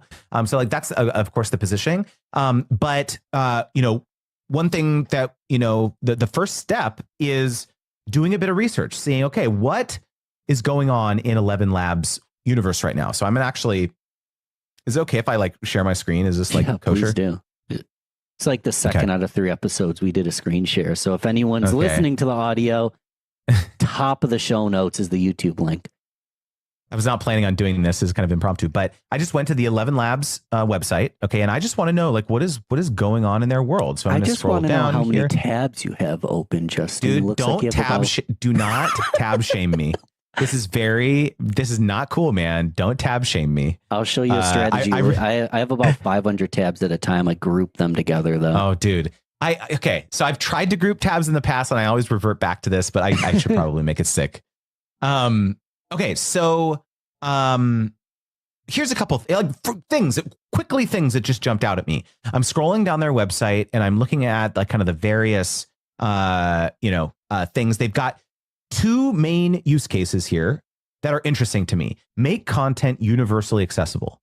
So their text-to-speech AI dubbing is like, internationalization, right? So you could say, hey, I actually think this is this feature in particular is my audience will resonate the most with this thing because we have an international audience of people that want to expand their reach globally. I would love to focus on this specific feature, how 11 Labs makes content universally accessible. You use the same marketing copy that they use on their page in the pitch that you're reiterating to them. That's one thing. Second thing I saw, AI safety. This is something that is a hot topic right now amongst a lot of marketers and business owners. And so this is another version of the pitch. You say, hey, I really love that you have an entire page dedicated to AI safety. And I actually don't think that you're talking about that enough. I think you could be telling your brand story in a more compelling way in the lens of safety, because I have an audience of marketers who are very concerned about this type of thing. And here's the angle that I think I could do. Right. And so this is just 2 quick ideas. Look, we'll keep going because there's a lot probably. Like let's go to their LinkedIn. It's fair to assume that 11 Labs has sponsored other people as well. So maybe I could reference other ads I've seen, other sponsors as well. 100%. I know for a fact that they have because a student in my course is sponsored by 11 Labs. There you go. So, what course is that real quick? It's called Brand Deal Wizard. Cool. Brand Deal Wizard is that course. So here we go. I went to 11 Labs LinkedIn page and I went to their posts and interesting. Our voice isolator model is now available via API. So this seems like something that's important to them. They just made a post about it. So let's just assume that you had an audience of developers, maybe who had businesses in your audience. This probably would be something very interesting for them to spread the word about. So you reach out and you said, oh my God, I just saw that your voice isolator model is now available via API. I have a podcast with a bunch of business owners who are developers and would chomp at the bit to get access to this. I would love to do a sponsorship about spreading the word about this initiative or that this feature is now available. That's the pitch. And you say, hey, to back up here, we got 3 examples of what we could pitch to 11 Labs. But I have a framework around this. It's called the ROPE method, ROPE. So R stands for your pitch has to be relevant to a campaign that the brand is either running right now or has run in the past. So that's what we just did with the research, is like relevant to what's going on in their world.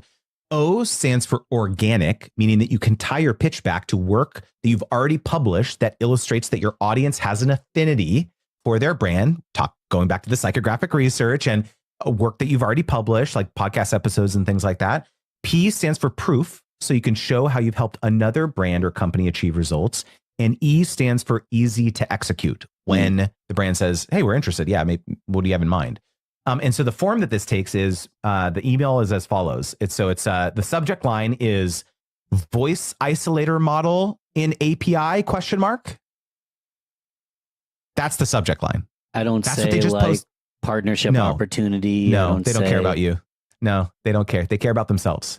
So maybe voice isolator model, podcast integration. It could be something like that. But it's just like leading with them. What is going on in their world?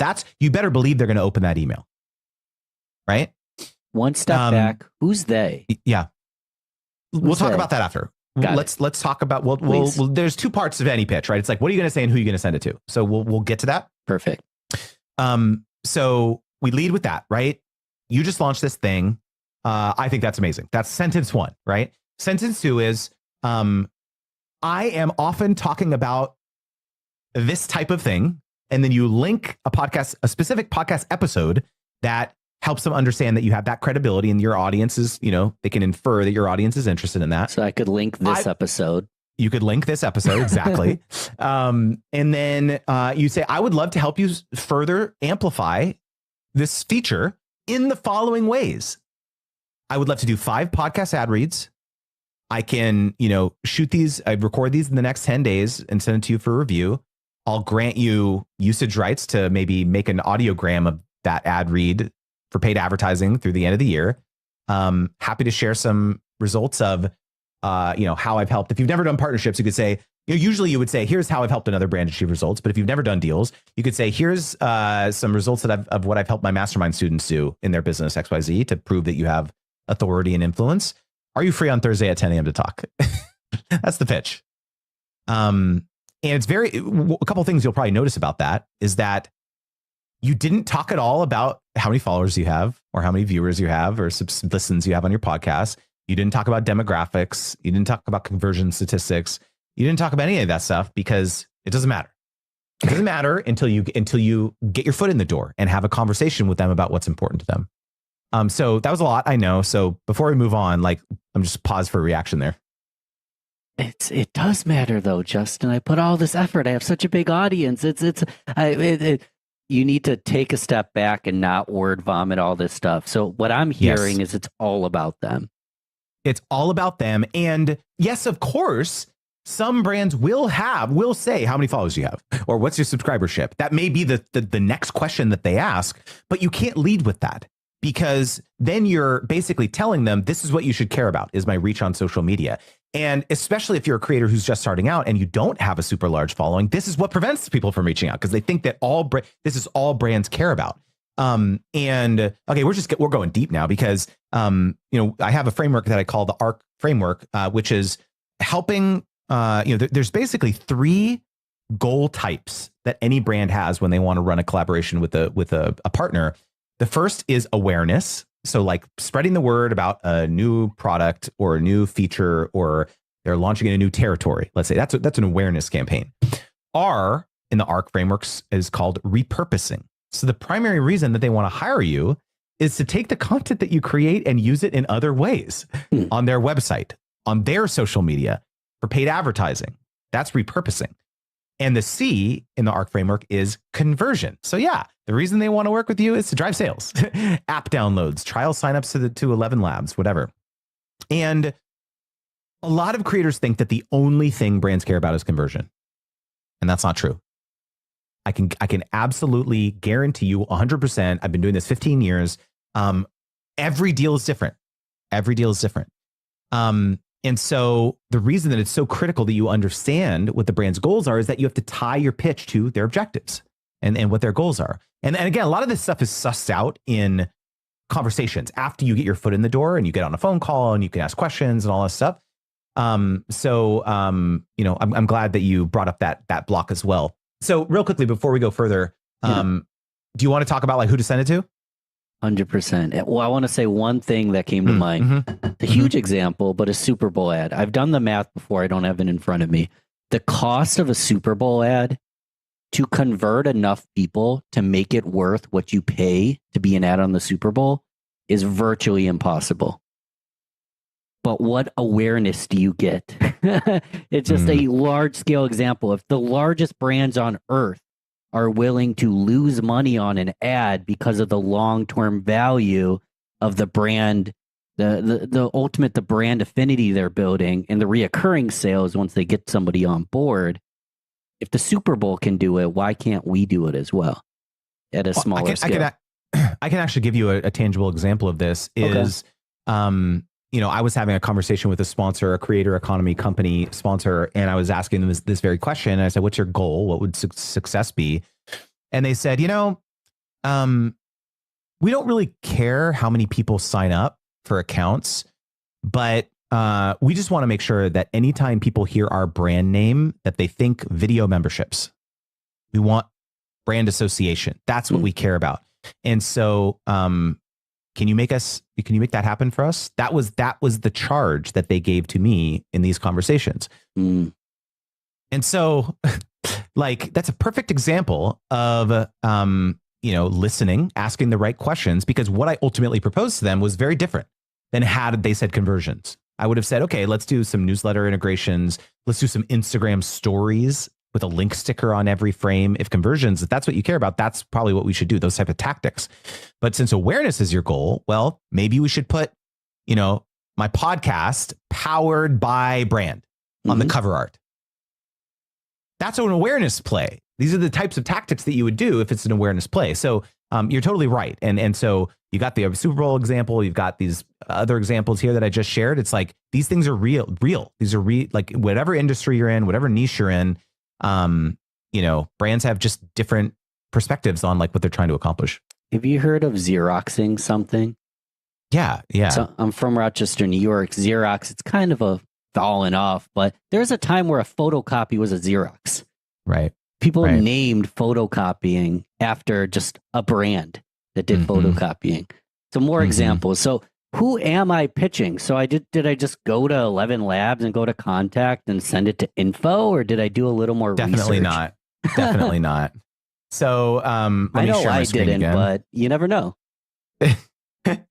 All right. So let's see. I'm gonna share my screen again. Boom. Okay, so there's a very specific search terminology that like a nomenclature of what you're going to want to search on Google. Okay, so it's 11 Labs. And what I'm going to do is I'm going to say maybe influencer marketing manager. They could be partnership marketing manager mainly because it's more of a B2B type company. But I'm going to do this. So brand name, title, and LinkedIn on Google. So I click that and I want to see, who comes up. So we've got influencer marketing, 11 Labs. I'm going to open that. Dustin Blank. I'm going to open that. Reality Labs. That's Meta. Not a product designer. 11 Labs LLC. I don't know. Let me. Oh, what was that? Social and influencer at Subaru. That's what we don't want. Let's try partnerships. Cool. And as a side note, a lot of my listeners use LinkedIn. If you have Sales Navigator, that's another great tool to do this exact same thing. Oh, yeah. No. The thing that I'll say though, so I have Sales Navigator and I have found that Google is way better at helping me do this type of research on various job titles, because they'll surface people that sometimes are more challenging to find on LinkedIn. Interesting. So let's see here. So we've got, so data labeler, 11 Labs. That's not what we want. Let's look at Dustin Blank, head of partnerships at 11 Labs. There we go. So Dustin Blank, he has a bunch of stuff. So let's look at his listing. So building dynamic partnerships, focus on collaborations with top platforms, licensing and voice integrate monetization strategies. I lead foster partners. Yeah. So this is the guy, and he's posting regularly on LinkedIn too. If anybody knows Dustin Blank, love an introduction. Yeah. So you can go through here. You can sleuth the types of things that he's posting. Okay. So 1 month ago, he said, I'm excited to share that 11 Labs and HoneyBook are teaming up to discuss how AI tools are transforming, et cetera, et cetera. And so one thing that would be an interesting thing to do, let's say, for example, that you caught this post prior to the webinar that he was doing with HoneyBook, you reach out and say, hey, wow, that webinar that you're about to do with HoneyBook is so cool. I would love to spread the word about that webinar you're doing. I'll do some ad reads on my podcast. Does this make sense? It does. My thought was, should the ad be omnipresent though? What do you mean? So if someone listens 3 years down the road and it was an event, the ship has sailed. No, do a dynamic ad insertion. You can do that on your podcast. You just have it be the flight be 2 weeks. Yeah. And then it gets removed. So let's talk about that. So let's this is all assumptive. So 11 Labs, what was his name? Something Black? Dustin. He said yes. He's considering working with us. So here's the thing. He probably didn't just say yes. So he asked a couple questions. They're considering, maybe he wants a pitch or a proposal. What if he says, Ben, send me a proposal? One sentence, Ben, send me a proposal. What do I send him? So first of all, it's almost guaranteed that he's going to say, this is interesting. I don't want to do that. But how about this other thing instead? Really? So he already has an idea for it. Yeah. Well, no. The point is, though, is that you've given him something tangible that he can react to. Because what a lot of people do is they reach out and be like, would love to collaborate.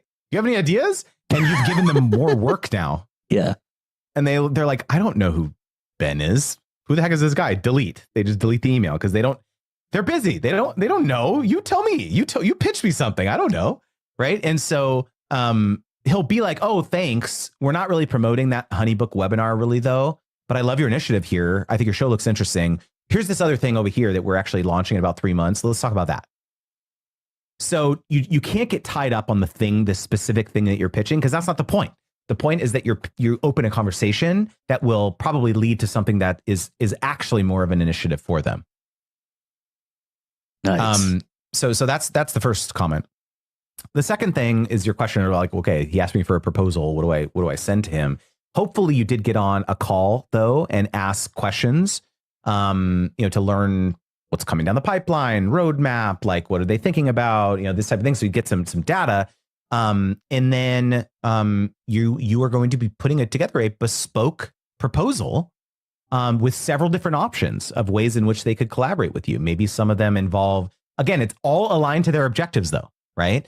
And you're not gonna be pitching them anything that is not aligned to their objectives. So if anyone's listening and they have like a media kit or like a pitch deck that they always send to everyone, a boilerplate thing where it's like, pick one of these things, that just feels terrible to a brand because they're just like, okay, like this is not relevant to me at all.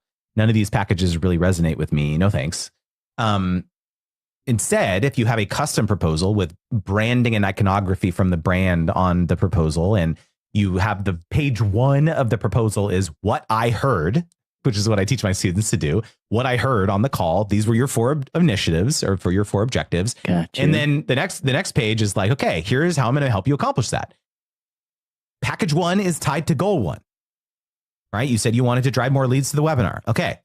Package 1, it's going to be podcast ad reads, link to register to the, webinar on the show notes, right? Package 2 is going to be the awareness play. That's when we're going to do the YouTube videos, or we're going to put your, powered by 11 Labs in the YouTube cover art or whatever. Right. And so I'm being, kind of a lot of brevity here, but the proposal. Side note, if you need help doing this stuff, we have a sponsorship coaching program called Wizards Guild. So just hit us up.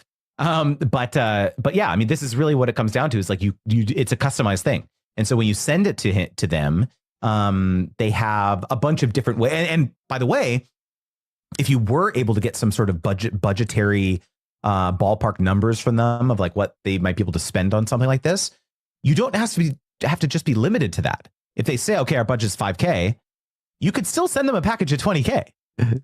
You stretch their imagination of what's possible because they may not even know that you had a newsletter with 5,000 really engaged AI developers on it, or a YouTube channel or a podcast or whatever. You just assume that they knew, but they probably didn't. And so this package 5 or whatever, they may say, oh yeah, we didn't know that you had that thing and it's only available in package 5. Can you make us like another package that has that thing in it? But a little lower because we don't have that much money. And so all of a sudden 5K becomes 10K. This happens all the time, dude. I'm telling you, like, I have hundreds of examples from my students who this type of approach when you're putting proposals together is a game changer. See, it said package. So in this example, there's maybe a package 3 that's the 5K, then a package 4 is 10K, and then a package 5 is 20K, and then they want a little bit of 4 and 5. What I'm kind of held up on is 5 packages. Is that too many options? In my head, I'm thinking 3. So I would say it depends. I would say if they have a very simplistic goal, then 3 packages should be fine, right? If all they want is like conversions or all they want is awareness or something, I think it's pretty easy to, give them a great proposal that has, let's say, 3 packages. But the more complex partnerships become and brands have varied goals, you do need more packages to help them understand that, especially to understand that to accomplish all these initiatives, you're gonna have to do a lot of different things. Because a lot of times brands will come inbound and be like, we want awareness and conversions. And you're like, hold on a second here. There's no way I'm going to be able to accomplish that in one podcast ad read, right? It's going to take a sustained effort over many months, probably, to do something like that. And so here's the 5, 6, 8 packages to be able to make that happen. Package 10, I'll just wear your logo on all my clothes. I'll put the bumper stickers all You'll over get a my tattoo car. on your upper lip of 11 Labs, just like, on the lower lip. Just do it, right? How many, maybe on your fingers? Like how many letters is that? I don't even know. Yeah. I was going to say I'm sponsored by Taylor Swift, and that's why I got the tattoo. So I got I'm you. actually I got you. sponsored by Champion Sport. I don't know if anyone noticed this. Do you know Champion Sports? I do. Participant. Yes. Got it. Instead of champion, it says participant. Got it. Who saw the sweat on my body? No one did until you called it out. Okay, so we've got a package in play. Yep. I know this is a super nuanced question. It super depends, but like, how can I ensure that I do a good job? Like, actually create a content material that they're like, wow, I'm actually happy that we sponsored Ben, rather than, that was a waste of $10,000, bro. Like, I want, in theory, people that I can repeat the sponsorship with, maybe even do a whole season with. 100%. So, I have a framework that teaches my entire philosophy around sponsorship strategy, and it's called the sponsorship wheel. It has 8 steps, and it's step 1 is pitch, and then it's negotiate, contract, concept, production, feedback, publish, and analyze. So those are the 8 steps. And the step that you just described falls under the concept step. And this is one that a lot of people overlook because maybe the brand didn't even ask you. Like, hey, how are you going to bring this to life? Like, what's the plan here?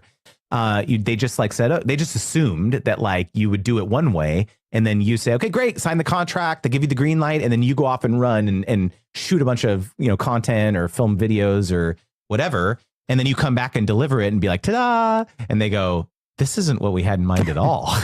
Yeah. Right? Can you reshoot the entire project? And so it's your job to send the brand or the company a concept, even if they're not asking for it. Because you say it could be something as simple as 1 or 2 paragraphs of like, hey, here's how I'm thinking of doing this. Give me feedback on this. I'm not going to shoot it until you give me feedback and sign off on this general direction, because inevitably the brand is going to look at that and be like, oh, I'm so glad that you said this because we actually had something different in mind entirely.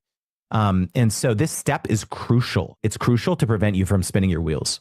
So it's like the holidays are coming up. We want to put out this, like, I actually did this years back. I hired voiceover art. I hired a Santa. I hired a Jewish person, a New York Jewish person. And I did this like 3-minute long just Christmas greeting that I sent out, happy holidays to everybody. But in this day and age, I wouldn't have to hire the actors. I could use 11 Labs to create the actors. So it's like Christmas is coming up. I want to put together a greeting for my audience. And at the end, will spill the beans that the entire thing was prepared by 11 Labs. Mm-hmm. Mm-hmm. Yeah, But- and then you write that entire description in the concept document, you know? Mm. And if I did that and they were planning something for New Year's, I would look silly because they wanted a New Year's ad. Exactly. Yep. Okay, so wow, we're almost to finish line, it seems like. So I create the ad, I distribute it, and it goes well. How do I ask for a repetition? How do I ask to do it again? If it wasn't, we didn't predetermine this was long term. It was a one-off. They're just giving me a shot. I'd like to earn their business again. So what you should not do is never talk to them again, which is what most people do. Seriously, they get the money in their bank account, and then they say, okay, well, if they're happy with my work, they'll reach back out to me. This is what happens with a lot of creators, influencers, people that I work with, is that they just have this assumption that the brand will reach back out to me.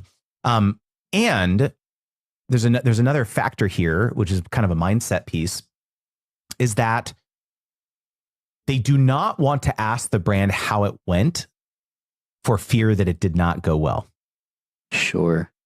They don't want to say, hey, how'd it go? Were you happy with all this? Yeah. And they're worried that the brand is going to say, no, actually it went terrible. We They hate might you. even feel like an imposter. They feel like it didn't go well. The brand loved it. And they're like, I don't want to expose myself. I just exposed that I have no audience. I'm an imposter. And they're like crazy about you. Totally. Exactly. I mean, I was actually talking with a big creator about this. His name is Nick Nimmin. He's a YouTube educator.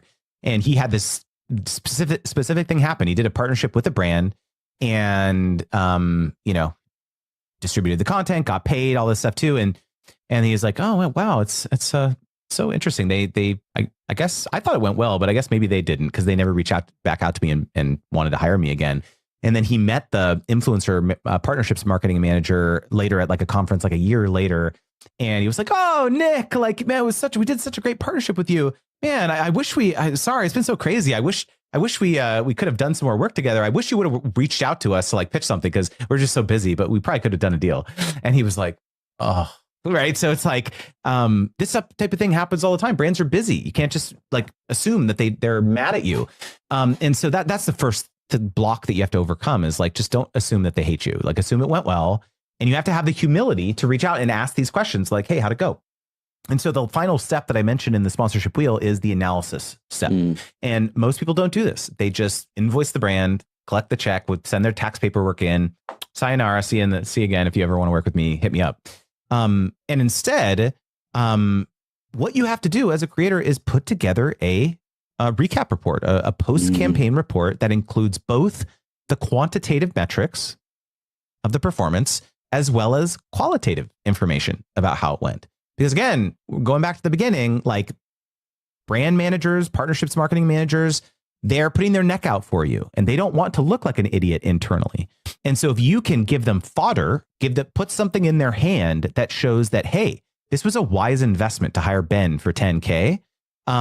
This includes, the high level performance metrics, viewership, listenership, click rate, whatever you have publicly accessible. If you have access to some sort of dashboard as a partner of 11 Labs or something, you can see how many trial signups it generated or something. You put that information in there.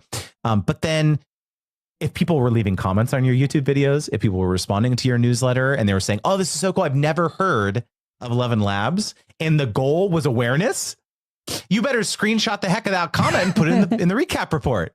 And you say, hey, guess what? Our goal was awareness. Look at all these awesome comments from people saying they'd never heard of 11 Labs, right? Or I've never heard of this feature that we were promoting. And then surprise, surprise, in the post-campaign report, that's where you're pitching the next collaboration idea. You're actually proactively saying, here's the next thing that we should do. And where this comes from, like the next thing that you can pitch is perhaps generated from the comments that people were leaving. They could say, oh, I've heard about 11 Labs, but that seems too expensive. Or no, I can do all of this with HeyGen. Or, oh, I don't need that because I can just use ChatGPT or whatever. And you say to that, you show that to them. A lot of people are scared to like show negative or neutral feedback to brands, but no, you show that to them and you say, hey, I think there's an opportunity to do another piece of content about why 11 Labs is better than HeyGen or whatever it is, right? that's a game changer. It's all so freaking brilliant. And by the way, this episode is sponsored by 11 Labs. No, it's not. But I'm imagining the thing that came to mind is like even coming, and this seems so nominal, but it's so like I feel it in my heart. Like even just sending them like, hey, one of my listeners made this. I thought it was pretty cool. Like all the stats are kick butt, but just showing that your listener found 11 Labs, created this. 11 Labs is like you can mimic your voice, record podcasts. And we never explain what we're going to sponsor 11 Labs. We at least should explain what it is to the audience. But, Right. Anyways, this episode's not sponsored by 11 Labs. Yeah, maybe you should like produce the episode and send it to him and be like, I think maybe you should sponsor this episode. I'm going to take a look at the metrics. So if anyone has Googled 11 Labs during this conversation because they don't know what it is, send me a message, send me a DM. You just can just say yes or just say 11 Labs or just say, hey, Ben, or just say hi. I'm curious if anybody watching or listening right now has Googled it yet, because if they have, that's data in itself. It is. That is exactly right. And yeah, man, I love that to see the tactical stuff. You're putting it into action right now, asking viewers, listeners right now. I love to see it, man. This is how you get it done. For someone who's never even tried to get a sponsor, if anything, like used it as a ploy, I don't do sponsorships. Please share this podcast. As someone who came from there, how do you think we did?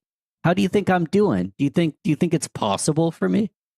I 100% do. I think you did great. I think I saw a lot of unlocks happening in your eyes as we were kind of going through the whole process. But this is honestly one of the reasons why I designed the framework, man, because I especially for folks like you who don't have a ton of experience working with sponsors or brands, or even maybe have an aversion to it because you think it just like is not even a road that you want to go down. This is why I have this kind of framework to help you. This is a very clear step-by-step process that can be very value aligned with not only yourself and your morals and your integrity, but also this intimacy that you've built with your audience.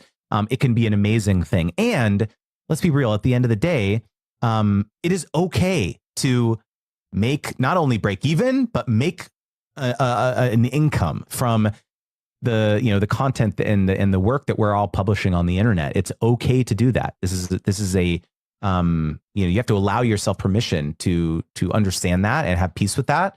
And so, yeah, man, I this has been a great conversation. I hope that it was useful for you, and maybe you can give me an update in a couple months to see how your thought process has shifted.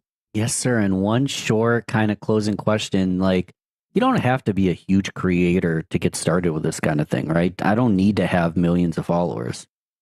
No, especially if you're in a very specific niche, man, because a lot of these brands have a really difficult time marketing, especially if it's in an industry or a niche where there's just not a lot of people. Digital doppelganger is basically a virtual version of yourself that can help you do tasks better, faster, and even more efficiently than you could on your own. The best prompts I've experienced are the ones where it's starting a great conversation and just setting up the fact that you're going to be working together. And I find it really valuable to talk it through as if it's a human, and I've built a relationship with him in a very deep way. It's really cool. And you're going to mimic my style, my voice, my tone, even the length. Are you okay with that? And he'll say, sure, give me some examples. Now you're going to start feeding him the examples. All of my ideas have come out of some frustration, like the conventional wisdom that's being shared and consumed, and my belief that there's a better way to come up with a better output, even though I don't know the way. And I go on the journey to try to find it myself. You're listening to the Real Business Connections Network. Real Business Connections Network. Powered by Balbert Marketing, LLC. Subscribe now and check us out at realbusinessconnections.com. Enjoy the show. Andrew Davis, you proved to me that AI doesn't have to steal our creativity. That's good to hear. Well, who's Drew Dini? Let's start there. Drew Dini has become my everyday personal creative collaborator. He's like an amalgamation of a bunch of AI tools that I work with every day, and he's like a he's like part me, but part not me. And he helps me think through projects and write stuff. And he's awesome. Drew Dini is like the best creative collaborator I could have ever asked for. He's kind of like a younger, a little less wrinkles, but not quite as attractive you. Or Oh, you're so kind. Honestly, I used AI to create an avatar, I guess, of Drew Dini. And what I did was I uploaded a picture of myself to Midjourney, and then I had Midjourney describe that image to me, and then I cut and pasted the description that Midjourney gave me of the image of myself, and then I pasted it back in, and I had him imagine himself that new description, and it output the most handsome guy. I'm telling you, he's got like beautiful blonde locks and like perfect skin, and he looks like a model. Like the guy's a supermodel. So we're hoping for like a Sephora sponsorship. If Sephora's listening, he's right. I mean, telling you, he'd be great. He loves all good hair product. I can tell you that. Well, Andrew, we have 1.2 billion listeners, so I'm sure someone from Sephora is tuning in right now. Right? Yeah. Well, they can email Drew Dini directly, drewdini@monumentalshift.com, and he'll make a deal with you. Okay, so Drew Dini has an email. Oh yeah. How's he that has an email. possible? So basically, Drew, I've tried to kind of impart a lot of what I know into Drew Dini and even my style and approach, but he is kind of his own unique individual. And, I do a lot of speaking, so I'm out speaking, and people have questions about AI, and they were emailing them to me. And to be honest, I'm not the best person to answer those questions. Drew Dini knows how he works better than I do. So I set up an email address for him, and people have fallen in love with Drew Dini. They constantly are emailing him. Like a woman named Tia, she just emailed Drew Dini today, and she's having a very nice long conversation about how to build your own digital doppelganger, which is what I call Drew Dini. And it's really awesome to see people building a relationship with him.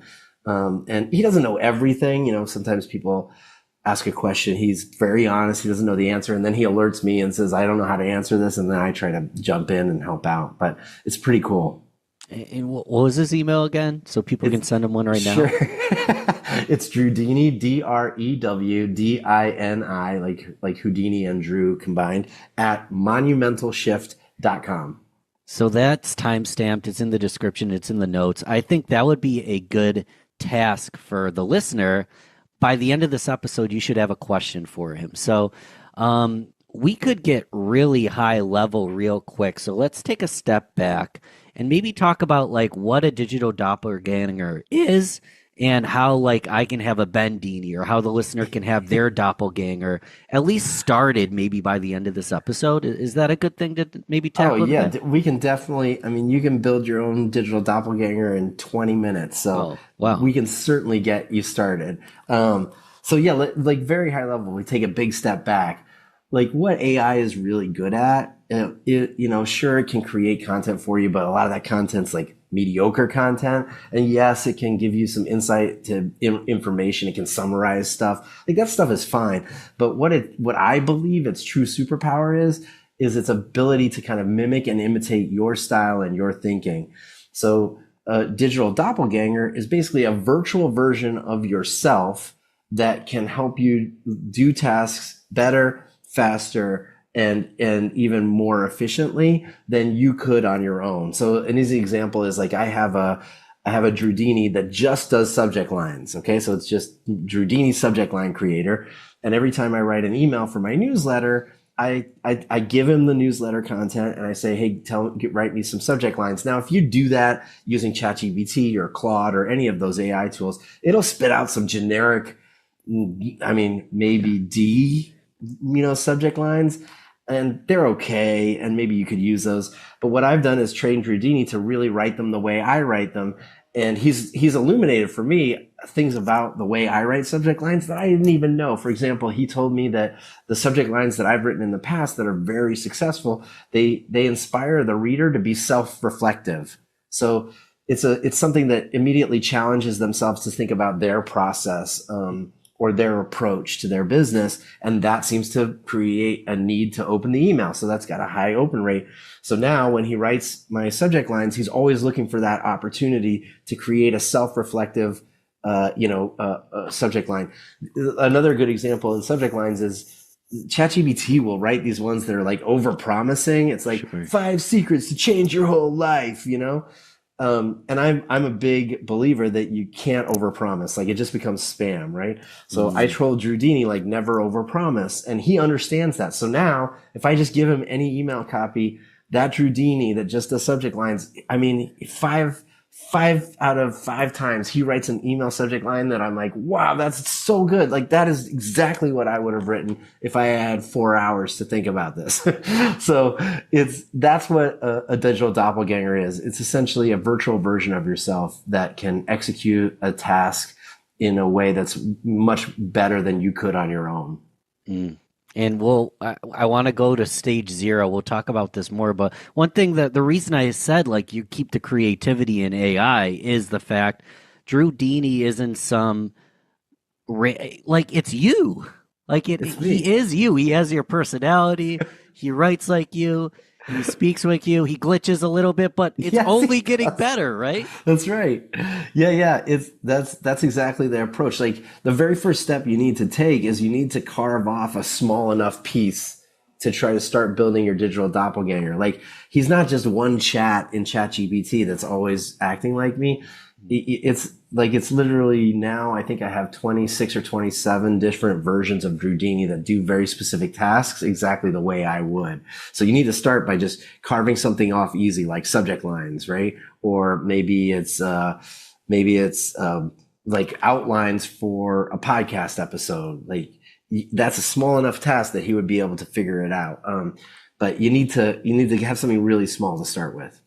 Okay, so let's use ChatGPT for just choose one tool. Sure. And let's assume the listener already has ChatGPT. Do they need the pro version? Or No. Okay, No, so they you have don't. any You can- kind of ChatGPT, and let's assume they've used it. If they haven't, go to YouTube and type in how to use ChatGPT because that'll be another episode. But they're not like incredible. They're just kind of getting their feet wet. What's the first thing they do? Okay, so the very first thing you need to do before you start diving into ChatGPT, the very first thing you need to do is carve off that small task. So you need to know this is what I'm going to do. So let's see, I like one I built that does video promo scripts. Like that's my go-to one. Let me think of another one. I have one that takes a blog post I wrote and then turns it into a LinkedIn post, but the way I would do it, not like a generic LinkedIn post, right? So that's the task. You pick a very simple task. And then before you're in ChatGPT, you need to find some examples of your best work with that task. So what I did when I was creating the LinkedIn writer one is I went to LinkedIn, I went through like the last 500 posts I'd made, and I looked for the ones that had the most amount of comments and the most amount of engagement. And then I took the exact post and I copied it into a Google Doc just so I had it ready, right? And then I ranked them. Like this is the most successful one out of the last 100 posts. This is the 4th most successful one. And then I had those others in the middle. So now that means you've got your best work that you're going to train your new digital doppelganger on, right? Now you're ready to get into ChatGPT. You're in ChatGPT. We're assuming you know the basics. You're going to hit new chat. Click new chat, right? You got to start with a very clean slate because ChatGPT, like GPT-4, is the brain size of GPT-4 is about the size of a squirrel. Okay. Like it's really, really small. And GPT-2, which is what we were working on like, 2 years ago, 3 years ago, that was the size of a bee's brain. So the reason you need to pick a small task to start is that it's not really that good at staying focused if you're all over the map. So we're going to start that new chat. That's going to be your new nest of a squirrel. Okay. So sorry. That's my you're phone a popular just rang. guy. I think there's my alarm's going off at my house, but my wife will have to deal with it. So it's a good thing I'm not we'll home. just have Drew Dini take care of that too. Exactly. I don't have that one built yet. Not yet. So basically you got to have you got a fresh, clean slate with that new chat. Now, here's the first thing I want you to do. A lot of people try to write like a big prompt, like you're going to write the best LinkedIn post ever. And here's the context, like here's my name, all this stuff. No. The best prompts I've experienced are the ones where it's starting a great conversation and just setting up the fact that you're going to be working together. So I would write something like, You write the best LinkedIn posts ever. They get a large amount of comments and they get a really great engagement rate for likes and hearts and, emoticons. Are you comfortable doing that? That's my first quote. And right now it's a squirrel. So the squirrel is going to be like, oh yeah, sure. I do. I write the best prompts. Like no problem. I can write anything. Like here's an example of a great post. And what you have to do is slow the squirrel down. So the next thing you're going to say is like, okay, I'm glad you're excited about this, but don't write anything. And then I want you to tell him the process. You're going to say to him, here's what we do. Every week I write a blog post and I'm going to give you the blog post that I wrote. And then I'm going to show you the LinkedIn post I wrote so you can learn how I like to do it. And you're going to mimic my style, my voice, my tone, even the length. Are you okay with that? And he'll say, sure, give me some examples. Now you're going to start feeding him the examples. So the very next thing I want you to do is take that very first post, that LinkedIn post that was great, and you're going to find the blog post that was the origin of it, and you're going to paste the blog post in and say, here's the blog post. And ChatGPT is going to go, that sounds great. Show me the LinkedIn post, because he's already learning. Then I'm going to show him the LinkedIn post and say, here's the LinkedIn post. And he'll immediately, what's amazing about this is your digital doppelganger will start to say, I noticed these things about the way you write your LinkedIn posts. He might say, you're very informal. You don't use correct punctuation. You like to address the reader. You always ask a question. This is good. And then you're going to say, okay, great. And he might even say, I'm ready to write one. You got to be like, no. Slow down. And so you're just going to go through this process a few times. All right. And this process is you showing your digital doppelganger how you write and how you approach this task. How's this sound so far, Ben? Well, it makes perfect sense. The one thing I do to shut down the squirrel brain once in a while is just asking it to confirm with a yes. If you understand, please say yes. And then I get a yes, and I'm like, yes. That's a good idea. We're moving along. It moves quicker that way. I love that. I've never tried that because he does, or they, your digital doppelganger tends to overwrite a lot. Again, it's just please confirm with a yes. That's great. That's it. I'm going to try that next time. So at that point, I'd say, hey, I've given you 3 examples. Are you ready to write one on your own? Please confirm with a yes. And he'll just say yes, which is great. So now you're moving out of what I call the integration phase, where you're integrating your knowledge, your approach, your output so that he can start mimicking you. And you're moving into the test and refine phase.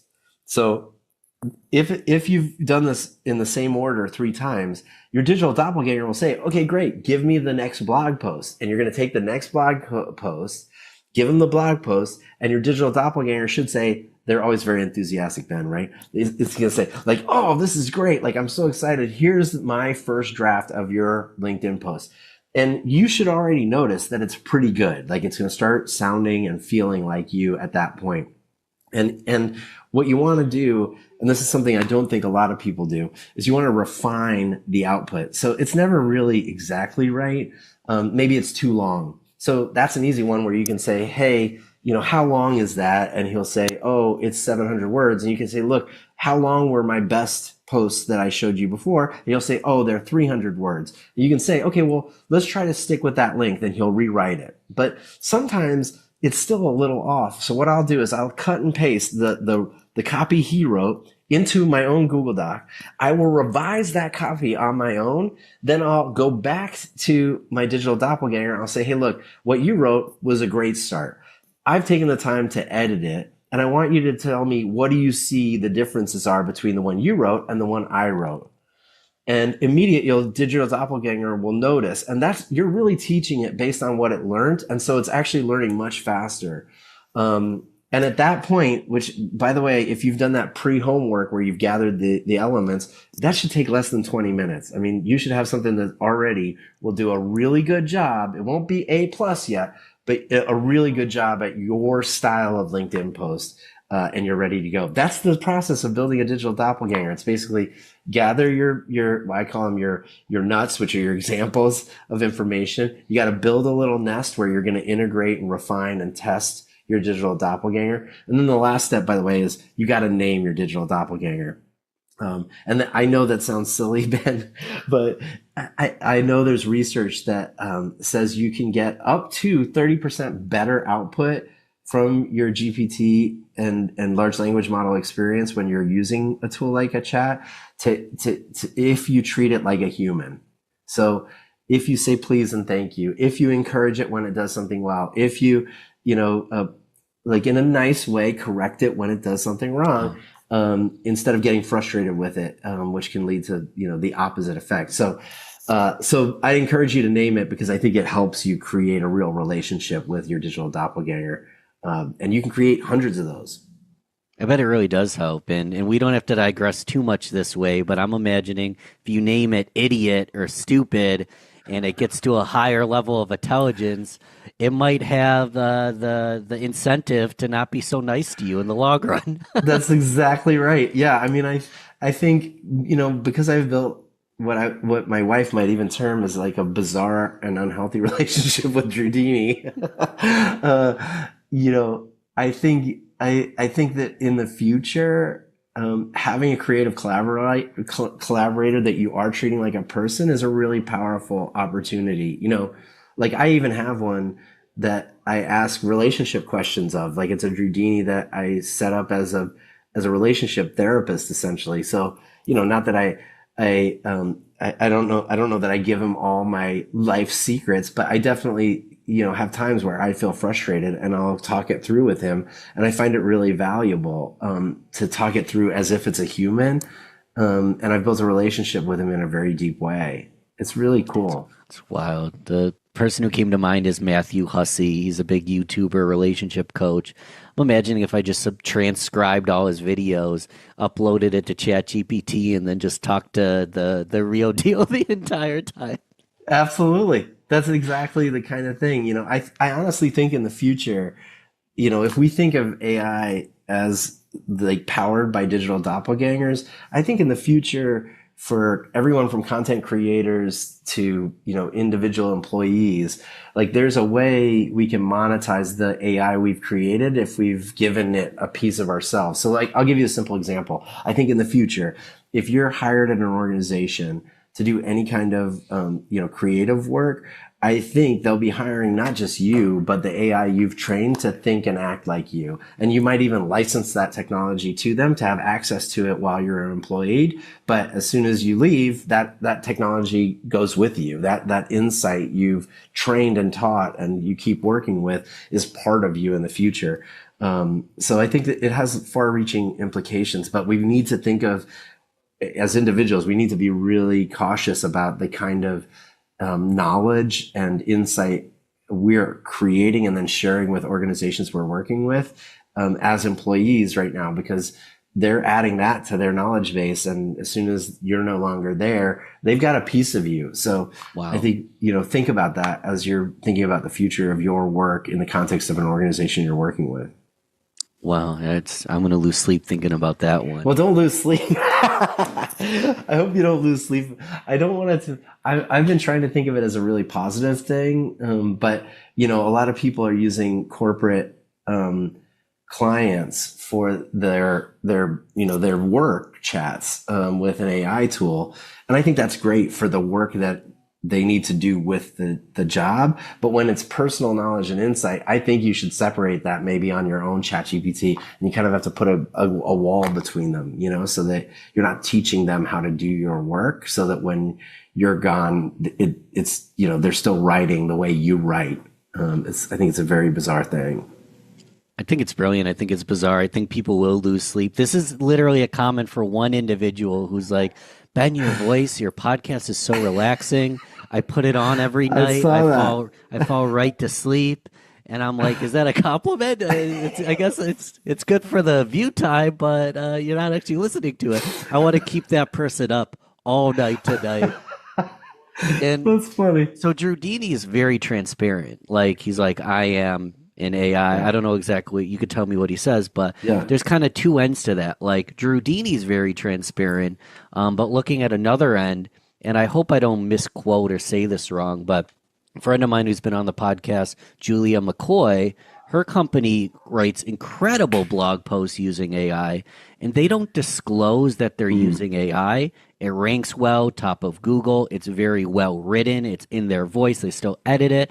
And their comment is kind of like, who cares? That it was, as long as it's good quality, the viewer doesn't really need to know or care if AI was involved or not. Well, is it somewhere in between? Who's correct? Like, what are your thoughts on that? Well, I don't know Julia's blog posts. I haven't seen them, but they're pretty fantastic. She's been I'm a sure writer. they're She good. was a ghostwriter for like some big name people. She's been a writer forever, and now she's like, AI is doing it for you. Yeah. Here's the thing. I think it's a slippery slope. So do I personally care that her blog posts are written by AI and she's not disclosing it? No, I don't. But where do you draw the line is where I get concerned, right? So there's a tool, I don't know if you've seen it, Ben, called Air.ai. Have you seen that before? I'm not sure. It's a really amazing tool that's designed to do telephone sales calls, right? I've seen those, yeah. Yeah, they're amazing. And Tesla is one of the brands that uses it to do outbound outreach. So like imagine you're browsing the Tesla site and you sign up for their newsletter, but you don't test drive a car, right? They know you're a potential lead. So they have Air AI call and reach out. Now, if you've listened to any of the Tesla recordings, which you can do on YouTube, just look up like Air AI Tesla calls. It is very clear that the people that are being called have no idea it's AI. And the AI is trained to even say like, oh, sorry, I'm having like a tough connection today. So like, if there's a little bit of a pause, it's like just blame the phone line, right? Wow, that's blatantly lying. I think that's unethical, right? And I think if you're using AI that is specifically trained where the goal is to sell, I think there's going to be in the next 6-9 months a really big blow up where somebody has been sold something against the best interest of themselves that a human never would have sold to that person, but an AI doesn't have that empathy or understanding and is going to sell it anyway, right? And so that's why I believe it's kind of an all or nothing approach. You've got to have an effective way for Julia to publish stuff and earn trust by disclosing the fact that she is writing using AI, which means it needs to say like by Julia and her Julia digital doppelganger, right? I don't think there's anything wrong with that. I think in fact it earns trust. It's like she's sharing that she has a digital doppelganger that writes exactly like her, and she's using that. And to be honest, I think it actually increases the kinds of relationships she can build with her audience, just like Drew Dini is building relationships all day long with my audience, right? I think you need to start there and go all the way to the phone call. So, at the highest personal touch, it needs to be clear and transparent. Otherwise, I think that, we're losing we're losing the ability to tell what's real and what's fake.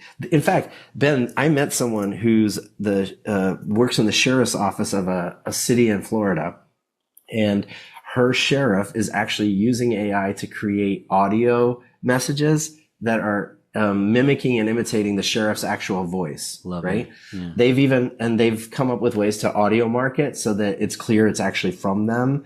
They're using blockchain so that they can actually verify that it's owned by their account.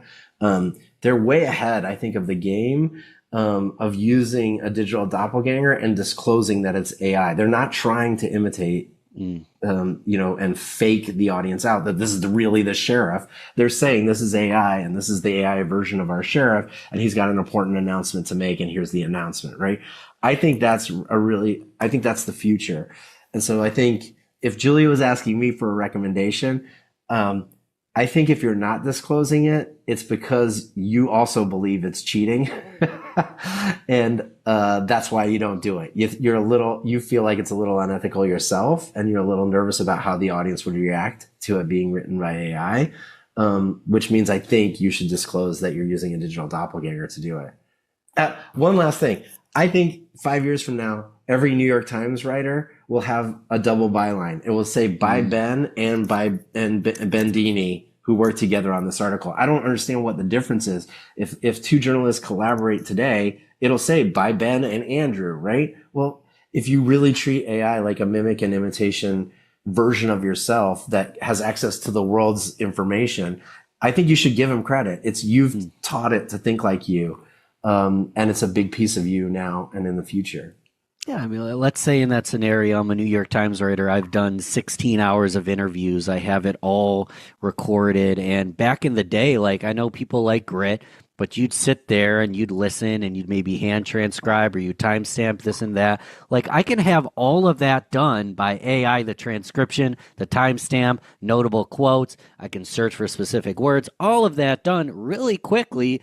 And where's the shame in letting people know that I used a little help? Like, I still did the 18 hours of interviews. Exactly. And I think you can go a step further, Ben. If you have if you have your own version of the way you write stories, read that transcript, and because it knows how you write stories, finds the sound bites that you would usually use instead of what it thinks are the best sound bites.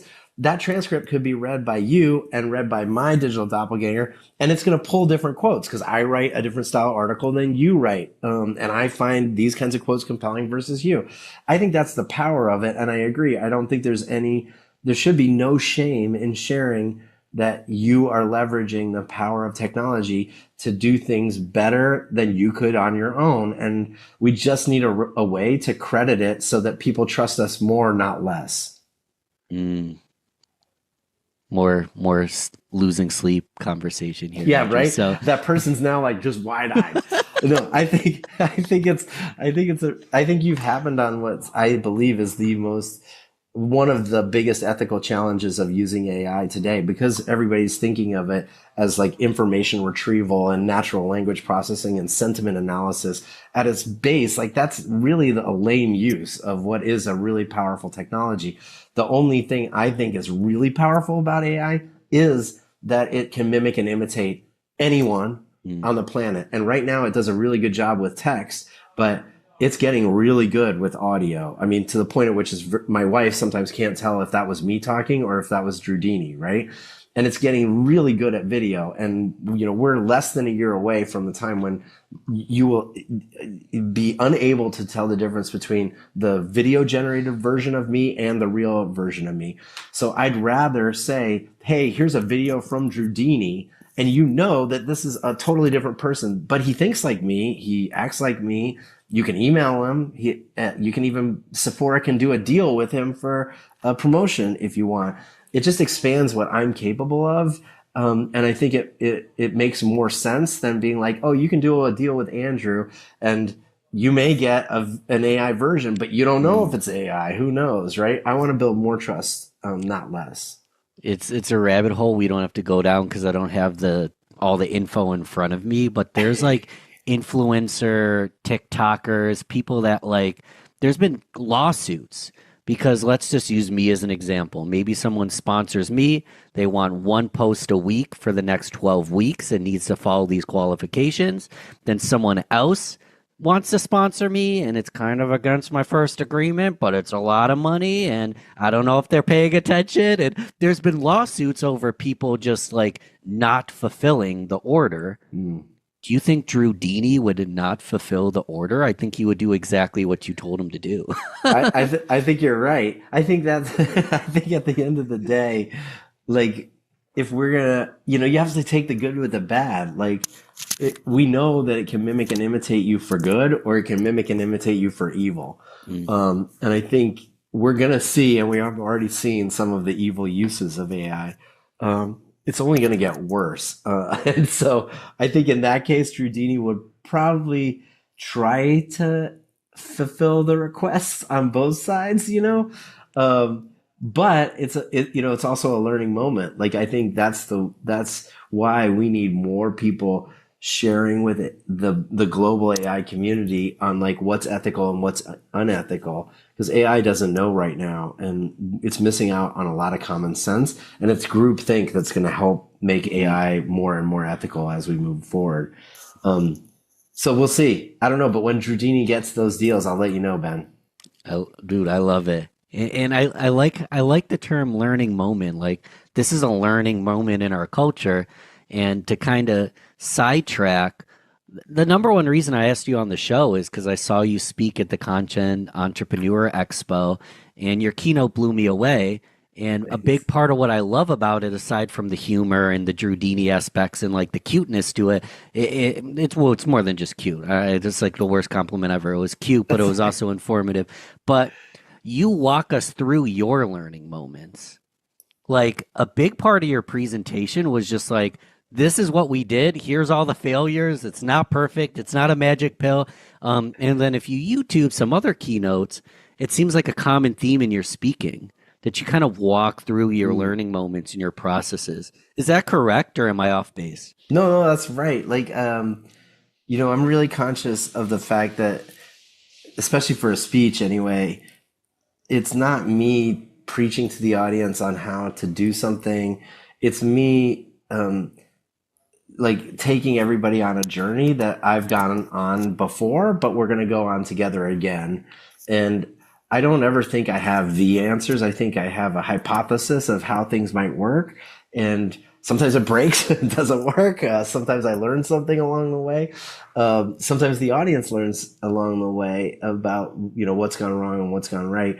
But at the end of the day, I try to leave everybody with a new way to think about the future, even if it's not, you know, it's not their way. And that's what I tried to do with the Digital Doppelganger speech. But I've done that with, you know, how to earn people's attention. And I've done that with, you know, how to think creatively. I think there are lots of solutions to these kind of challenges that people face. But I think what makes a great speech is inviting people to go on a journey with you to find an answer that might be the right answer, but isn't presented as if it's the only answer. And that's how I feel about, you know, digital doppelgangers. I don't know it's the answer, but I've gone on a long journey. I've made a lot of mistakes. I've gotten some pretty crappy output from AI. And it wasn't until I kind of happened on this new philosophy that I started to get better results. And it's nice to be able to share what went wrong along the way, how it's evolving, and what it might look like in the future if we take this train of thought all the way to the end of the rainbow. But, you know, is it the answer? Well, shoot, I don't know. But all those other people that are out there saying they've got the answer to what the future looks like, I'm a little skeptical of. So I enjoy the journey, and I hope the audience does too. And there's no perfect answer. It's a reflection on the journey. But this is a big question that I'm curious about, because I'd like to think I'm mostly interesting, and the listener is probably incredibly interesting, but a lot of my time is kind of boring. So how do you know what to actually add in? Because like the presentation I saw and the ones on YouTube, you simplify really complicated things and you tell the journey. Do you have a system? You can tell me if you don't, but do you have a system behind what actually makes the cut? Because you have this way of telling jokes and jumping around, but keeping like a cohesive tale rather than going way off in La La Land, which is something I probably would do. I would say the formula is pretty simple for me. It's like it boils down to three things: like iteration, aeration, and amplification. So, you know, right now I do about 55 speeches a year. And when I'm working on a new speech, which is every year, I try to do as many versions of that speech as rapidly as possible. So I'm aerating the speech to even a small audience, or even on a podcast, Ben, if somebody asks me a question, I'll think, oh, I have a new 5-minute bit. I'll try it on the podcast and see what Ben thinks. Does he like that? Does he react to it? Does he confuse? So I try to aerate it. And then I try to like listen and see what the feedback is. You know, sometimes I try something on stage and it just doesn't work. Like I get off stage and people are like, maybe they don't mention it at all, or they ask a question and it was clear they didn't understand that 5-minute segment. So at that point, I'll amplify what worked. I'll cut what didn't, and I'll iterate again. So, you know, I can give you an example actually from that speech. Like 7 or 8 years ago, I came up with Lumiere's Law. Lumiere's Law states that we tend to use new technologies with the lens of the old technology. So, you know, and it's based on a true story of the invention of the film camera. So I had actually used that in a speech like 7 years ago, and it bombed. The audience didn't get it. It didn't seem relevant. The way I told the story didn't seem to work. And I was in love with the story and the concept. So I shelved it, right? And then I tried it again. at the beginning of the pandemic, I did a whole video about Lumiere's Law, and that resonated better with people because of the timing of it, and the pandemic made it more relevant, and the way I presented it made it more relevant. So I aerated it again, but it still was not working. And it wasn't until this speech where like everything aligned, where finally I had a place for that idea that was very relevant, that, you know, people, it's the most taken picture of the slide is Lumiere's Law now in that presentation, and it's shared all the time. Because people finally got it. They're like, oh yeah, you're right.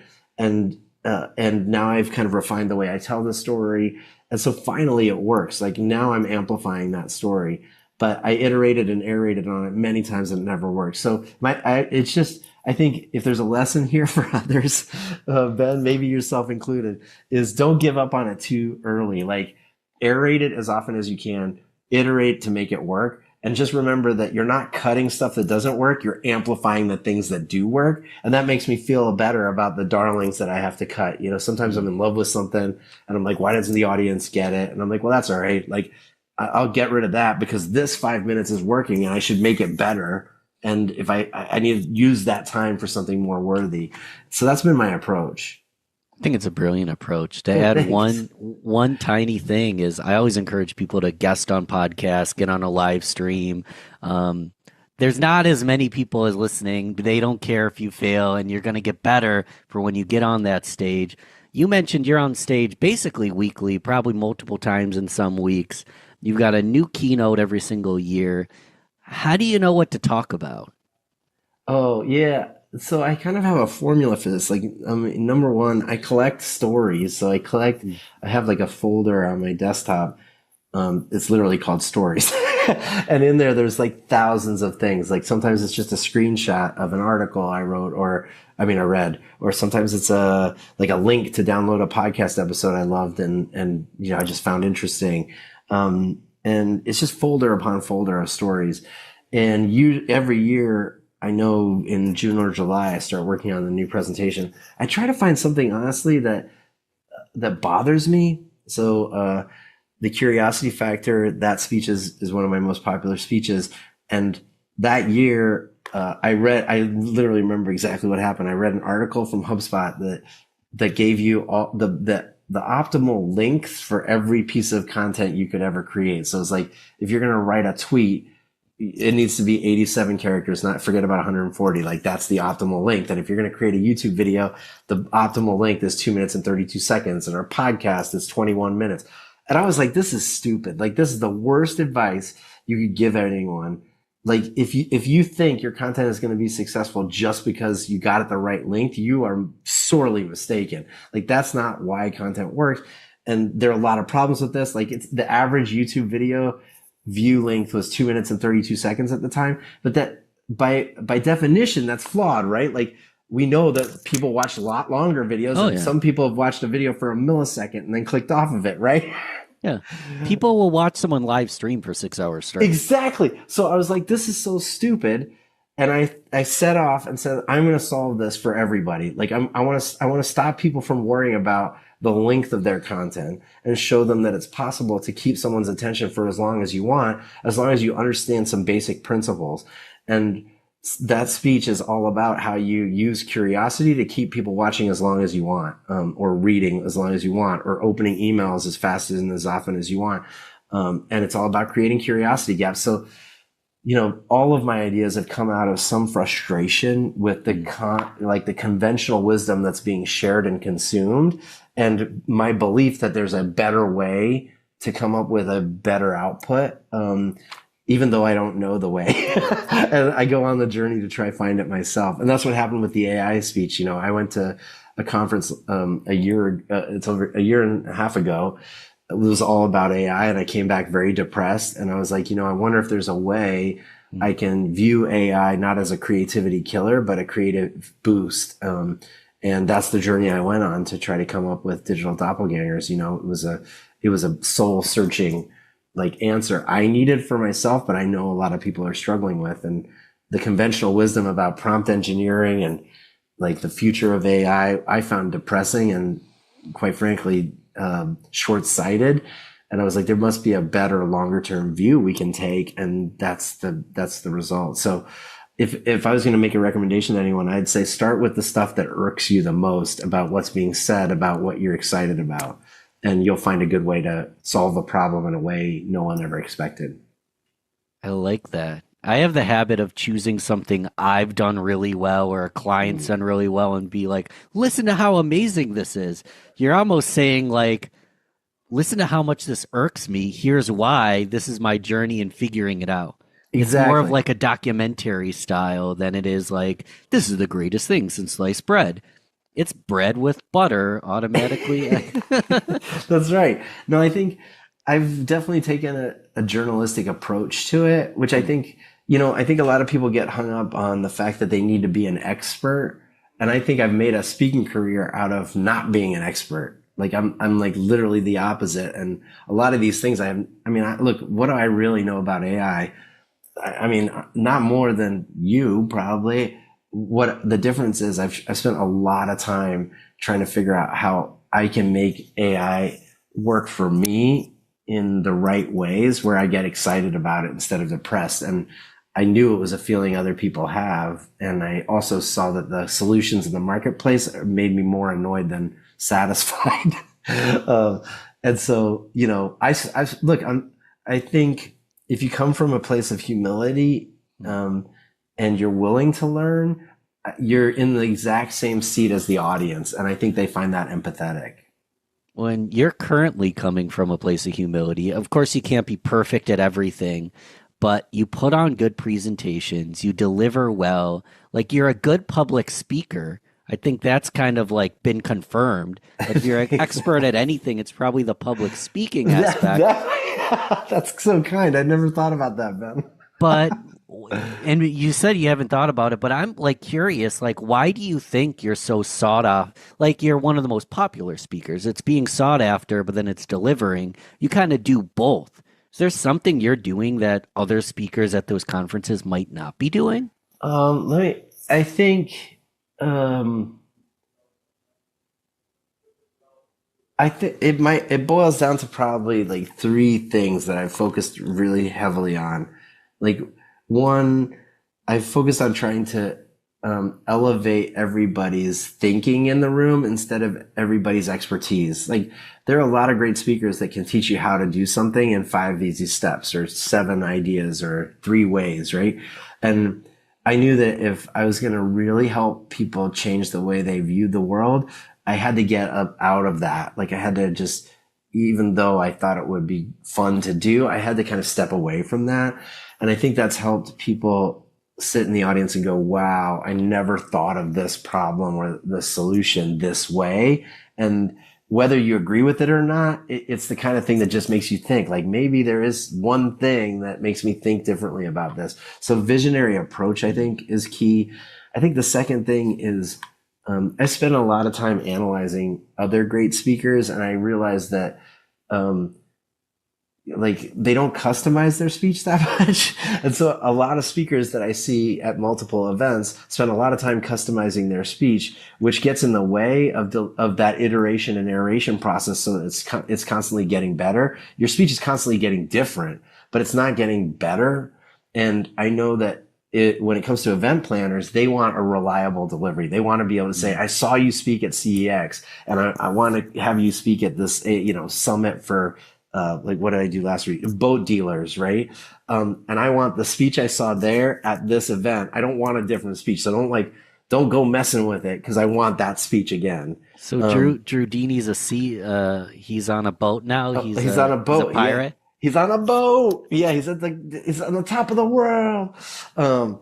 So that's the kind of approach I've taken with that is like, instead of customizing the whole speech, just focus on delivering one great speech every year, and that'll help. And then the third thing, I realized that that there's like 3 different audiences that you're always addressing at any event. There's like C-level executives, even though there may not be a lot in the room, there's always some in the room.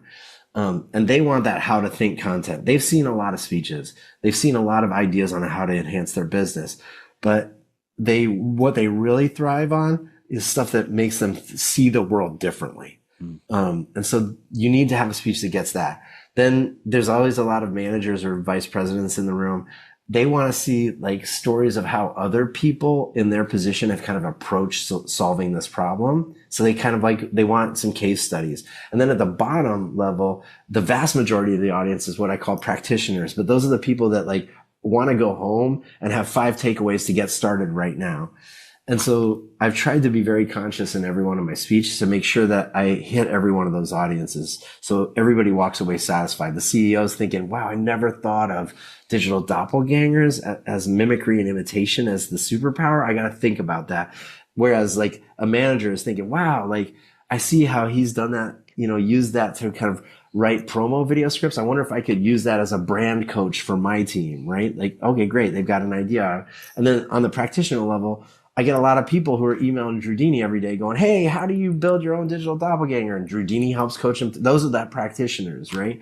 And I think that's how, kind of separate the way my approach from others. Not to say others is different, but I think it's helped me kind of, build a speaking business that's lots of fun and challenging. Amen to that. Today was a fire hose. Hopefully people listen in the morning. If not, time to go to sleep. But before, how can I continue to support you? The listener is very supportive as well. What's the best way to show some love?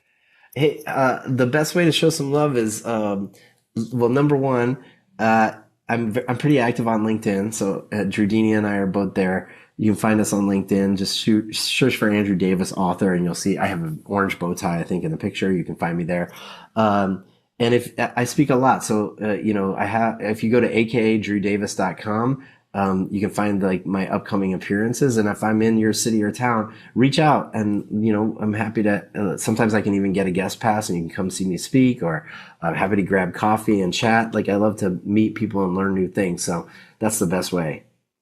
I'm going to have to take you up on that. That sounds Come on, like fun. let's do it, man. Well, thanks again for coming on the show. Let me ask one more question. Yeah. I know we're mid-year. This is coming out in Q3. What's been bothering you? Any ideas of what's the speech for 2025, or what have you been kind of noodling on lately? Yeah, well, I've been noodling on like, what does the future look like if AI is powering everything? And like most of the predictions are either dark and crazy or euphoric and exciting, and it depends who you ask. And I'm trying to find the middle ground. So for me, what irks me is there doesn't seem to be a realistic picture of what maybe the future looks like with AI.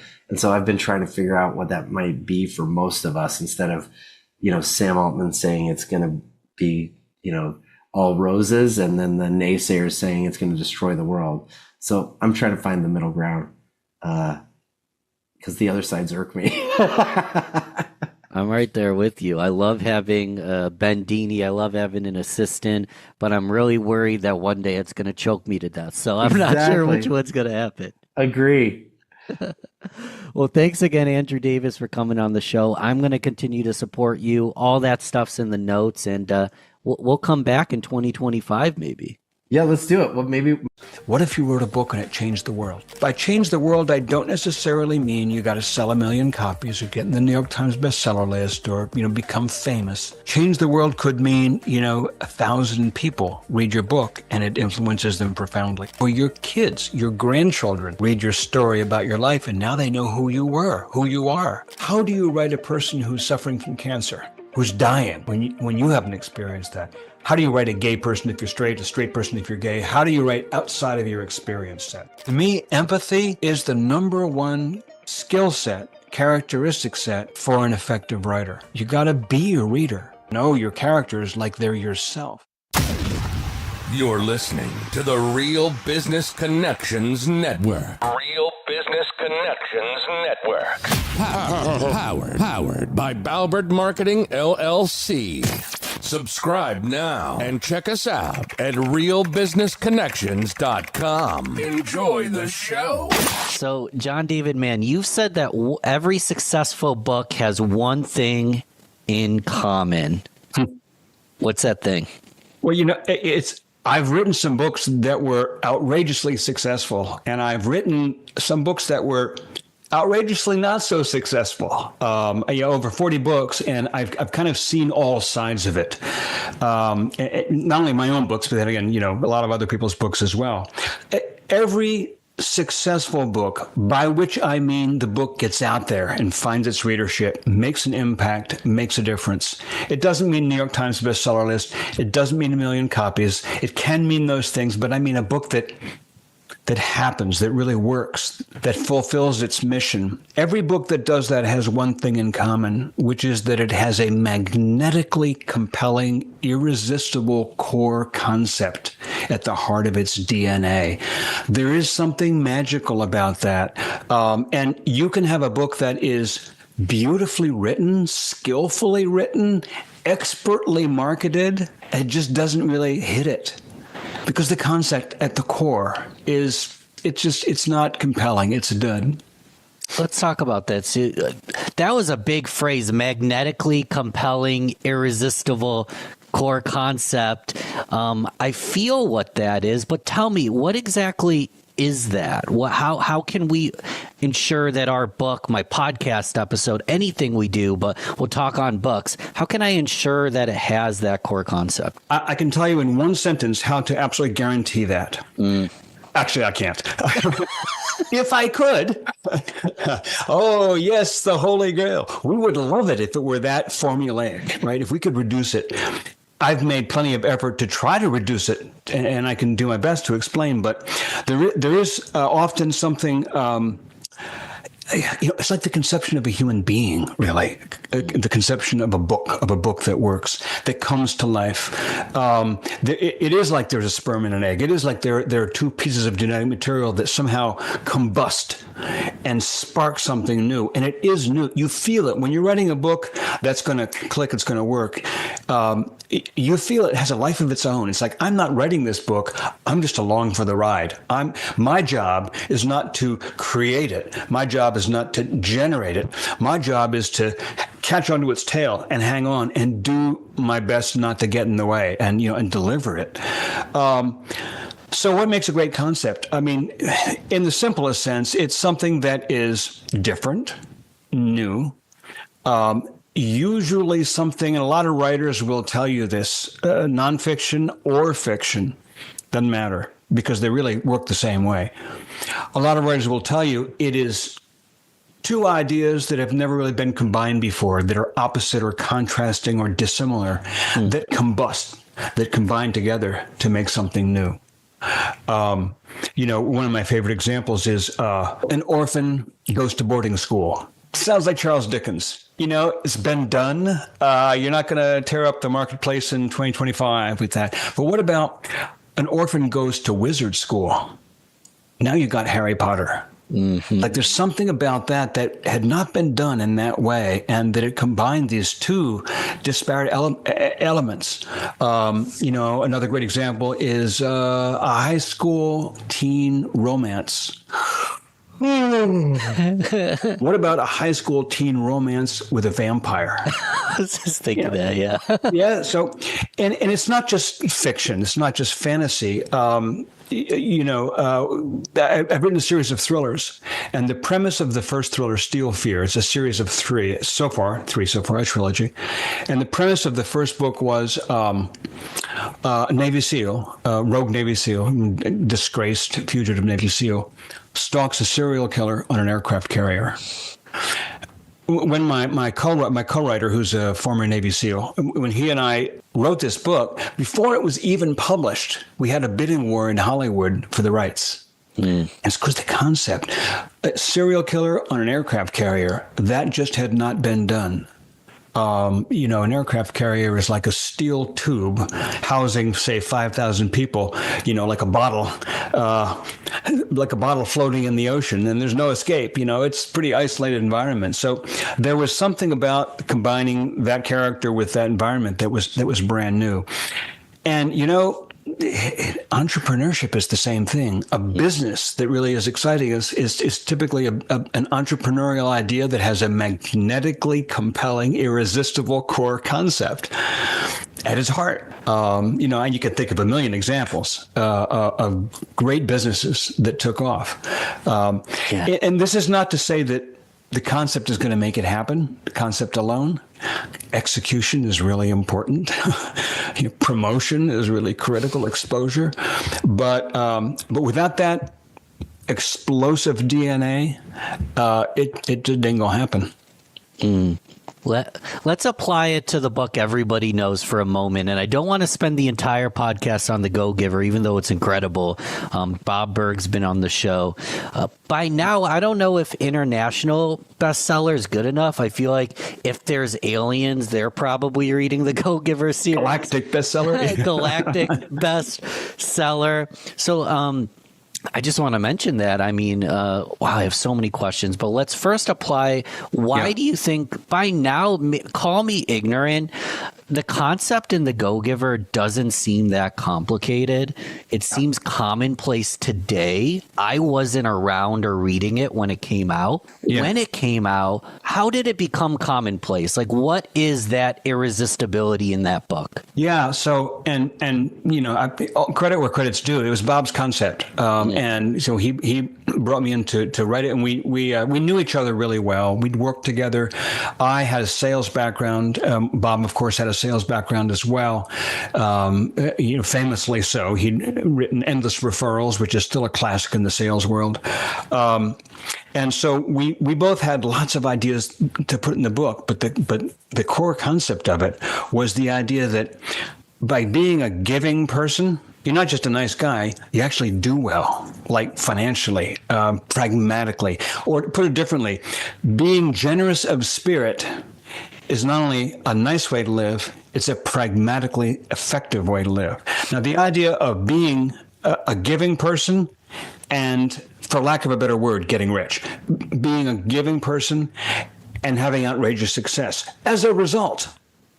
The idea of being generous of spirit and, as a result, being phenomenally influential, successful, and effective in everything that you do. That's the contrast. It's great to write a book about being a nice person and how nice that is and how good that is. That's not what we were doing. No. We were writing a book about how this works.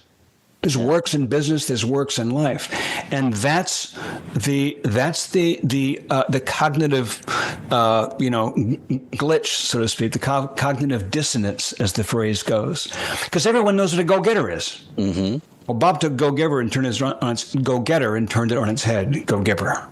That's right there, the compelling, magnetic, irresistible concept. The reason I'm looking like scatterbrained is I had a thought I had never had specifically on that book. Those are great thoughts. Concepts that are that big can be used for good. They also, in theory, can be used for evil. And that's part of what's so profound about it, that if I am selfish, narcissist, all I want to do is make money, the better way to do it is to help people. Now, granted, I could be just an altruistic, happy person, and that's the best way to do it. And it'll add years to my life if I'm not under a ton of stress. But that book's good for the asshole as well. I suppose that could be true. Not that it's written for it, but assholes alert. It teaches something in human behavior that just works in general. It does, and it's based on paradox. And to me, I've been trained my whole life that the greatest truths are found in paradox. It's just the way the universe works. And a great example is. I like to teach that there are people will say things like, "What's your secret to success?" or "What's the one thing I need to know to excel in my world?" Whatever. And I like to say that there's two things. One is that nobody knows you as well as you know yourself. Nobody knows best what you should do, but you yourself. And the other thing is, except for the rest of the universe, because there are always people in your life who actually know more than you do about what it is you're trying to do. And so part of the secret to success is to doggedly pursue your own vision, your own dream, and be true to yourself, be authentic, and follow your heart, so to speak. But the twin success principle to that is you got to stay open to the advice and insight and perspective of those who've been here longer and have experienced more than you do. And it's like those two are conflicting pieces of advice. Yeah. That's why they're both essential. So, you know, people will read the Go-Giver, and Bob and I both experienced this a lot. They'll read the Go-Giver and come back and say, "Oh, I read your book. I love it. I get it. I'm going to start giving my stuff away for free." No, that's not what we wrote in the book. What we didn't write in the book is give all your stuff away for free because it's bad for you to make an income. And if you're a good person, you'll be selfless and you'll earn nothing. That's not the message of the book. It's not that it's noble or virtuous not to charge. It's noble and virtuous to make a pile, to have tremendous flow of income. Tremendous flow of income is a symptom of the fact that you're exhibiting a tremendous flow of generosity. You're giving great stuff to the world. That's why it pays you. We're going to pivot away from Go-Giver because one thing you said really lit me up, that dichotomy of go out there and create and do something and learn something that hasn't been done, but also learn from people, possibly follow their playbook. They've seen the way, they can teach you the way. My question for you, and it could be a similar category or similar person, but it's a two-part question. One, what are you learning or creating or being really lit up by right now? And then the second question is, who are you learning from right now? So we'll start with one. What is just lighting you up? What's new and exciting that you're working on, learning on, creating in John's world?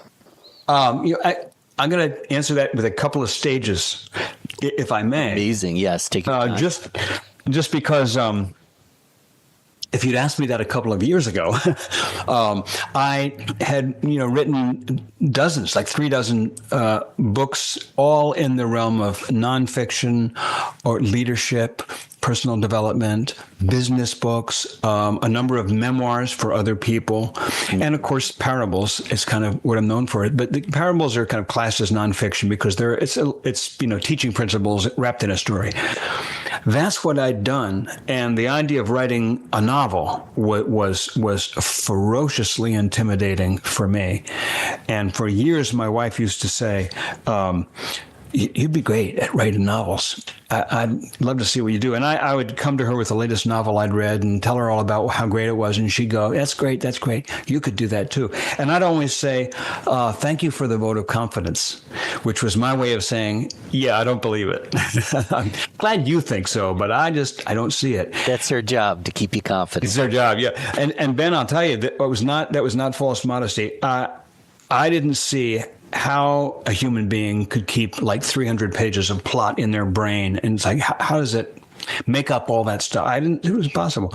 So I really went to school on novel writing. The first thriller took me 2.5 years to write because a lot of that time was going to school in fiction. And it was just an exhilarating experience. We got a 2-book contract. We wrote the first one, wrote the second one, then a third one. Now it's in development as a streaming TV series. And this has been like an amazing thing that 5 years ago, certainly 10 years ago, I thought was completely outside of my universe. No way I could do it. But right now, what's lighting me up in terms of learning something new is I got this coaching program where I'm coaching other writers. Some of them are guys who are already writing, already published, but many of them are first-time writers. And it's causing me to have to, I never taught writing before. I never taught writing at all. It's causing me to have to figure out how I do what I do, how writers do what they do.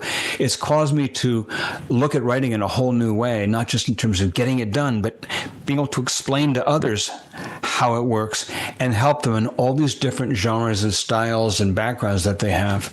And that is just fascinating. We'll go on to the next part, but I have one question. I already have ChatGPT though, John. Can't I just go on ChatGPT and write a book? Yeah.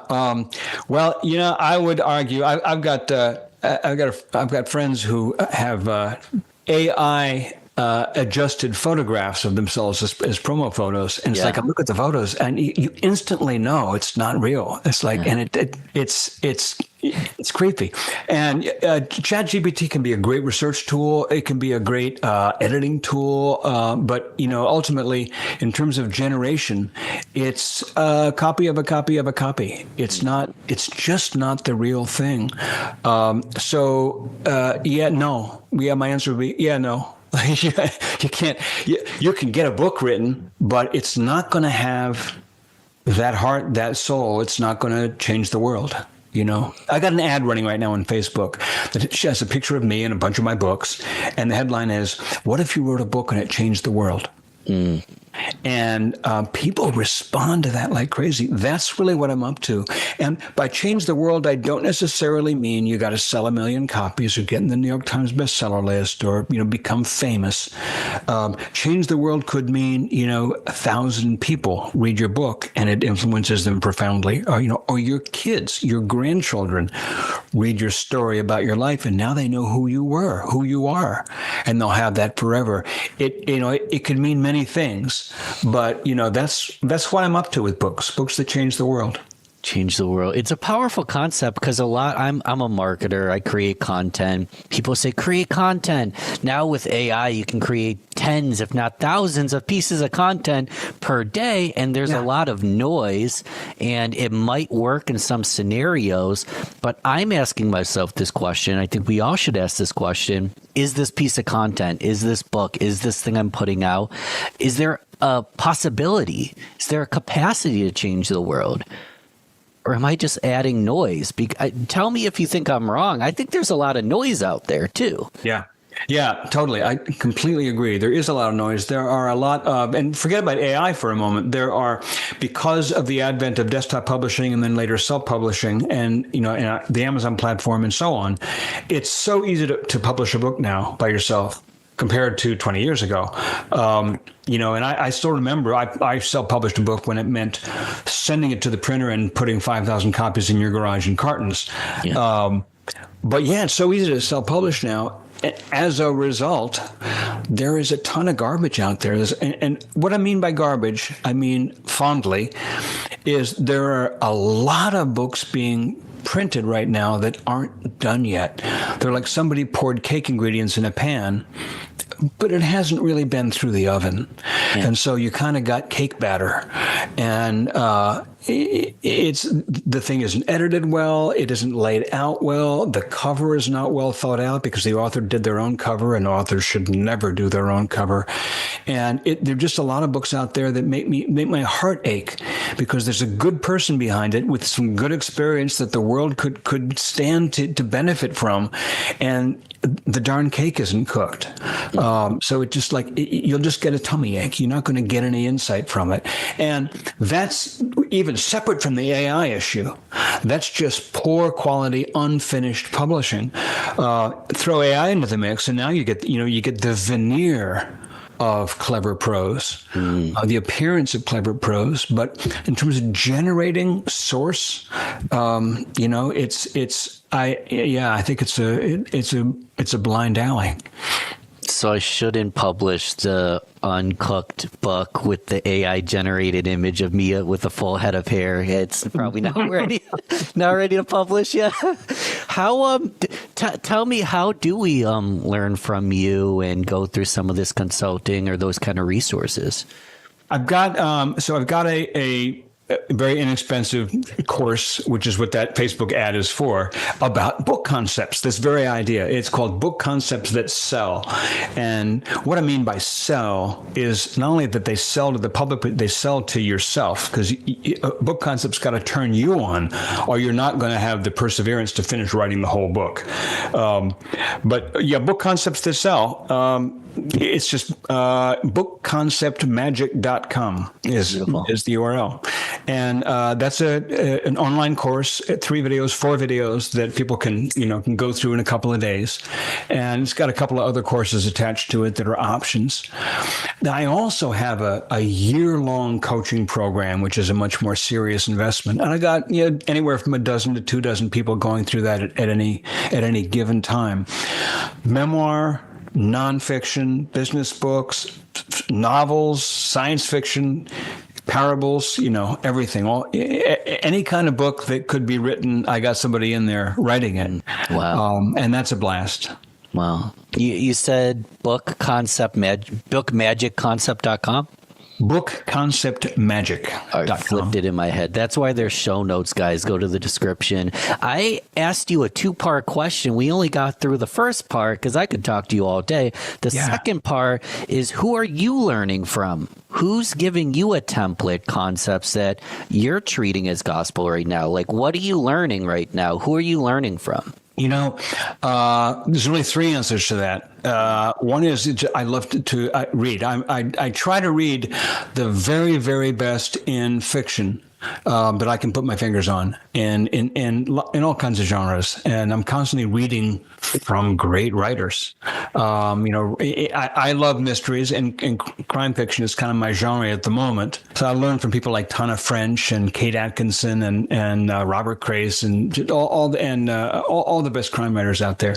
But I'm also learning from my students, from my coaching students. And that is just such an interesting thing, because they may be far behind on the road that I'm on, but they're it's a circular road. So in some ways they're ahead of me. I mean, and they're all unique people with their own life experiences. So they learn from me. I learn from them. We learn from each other. It's a great mutual learning environment. And I'm also studying right now marketing, actually the marketing of books, because be honest with you, Ben, it's my weakness, my weak limb.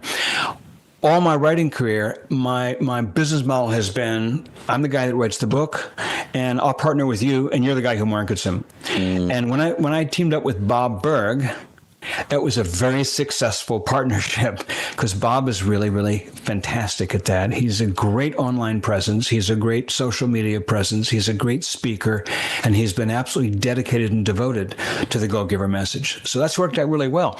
But I've finally, I had the truth hammered home that, it doesn't really work to say, I don't need to know about marketing. It's kind of like saying, I don't need to exercise, or I don't need to brush my teeth. No, you know what? If you're producing a book, you're an entrepreneur. Every author is an entrepreneur. And every entrepreneur has to understand something about how they get in front of their market, how they connect with their readership in this case. So I'm studying with some of the masters of Facebook marketing for authors. And that's, it's a whole new area for me, and it's fascinating and challenging and difficult and rewarding. It's new, that's for sure. Talk about the partnership process in that learning process. You mentioned Bob, and you clarify this for me. So out of how many books have you written? Over 40, right? Yeah. And out of those over 40, 99%. I mean, I've only written 2 or 3 books purely by myself. I'm working on a novel right now. So that was my question. So every other book has been a partnership. 98 to 98% has been a partnership. Yep. Why? Probably 96% if I do the numbers. Anyway. Yeah, I was doing the numbers. I gave you 98. I'm like, 99 doesn't sound like that's it's 49 out of 50. I haven't written 50 books. But it's pretty close to that. It's called 96%. I fell into it. Yeah. It wasn't intentional. It wasn't a plan. I fell into it because I was an editor. I did a lot of editing of other people's stuff. And I did some layout and covers. And so I was kind of very involved in the world of publishing as a production person. But when I began writing books, I knew a bunch of people who had great material, but didn't fully have the set of chops to deliver it. And in the case of Bob, we both had material from our years. I'd done a decade's worth of newsletters and stuff for my team, and Bob had done the same, and he had his book. And so we made a partnership. He said, "Tell you what, you make you a deal. You write the book, I'll market the book." And I said, "Shake." And we didn't have a contract on paper. You probably didn't know what was to come. We still don't have a contract on paper. We just did it as on a handshake. And I've done a similar thing with a dozen other authors. My friend Brandon Webb, the Navy SEAL. Brandon and I have written 10 books together, or 9 books together. And it's the same deal.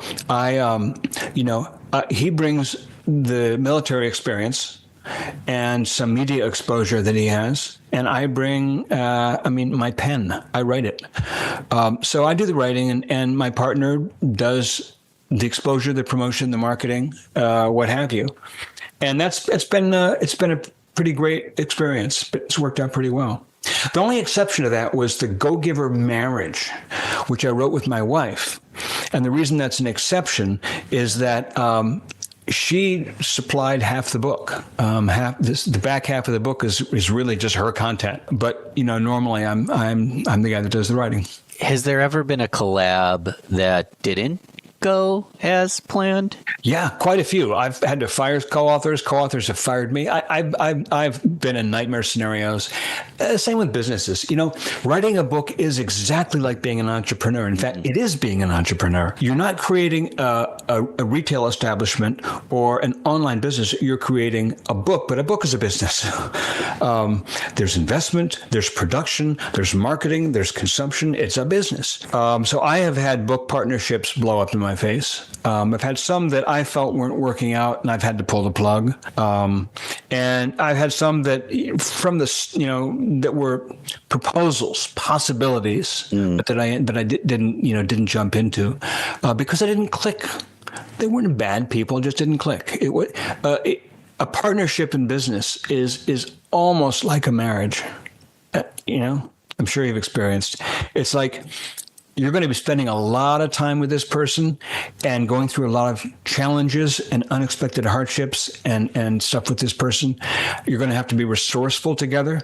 You're going to have to persevere together. You better click. Bob and I have always, clicked like peas and carrots. So let's talk about some red flags and then green lights. We'll start with the red flags because it's always spicy to talk about what not to do or what a red flag looks like. You don't have to say anyone's names or give too detail. It's up to you, but what would a red flag be that probably this partnership, this collab, this co-writer, it's not going to work out? A very simple red flag is if on a fundamental level, I feel like our values just don't mesh. And I don't know how to describe that in any more detail than that, because I think it might be different for everyone, but I think we can all kind of relate to that. Our values just don't click, just don't mesh. The best way I can identify that is by its opposite. When first time I ever got on the phone with Brandon Webb, we couldn't come from more different backgrounds. Navy SEAL sniper instructor and a cellist. Yeah, couldn't have more different backgrounds, couldn't have more different everything. But we clicked on our dedication to excellence, on transparency, on a whole bunch of things. We just clicked. We liked each other. And that's really, really important. There's got to be chemistry, and our values have to mesh. For me, a big red flag, and I'll be really honest about this, is if I feel that the other person doesn't respect my skill set. Like they are challenging. They don't, if I write something, I think it should be written differently. I'm always open to suggestions. Bob Berg is a great one. We go through it. I'll write 2 or 3 chapters, send it to him, and he'll go through it and he'll point out like 6, 7, 8, 10, 12 details. He wonders about this word. He wonders about that sentence. Should we do this a little bit more? And he's always right on target, but it's always within the context of he has complete respect for what I've done. Yeah. And mostly doesn't want to change a thing, just a few little, and that's great. I had the same experience with David Bach, the finance guy. Smart women finish rich, and the automatic millionaire. Brilliant guy. My God, this guy knows his material, knows his content. He's just brilliant. He had a ton to say when we wrote The Latte Factor together. I brought a story premise. And he said, it didn't work. This character didn't work. This didn't work. That didn't work. And it's like, he's right. But once I started writing, he was like, you're the manager, man. You're the dude. You got that handled. There needs to be a basic level of respect for each person's area of expertise. And when that's there, the thing sings. And when it's not, there can be like a power struggle. It can be subtle, but I don't have time for that. None of us have years for that working in a power struggle like that. If someone's ego is involved in the power struggle, I'm out the door. It's not what I'm here for. Love this. Any other green lights that we missed? You mentioned alignment of values, trust on capacity, communication. Yes. A green light for me. Frankly, I want to know that person has the capacity to reach a marketplace. Like they got to have some serious marketing chops, an existing audience, an existing platform, as they say in the publishing world. That's important to me because it's something that I lack. I can bring to the table what they lack, the ability to put this whole thing in words that are going to really work beautifully well. They need to bring to the table what I lack, which is the skill and experience in reaching a readership, reaching a marketplace. Now I'm learning those skills. I'm gaining that, and I'm gaining reputation. I'm becoming more self-sufficient in that regard. But that's been a crucial thing. It's kind of like if you're going to business partner with somebody who's supposed to bring the funding, they got to be able to bring the funding. They got to know, they got to have the connections you've got to have evidence that they're real, that they know how to go to the angel investor or to the bank or whatever institution. If they're going to bring funding, they got to bring funding. Otherwise, we're wasting our time. You apparently have a secret sauce. And I know you've got the course, you've got mentorship, you've got countless books, you've got Man's Search for Meaning. We'll talk about that in a second. So we can't go over all of it right now. What do you think that secret sauce is? Why is your writing so well received? I know that's an awkward question to ask a writer. Why are you so good? But that's really the question. Like, what is the secret sauce, do you think? I think part of it is that I started out in life as a musician. I played the cello. I was a composer. I won some awards for it when I was a kid. I come from a musical family. My father was a choral conductor, who was a renowned expert on Bach and Handel. He was a musicologist. My mom was a music teacher. So it's kind of like my world. I grew up in music, and I think in music. And when I'm writing words, stories, fiction or nonfiction, they're all stories. When I'm writing, I hear it like music. And so I think that's part of it. And I love words. I just have a profound love of great writing. I think love does make the world go round. And I think love makes, the quality shine in things. So I really do adore it. I love it.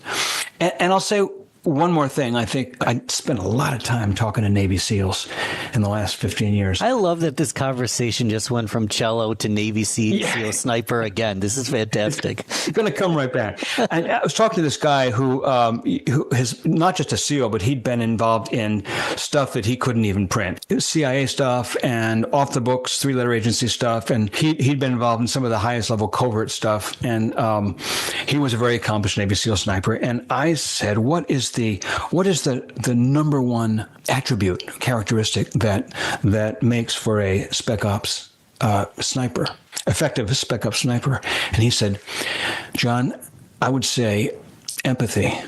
I was not expecting that. A sniper is not a marksman. I mean, yes, they're a marksman, but snipers don't shoot much. There's not a lot. Typically, what a sniper really is an intelligence asset. They're a surveillance and forward operator. What they're doing 98% of the time is gathering intelligence and bringing that back. So they're a highly skilled observer. He said a great sniper sees people in the distance and can relate to them, like knows what they're going to do before they do it. It's almost like telepathy, but the best I can say is he says it's empathy. To me, empathy is the number one skill set, characteristic set for an effective writer. You got to be a reader. You've got to, know if it's fiction, know your characters like they're yourself. And that's not academic. It's personal. So anyway, I think that's an important skill set for a writer. How can I be my reader if I'm not them? You can be a reader, but let me take that question from an angle. Please. There's been so in my second novel is called Cold Fear. One of the things that distinguished Cold Fear, the central character is this Navy SEAL, has a traumatic past and he has memory gaps and interesting character. But in that book, there were not one, not two, but three outstanding, really interesting female lead characters, and who just drove the book.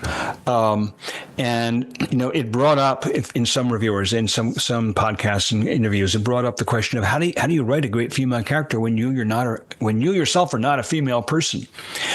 How do you write a person who's suffering from cancer, who's dying, when you haven't experienced that? How do you write a gay person if you're straight, a straight person if you're gay? How do you write outside of your experience set? How do you write a different nationality, a different ethnicity?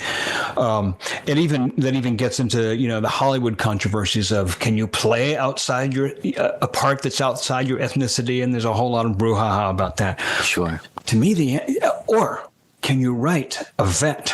I've known vets who were like pissed off at the idea that I would write a vet with PTSD when I've never even served. And I'm sorry, but I sure will do that, because I'll tell you why. I'm a human being, and I've never been a woman that I'm aware of, but I know a lot of women, and I know myself. We're all human beings, and there is the amount of human experience that we share in common compared to the amount of human experience that is unique is something like 96%, 4%. I mean, it's like we share, what is it, like 93% of the DNA of a carrot, and only a minute amount is different. It's like that. Yeah. You can have empathy. You can reach out to and understand, to some extent, every human being's experience. And it is equally, I think, important to have complete respect for that part of them that is different, that you don't know.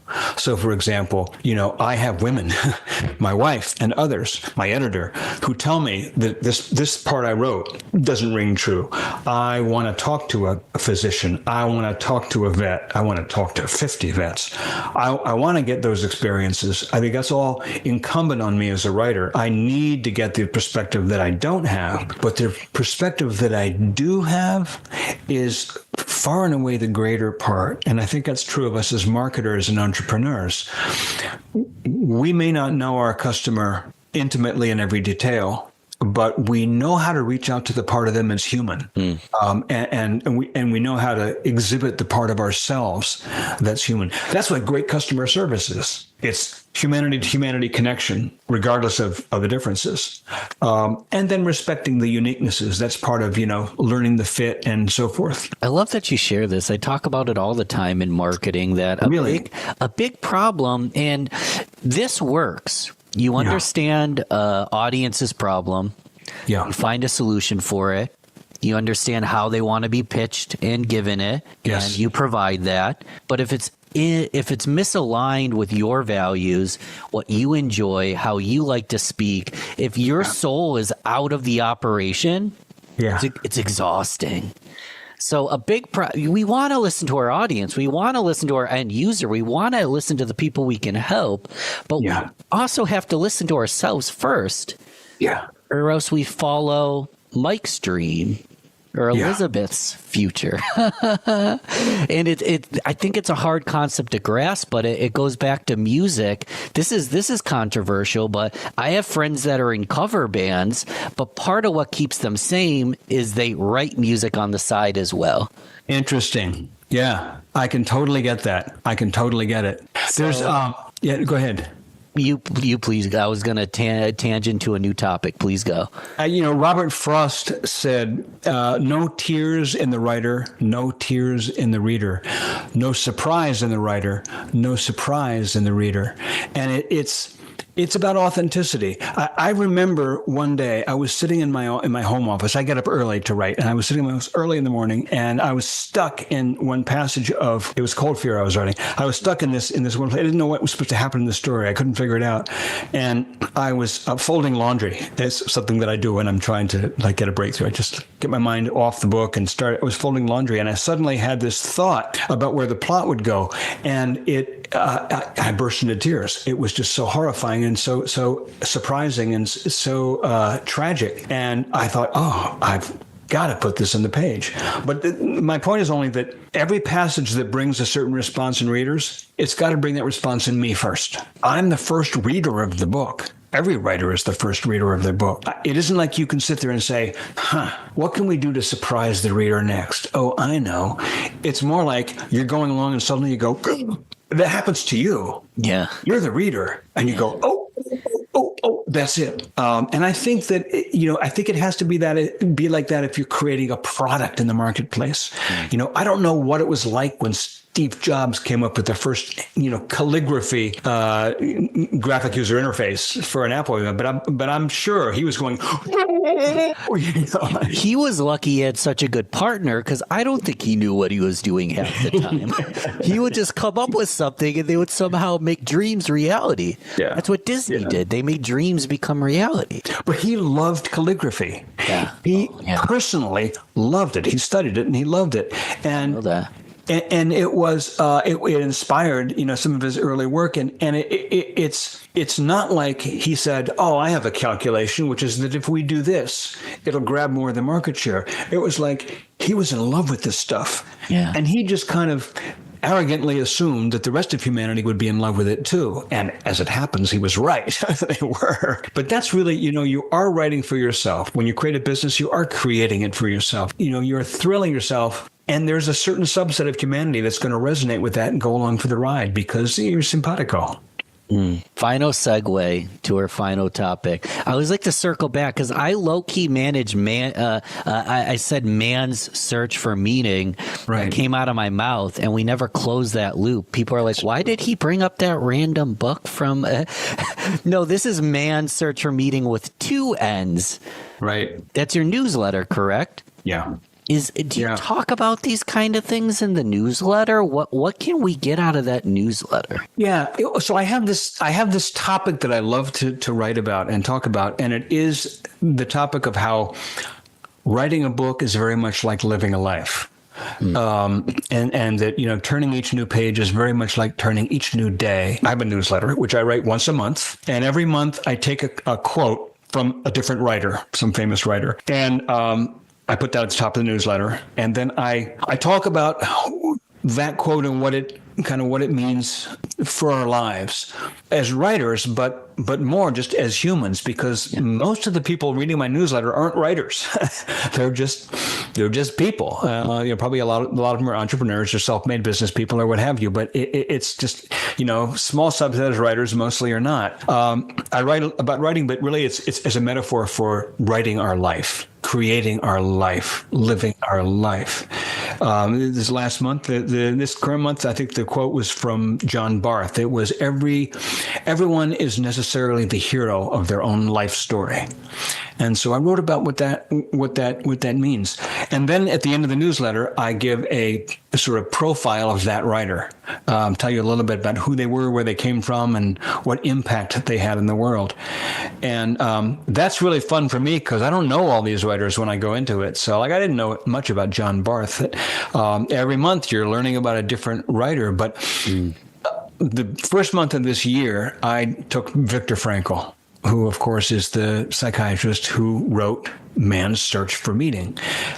He didn't originally call it that in the German, but he eventually retitled it, and it has sold millions of copies. It's on many people's my favorite books of all time list, along with The Alchemist and a handful of other books. But Man's Search for Meaning is all about the core of his psychiatric philosophy, his life philosophy, which was very influential in America after the war.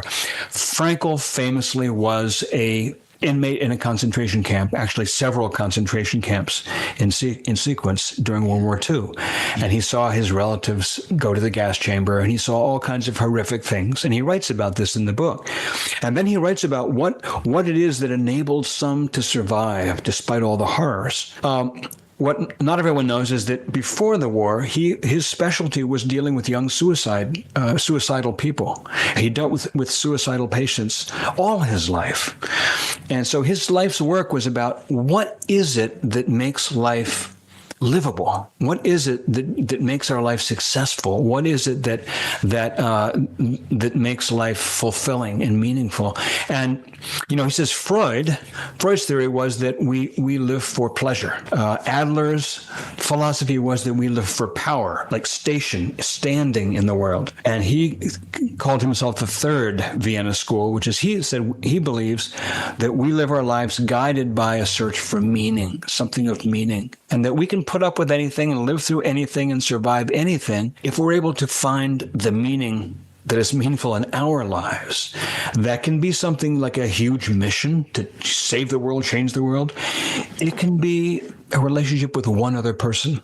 It varies. But I decided to call the newsletter MANN, my name, Man's Search for Meaning, because every month I'm looking for some little nugget of meaning that'll be meaningful to others. It's beautiful. It's what's your philosophy between all three? Is there anything missing that you want to add that drives John? What drives me has always been how can I say this? Putting complicated things into simple words for the purpose of giving people insight, helping people arrive at new insight, new meaning, new depth of clarity and understanding about their own lives. It's something I've always just loved to do. And that's what I love about writing is I love being able to put something on paper and knowing that and seeing people go, I read that and it went, oh, I got something for the first time. Yeah. There's nothing original in The Go-Giver. There's not an original thought really in there that hasn't been said before by somebody else. But I think it's just the way we put it. And that's what poetry is. It's the way you put something that just allows somebody else to go, oh, I see that for the first time in this different way. If the listener at any point had a moment, message me, let me know. Head to the show notes, message John. What's the best way for someone to reach out and say hello? Probably my website, which is my name, John David Mann, 2 N's, as we know, johndavidmann.com. Let him know. I don't know how much you get it. You probably get it 10 times as much as me. I'm a smaller creator than you are, but just getting that DM, when someone says, hey, this specific thing was what I needed at this time, that's what fills my heart. It blows me away, lights my fire, and does it every day. Yeah. Beautiful, beautiful. Well, thanks again for coming on the show. Everything's in the notes. Bob's episode is in the notes as well. Cool. If you want to come back, you're welcome anytime because I could spend 10 hours with you, my friend. This was fascinating. We can talk on. We can talk more. No one likes to be sold to, but they love to shop with friends. So instead of going, what's the perfect line that would sell this person cold? Instead, it's about what the buyer would want. And this is the crucial change we have to make in these scenarios. The most overrated thing on social media is going viral, without question. It really is. One of the reasons why I don't do certain things is because I just don't care. And one of the reasons why I do other things is I really am into it. Just because they're the customer and have the money, it doesn't mean they're the prize. You are the prize. You're listening to the Real Business Connections Network. Real Business Connections Network.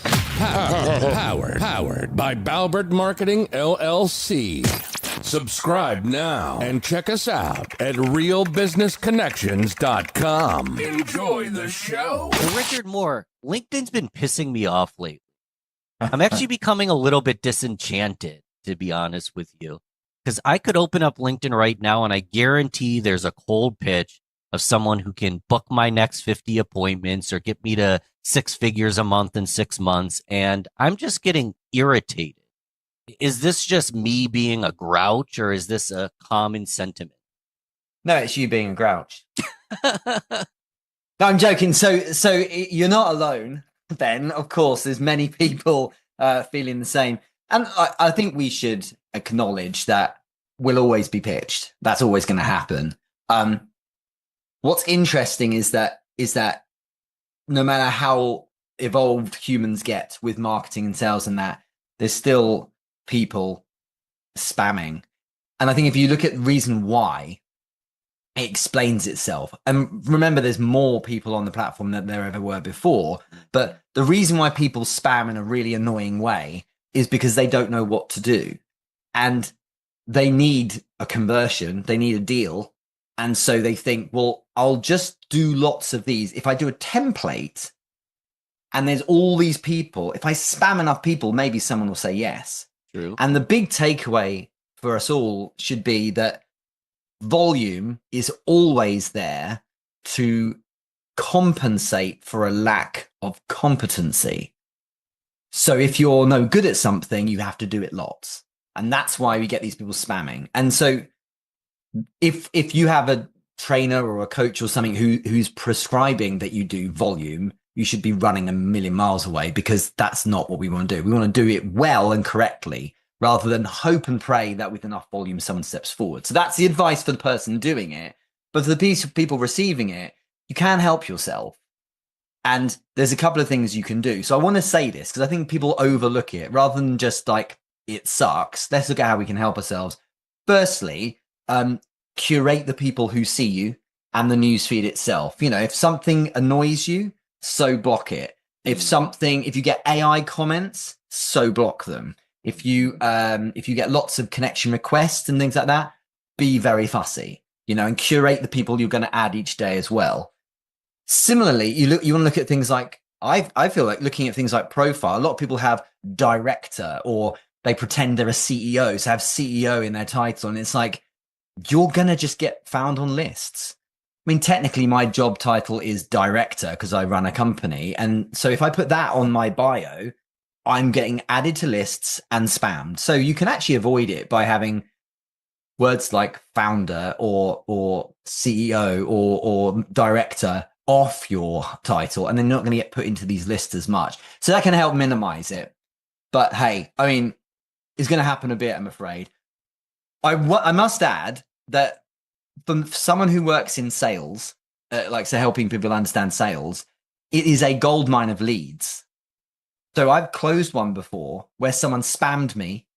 This was a couple of years ago though, Ben. So it was before AI, so they actually were human. They spammed me and I said, out of interest, how's this approach been working? And they're like, oh, it's not very good actually. I was like, and so I went a bit further.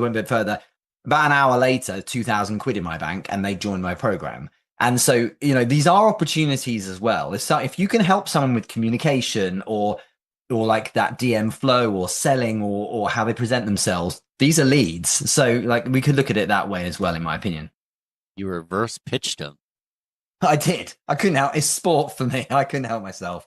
It doesn't work as well now though, because of course it falls on deaf ears when it's just automated and there's no one there actually caring, or it's a VA who's not the original, who's not the, you know, the business owner. So you mentioned quantity is not always better. I always like to say do more and get better. Do more is a good thing, but then if you get better at what you're doing, you become more efficient. And then once you've ran out of time in your day, you teach other people on your team to do it. So these people are doing a lot because I'm getting the messages. And for example, it'll say something like, hey, I see you're a founder in New York City.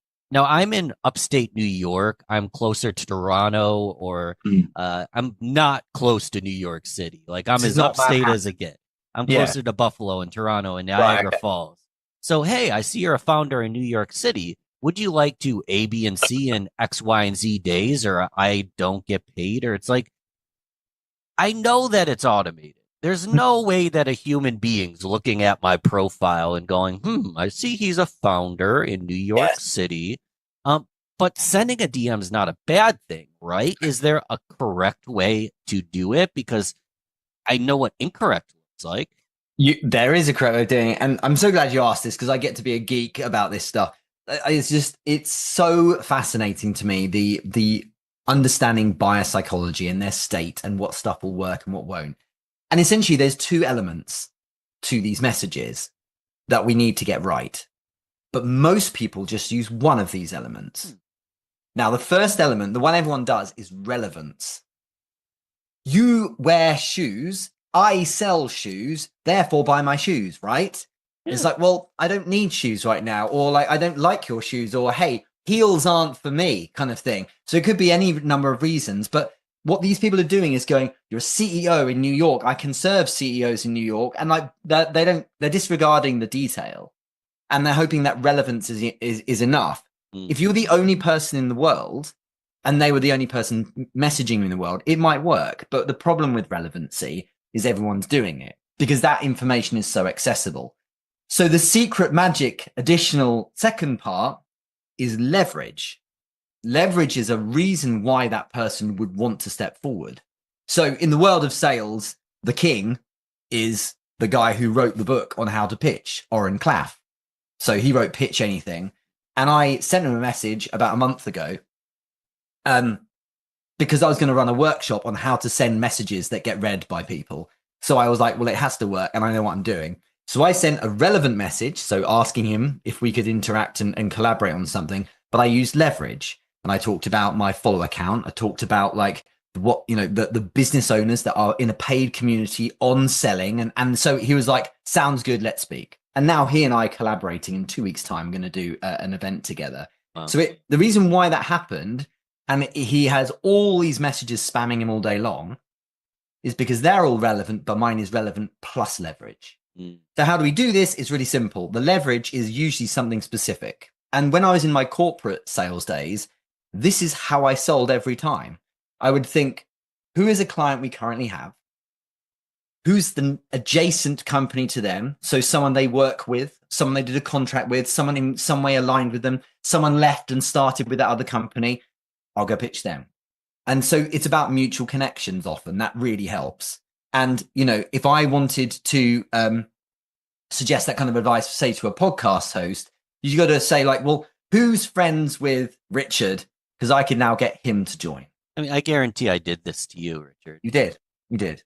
You had Yasmin, you had my friend Hala Taha, who's been on a guest as well. You met Chris Doe, both been on each other's shows. And so it was like, okay.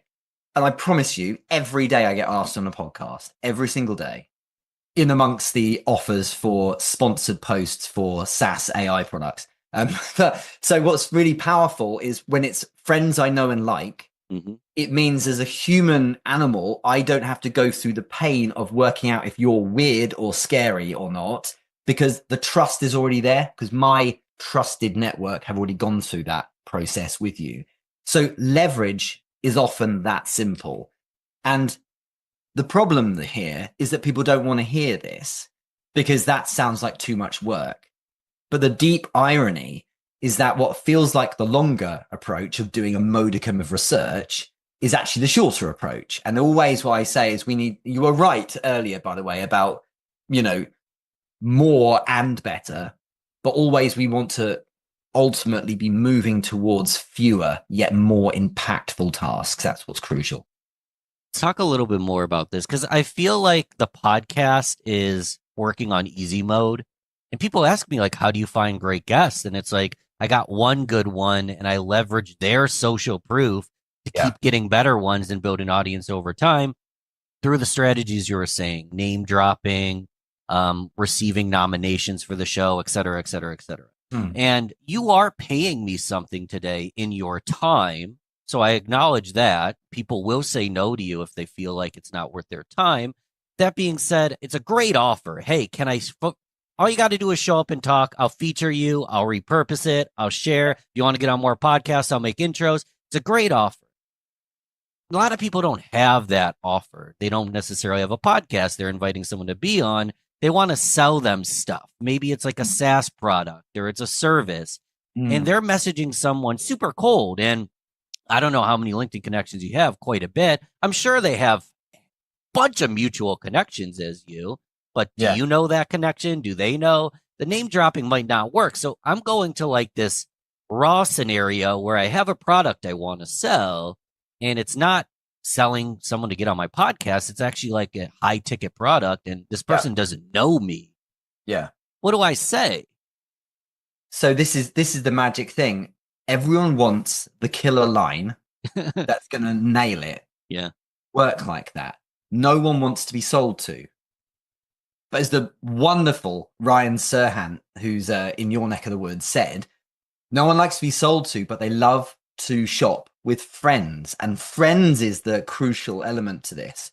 So instead of going, what's the perfect line that would sell this person cold?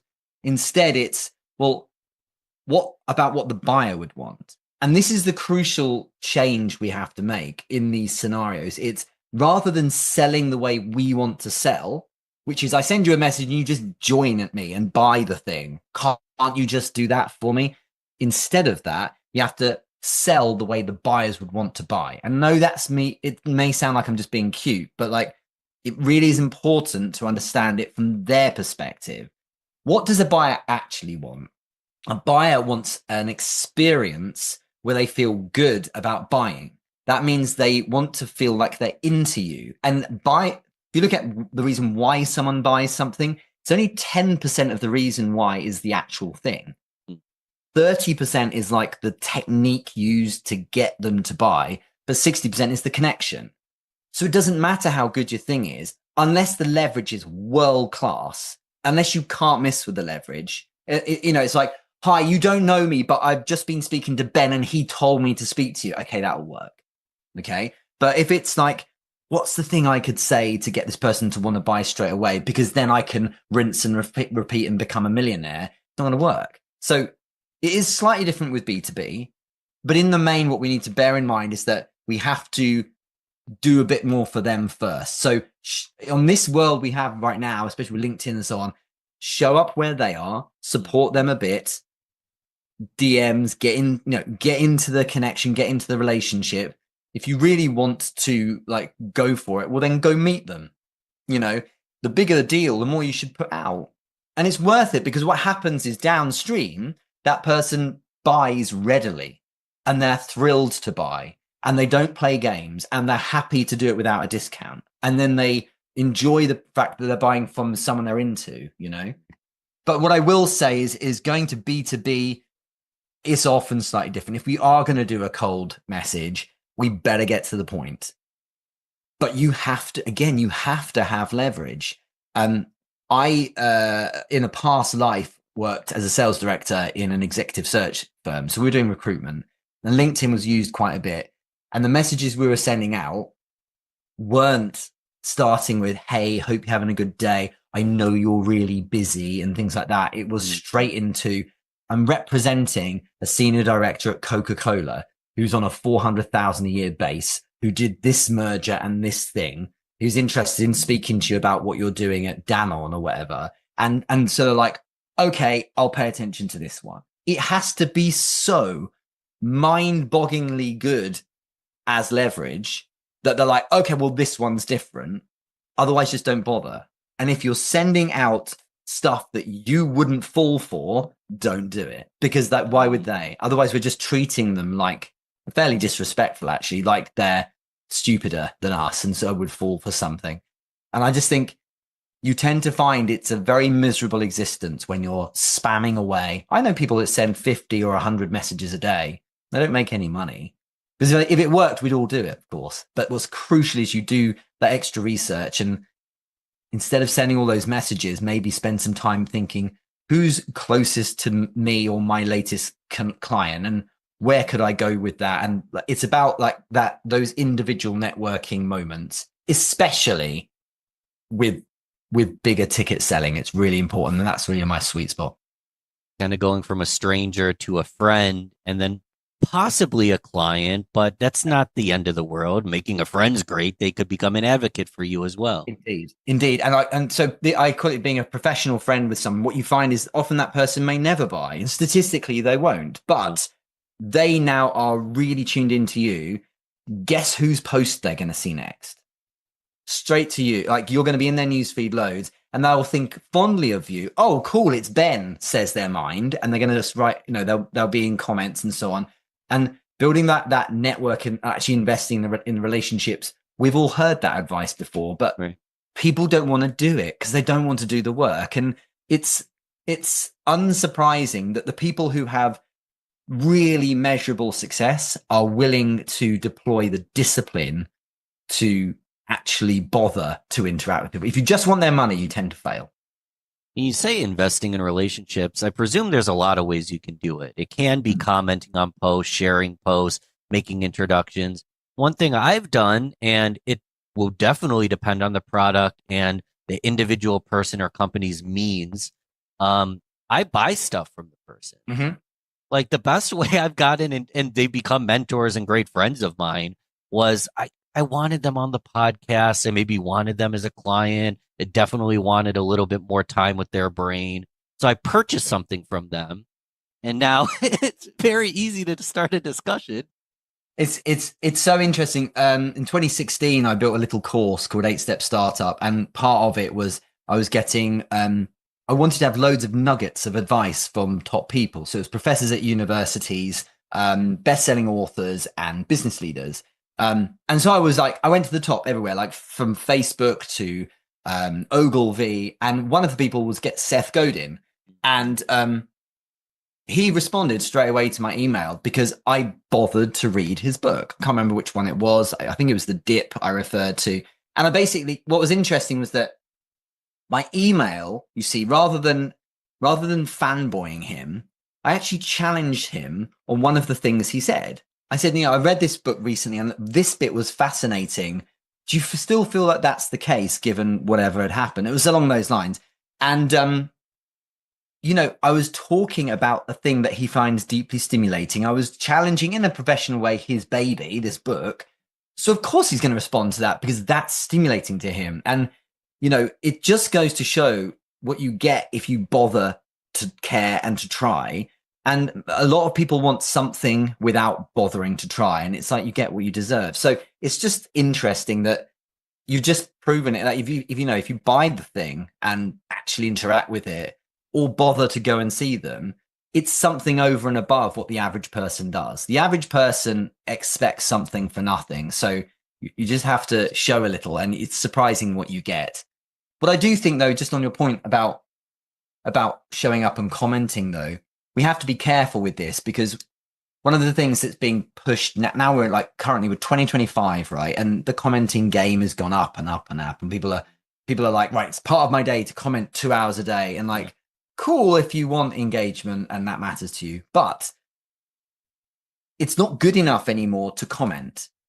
It's not even good enough anymore to comment like a decent comment, like to share, here's my 2 cents or something like that. We actually need it to really resonate with that audience. And I think the comments, we're running the risk now of even a deeper paragraph level comment being cookie cutter.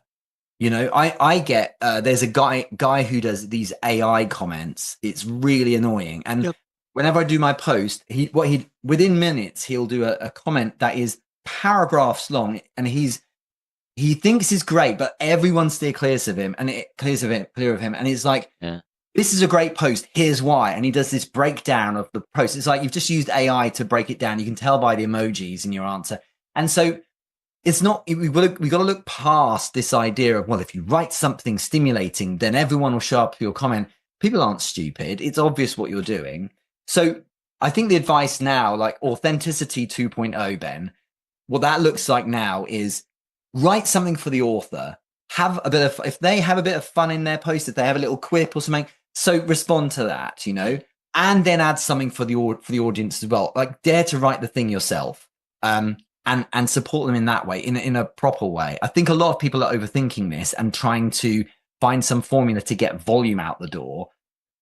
But the problem is, if you focus on volume, you're rarely there to receive the responses. And it's those moments in the one-to-one interactions that are actually where the results come. That's where the deals are born. And I think that it's just being overlooked because of this narrative of get more engagement and everything will sort itself out. And I'm sure, and I want to go into in a moment, like the strategy of if I'm commenting, like who should I be commenting on? Should I have a list, et cetera, et cetera? Because I know as 2 major examples, Gary Vaynerchuk and Alex Hormozi, I don't know if there's like something in my head that thinks if I comment at the right time, I'll be the top comment and I'll have all this success and this and that, which is possible. You come up as the top comment. That is possible. But all those like spam pitches I was talking about, that actually is very common for those two creators. If I comment on Gary V's post, I'll get a message. Hey, Ben, I see you're a part of Gary V's community as well. And I'm like, what? I'm not part of his community. I just commented on a post. Are you part of his community? Do you know Gary? This or that? And then incoming pitch. So I found actually commenting on these big accounts actually, like, I don't know if it was a waste of my time, but didn't really create any benefit. Gary didn't read the comments. Someone pitched me over it. I presume I should be a lot more strategic, right? Like where should I spend my, is it a hashtag that I'm following? Is it specific creators? Like you tell me. You know, it's often, Ben, I feel like I'm a minority of one. I really do. And so you can just see how much people lose sight of why they originally joined these platforms. The reason literally everyone not literally, there's a tiny minority of exceptions, but the reason basically everyone joined LinkedIn was new client acquisition. We are there to get customers. So what happens is by virtue of the fact that they are great at growth and being seen a lot, you have influencers front and center. And so of course we're like, well, how do we get as visible as them? And we forget the detail. And what happens is by forgetting the detail, we emulate what they do, or we copy them, or like we kind of like we buy their courses and we're like, okay, we do these things and then we get popular, right? And synthesizing popularity in the form of lots of reach and impressions. And I can speak with authority. I've got over 100,000 followers and I have millions of impressions of my content. It's just like, it is the hallmark of misalignment. And I think what we need to remember is if we want deals, then we need the right people to see us in the right way. And so what that means is chilling about the amount of engagement we're seeking and focusing instead on if the right people, and there are ways you can, like, in a nice way, engineer it so the right people see you. And I'll cover that in a sec if you wish. If the right people were to see me, would those ideally premium buyers, because we don't want broke people, right? Would the premium senior decision makers think to themselves, now that's an expert, and I'd feel reassured giving them, 5 figures a month. Okay. So if we map to that outcome, what it means is firstly, we're adding those kind of people or those in their ecosystem each day as connections. We're actively, of course, distribution matters a bit. So yeah, we might interact with the active people online, the content creators who are going to respond. A bit of reciprocity helps get the content moving around. And then, of course, we have to make sure that we are recognizing that the key is to get that piece of content into that right person's newsfeed. So if we were to connect with the right people and have a DM conversation, my post will now go to their feed, almost guaranteed. If they look at it, my content should be doing the heavy lifting. So if I post about what I had for lunch yesterday, because it might go viral, it's pointless because they're not even going to bother. They'll be like, well, not for me then.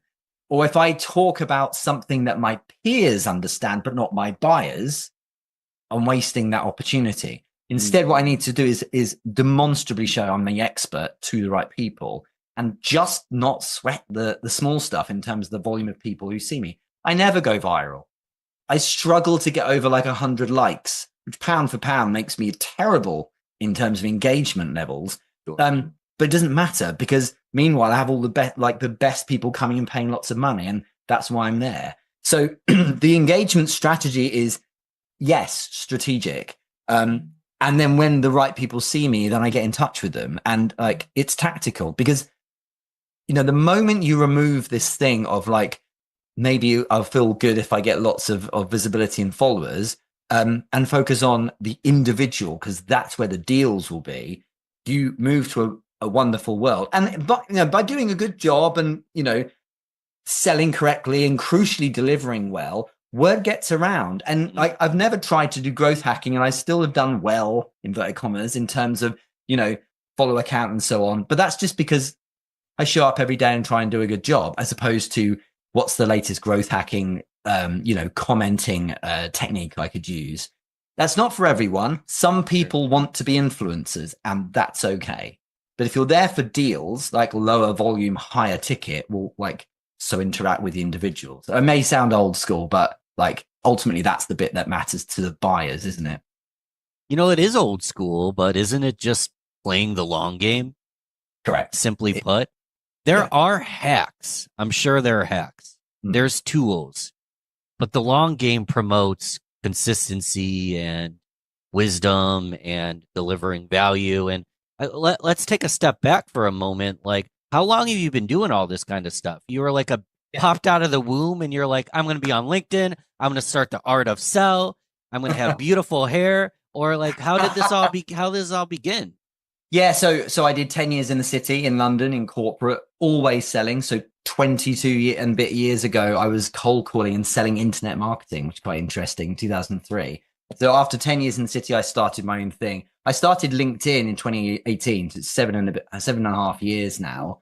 But it's always been the same. It's where are the right people? Interact with them, close them. And that's been the focus. I think it's very, very seductive, this world of maybe I could get more followers and so on. And I'll be really clear, if you do manage to get loads and loads of really big, huge following, for instance, of course you will catch some people in that who might then love you and buy from you and have the money, and that's all cool. And there's a thing that humans have, which is halo effect, which affects us. If there's someone we look up to, we're like, well, they must be really good, therefore I'll buy their thing. That's okay. And that can work. But it's a hell of a lot of work to actually get to that kind of stage, because you have to put out 4 years of, interactions and comments and things like that. And all I'll say is in 2018, when I first started, I was a nobody. No one has a clue who I was or anything like that. And no brand or kind of following to speak of. And I was getting deals in the first month because I just focused on individuals and spoke to them in the right way. And it is the long game. But what's interesting, if you're consistent about beating the drum on the philosophy you have about the thing you do, rather than always if I go do this thing, I'll growth hack a bit and maybe I'll get 1,000 followers this week, or how can I get another? It's there's a reason. It sounds arrogant, right? But this is a fact. I think there's a reason why last year Microsoft reached out and was like, can we do a collab for Surface and Copilot? And you're our guy for the UK on LinkedIn. There's a reason why I've been a top voice 2 years in a row. There's a reason why LinkedIn flew me over to California earlier this year to shoot a 6th course.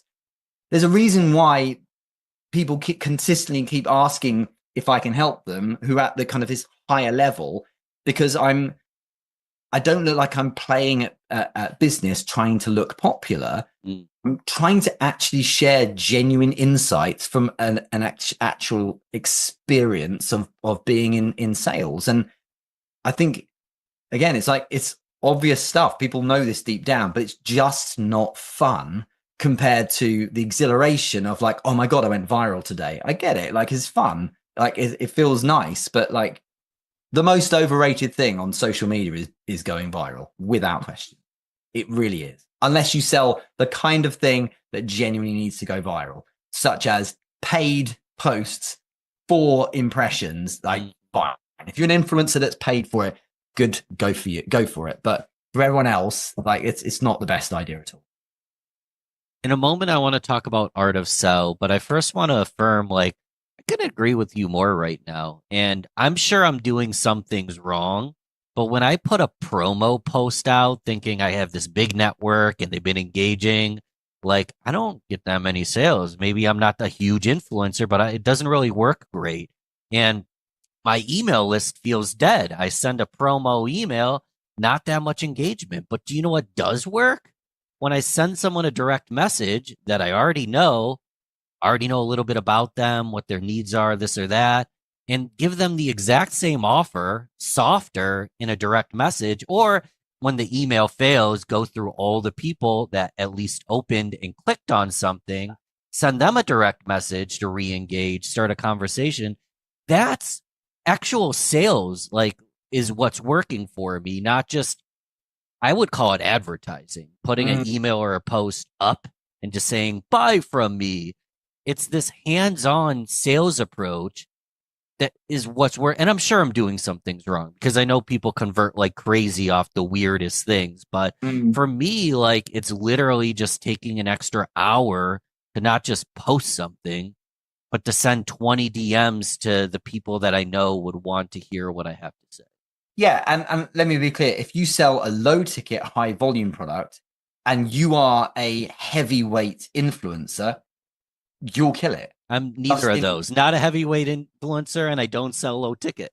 Yeah, and the problem is a lot of the heavyweight influencers are like, it's easy, just do what I'm doing. It's like, yeah, but literally didn't for 3 years, you were writing comments all day, every day. I'm trying to run a business. And so if you're willing to do what they're doing or have done, then cool. Justin Welsh is a great example, 10 million and a turnover, and he sells $150 a month, sorry, $150 product at high volume.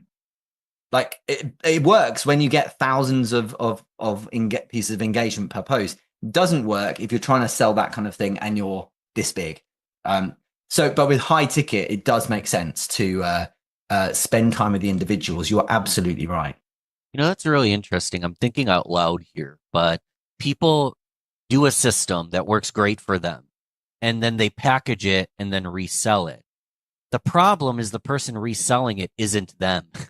They don't have the notoriety. They don't have the following. They're not as handsome. They're not as beautiful. They're not as eloquent.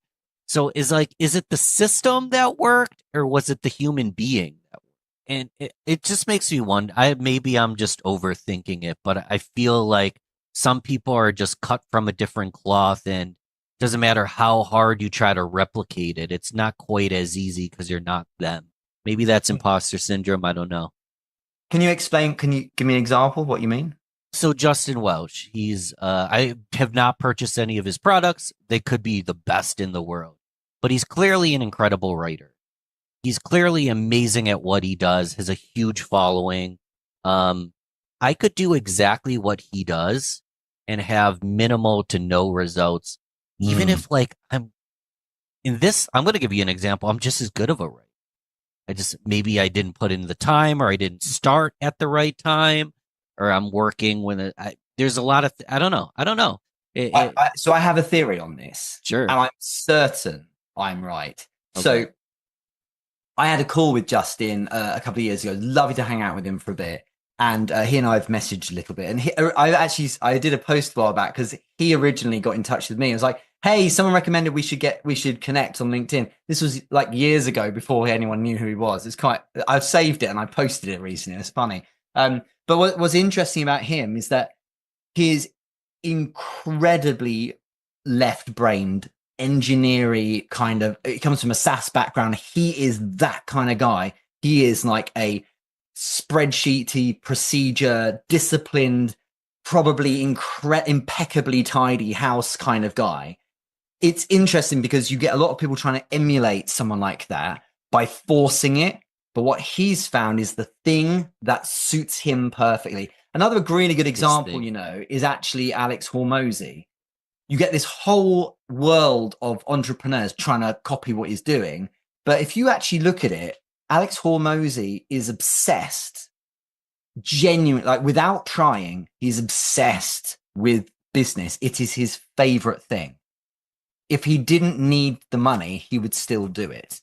And you got that compared to people who are obsessed with themselves and can't help themselves when Instagram rings, but they're simultaneously trying to force themselves to output like their hero Alex Hormozy is doing. And what you've got here is this, it looks like they're trying to do the same thing, but some people are built in a certain way. And so Justin is found, I'm not saying you can't achieve his level of success, but you can't typically do it his way unless you're built in the same way as he is.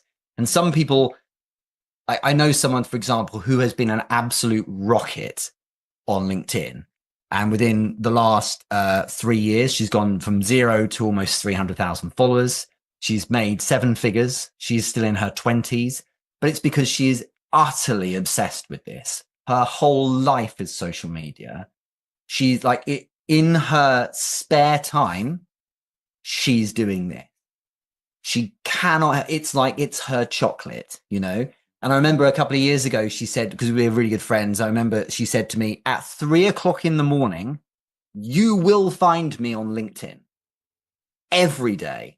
On a Sunday, on a Saturday, I cannot help myself. She's an addict for it. And it is the most wholesome use of her time for her.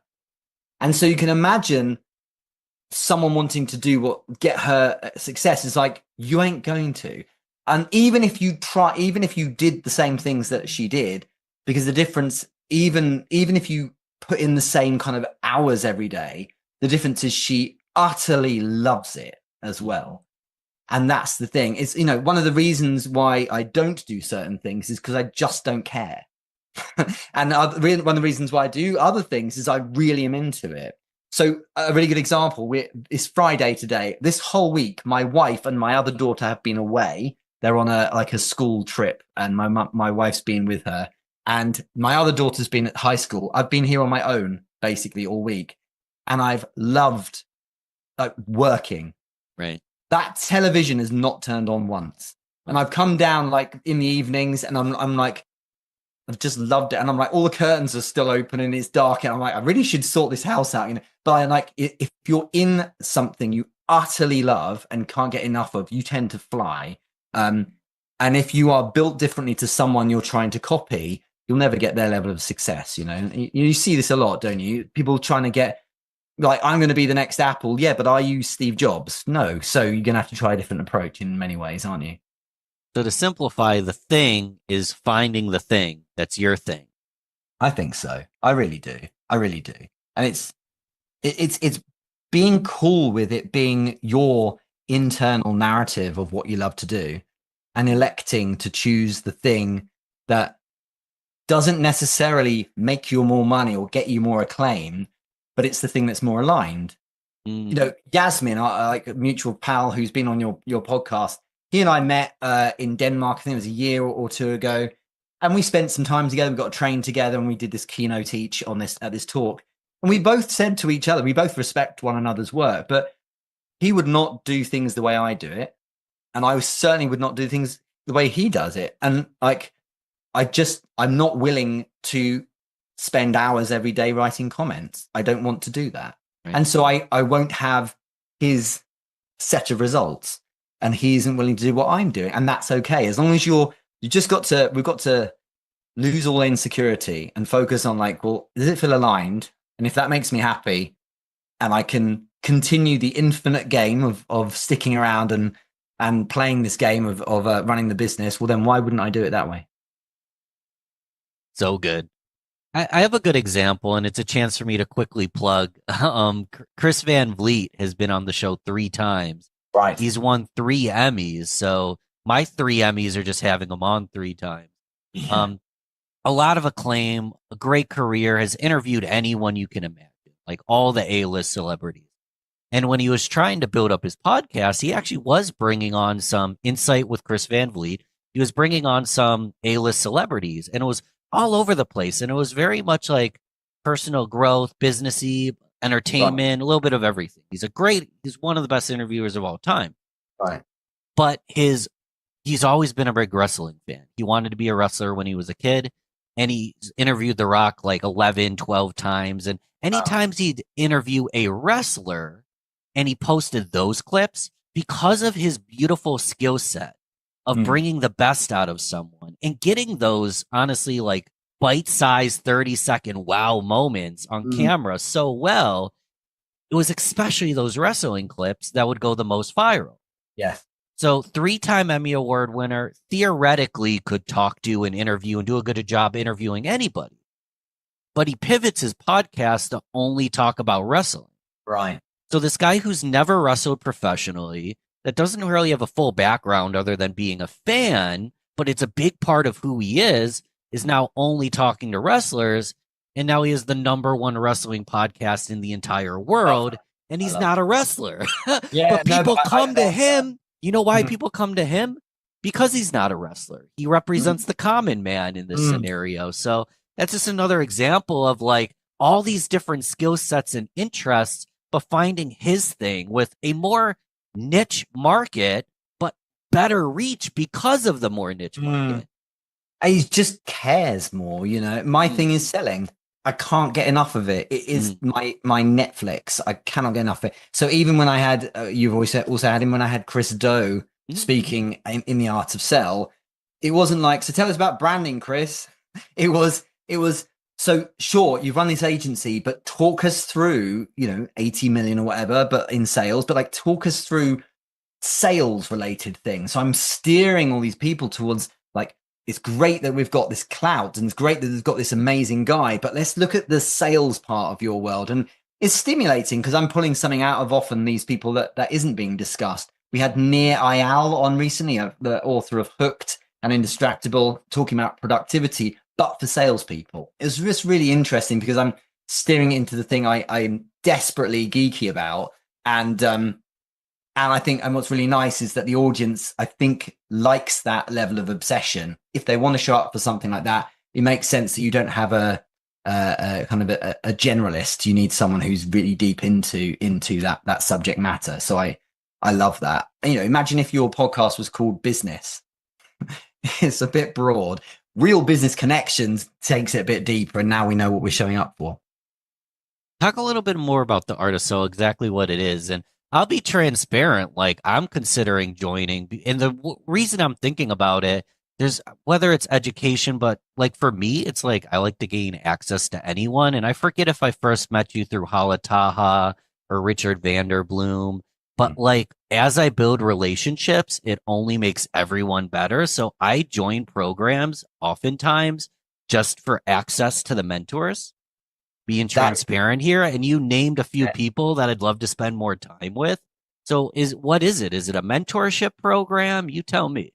So you nailed it with the word, by the way, of access. And one of our members said that recently. She was like, I'm paying for access because you don't get these people easily. And like the idea is, so basically the kind of the inception of it was I have my accelerator program. We've got close to 250 people in there now, and it's wonderful to teach them. And it's the Richard Moore show every week when I'm like, here's another thing that obsessively, if I show you how this will help you convert on LinkedIn, and people are like, they've made millions off LinkedIn as a result of being in there. But I was like, I want something where I want to fill a notepad. I want to be able to take notes from it. So in short, it is a subscription. You join monthly. And every Tuesday there's a workshop, and every Thursday there's a masterclass live every week. And people all over the world can watch it recording or coming live. And it's all about, it's not just selling like negotiation pitch and closing and so on. It's the entire ecosystem. So you can imagine all the adjacent topics from mindset to body language or working with your ego and so on.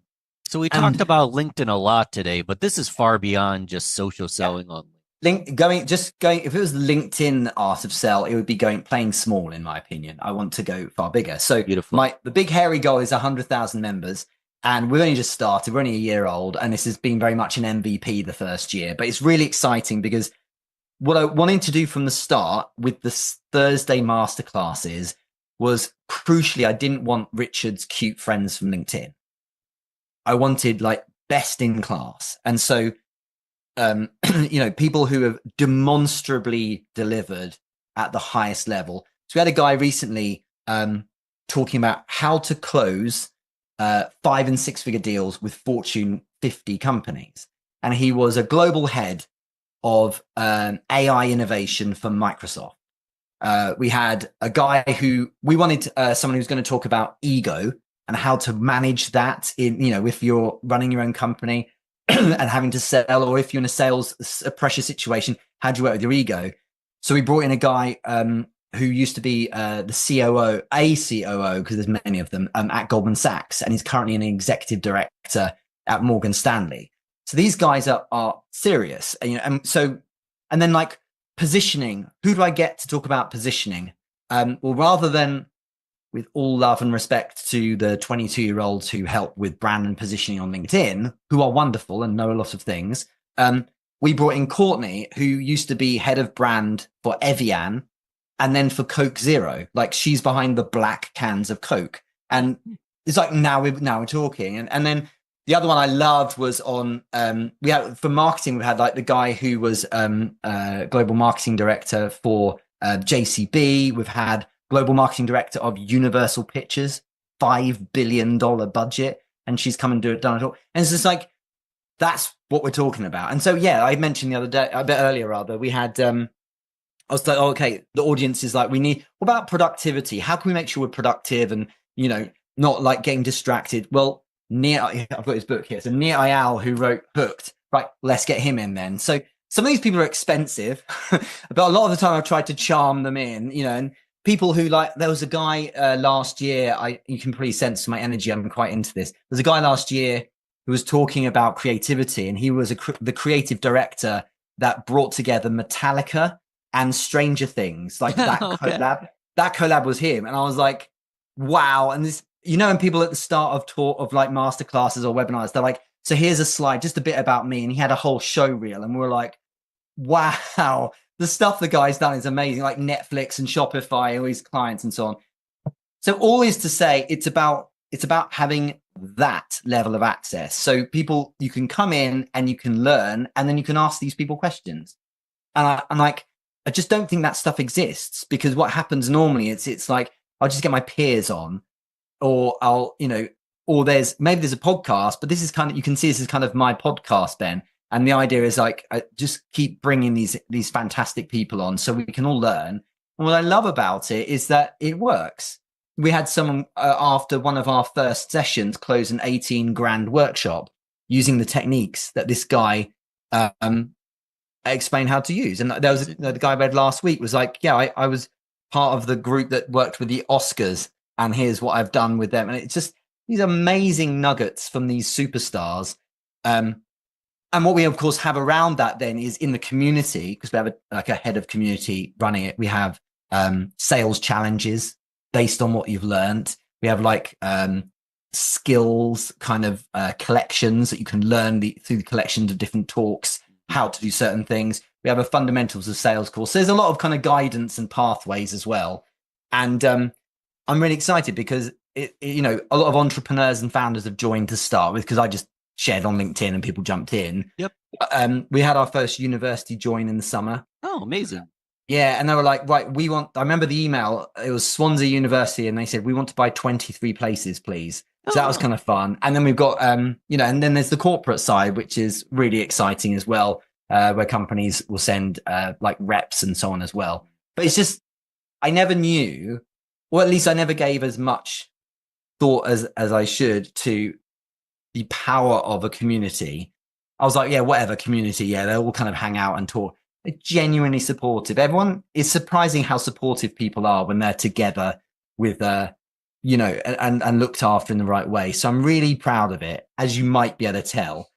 And what's really nice is, you know, you can join. If you hate it, no one ever does, then so leave. You know, it's $150 for a month. That's all we're charging at the moment to get bums on seats. And it's just so stimulating to have these people in here, because I get to learn so much from them, and it only makes the proposition better itself, you know.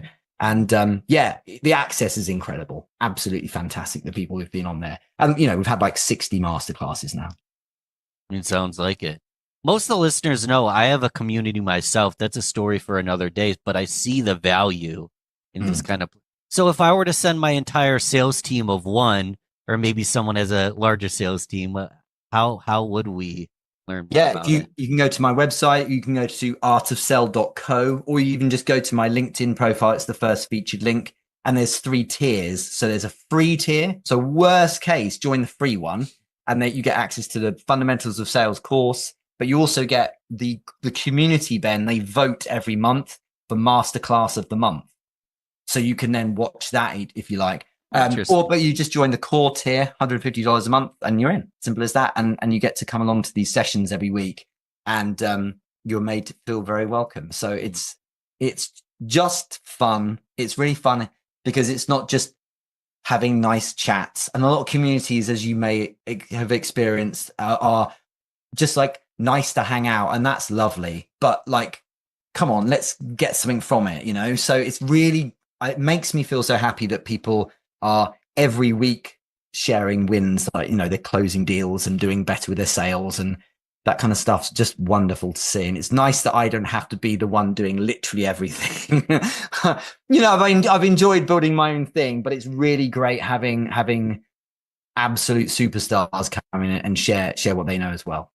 No, I laugh at that because I talked about access to anyone, having mentors come in, do workshops, ask me anything, keynotes, more value for the people in the group and less work for Richard. So it's a win for everybody. It's a very big win. It's been a lot of hard work to build the thing, but it's just so worth it. And I'm excited about year 2.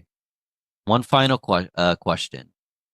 One takeaway tip. So I want my next sales conversation to go as best as possible. Give me one tip to make sure that occurs. Yeah, I think there's so many things, but one thing that I always nudge people to think is you're probably positioning yourself as the expert. And if you're positioning as the expert, you must play that role. So the hallmark of a non-expert is giving options, asking what the person at the end of the line thinks, wondering if, you know, as in like, is it interesting? Maybe you might join me. If you're the expert, you need to embody that role. And what that means is you hear them out like a consultant. You ask them the questions and then you prescribe a singular solution that fixes the problem. And you've got to remember that you know best. Just because they're the customer and have the money, it doesn't mean they're the prize. You are the prize because your job's to fix their problem with your solution. So embodying that role of the expert closes deals. The reason why is because they're really buying this feeling of, I've got this. And when you give them that sense of like, I just know what to do, it's very reassuring. Otherwise, you've got a non-expert buying from someone who's playing a role as a non-expert, and that leaves them with hesitancy. And of course, that's where you hear, I'll think about it. And that's the last thing we want to hear. So good. Shout out to Oren Claff. If anyone knows Oren, I want to see these collabs occur because you're sounding a lot what he preaches, right?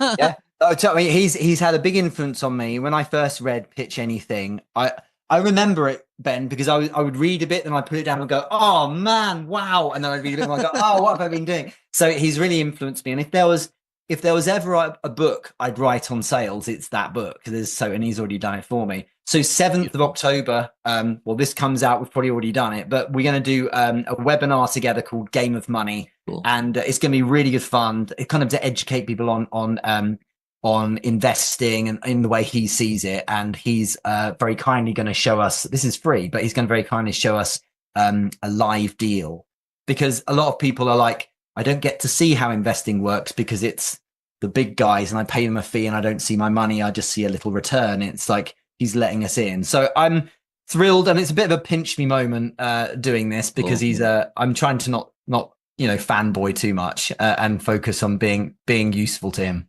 We'll make sure there's replays or another collab because anyone who's listening to this a year, a month, whatever in the future is going to want a part of that. But absolutely, Richard, man, I'm going to check out The Art of Sell. I encourage anyone, send me a DM if you're curious, if you want information, reach out to Richard. This has been fun, man. Thanks for coming on the pod.